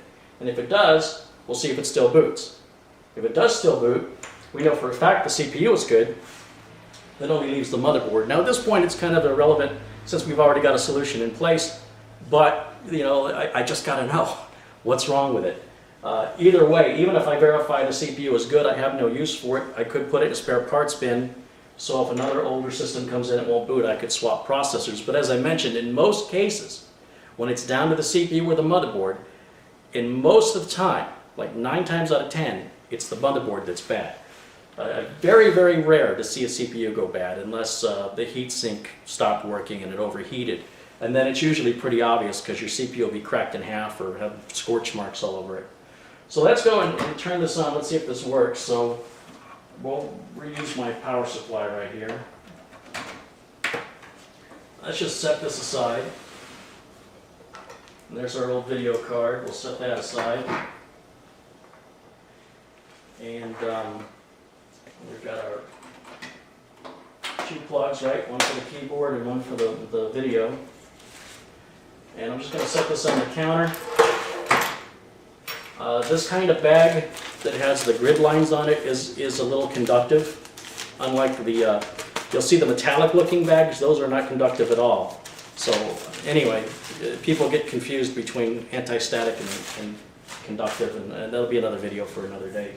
You can see my anti-static Mythbuster video if you want to learn more about why this is okay.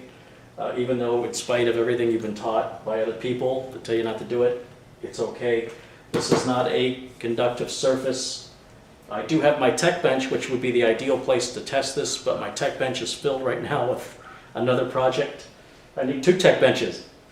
So let's go ahead and take the video card that this motherboard came with and just plug it in. Like so. Let's get our power supply plugged in. Again, it's 2 plugs. The 20-pin plug goes right there. And our 4-pin CPU plug goes usually right by the CPU, right there. Now, before we can turn this on, we need to, I need to have a power switch plugged in. Let me go grab a power switch. If you ever have the opportunity to have an old computer someone wants to throw away, the reset button, if you pull it out, makes a great temporary power switch that you can use when you're testing systems. In fact, so does the power button. The power button and the reset button are basically the same button. They do the same thing. And I will, probably strip that case of those 2 buttons just to have them. Because what I can do now is just use this as my power switch and plug it on to the motherboard header where it says power. It should be right there. And then let's plug our let's plug our monitor in, right? Like so. And let's plug our keyboard in.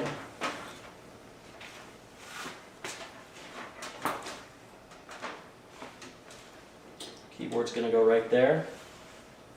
And let's flip our power switch back to the on position. Okay, so here we go. Let's try it out. Fan's turning.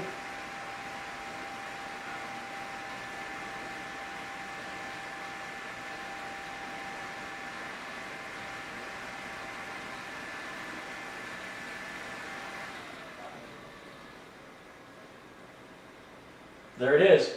It's booting up. It shows it's a Pentium 4 3.2 that's in here, which should be about the same processor, around the same era as this one. And of course it can't go any further than that because I don't have any drives hooked up to it, so that's as far as the boot process is going to get. That's as far as we need it to get. I knew there was a reason why I was holding on to these old parts. So let's just pull this heatsink off of here.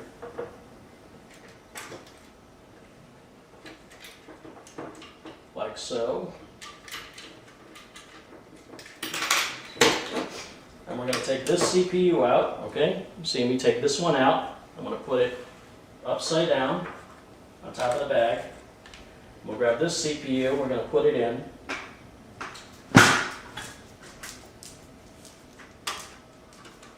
Like so.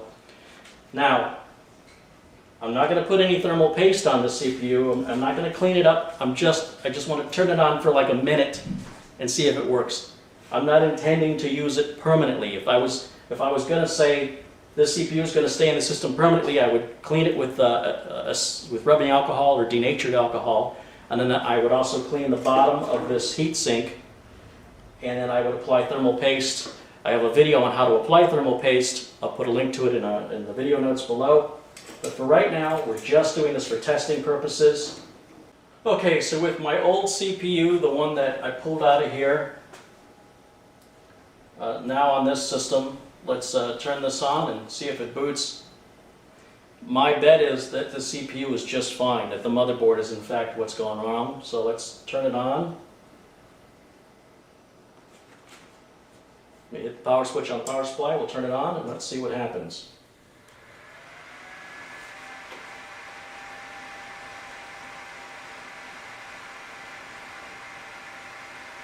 You have to give it a second. You'll actually hear the fan slow down if it's working. There it goes, the fan just slowed down. I'm sure you just heard it slow down. And there it is, it booted. It shows it's a Pentium 4 3.0 gigahertz. And the CPU that was in it is a Pentium 4 3.2 gigahertz. And the CPU is fine. So we verified, in fact, the motherboard, without a doubt, the motherboard is bad. So we could go on eBay or look for an old socket 478 board, but it doesn't make any sense to do that because at this point, the amount of money you'd have to spend wouldn't make any sense, and then the next part would die anyway. And if you go on eBay or something, the board's going to be old already. You don't know how much life it's got left in it. You may only be buying yourself weeks or months versus just replacing the whole system, modernizing it. Let's get rid of XP. Let's put on Windows 7. Or Windows 8. It's a little early for Windows 8, but at least let's go to Windows 7. Let's get 64-bit. Let's put some more memory. Let's not just fix it. Let's make it better than it was before. But at least now we know the CPU is in fact working. No problem with the CPU, and we know the motherboard is the culprit on this system. It's a bad board. It's too old. It's not worth replacing. And so let's just build him a whole new computer because we can't reuse the power supply. There's not a single part in this system we can reuse. That's how old it is. One of the things that happens if you don't, if you're not one of those people who kind of upgrades your system every 18 months or so, gets a new video card, gets a new this, gets a new that, if you let it go more than, say, 4 years, probably none of the parts in it are going to be usable except maybe the hard drive and maybe the optical drive. Now in this case, this is an old IDE drive, so we can't even, the optical drive is IDE, so the motherboard we're going to get is all going to be SATA now. And the hard drive, even though it's a SATA drive, it's old. In fact, we can pull the hard drive out of here.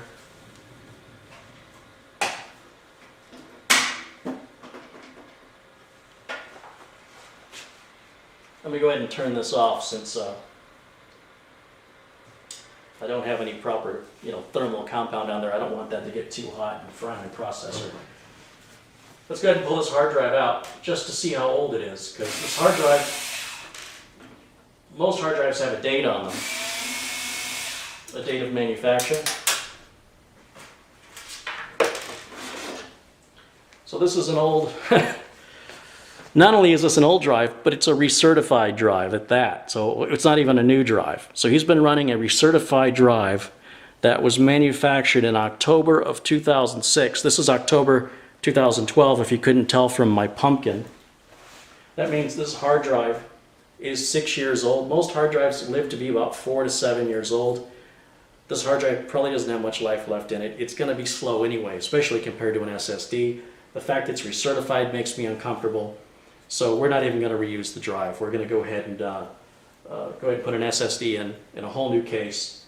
And I'm going to leave it in here for now.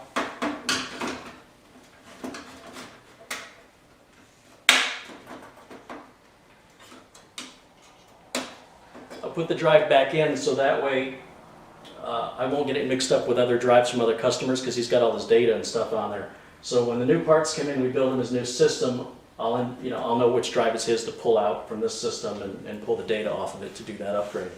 So I got a big mess to clean up. Let me put all this away, and then when the parts come in from Newegg, I'll continue. This will all be seamless to you guys, but a couple days, I need to wait a couple days for the parts to come in, and then we'll build him a new computer and move the data over, and we'll go from there.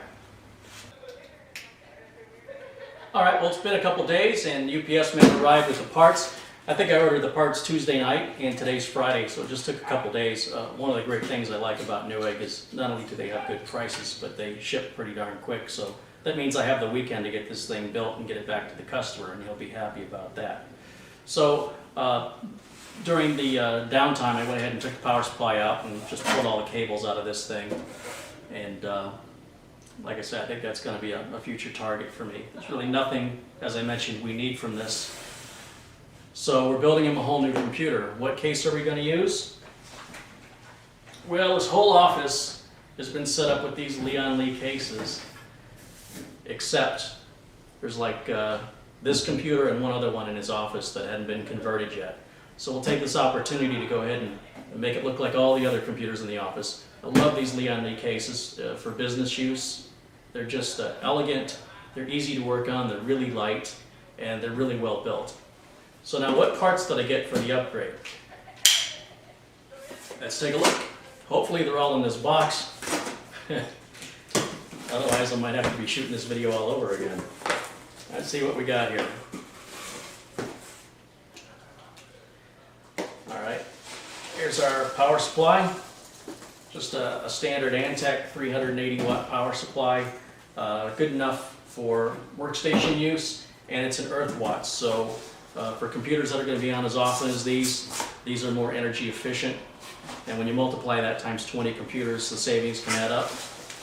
He needs an optical drive, so we've just gone ahead and got him just a basic DVD, CD, reader, writer, SATA. That's what's in this bag here.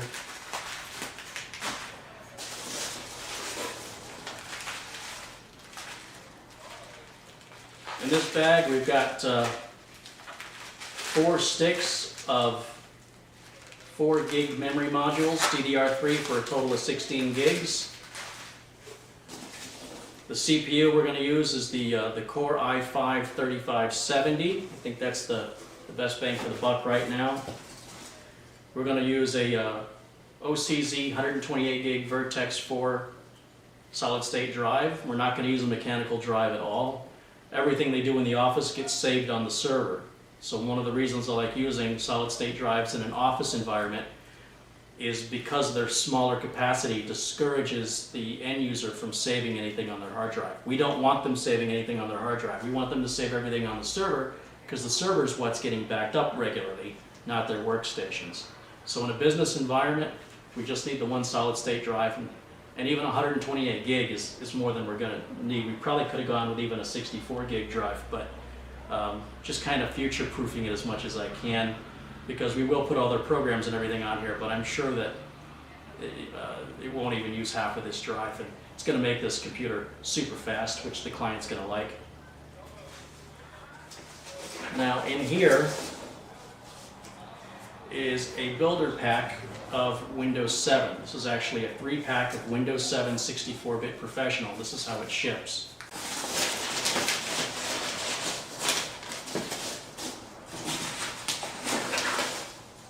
And last but not least is the motherboard. I've gone with a gigabyte. You'll see I like gigabyte boards. They're about all I use now. I think price for value. You know, ASUS makes a good board, but they cost too much money in my opinion. I think especially for a workstation, this gigabyte board is going to have everything we need. It's got integrated video. I made sure that the CPU has the Intel HD graphics capacity built in. It's going to be perfect for their office. It's got both the DVI and VGA out on the motherboard, so they can hook up 2 monitors, which they like to do in this office. And it's just got everything they need for an office environment. And that's our parts. Well, you already know I've done how to build a computer videos to death. So this will just be a quick summary of how the parts go in. Be the fastest build video you'll see me do. First things first, we're going to take both side panels off the back of this case.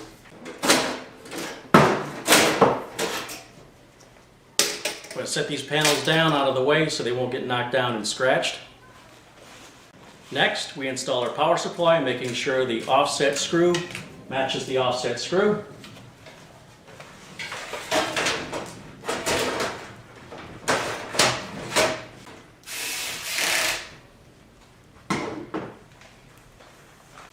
Right up here inside the case, there's some tape, which contains a little box, which has all the screws we're going to need for the build.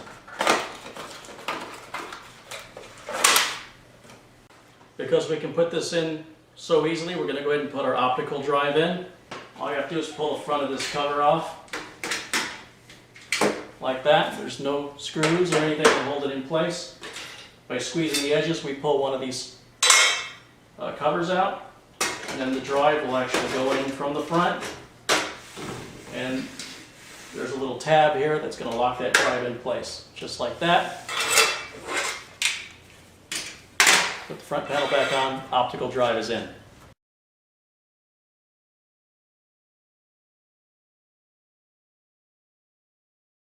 Okay, prep the motherboard.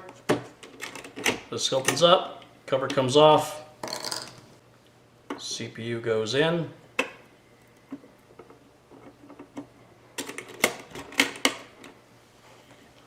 Gets locked into position. OEM heatsink already has our thermal compound already on it. Don't put any on the CPU, it's already on the heatsink. I like to place it with the Intel label facing down, but it doesn't really matter, it's just aesthetics. CPU's on, and CPU fan connector right there. 4 RAM modules, make sure these are all in the open position. Start with the one closest to the CPU. Make sure the notch is lined up. One's in.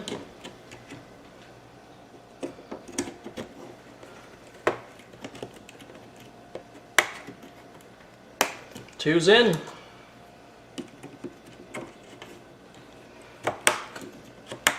Three's in.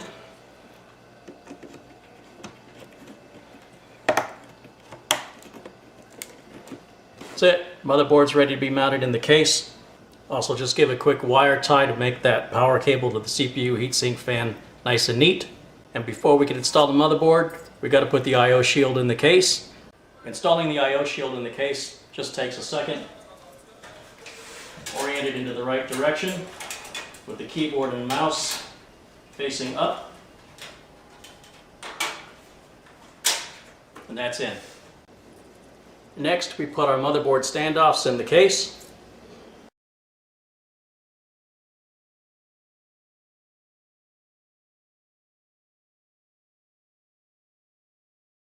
Before tightening down your motherboard standoffs, test fit your motherboard. Make sure all the holes in the motherboard line up with the standoffs.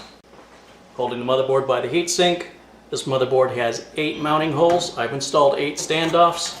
We're just going to dry fit it here. And make sure all 8 holes on the motherboard line up with the standoffs.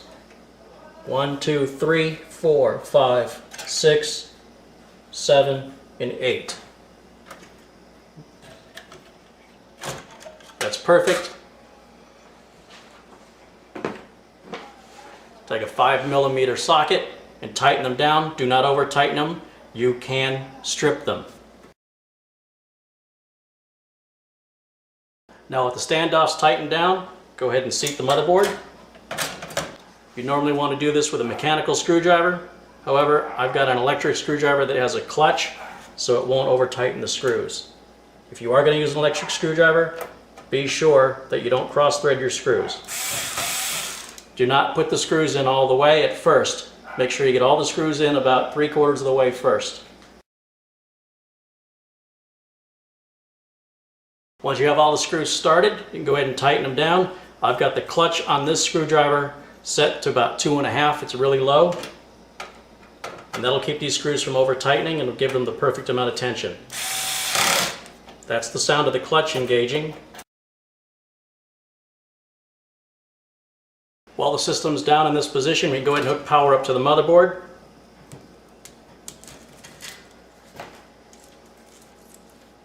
A 24-pin connector, only goes on one way, right here. And it will snap into place. And here you've got some connectors that are labeled CPU. We're only going to need one of them. Doesn't matter which one you use. Only goes in one way, and it goes right there. And again, that will snap into place. Next, we hook up our front power switch and LEDs and reset switch. So we'll start with the hard drive LED. The orange cable is the positive side, and you'll see the little plus symbol here, and the hard drive goes right there. Next is the reset switch. It goes on the 2 pins on this motherboard right next to the hard drive LED, and it doesn't have a positive or negative. It can go on either direction.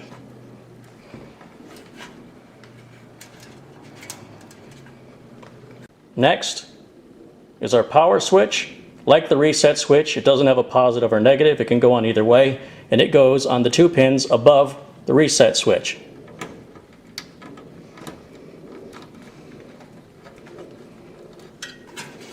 The last one is our power LED. The green side is positive, and it's going to go right down here.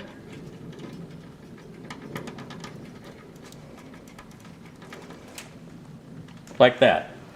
Now this case came with an optional speaker that you can plug in if your motherboard does not have a built-in speaker, and it just goes right above the power connector. Right there, and there's your front port. Connectors all hooked up, ready to go. The OCZ solid state drives come with a 2.5-inch to 3.5-inch adapter. We're going to need that for this computer case.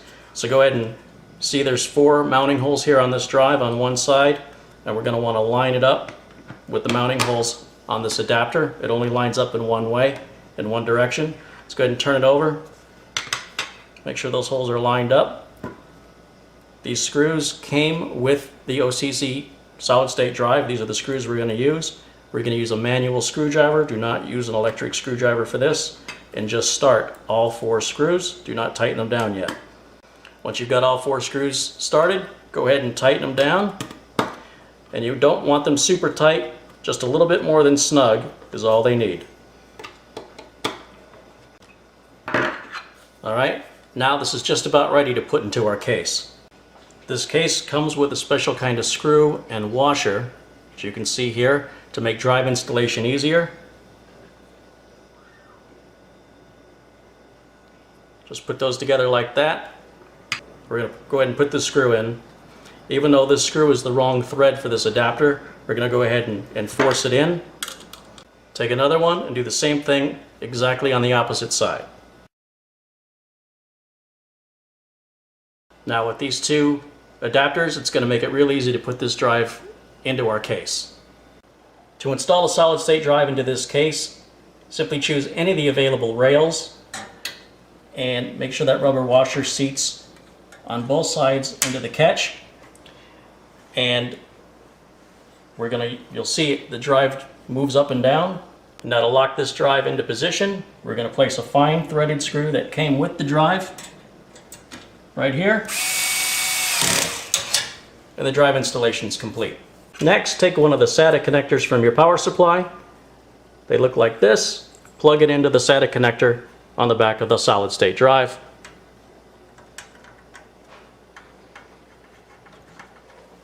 Next, take another SATA power connector from your power supply and plug it into the SATA power socket on your optical drive.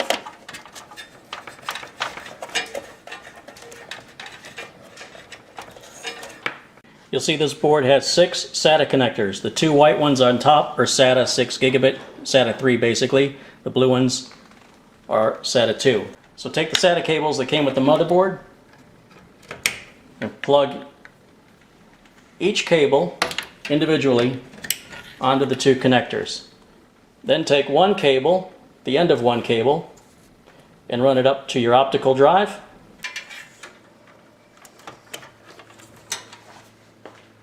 And take the end of the other cable and run it to the back of your solid state drive.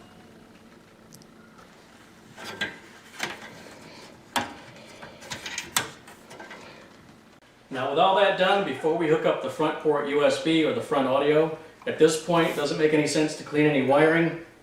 Save that for last. We want to make sure that what we've got works. So first thing we got to do is plug in a keyboard, plug in a mouse, plug in the monitor, give the computer power, make sure the switch on the back of the power supply is set to on, and hit the power switch and hope for the best. At this point you want to make sure that all your we haven't got any of the fans hooked up except the CPU fan. It's turning.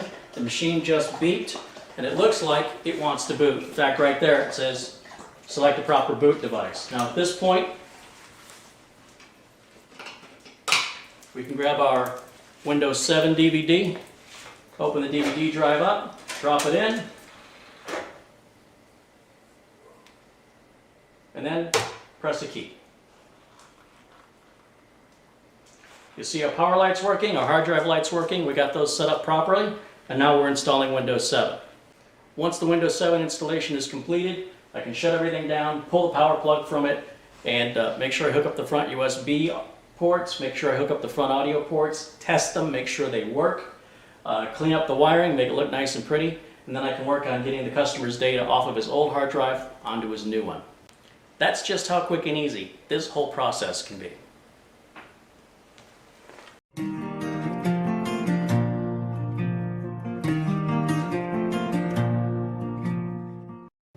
Hi, I'm CareyHolzman, and today I've got another PC upgrade here to show you. This one's a bit unique, so I thought I'd film it. What I've got here is a computer that was actually rebuilt in April of 2011. I know that because I have a little sticker I put on the side. So that means this case has been used for at least 2 upgrades already. That's why I say it's really important you pick a good case, because if you pick a good case, you can continue to rebuild it and put all new parts in it, and it's one less part you're going to have to upgrade or replace. Now this case does only have USB 2 on the front of it because that was all that was invented at the time, and I suppose if USB 3 on the front was important to you, it would justify replacing the case. But this is an all aluminum Lee case. It's about a $100 case, and it's in an office environment, and they've been really happy with these cases, and as have I. They're very easy to work on. And this particular model of case is no longer available for sale, but what they want to do is upgrade the components on the inside. So what this has in it now is an Intel Core 2 Duo, I believe it's an E8400 CPU, which runs at 3 gigahertz. It's also only got 4 gigs of RAM because it's still running Windows XP. So what we're going to do is we're going to pull the motherboard, CPU, RAM, we're going to pull all that out. And we're also going to replace the solid state drive as well. I forgot here on the sticker that the solid state drive was installed in January of 2013. Again, I've said this before, I've never seen a bad solid state drive. It's continuing to work fine, but it is only 120 gigs. He'd like a larger one. And the new Samsung 850 EVOs are a lot faster with the modern technology, which will improve the speed of the system overall. You know, it doesn't do you a lot of good to replace your motherboard, RAM, CPU, and have a slow hard drive holding everything up. So in order to get the most amount of power out of it, we're going to change out 4 components. So here I've got the Intel Core i7. This is a 4790 CPU. We've got 16 gigs of DDR3 memory that's going to go in there. That's a PC 1600. We're going to go with the faster memory because we're going to be using onboard video. We've got the 250 gig Samsung Evo 850, which will also be able to enable rapid mode using the Samsung Magician software, which gives the impression that the drive is reading and writing even faster than it already does by turning on some caching. And for the motherboard, I've selected the H97M HD3, so we want to make sure we're using the 97 chipset there in order to get the most out of the CPU. And we're going to start by simply removing the panels. So let me just turn this around here for you. We're going to get these covers off. Now, there may have been a video at some point of me building one of these systems for this client. I actually don't remember. This is back 4 years ago, and the system is still running flawlessly. There's nothing wrong with it. However, because we have to upgrade to Windows 7, it made sense to just go ahead and do the upgrade to get it faster, since I was going to need the computer to do the Windows 7 upgrade. So basically, here's the way it goes down. We're going to change out the components and install the new hard drive and install Windows 7 like you would any other new computer. Once Windows 7 is installed with all the drivers and antivirus and all that's good to go, then I can copy over the data from the customer's old hard drive, from his documents and pictures and music and videos, and any programs then have to be reinstalled. For security reasons, I'm giving the solid state drive back to the customer to stick in a safe somewhere. He can keep it as a backup, and it also ensures that if it were sold to somebody else, that his data wouldn't be recoverable by somebody clever enough to get it. He's in a business where confidentiality is very, very important, and he would sooner destroy that drive than sell it. It's more important to have the peace of mind in his line of work than to make a few extra bucks and sell the technology, you know, used to somebody else. He's not willing to take that risk, and I respect that. The drives are so cheap nowadays, it's a cost of peace of mind. But in this case, by keeping it in a vault, he will have his own backups. And so it just makes sense to hold on to them. So we've got the screws removed. We can go ahead and pull the panels off. So there's the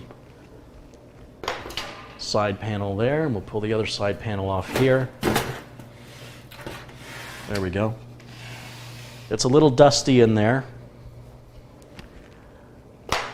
And that's not too bad, but par for the course here in Arizona where we've got so much dust.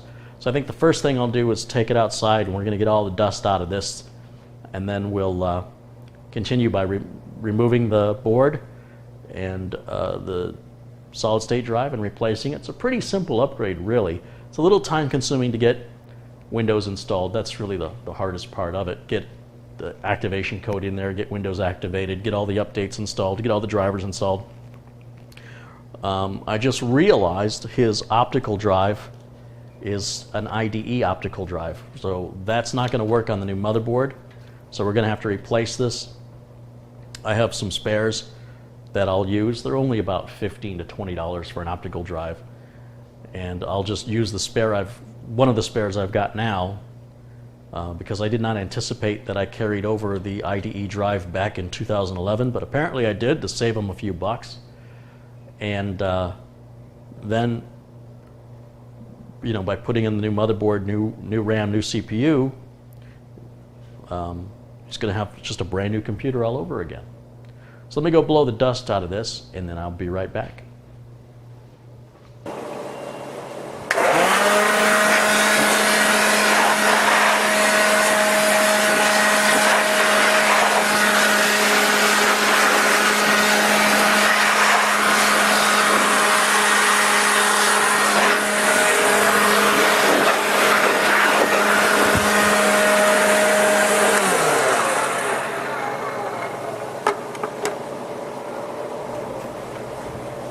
Okay, now for the rest of the video, I'm going to do voiceover narration so I can focus on doing the work.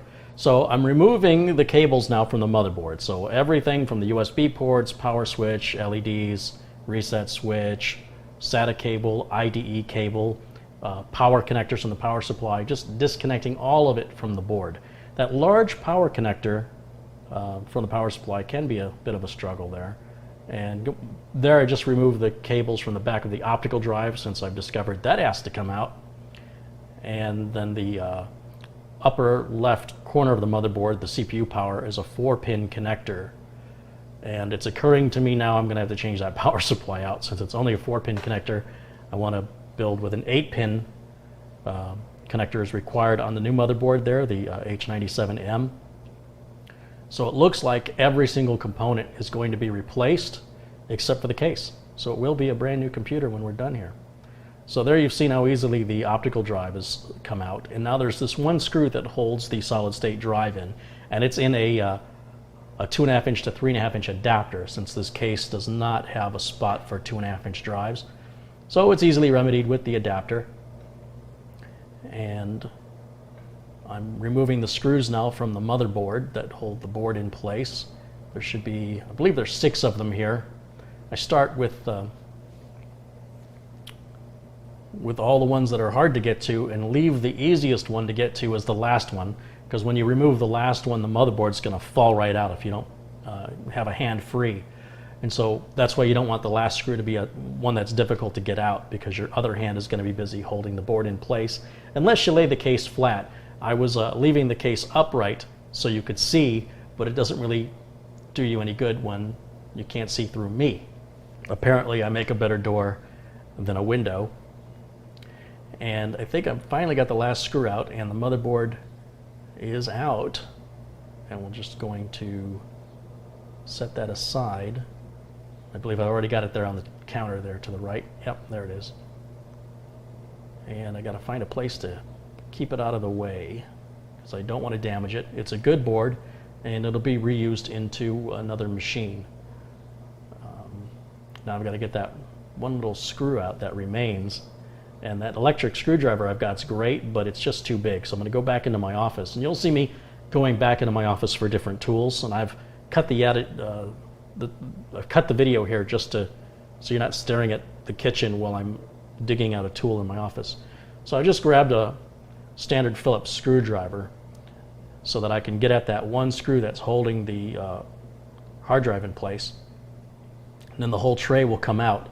And that's one of the first things I want to do is to replace that drive. I'm going to reuse the drive tray. That drive tray actually came with the drive. That's an OCZ Vertex drive. I think it's a Vertex 2. We'll see here in a minute. But the drive tray itself is universal, even though it says OCZ on it. It's irrelevant. It'll hold the drive just fine. And so there are 4 screws holding that drive in on the bottom, so I've got to flip it upside down. And I'm going to take these screws out by hand because they are small, and I don't want to potentially damage anything with the electric screwdriver. And what I found is when I'm trying to talk to the camera and work at the same time, I might say the wrong thing or have an interruption. For like example, the phone might ring or the doorbell, the dogs could bark. So by filming it and then doing the audio overlay as I'm doing now, obviously it doesn't give you all the great close-ups that I normally get on many of my videos, but it enables me to do more videos faster. Yeah, it says Vertex, well, I couldn't see it, 2 or 3 anyway. But it's an outdated drive. Those don't run as fast. They don't read as fast or write as fast as the Samsung 850 EVO that I'm putting in. Also, updating the firmware on the OCZ drives is a real pain in the bottom. So using the Samsung Magician software enables so many bells, whistles, and features. So not only is the drive faster, that drive, the new drive, is cheaper at twice the size as the OCZ Vertex drive was back when I installed it. So that's just evolution for you. And again, all the parts work 100%. We're just doing the upgrade because we can, and to prevent having to do the upgrade that much sooner. In other words, if we left the system as it was, it would run Windows 7, but it would be a bit slow. We'd have to upgrade the memory at the very least. But if we're going to do that and we're going to do the upgrade to Windows 7, why not? That was the owner's idea. Why not just go ahead and give us the best we can get, and then we won't have to worry about it till 2020 when Windows 7 expires. And who knows, they might go to Windows 10 between now and then. Windows 10 is not released until July 29th, and my advice is I recommend that people wait until next summer to install it, just so it gives other hardware and software makers an opportunity to make sure that they're compatible with Windows 10.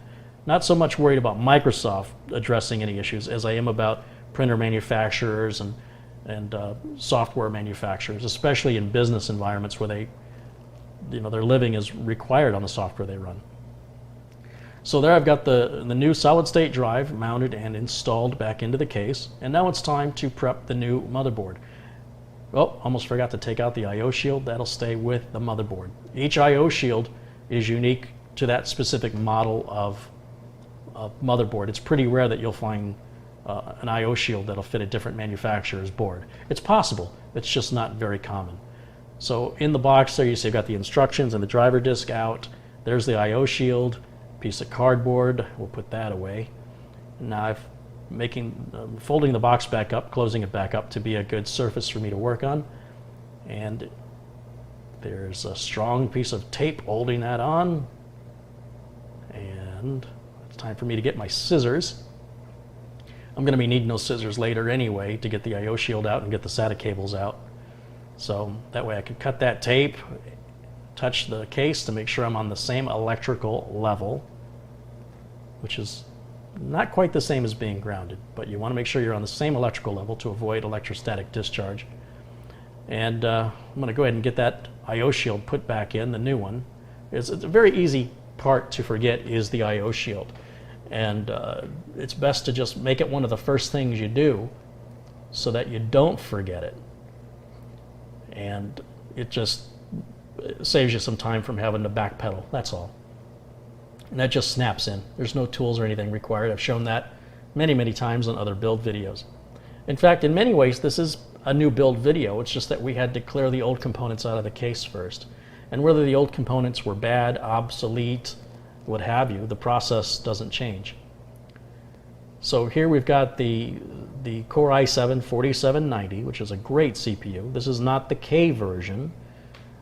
There'll be no overclocking here, and the added features of the K version in addition are not going to be missed by this client.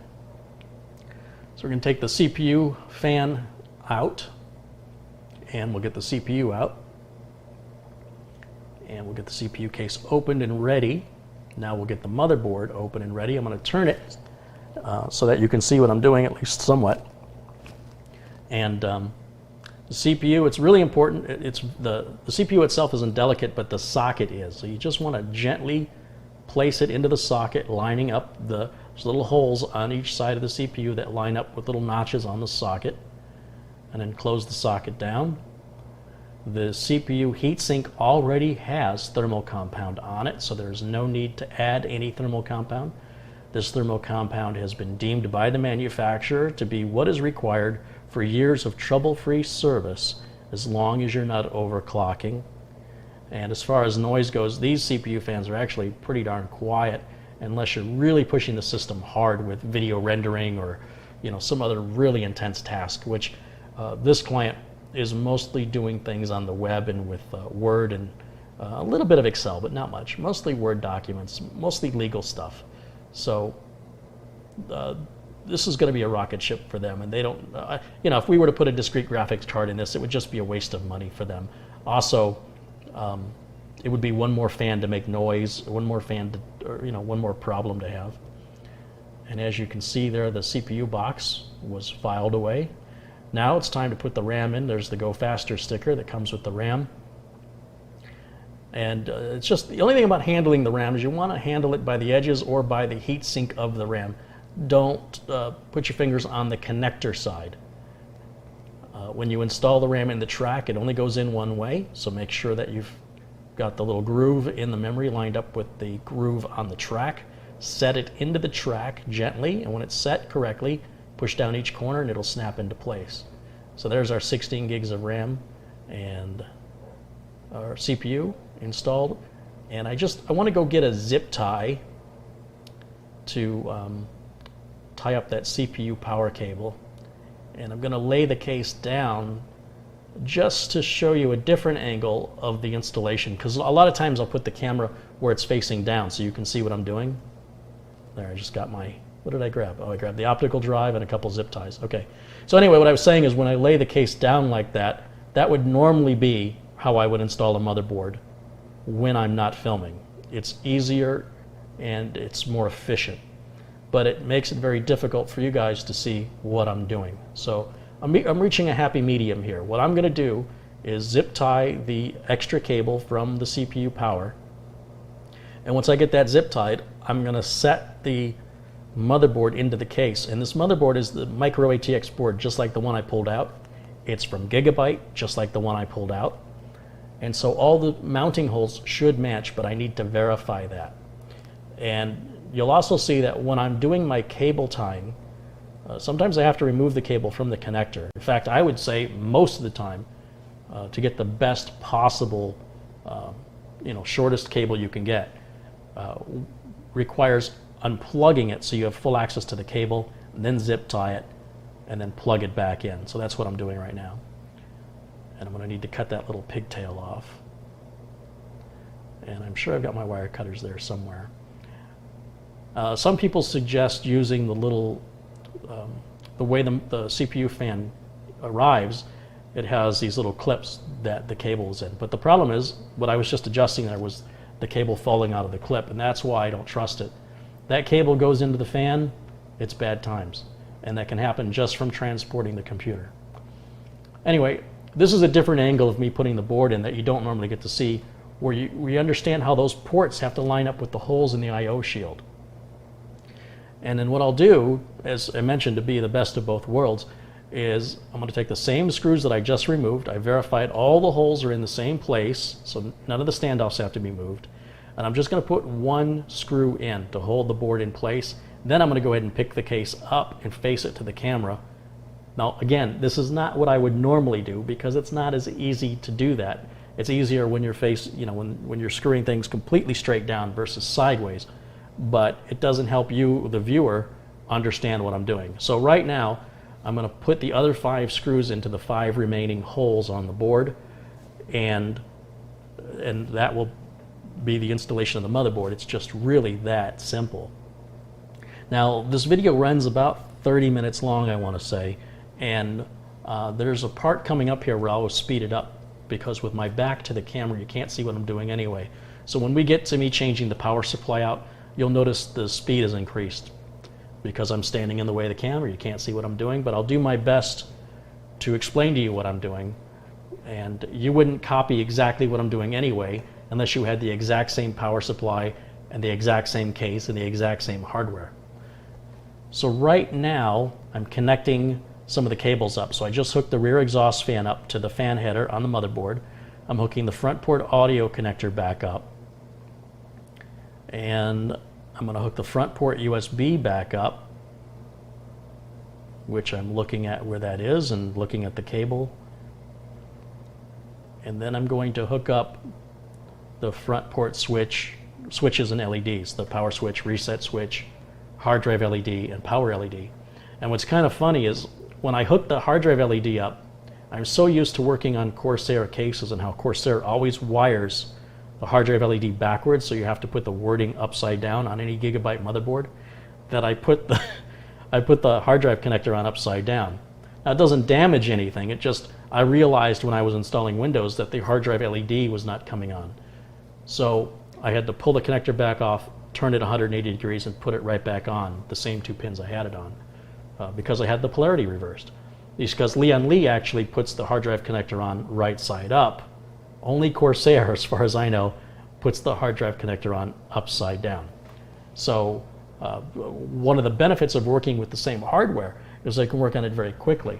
One of the disadvantages is you get so accustomed to it that when you work on something different, those old habits tend to stay with you a bit, and it can cause little minor things like that, but it's no big deal. The main thing is that I caught it.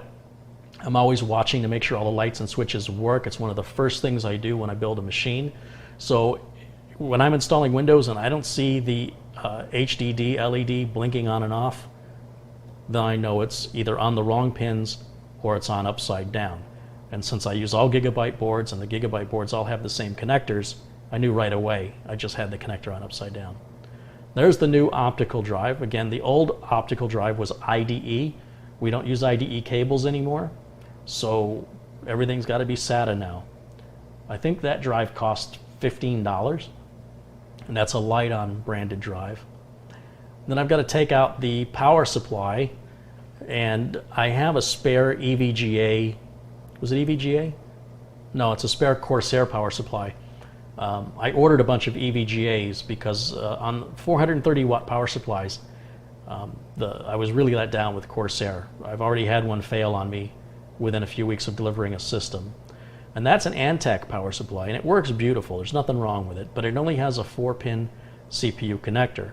Now, I can make the motherboard work with that 4-pin connector, but that's not what we want to do here for this customer. We want everything to work properly. We don't want any adapters, and we don't want something only half hooked up. So I'm going to go back to my office, grab my CX430 spare power supply, and there it is, brand new in the box with the power cable, which we're not going to need. And there's some instructions, which we'll set down over there. And the power supply itself, along with the zip ties and screws, which again, we're going to reuse the screws that came with it, but I'll save the old screws, you never know. And then we got the empty box, and that empty box can go right over there. So now I'm going to take there's a covering, a protective covering over the power supply I've just removed.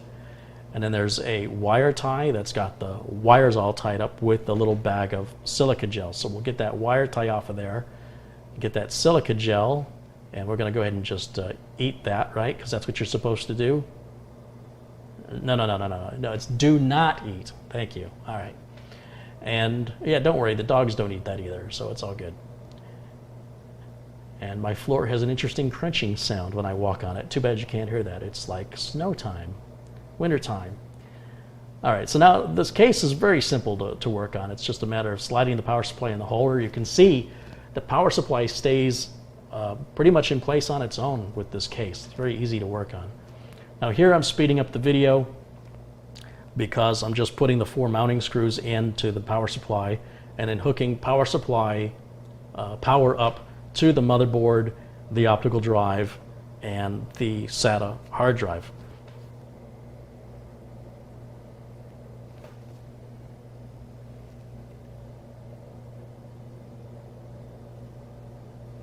Now, this case doesn't have much room for running any cables along the back.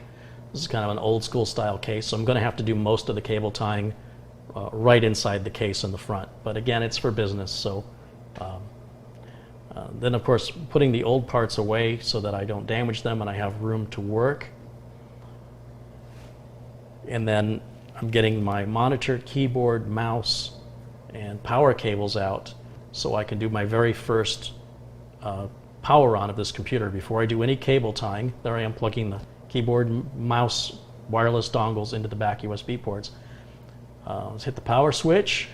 I see the power light come on. I see the fans are spinning. So far so good. I'm hoping to see some error message about there being no bootable device, something on the screen. Be patient here. Some systems take a few seconds to initialize their first time. So, you know, if you wait a minute, nothing's happened. Clearly there's a problem, but there it is. It finally came up. And at this point now, since I know it works, you can see the CPU fan is turning and the rear exhaust fan is turning. What I can do now is start to wire tie all the wires as best I can. And I'm going to go back to my office, get my Windows 7 on a USB flash drive that I've got. And that's just an OEM Windows 7 Professional. And that loads faster than the customer's DVD. So what I'm going to do is turn the computer on and have it boot to that flash drive. And it'll start to install Windows 7 Pro, the OEM version, which is what the customer bought on DVD.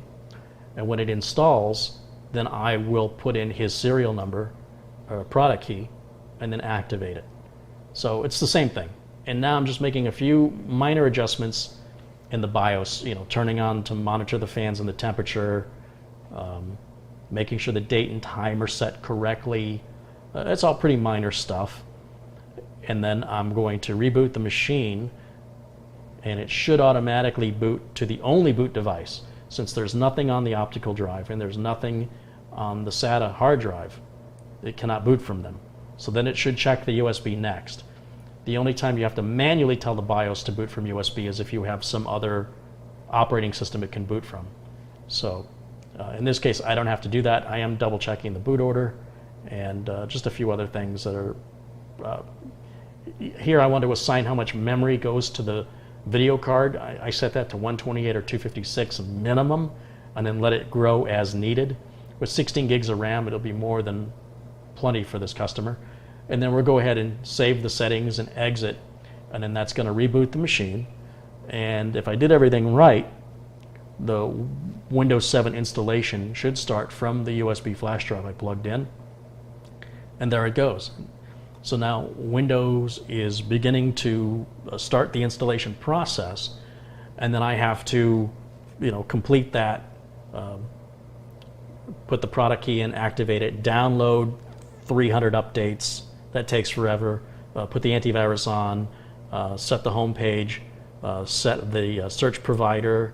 I'm going to install Office, activate it, install all the Office updates. Then I can plug in his old hard drive through a USB adapter, copy over all of his documents, pictures, favorite, bookmarks, copy all that over, with everything wire tied, put the covers back on it, it's ready to deliver back to the customer. It's really that easy to do a full upgrade. I hope this helps and encourages you to do the same yourself.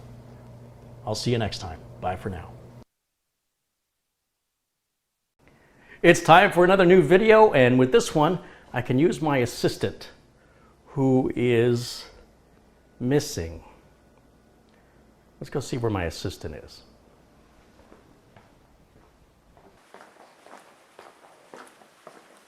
There you are.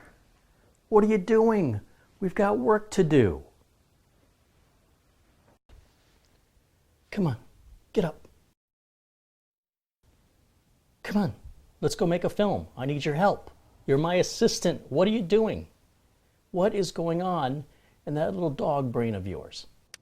Roll that beautiful bean footage. Bush's country-style baked beans are slow cooked according to our secret family. Oh, no. You're not turning my channel into a commercial. Forget it. You can lay here and sleep. I've got work to do.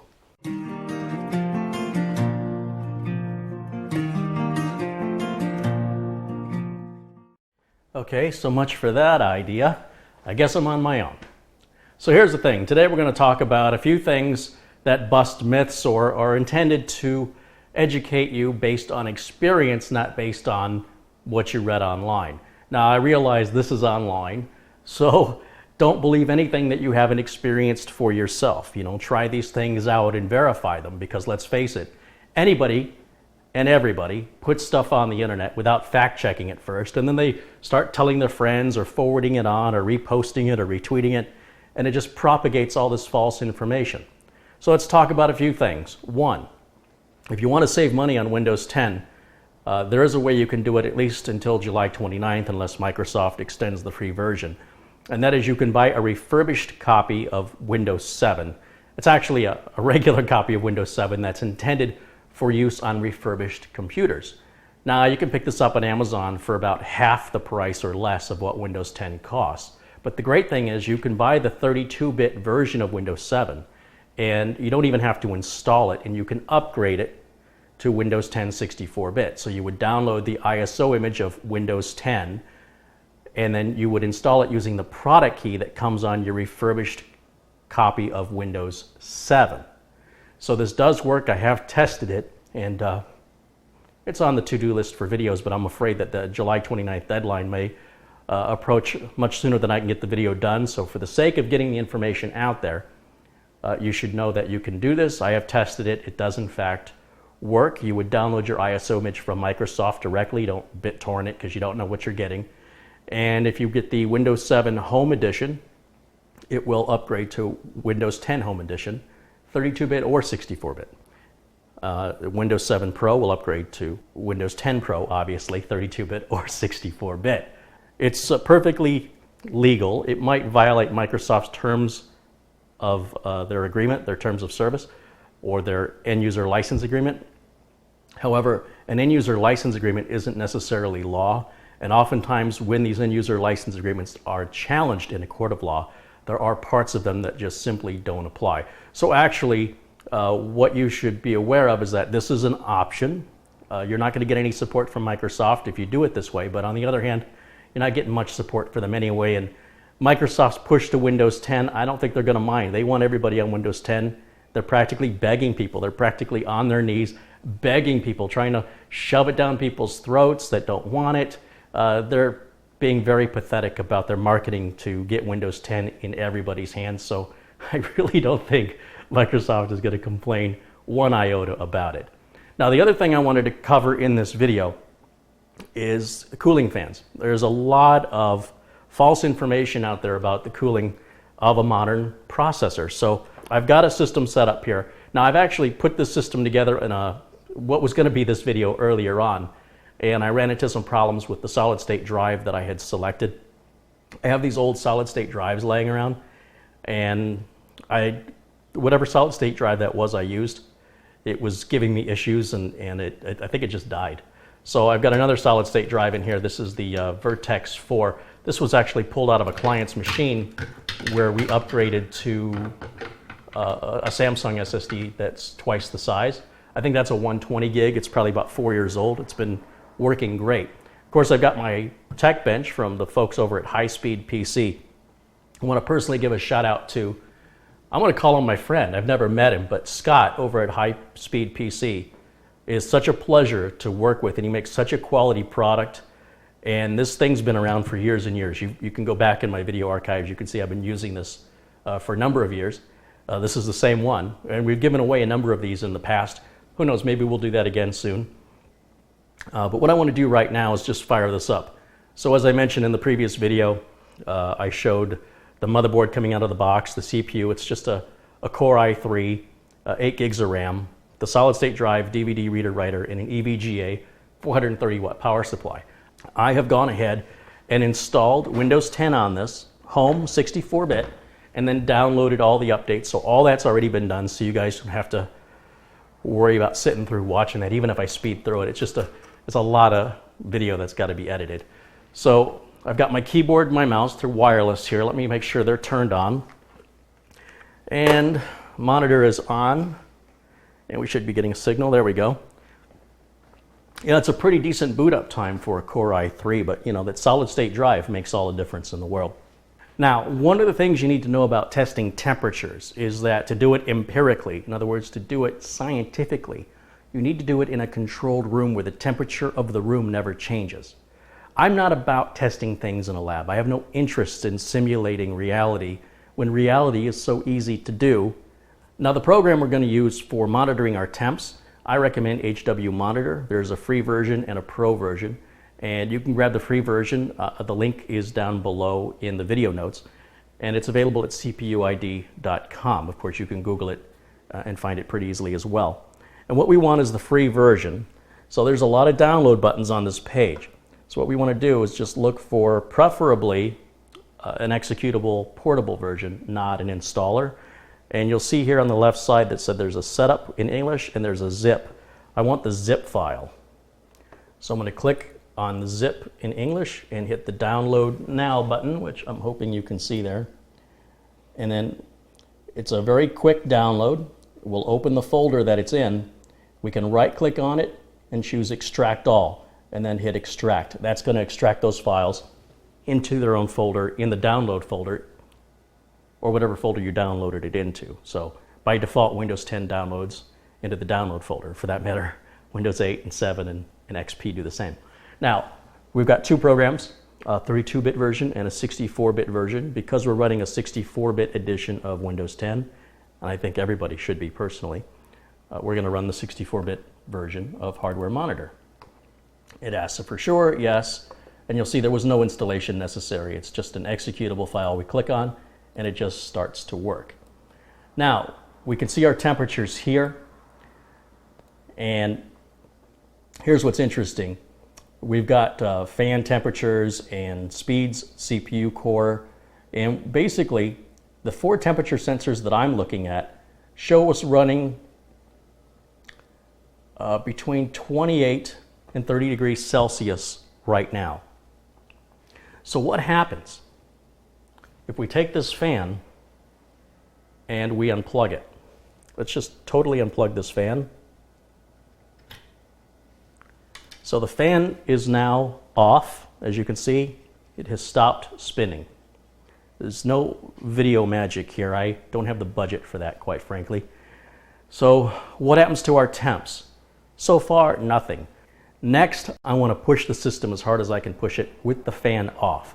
And to do that, I'm going to use a free application. You can all download it. It's called Prime 95, and it will work the heck out of your CPU and your RAM. So it's a great way to burn in a system to test it, or to check an overclock to see if it's stable. But in this case, we're going to run it with the CPU fan off, just the heatsink on the CPU. We're going to monitor our temps and see what happens to the system. See if we're justified in buying that third-party cooler, even if it's a liquid cooler. Do we actually need it? Prime 95 is available at mersenne.org. It's also available at a number of websites that distribute downloads, but be careful of those because they often add bundled software that you don't want. So I'm just going to go ahead and grab it from the source. Now, as I'm filming this, the current version, let's see, we'll hit the downloads button here. Current version is 28.7. We always want to run with the current latest version. And what we're looking for is a portable version here. So we see the very first link right here is for Windows 8, 7, Vista, XP, 2008, 64-bit. Actually, none of these say Windows 10. So let's find out what happens, even though it doesn't say Windows 10. See if it'll work. I'm going to just click on the zip file. Again, it's a pretty small file. It should download quickly. Using Chrome here, you'll see the file downloads in the bottom left corner, and we're just going to click on that. And that's going to open up that file, and we're going to hit the extract button, and then we're going to hit extract all. And that's going to extract all the files from that that zip file that we just downloaded into a folder. So just go ahead and click OK there. And now click on the Prime 95 icon, double click it to start running it. And we're just going to click just stress testing right here. And it defaults to blend tests, number of torture test threads to run for, whatever. That's fine, just click OK. So now we're running this test, and we can close these other windows just to make sure that there's no confusion as to what's going on here. And let me just minimize this a bit, or resize it rather. Let's move that over. Close out these download windows, and then let's look at our temps. Now remember, CPU fan, if I stand over here you can see, CPU fan is still off. It is not plugged in to the motherboard. Now, how hot will it get? Right now, the temperature hasn't even changed. We're still roughly in the 82 degree Fahrenheit, basically 28 degrees Celsius on everything. This test is very, very intensive. I don't know anything that works a CPU this hard apart from doing real work like video rendering and things of that nature.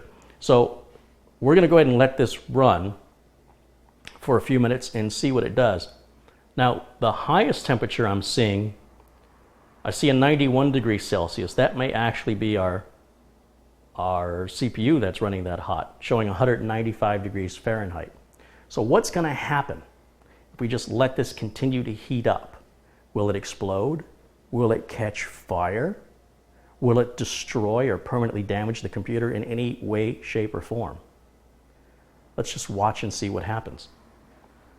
One of the things you need to know about CPUs is they heat up quickly. They go from 0 degrees to 100 degrees in seconds. Potentially they could. Now I realize AMD CPUs don't have as high of a heat threshold as Intel CPUs. And I use Intel CPUs because I just think you get more for your money, and the price difference is negligible compared to the performance difference, as well as the features, the voltage that it uses, and all the other benefits of an Intel CPU. I'm not anti-AMD. In fact, I used to use AMD more than I used to use Intel until the Core Duo came out.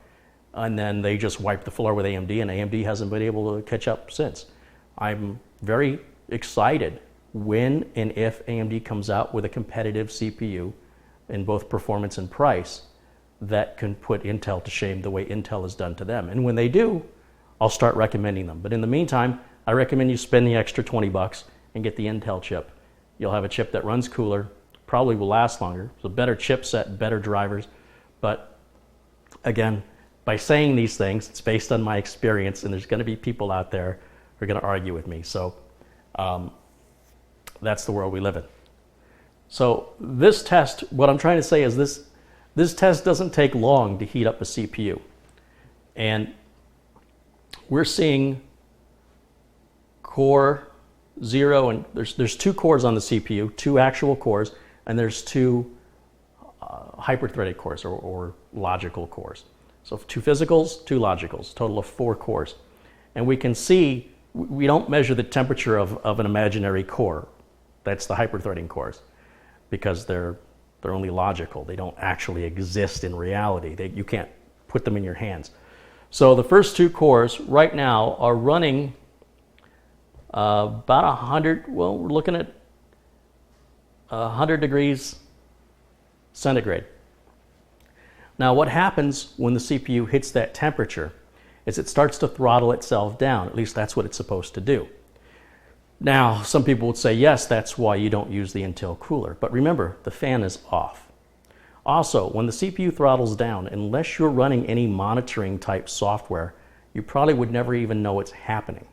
That's the fascinating thing about this whole situation, is that There are people out there that run temperature sensors software and monitor their core use, and in doing so are requiring their CPU to work harder to run these programs, making it heat up hotter. And they're basically looking for problems. So, if you're looking for a problem, if you look hard enough, you're going to find one. You can create the problem yourself in looking for it. The issue you're trying to avoid isn't damaging the computer.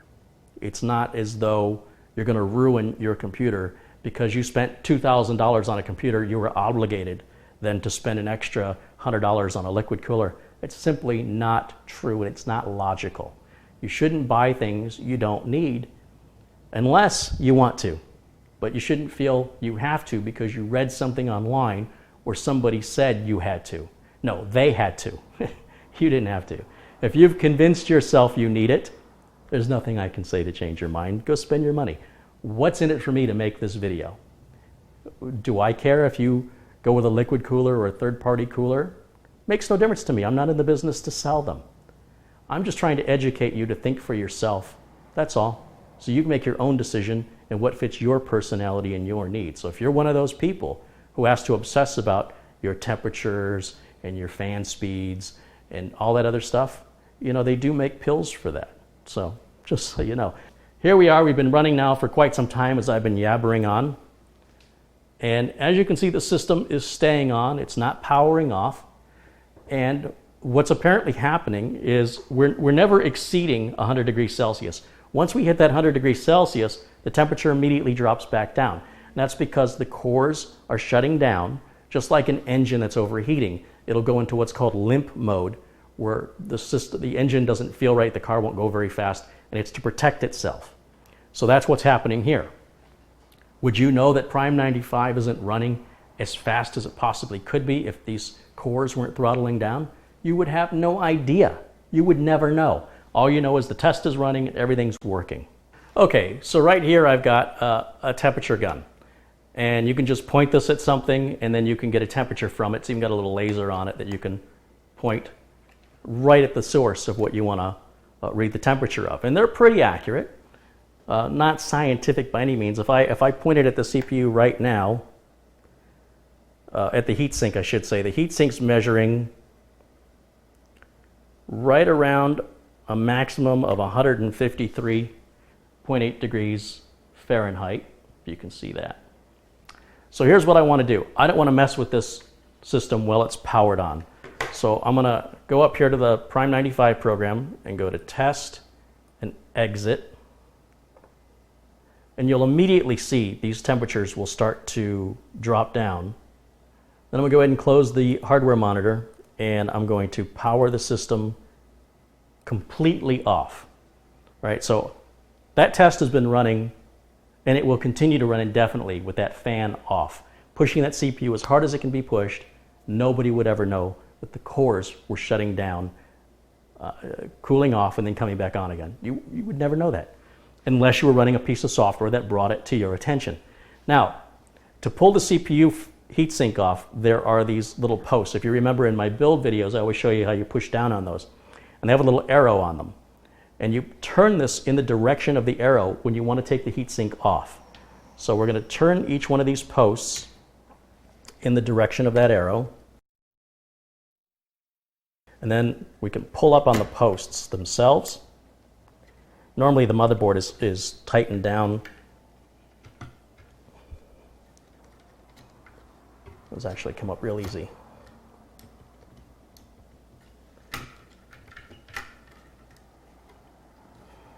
There we go. So this thing is actually really, really hot to touch. I just want to make sure all these posts are pulled. You see, when you push the post in, it separates these plastic parts that locks it into the motherboard. So now that we've removed it, and I'm just going to set it here, and I'm just curious what the temperature of that CPU is. And it's showing it at about 123.4 degrees Fahrenheit. Okay, here's where things get fun. No heat sink at all, not even plugged in. This thing is really, really hot. Like, I can barely touch it. That's how hot that heat sink is. I want to turn the system on without any heat sink on it at all. So we're just running the CPU. We're going to leave that thermal compound on there, which actually is going to make our CPU run hotter because it's preventing the air from hitting it directly. So we're actually making the system hotter, just so we're clear, by leaving the thermal compound on. So I want to create a worst case scenario. Here you can see the system is booted up. No heat sink or fan is in position.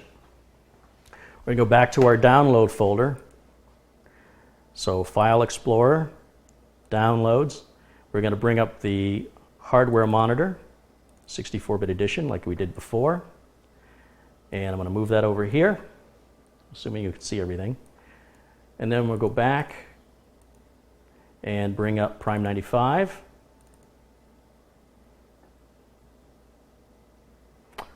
And this thing is going to get hot real quick. So right here we're going to do the blend, just the default blend test, click OK.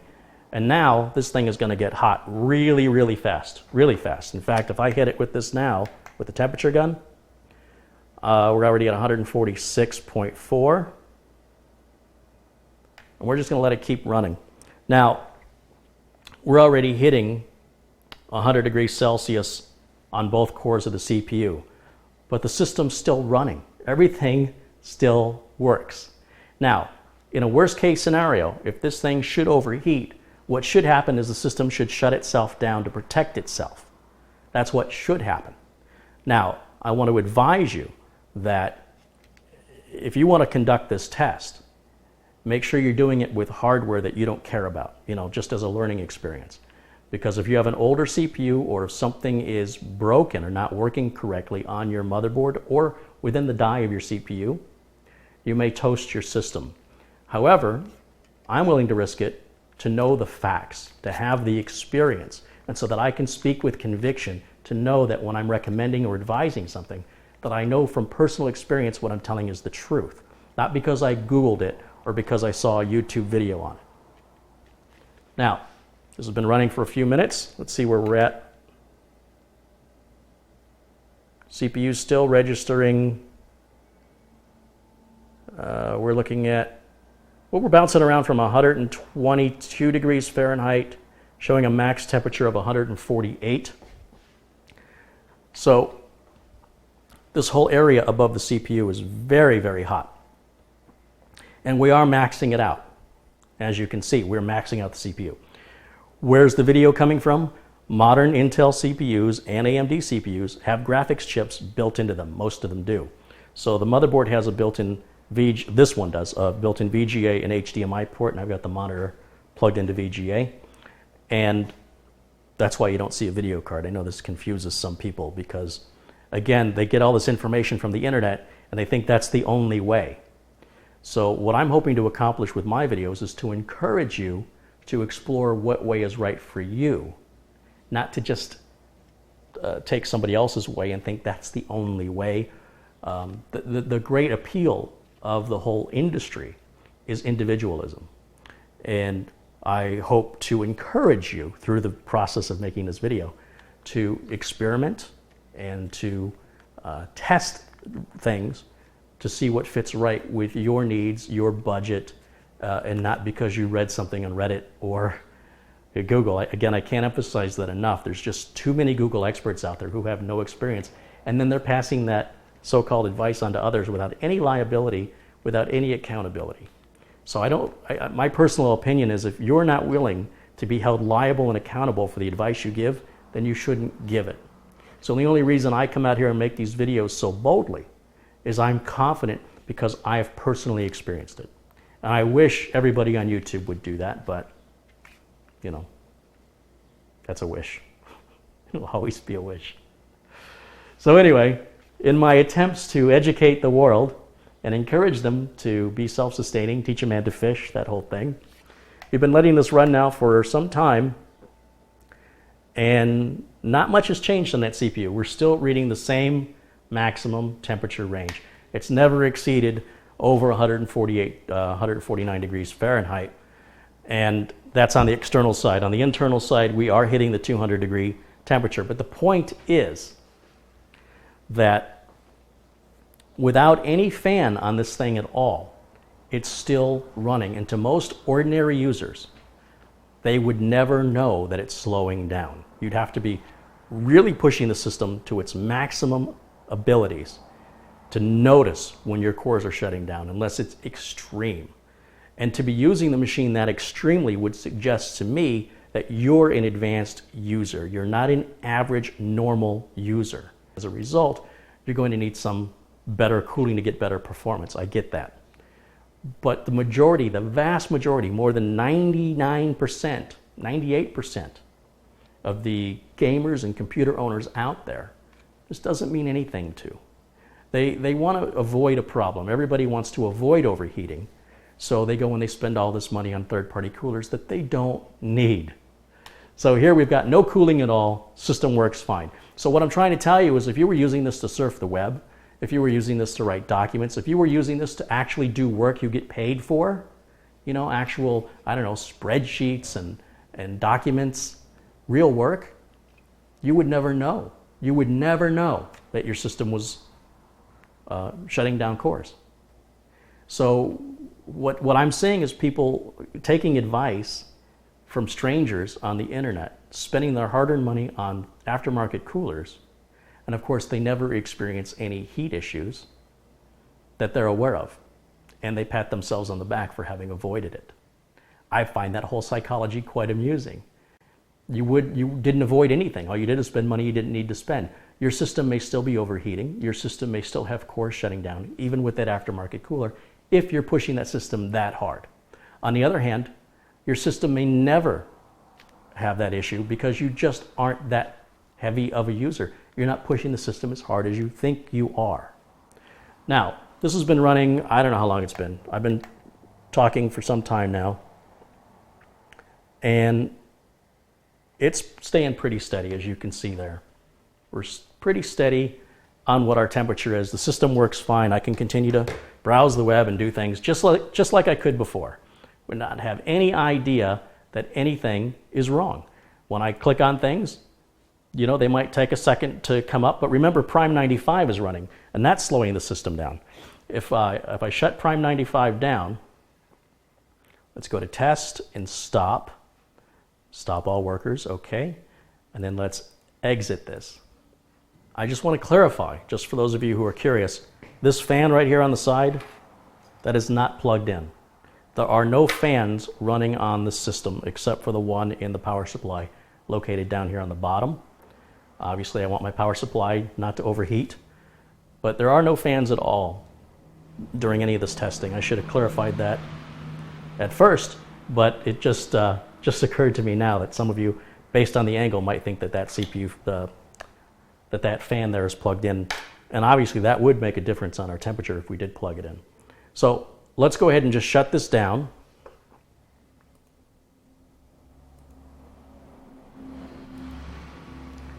Now we've seen what our average temperature is with the stock fan. Does it do us any good then to put on an aftermarket cooler, such as a liquid cooler or a big air cooler, such as the Hyper 212? If you build a computer following my videos, and everything works when you turn the power button on, you didn't learn a thing. All you did was verify what you thought you already knew. That's all you did. When you make a mistake, when you experience something unexpected, that's everybody's biggest fear, that's where you learn. And those are the lessons that will stay with you. The stuff that you learn without experience is very easy to forget. The stuff you learn from experience tends to stick with you for a very long time. And the more embarrassing that mistake is, the more shameful you feel, the more it sticks with you. And it's like people don't want to experience the failure, but in doing so, they're denying themselves the knowledge, enriched knowledge that experience brings. So it's great to live your life vicariously through YouTube and through Wikipedia. But everybody's different. Everybody's got their own wants, needs, desires, justifications, priorities, etc. And what's one person's opinion, and let's face it, it's an opinion, what's it likely to apply to you? So for you to be able to establish your own opinion through experience is priceless. It's worth more than any video. It's worth more than any Google search. It's undeniably factual because you experienced it. Am I emphasizing this enough? So because you watch this video doesn't make you a temperature expert. And it doesn't mean that I'm telling you whether or not you need a third-party fan. What I am saying is that the majority of people who buy them, in my experience as a computer technician, are wasting their money. Now once more, I'm going to go ahead and put the heatsink back on, and we're going to run the test again, and we're going to watch and compare our highest temperature. Okay, now the system's been running about, 8 minutes or something. You could probably check the clock behind me between the edits. You can see how much time has passed. But it's been running Prime 95, just working that CPU as hard as it can work it. And the highest temperature we're seeing so far is 87 degrees Celsius. Now you might be asking yourself, all right, but if I spend the money on an aftermarket cooler, how much cooler can I bring that temperature down? It doesn't matter, because the CPU cores don't start throttling down until they hit 100 degrees Celsius. So as long as you're maintaining a temperature below 100 degrees Celsius, you're well within the operating design limitations of that CPU. So yes, you could achieve a few degrees cooler, maybe even 20 degrees cooler with very aggressive cooling, but it will ultimately make no difference in the performance of the computer because you're still not hitting your 100 degrees Celsius limit. You're still not throttling down. If you're not throttling down, you're not solving any problems. So again, I think money on an aftermarket cooler would be better spent towards a faster CPU to begin with, or faster or larger storage like a solid state drive or an M.2 or an NVMe based drive, or adding more RAM. I think if you have less than 8 gigs of RAM, the system you'll benefit by having 8 gigs. I think you'll benefit by even going up to 16. So anyway, I hope that this video encourages you to experiment. Maybe you can get a system you can play with, and you can reenact what I'm doing here. Again, don't do this on an older system. By an older system, I mean anything that is pre-Core Duo. I think this technology was basically introduced in the Core Duo line. So it's been about 6 years now, maybe longer than that. So if you try this on an older system, it will likely burn up, especially AMD systems. They tend to burn up real good without a heatsink and fan. The newer AMD CPUs should start throttling down around 65 degrees Celsius. Again, their thermal capacity doesn't have the headroom of Intel's. And for the money you're saving on the CPU, you're turning around and spending on that aftermarket cooler to keep that CPU cool. Could have been used to buy an Intel CPU to begin with. Now I realize this video may be up for years and this information may change as new CPUs come out from AMD that hopefully will be more competitive with what Intel's offerings currently are. But for now, in the spring of 2016, this is the state of the CPU industry. So I hope you enjoyed it. Hope you are encouraged to have your own experiences. And I will see you next time. Bye for now. Hi, my name is CareyHolzman, and I'm the co-host of the free podcast, TechVets. TechVets is available at www.tech-vets.com. And if you've ever had any thoughts of wanting to become a computer technician, be sure and listen to my podcast. It's completely free, and it'll get you set up for exactly what you're going to have to know and what you're going to plan to expect in that line of work. So be sure and check it out. There's been a lot of comments that are completely misled in the YouTube channel about the delicacy of a CPU. There's nothing delicate about a CPU. They're not delicate at all. All right? I mean, these ones are ceramic, and you can crack them with enough force. And I just want to set the record straight with a quick history of CPUs. Obviously, there's been more generations than what I'm displaying here, but these are the significant generations here. The reason I want to talk about this is, you know, some people have seen me put thermal paste on with a flat screwdriver and said, "Oh my, you're scratching the CPU." No, you're not scratching the CPU at all. This is not scratching the CPU, okay? That's not, you don't scratch the CPU that way. I don't know where you guys get these ideas or what videos you're watching. What you see before you is a bunch of CPUs, sort of the evolution of the CPU condensed. Now, I think this is important that we go back and explain this because I'm seeing too many comments on my YouTube channel where clearly education is needed. So let's just leave it at that, okay? You know, there are two major chip companies, Intel and AMD. However, those two chip companies were founded by guys who used to work back in the 60s for a very big, powerful company, innovative company called Fairchild Semiconductor. And when the direction back around 68, 67, 68 at Fairchild, some of the main employees didn't like the direction it was going in, a couple of guys spun off their own company. Those guys are Robert Noyce, of course, you know, there's the Robert Noyce building in Santa Clara, California. Gordon Moore, you've heard of Moore's Law. And a lot of it was directed by a gentleman named Andrew Grove, or Andy Grove. They formed a company called Integrated Electronics, or Intel. Some other employees also working for Fairchild Semiconductor spun off their own company called Advanced Micro Devices, or AMD. So it almost happened right around the same time. One really, you know, the length of time that they've been around isn't like one's been around so much longer than the other one. So the guys who created AMD and Intel are from the same roots. They all work together. And they have different approaches at how they do things. And of course, that means everything from the design of their chips to how they run their business. So if you remember, you know, over at Intel, they had, I mentioned Moore's Law, that the technology would double every 18 to 24 months, and that has still proven true today.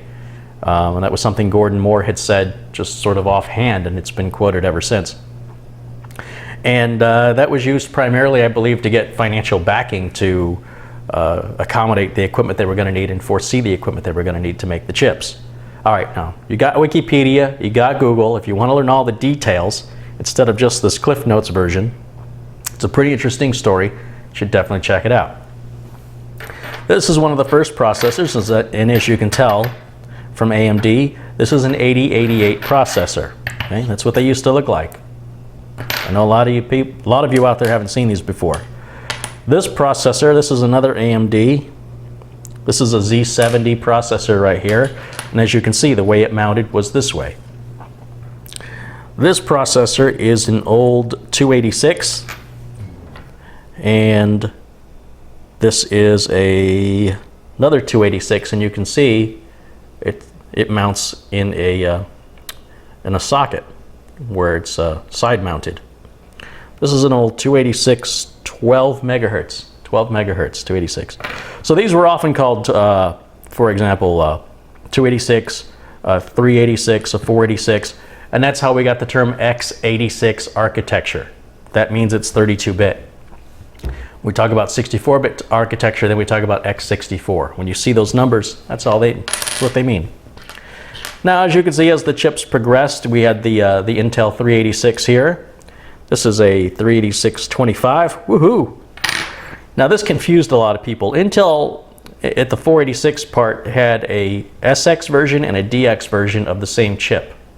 And the DX version came with a math coprocessor, and the SX version didn't. And if you wanted to buy this, the motherboard would have a socket for a chip about this size. That would be the math coprocessor. It was about $25 back in the day that you had to plug in if you didn't have a DX processor.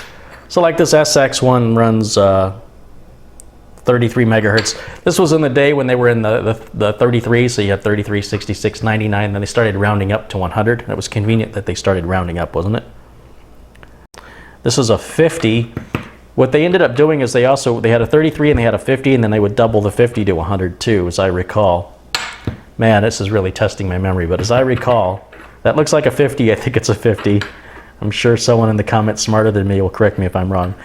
Now, then other companies started getting into the game. So Cyrix started making chips, IBM started making chips, Timex Instruments started making chips. I've got those laying around, but they never became real competitors. So there's no sense even bringing them out except to just look at them. This is an AMD 486 competitor, which they called the K6. And the K6 really was supposed to compete with the Pentium line.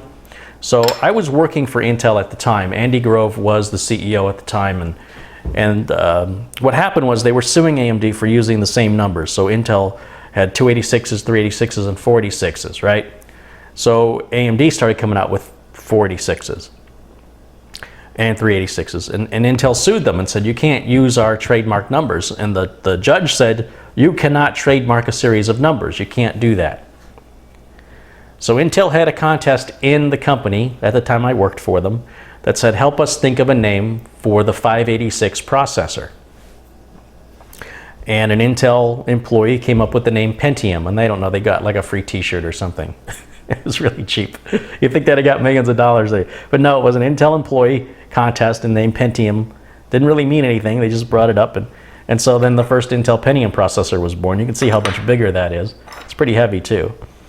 And then they started reducing the size a little bit. This is an old Pentium, what is this, like a 1200? These are a little hard to read because they're so old, but it says 1200 right on it. Okay, so you get the idea what's going on here. What you're looking at is a ceramic base. This is the same thing coffee mugs are made out of, or toilets. Well, toilets, porcelain. But these are ceramic, and the reason these are ceramic is the ceramic material can withstand very high heat.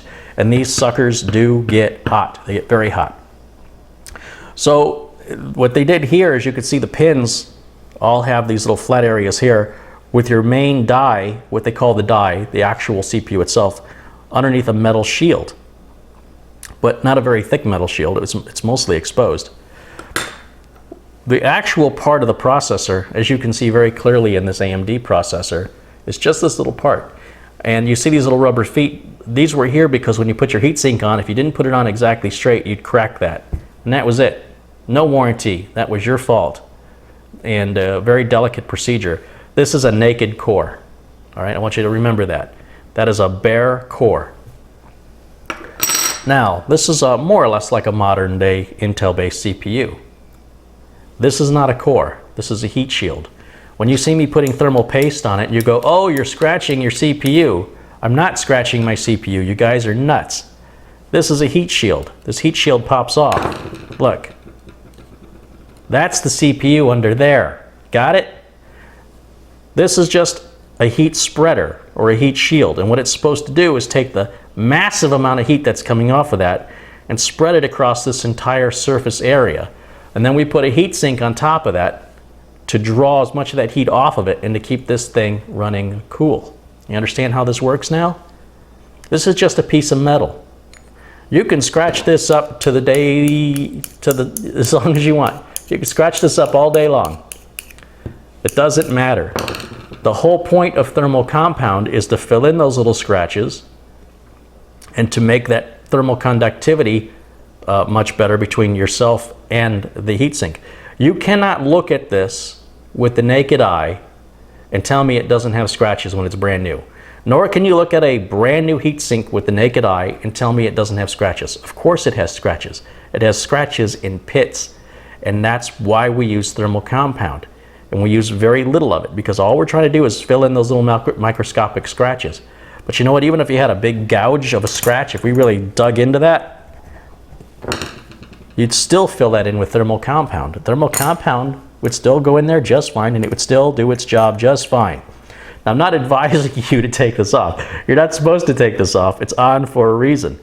You know, back in the day, we used to do something called lapping for overclocking, where you would get sandpaper and you'd file this down so you'd make the metal thinner, right? And if the metal was thinner, then the heat transference happened faster. That's all ridiculous and no need to be doing that today.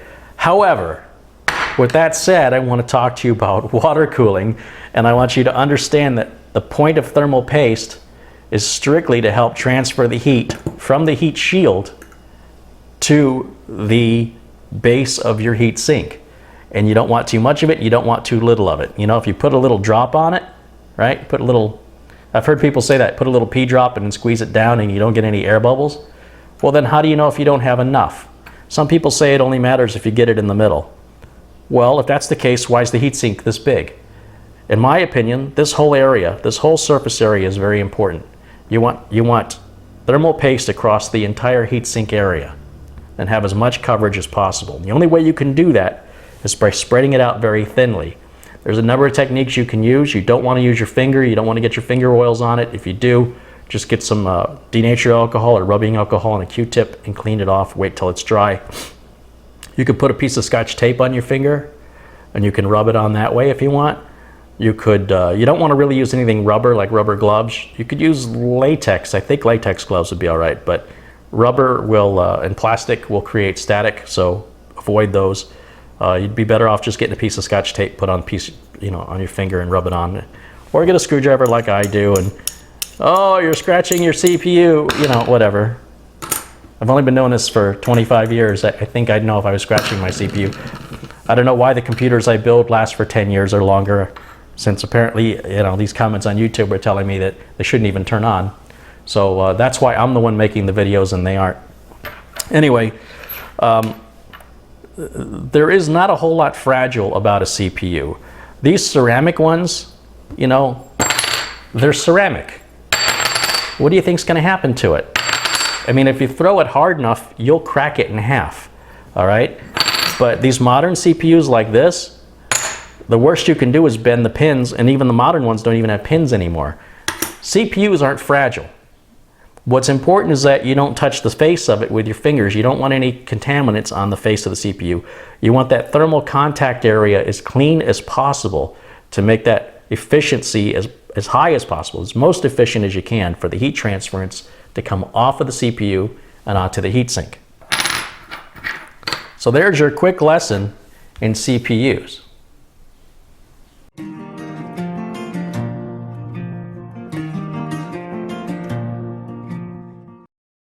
All right, so in this series of videos, I've decided to show some PC disassembly, and ironically or coincidentally, the PC I'm about to disassemble is the same model Dell that this gentleman named Lucas Hinch in Colorado Springs, Colorado, has been on the news going viral for being frustrated in putting 9mm bullets into it.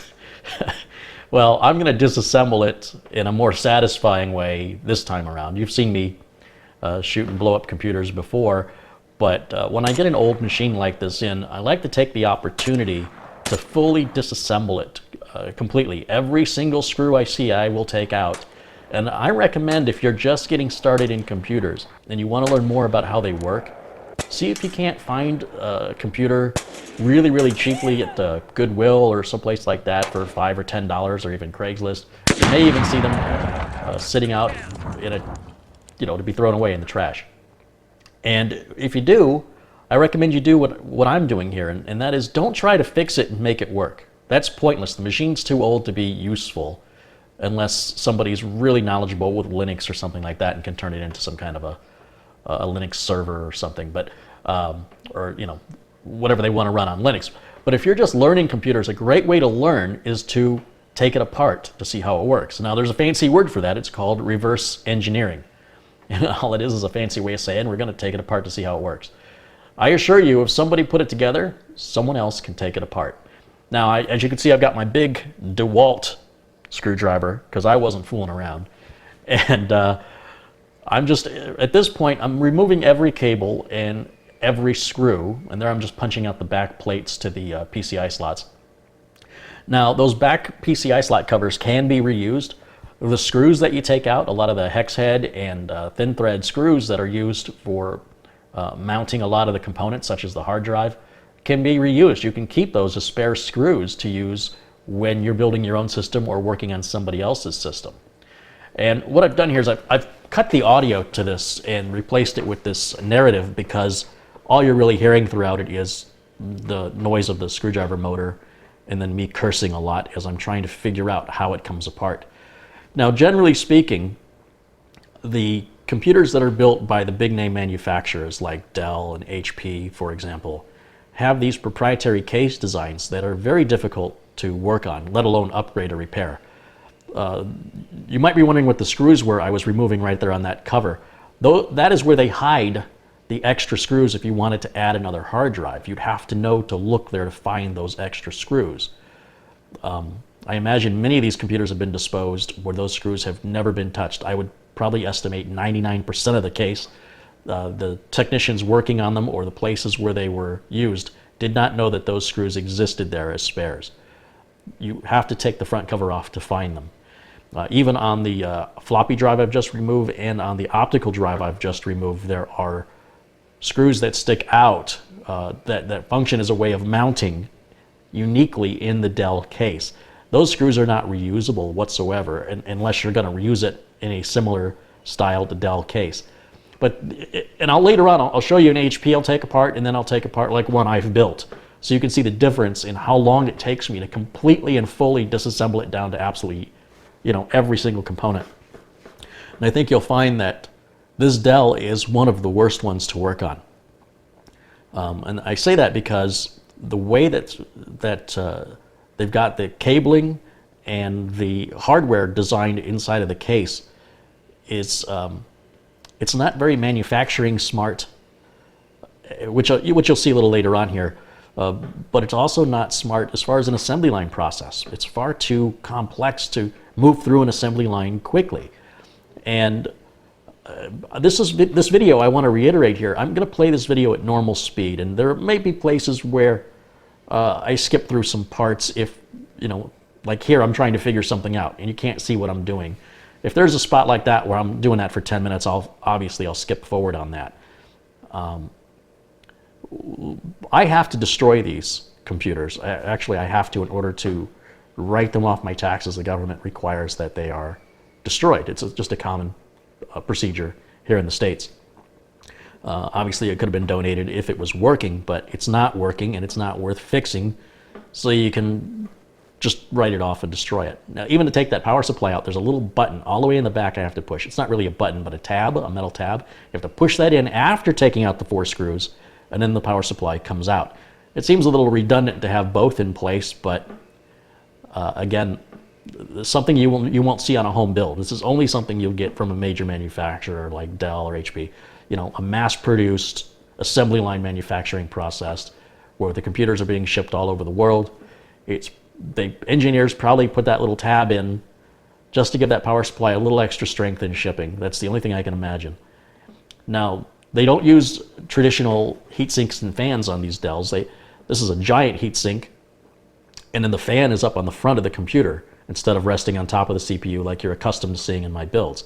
So Dell takes a different approach to cooling.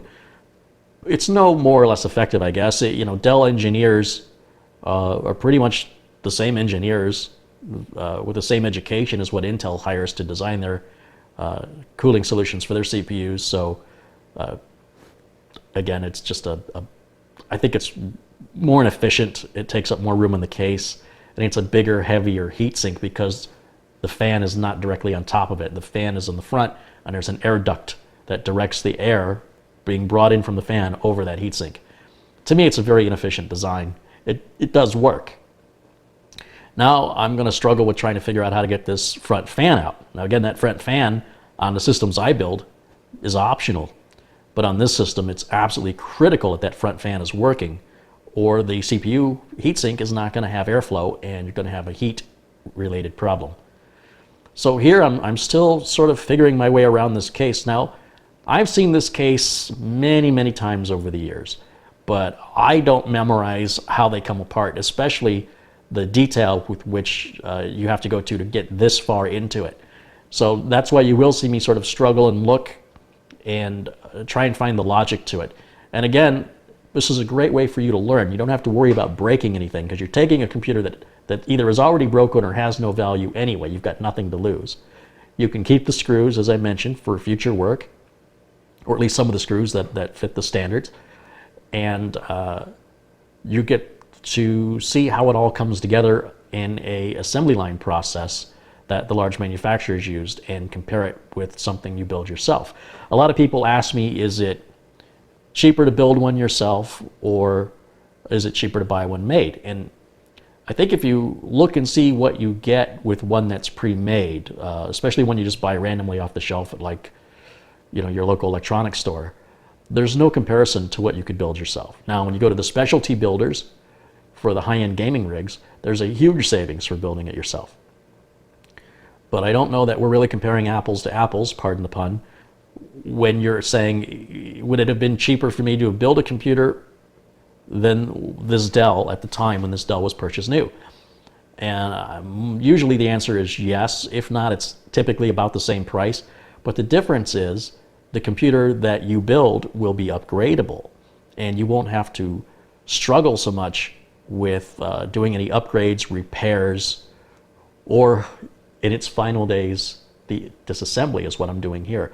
And you'll see that. You'll see how long this takes for me to disassemble. And then you'll see how long it takes for me to disassemble the HP and how long it takes for me to disassemble the system I built many years ago. And I'll just let that speak for itself.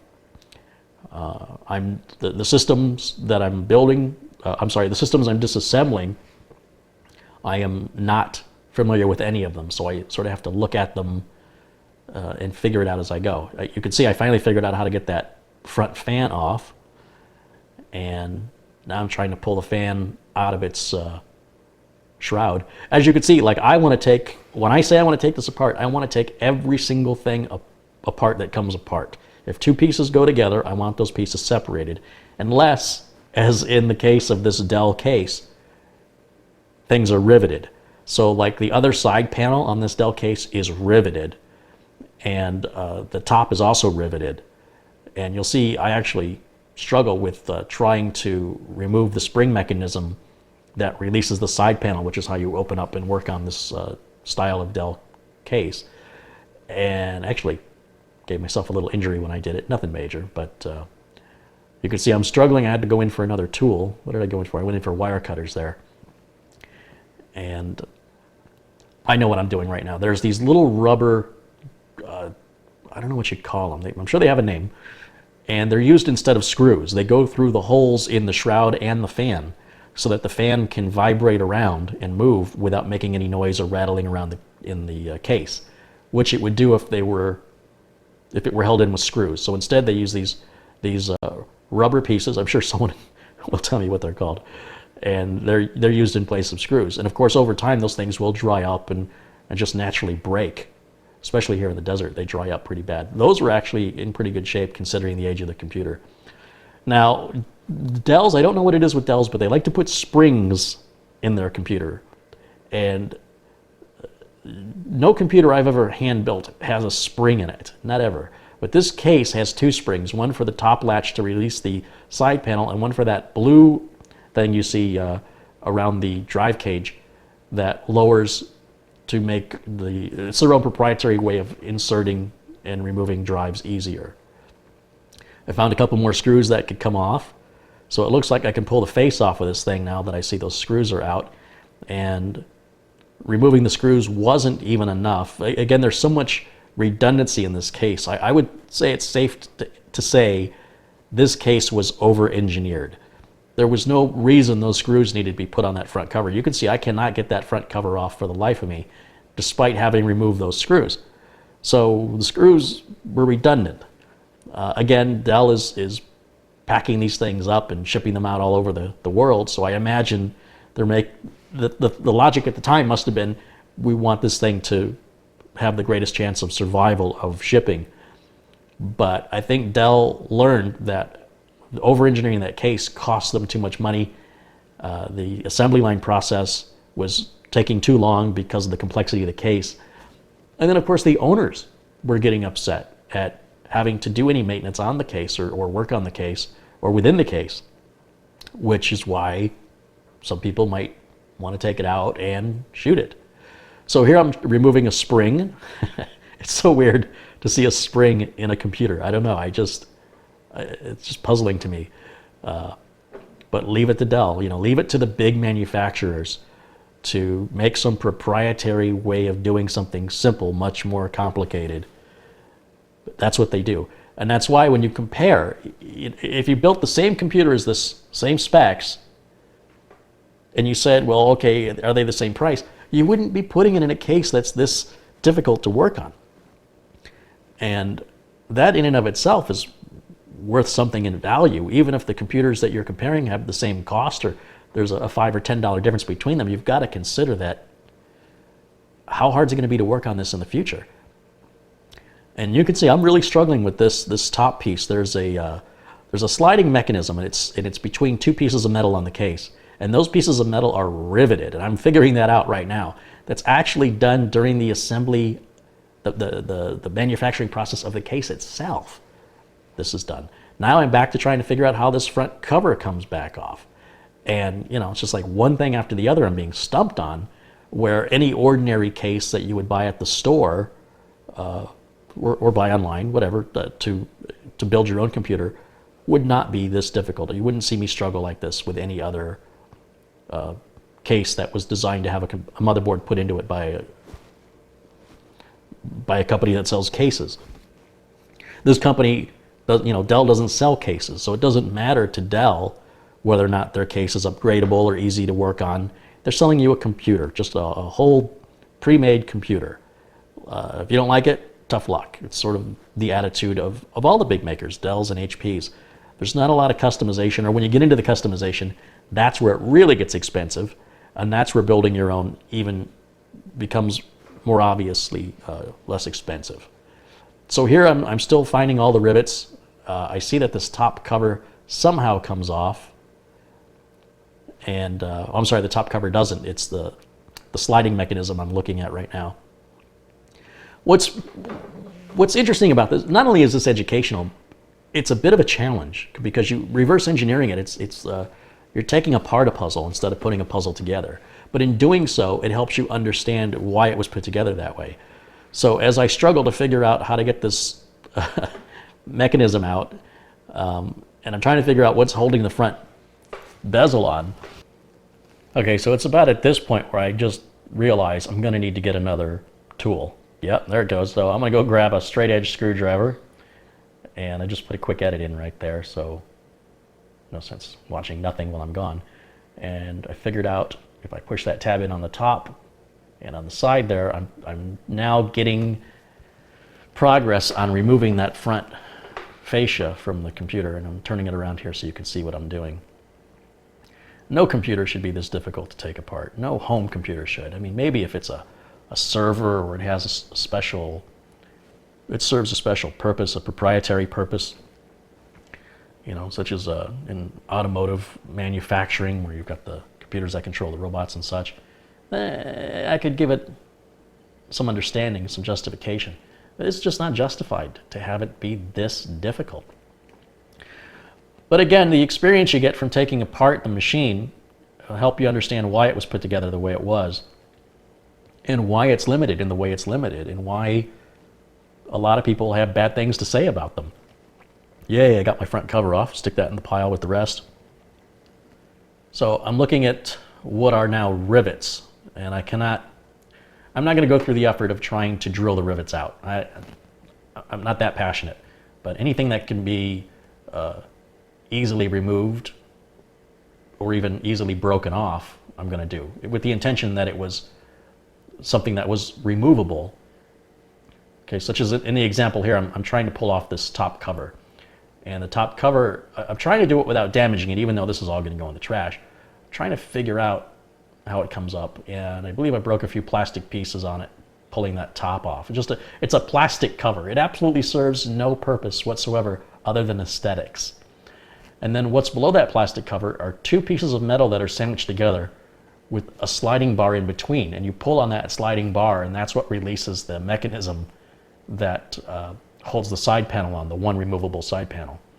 Now the thing I just pulled off there is the front USB and audio, which is all contained on this little circuit board.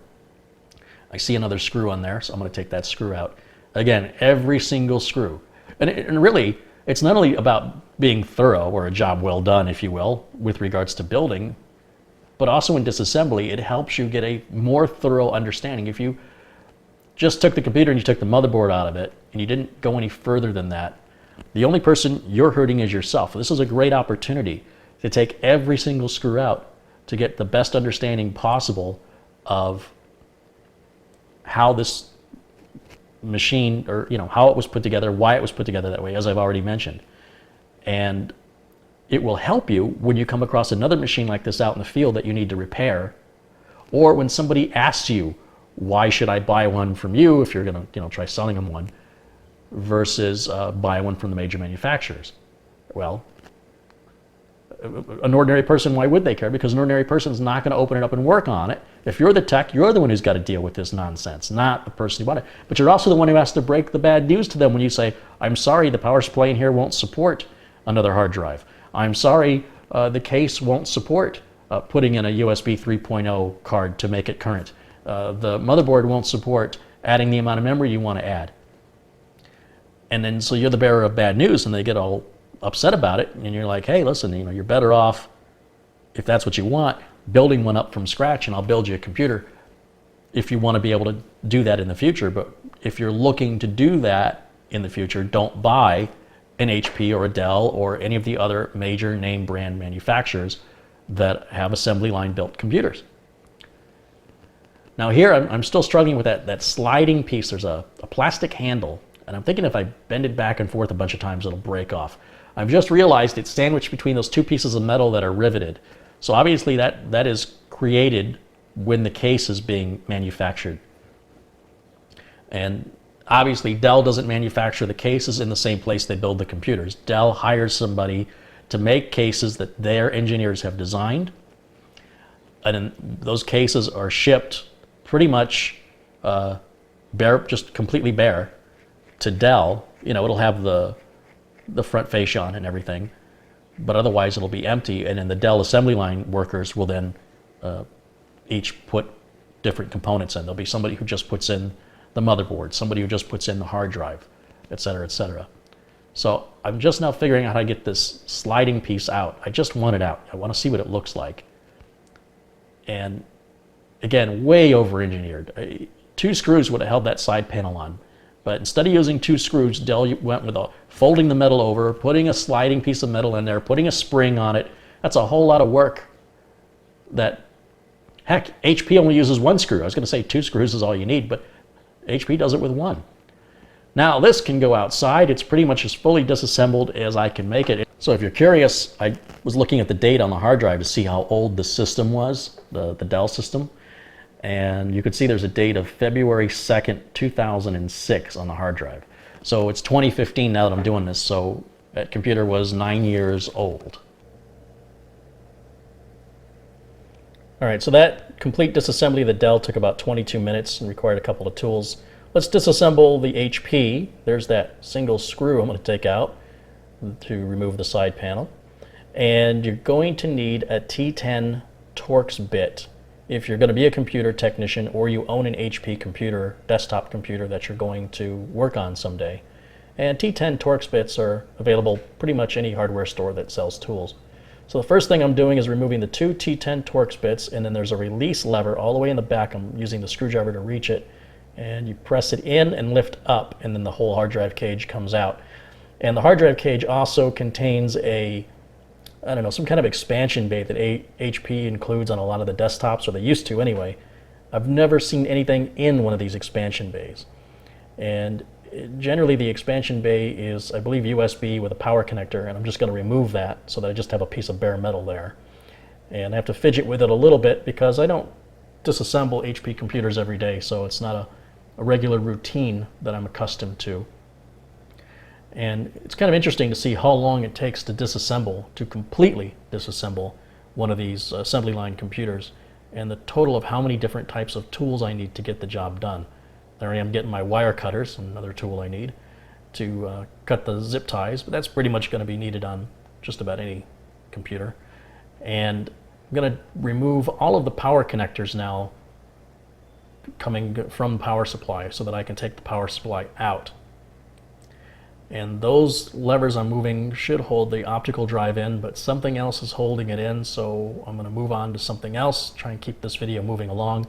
Take the video card out, which requires this piece removed off the back that holds all the cards in place.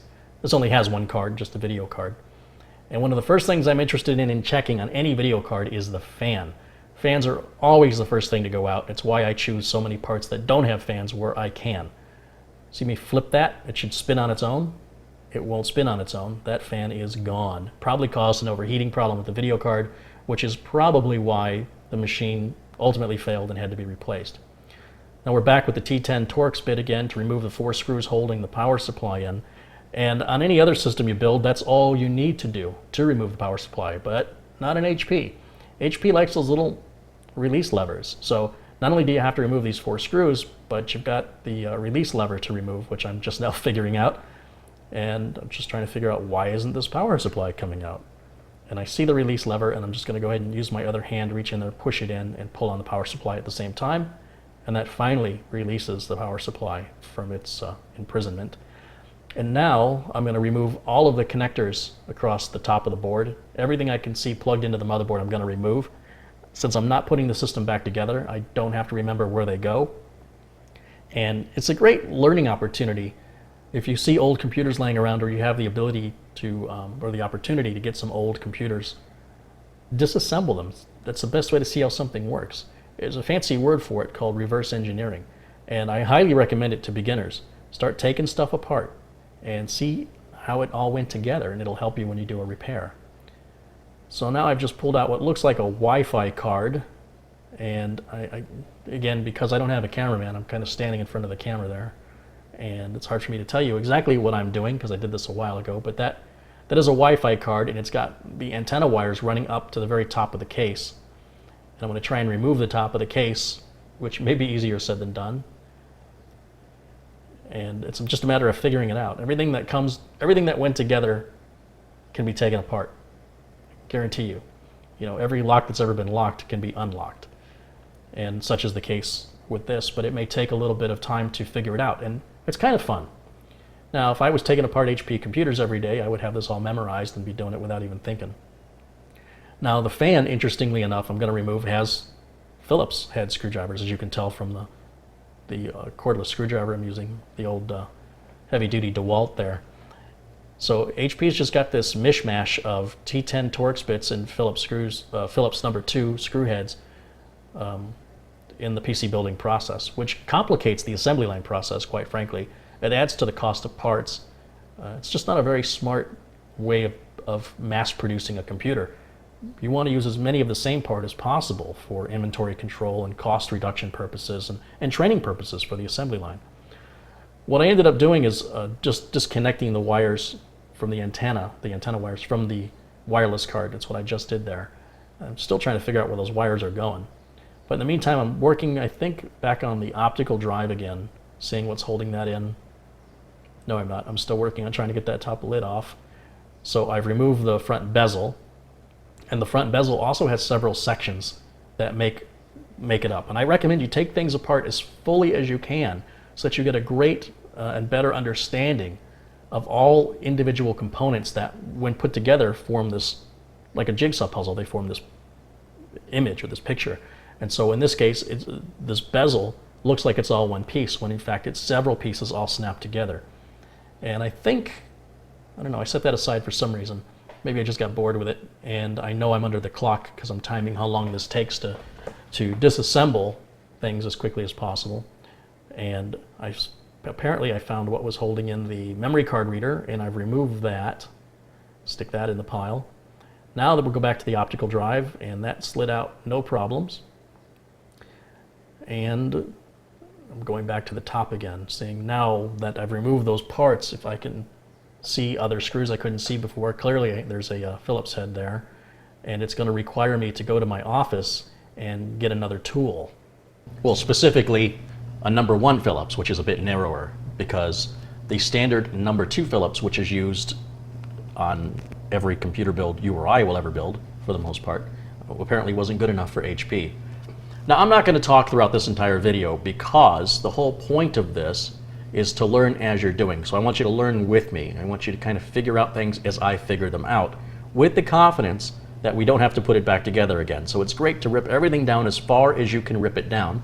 But be careful not to injure yourself. It's very easy to cut yourself or to be a little too enthusiastic. However, it is one of the best ways of learning is reverse engineering. And if there's anything reusable like switches and lights or certain screws, I will keep those, and so should you. So that's how you have spare parts. And in the meantime, once you figure out how things go together, you pretty much figure out that everything more or less goes together the same, especially when it comes to how Dell does things or how HP does things versus how custom computers are built. So as you watch the video, what I want you to do is keep in mind how long it takes for me to completely disassemble the Dell computer versus the HP computer versus 2 custom builds. However, the second custom build was only half disassembly because it didn't have a motherboard in it, and I don't think it had a hard drive in it. But regardless of that, there'll be 4 total disassemblies that I did on this night when I filmed this.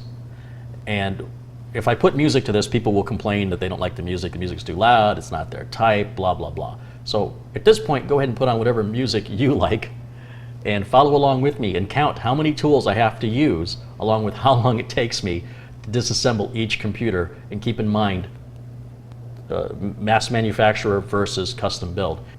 And you decide which one you'd rather work on, which one you'd rather have, and which one you'd be most likely to take out to the desert and put bullets in.